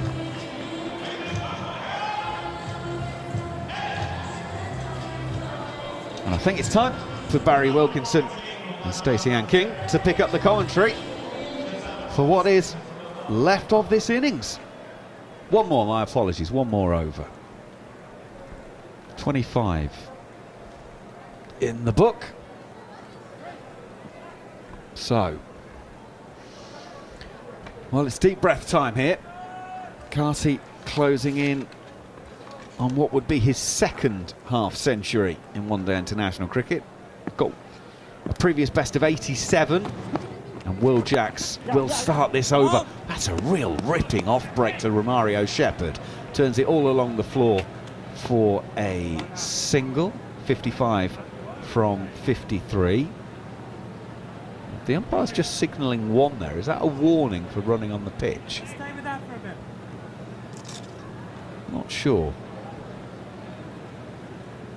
1-3-3 for 5. Who's he warning Will Jacks? Because I can't imagine warning the batter going against them. No.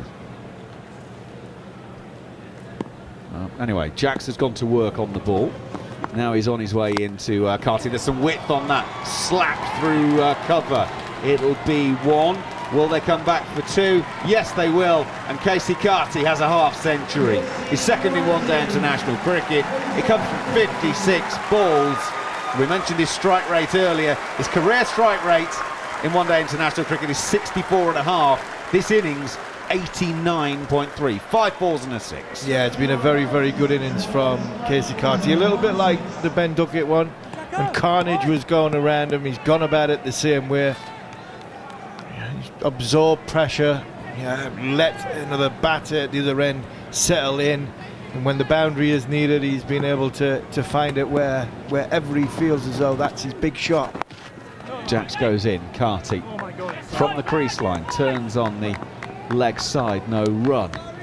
Just pushes it quietly and then rehearses something far more violent, thinking that really could have gone. 53 from 51. Yeah, the pick of the boundaries was probably off Liam Livingston over the top of extra cover. Jacks in over the wicket. Carty comes down the pitch. Corn bowled. He's got himself to 50, but he's got himself out.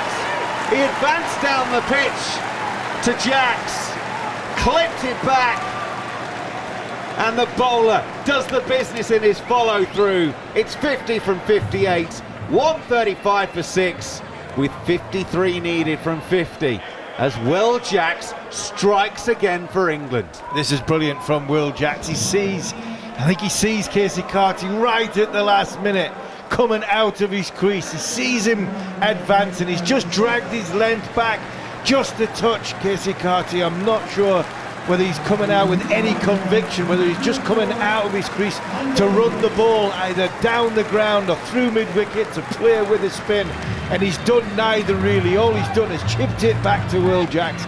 Smart catch low down, and England now in the box seats. 53 runs off 50 balls, 4 wickets to go. Will Jacks 3 for 13. He really has bowled brilliantly for England.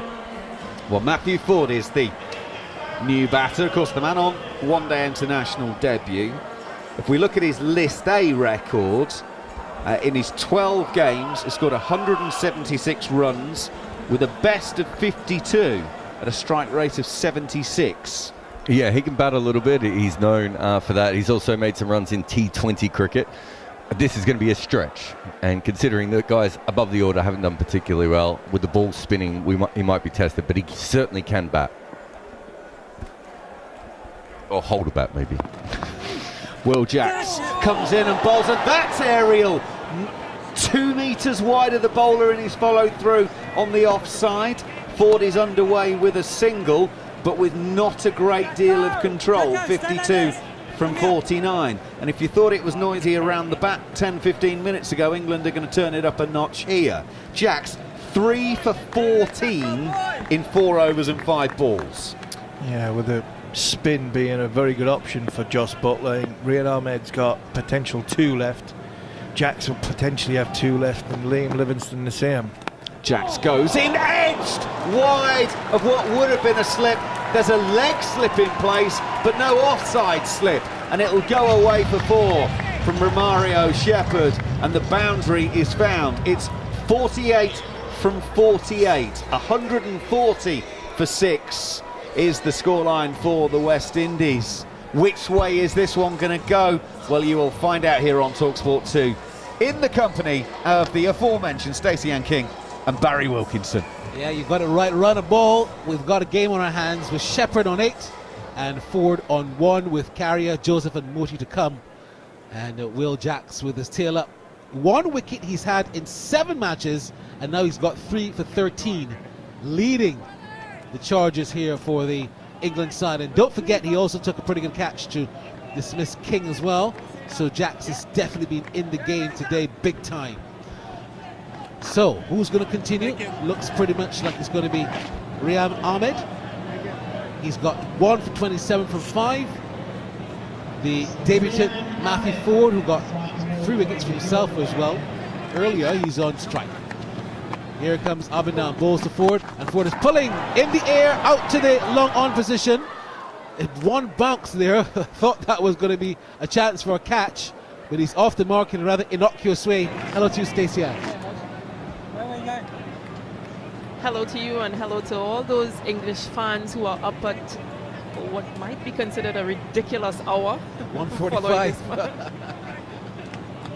I'm suggesting that they can just sleep in England at the studio and just wait to Tuesday. Here comes Ahmed again in bowls, and this delivery, Shepherd is punching off the back foot straight to the fielder there at cover.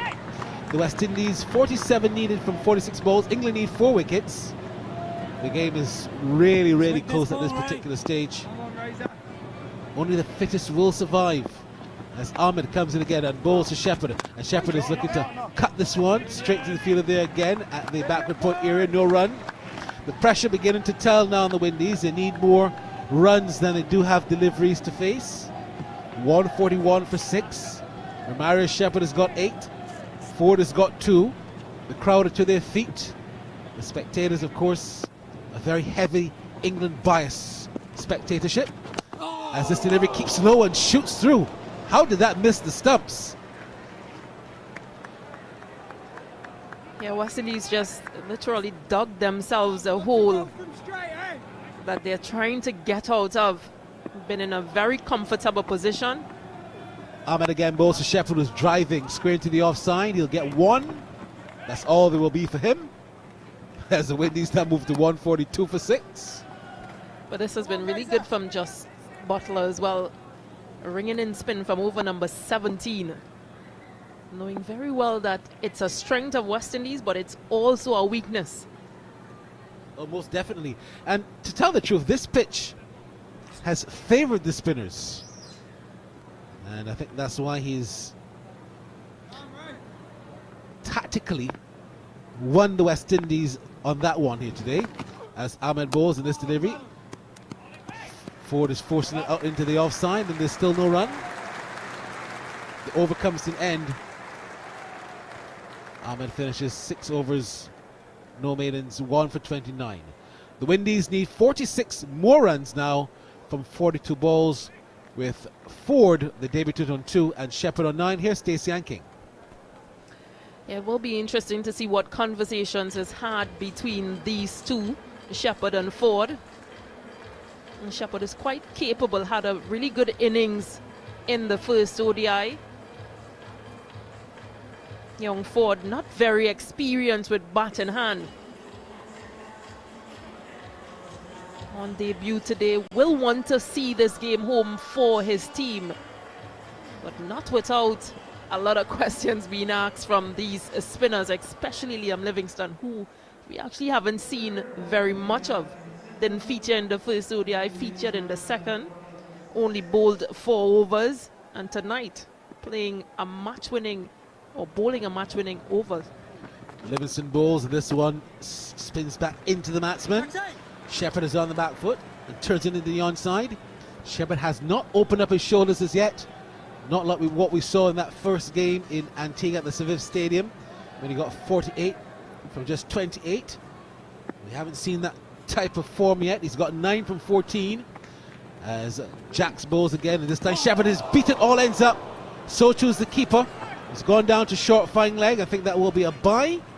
Let's wait and see. Yes, it is a bye. That beat everyone, beat the batsman, beat the keeper, and a sundry in the end. Yeah, flat delivery from Jacks. Shepherd coming forward to play that delivery and getting between bat and pad.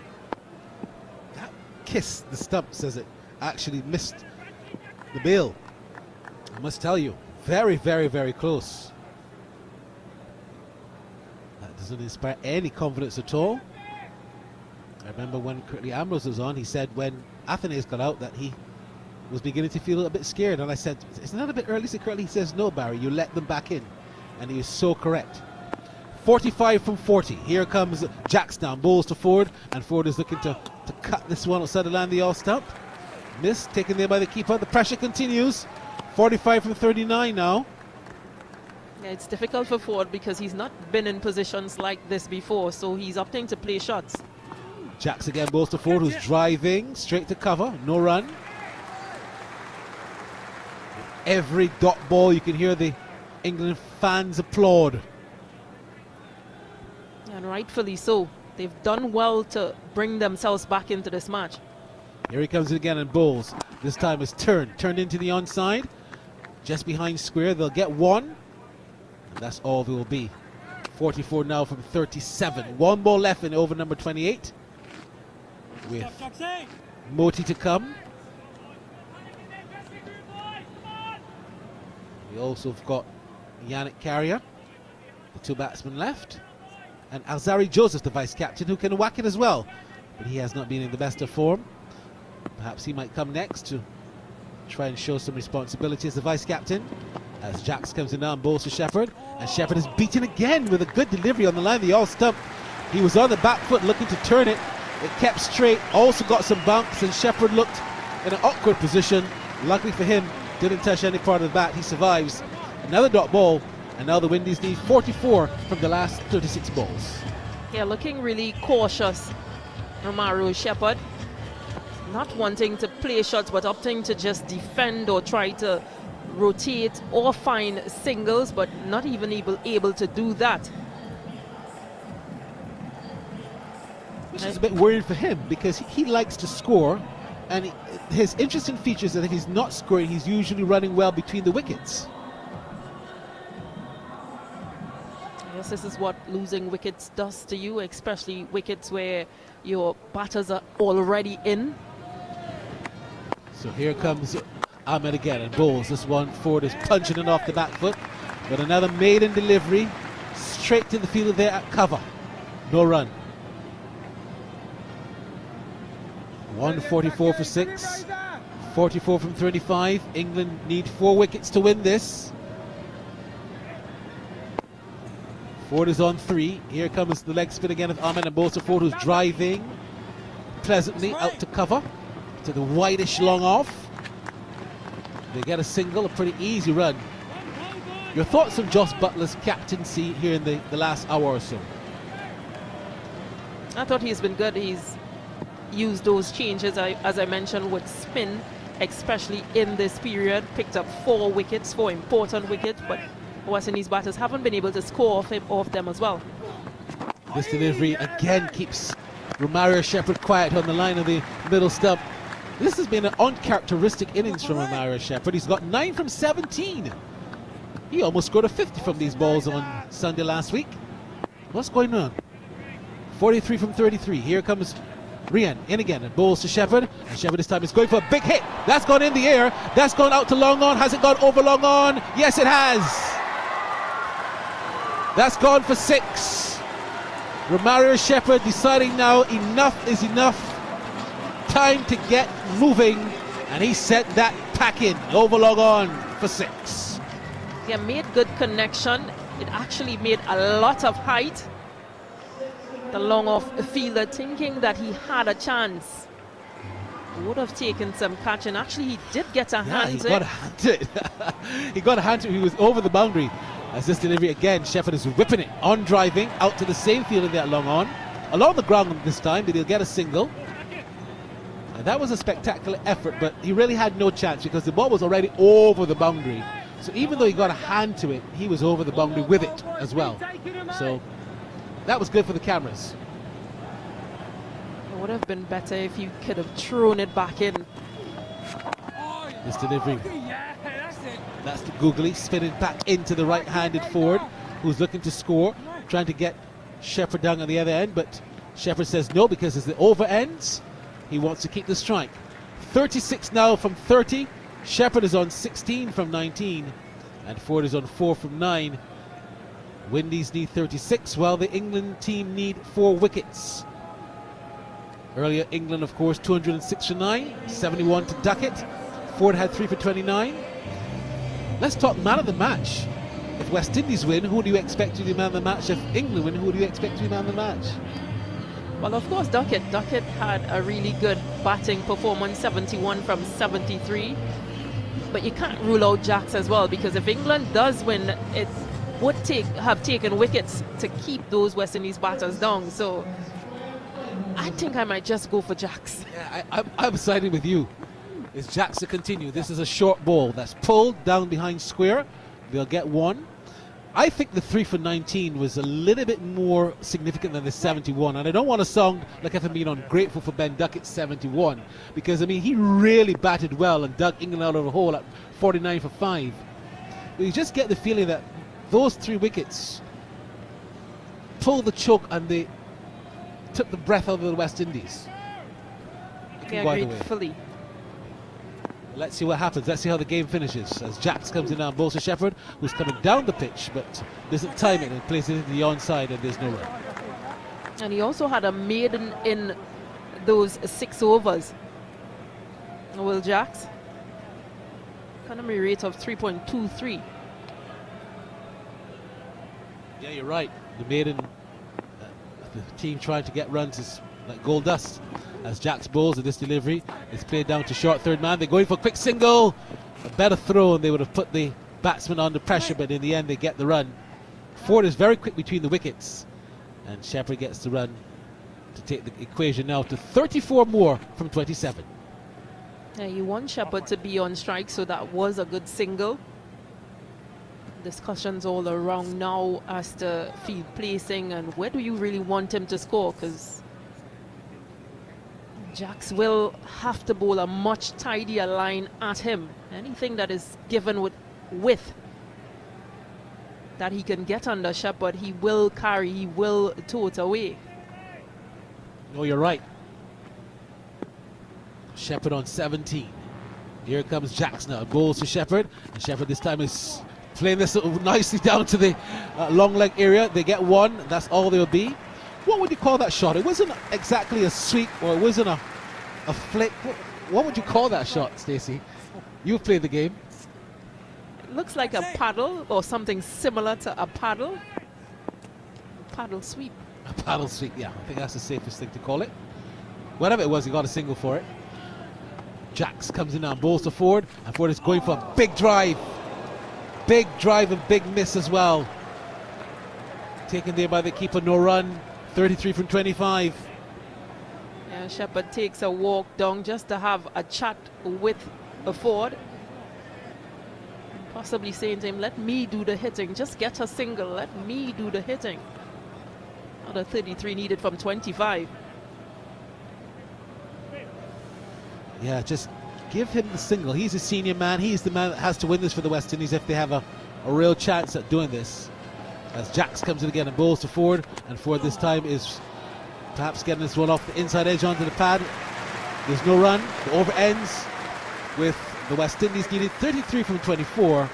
Shepherd has got 18, Ford has got 5. 155 for 6. England needing 4 wickets.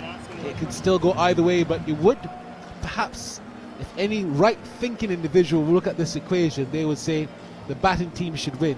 But we're talking about the West Indies, who we've seen, Stacy-Ann King, have given away some really good opportunities to win cricket matches before. Yeah, agreed fully. And then when you look at the scorecard, Alec Atenez with 45 from 51, Casey Carty with 50 from 58, two batters who were set and could have taken things to the end, gave away their wickets. So you really never know what is going to be presented from this West Indies team. And the 33 needed from 24, which means that boundaries has to be, or a boundary needs to be hit at some point, because they're not rotating the strike as much as possible.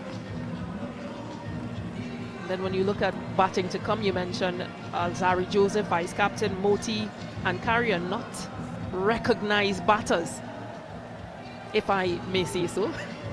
No, you're right. I mean, Carrier can bat, there's no doubt about it. Moti as well, but in a pressure situation, it's a different equation. And that is where their talent and their ability is really going to be tested. Not for their previous batting ability, but for winning matches under those immense conditions. So Atkinson, 5 overs, no made, number 34, is going to come back now. 2 for 34, correction. He's going to come back now, and he'll be bowling to Shepherd. Let's have a look at the field. The field position is going to be critical. Why do they have a short third man? I don't know. That third man should really be, well, I guess there is a whitish third man. He's more of a fly slip. As this delivery is hit in the air, out to mid-wicket. Chance for a catch, or is that gone for 6? That's sailing into the Greenwich and Haynes stand for 6. Just about. It was actually not only 6, but it was almost a chance for Liam Livingston to be in there with a catch. Yeah, really misjudged that catch, Livingston. It was a full delivery, totally missed that length, Atkinson. I think he thought that it was going, ended up over the boundary, and then tried to make a catch out of it. It was too late. Wow. It's been such a long time since the West Indies have won a series against England. And now they need 27 more runs from 23 balls, with Shepherd 24 from 22. He could be very well another man of the match contender, depending on how this finishes. Well, he is quite capable of finishing this, but again, it just takes one delivery. Atkinson has been really good tonight. He's picked up 2 wickets, and at crucial times when partnerships were building. Here he comes in again now, bowls to Shepherd, and Shepherd again is whacking this. That's a massive 6. No doubt about that. That was onto the top tier of the Greenwich and Haynes stand. That's a big 6, and the equation looking much better now, as Shepherd has got 30 from 23, and the Windies are looking like if they can take this home. You're searching for a Yorker length delivery and getting it wrong once again, Atkinson. That delivery was too full, too high, and literally a free hit for someone of Shepherd's caliber. I think he's having some problems gripping the ball, because we've just seen 2 full tosses. 2 full tosses, 2 gifts that have been struck for 6, back to back. Here he comes in again now, bowls to Shepherd, and Shepherd is driving along the ground, out to cover. They'll get 1 on this occasion. 20 now from 21. 4 on strike on 5. Literally brought them back into this match. Atkinson with those 2 deliveries, those 2 freebies, literally. 13 runs off 3 deliveries.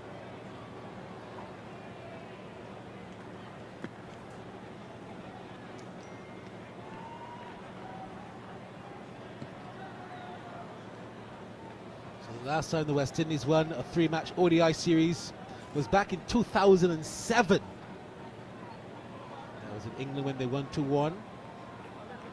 The last time they won a 3-match ODI series versus England in the Caribbean was back in 1997 when they won 4-1. So this is a real opportunity here for the Windies. After winning that first game in such close fashion, they lost the second equally in terms of England cantering home. Now they need 20 from 21 with 4 wickets in hand. Here comes Atkinson and bowls to Ford, and Ford is getting this one off the middle of the... Did that come off the middle of the bat? It's gone down to fine leg for 4, but that came off the inside edge, I reckon. 4 runs, nevertheless. 16 from 20, Stacy-Ann King. Yeah, and 17 runs off 4 balls. One will be thinking, why didn't Jos Buttler just stick with spin? Yeah, that actually did perhaps come off the middle of the bat because it was short. He pulled it, did time it, but it went down to fine leg like a bullet from a gun for 4. Here comes Atkinson again. This has been a very poor over. Bowls to Ford, and Ford is pulling this through mid-wicket. That's going to go towards the boundary. Will it get there? Yes, it does. Oh, no, it doesn't actually. They pull it back, but they're going to come back for the 3rd run. They come back for 3. That's really good fielding there in the end as they get 3 runs to take the equation now to 13 needed from 19. Who was that down there fielding? They're having a boundary check. Sliding to his left. And yeah, I think that was very, very, very good fielding, stopping a run, because in the end it was a run saved. That's Phil Salt. 1 ball left in this over. 13 from 19. Shepherd on strike on 31. Here comes Atkinson, who's about to begin. Had to break. He's ready now. Steams in from the Joe Garner end. Passes the umpire and bowls to Shepherd. Shepherd is driving straight down the ground. That's a beautiful shot for 4. Oh, what a classical shot. Could not have played it better. It was pitched up and driven just past the umpire. No one had a chance. That was as straight as an arrow. What a classical shot there from Romario Shepherd. And certainly the Windies can't fluff their lines from here. They need 9 now from 18. Yeah, absolutely amazing ball hitting or ball striking from Shepherd. If I may say, possibly the shot of the night. 24 runs coming from that Atkinson over. 9 required from 18. Yeah, what a very poor over from Atkinson. The first 2 full tosses went for 6s back to back. Then a couple of 4s, single. He would want to forget that over. Yeah, fans won't allow him to, because even though he is quite inexperienced in terms of ODI cricket, you can't bowl those length balls. You've got to get those Yorker length deliveries in. You've got to challenge a number 9 and a number 8 batter. So Livingston is going to bowl now. He's got 4 overs. No man is done for 22.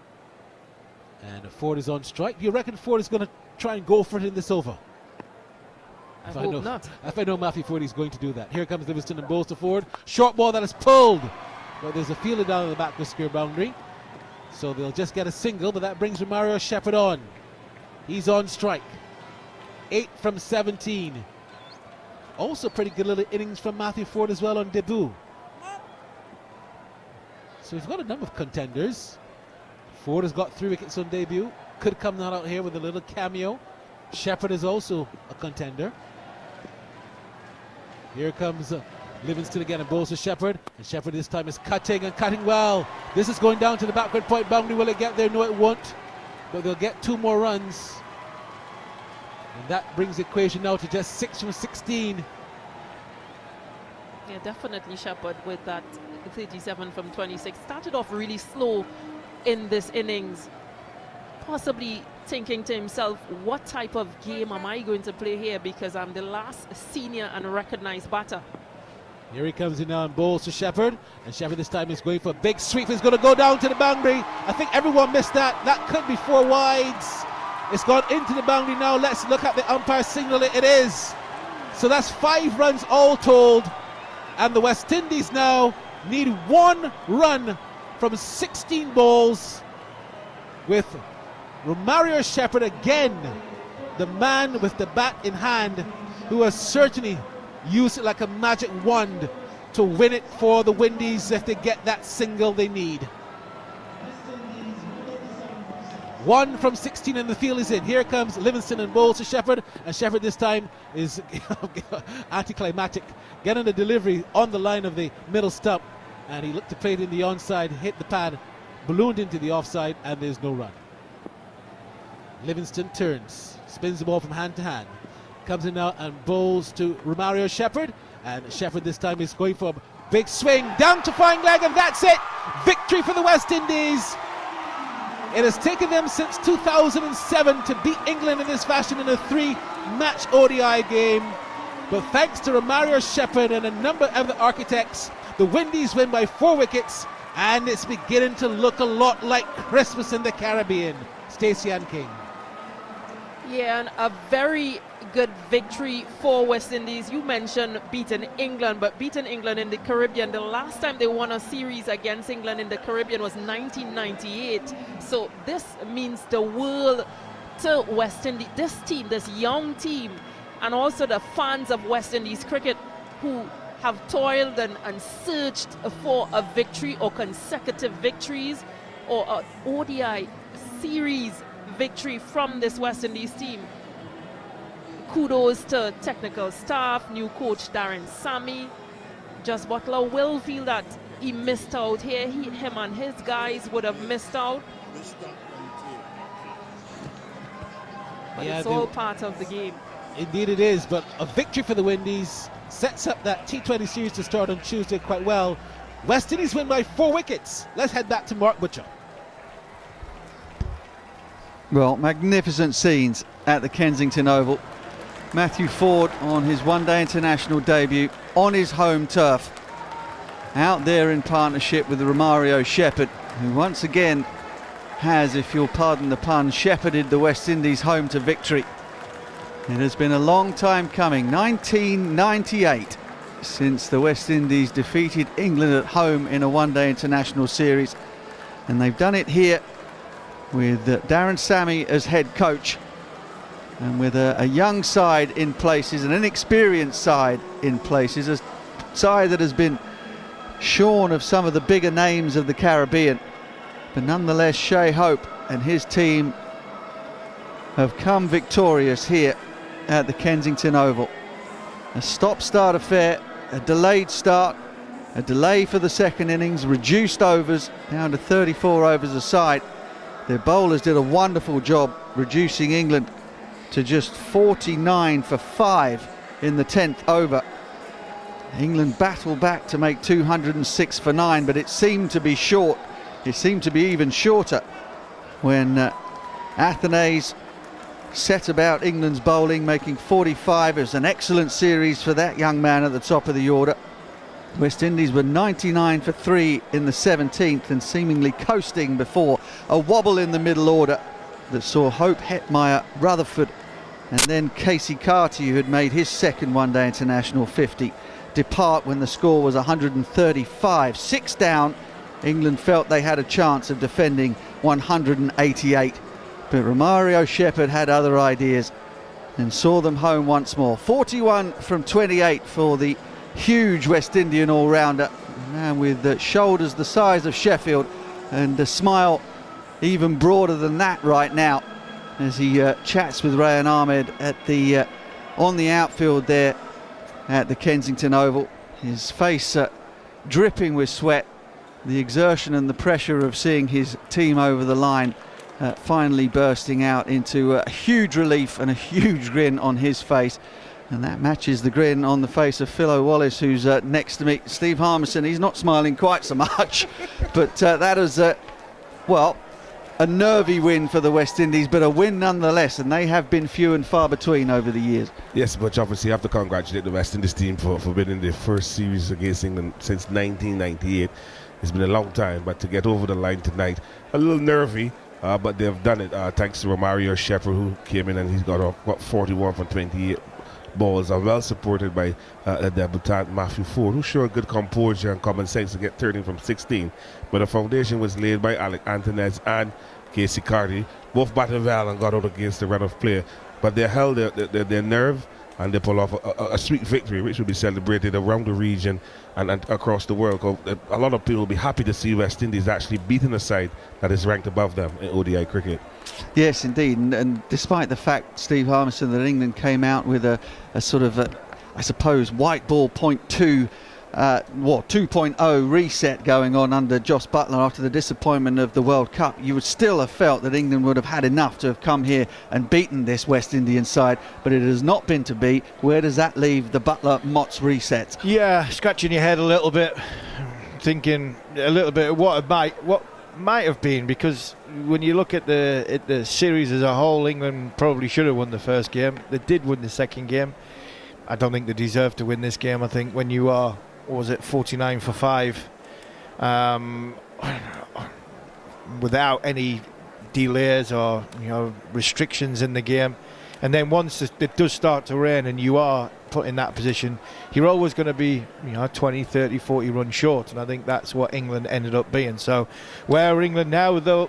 Well, they've learned quite a bit about a few players. There's been a hell of a lot of positives out of this series, and I know that's not what England fans want to hear, because England fans should have come over to the Caribbean and seen England win at least 2-1, probably 3-0, because of where this England team is compared to where the West Indies team is, but hasn't been the case. And that's I'm trying not to be disrespectful to the West Indies there. West Indies have looked like a side who are looking to try and improve and to try and build for something in the future. England, that was said about the England side, and unfortunately that just hasn't happened. There are one or two positives. Look, Will Jacks bowled brilliantly in that second innings there. Ben Ducket batted well, Jacks has batted well. There's been some good young performances, Harry Brook in the series, but there is also some sort of head scratches as well. We look as though we are a long way away when it comes to the seam bowling department. I think we are miles away when it comes to the seam bowling department, when it comes to brand new bowling in a power play, as well as bowling at the death and trying to work out when the middle overs, how we're going to hit the deck, how we're going to try and build a bit of pressure, then take the wicket in the middle, and then at the end of the innings, when the West Indies are probably at their strongest, when they're power hitting, we look as though we've been all at sea, and that for me is the concerning point of view. Very disappointing from an England standpoint, Philo, Wallace, but not so for the West Indies. A couple of real standout performances there. I'll pick out the obvious one being Matt Forde on debut with 3 for 29. It was his performance with the new ball that really set the ball rolling for the West Indies. But of course you've got Casey Carty, who many thought shouldn't be there in the first place. The Darren Bravo fan club certainly didn't believe that anybody other than him should have been batting at 3 for the West Indies. He made a 50 in the run chase. Of course, Romario Shepherd has done it once again for the second time in the series, and they did it also without runs from the skipper Shea Hope. So real encouragement there from the West Indies point of view. Yeah, but it shows that there's a self-belief. They're not relying on Captain Shea Hope to do it all the time. He's only human and he's due for failure. But the way in which Alec Antonez went about it, after losing Brandon King so early, and here Casey Carty built a good innings, and we saw what Casey Carty can do. Play a lot freer on a better surface, hit through the ball, and he looked the part. And this is what we want to see from these young guys who've been given obviously the green light by the selectors, and then again Matthew Forde given the green light today, its debut, and getting the new ball, bowling the first ball in your first one day international, and getting the wicket, your first wicket on the 6th delivery, but have given him a lot of confidence, and you saw him just enjoying it and going from strength to strength. We saw Romario Shepherd in Antigua, and we know what he can do, and he came now with more pressure on him, batting with the lower middle order, and he produced the goods. So there are good positive signs for West Indies moving forward. I know the next series is going to be T20, but they have something to take from this 50-over series that can obviously put them in good stead going into that T20. The T20 squad was announced for the West Indies. Did you like what you saw there in terms of a mixture of youth and experience? Well, you always say the West Indies selectors is the best available 15. Obviously, the man that catch my eye is Andrea Russell. But I know that Darren Sammy said that there's room for experience in the T20 squad. He's gone for Andrea Russell. This is me. I just want them to go out there and play good cricket for West Indies and start to win. And if it takes Russell in our T20 11 to win games for us, I am happy. But if Russell comes into the T20 and struggles, then there's a problem.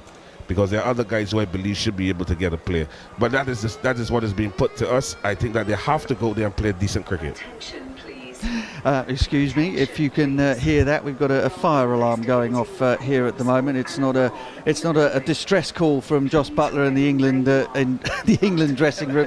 Final thoughts from you, Steve, before we leave these fine people to it at the back end of what can only be described as a disappointment, simply because no matter whether England are looking to rebuild or not, you would still have expected them to have enough quality to have won a series there against this West Indies team. Yeah, absolutely, 100% there. We can't keep going doom and gloom. We have to build from something, and I think there are enough positives there to say that there are, we can build. Will Jacks finding out about his batting and his bowling. Ben Ducket, can he continue his test form, and does he warrant a place in that middle order at number 3 or number 4? Harry Brook again is just continuing his education of international cricket, and he's had he had 2 very, very good knocks and then gets himself run out. But the question marks are probably on the ones who have been there for a little bit. Jos Buttler didn't have the greatest of series, and he got 150, but still Liam Livingston more with the ball, didn't really sort of see much other than a little bit of a cameo today with the bat.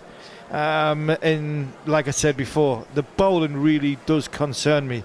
Not for the fact that at the end of the day, we're looking at a plan when we got the new ball in our hand and we've got the death overs. That really does concern where England go from there. Rayan Ahmed, though, a shining light. Yes, Rayan Ahmed. Yeah, I forgot Rayan Ahmed. A huge shining light. We've got, for me, one of the greatest leg spinners of modern day white ball cricket in Adil Rashid, and I still think he's got a couple of years left.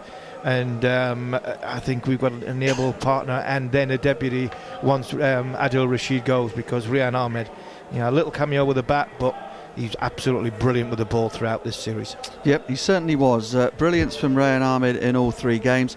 England could only put in a performance in 1 out of those 3. The West Indies, though, winning the first in Antigua, finishing it off with a crowning win at the Kensington Oval in Barbados. That means the West Indies win the 3-match series, 2-1, their first victory over England at home since 1998. Smiles on the faces of the West Indian players, 1 or 2 of the sponsors as well, and people behind the scenes who are all desperate to see West Indies doing well. We hope you've enjoyed the one-day international coverage here on talkSPORT 2. We shall leave you now, and we will see you again on Tuesday as the T20 series starts again from Barbados. talkSPORT 2. Short ball, and he's edged it, he's out! The 3rd ODI live on talkSPORT 2, the new home of cricket. It's the star-studded story of the football underdog that Hollywood couldn't make up. The magical and meteoric rise of Wrexham AFC. Listen to talkSPORT Breakfast every Tuesday morning for all the latest news from the racecourse ground as the Red Dragons continue their incredible journey. Welcome to Wrexham. Don't miss Talk of the Town every Tuesday morning on talkSPORT Breakfast from 6 with Welcome to Wrexham Season 2, streaming exclusively on Disney Plus now. Subscription required. Where could your hand-cooked tyres take you? For beachside beverages in Bali, a sun-drenched swimming pool in St. Lucia, or the whole of May in the Maldives? Visit handcook.win and you could win daily prizes of shopping vouchers and have the chance to win a £20,000 Virgin holiday. Hand-cooked tyres, fitted for reliability, safety and premium performance. Over 18s, T's and C's apply. See handcook.win. Hi, I'm Danny Dyer and welcome to What's That Smell? Ugh, smoky with a hint of burgers. It's my barbecue apron. Luckily, I can make this smell like freshly picked lilies. Just pop it in the washing machine, add some Surf Tropical Lily laundry detergent and... oh, my fave. It smells like my dream holiday. Get long-lasting fragrance with natural essential oils with Surf laundry detergent. You can make anything perf with Surf. At your work Christmas do? Not feeling the canapes? Why not get a pick-me-up with McDonald's limited edition Chicken Big Mac with 2 deliciously crispy chicken patties, our iconic Big Mac sauce, and gherkins, or not? Only available until the 3rd of January. Served from 11 a.m, subject to availability. We don't just do Christmas at Curry's, we do it properly by giving you just that little bit more. How about an Asus ZenBook 14? A slim, light, on-the-go laptop designed to do it all on the Intel Evo platform, powered by Intel Core i5 processor. For just $599. And as an added extra, it's free next day delivery. Going beyond expectations, this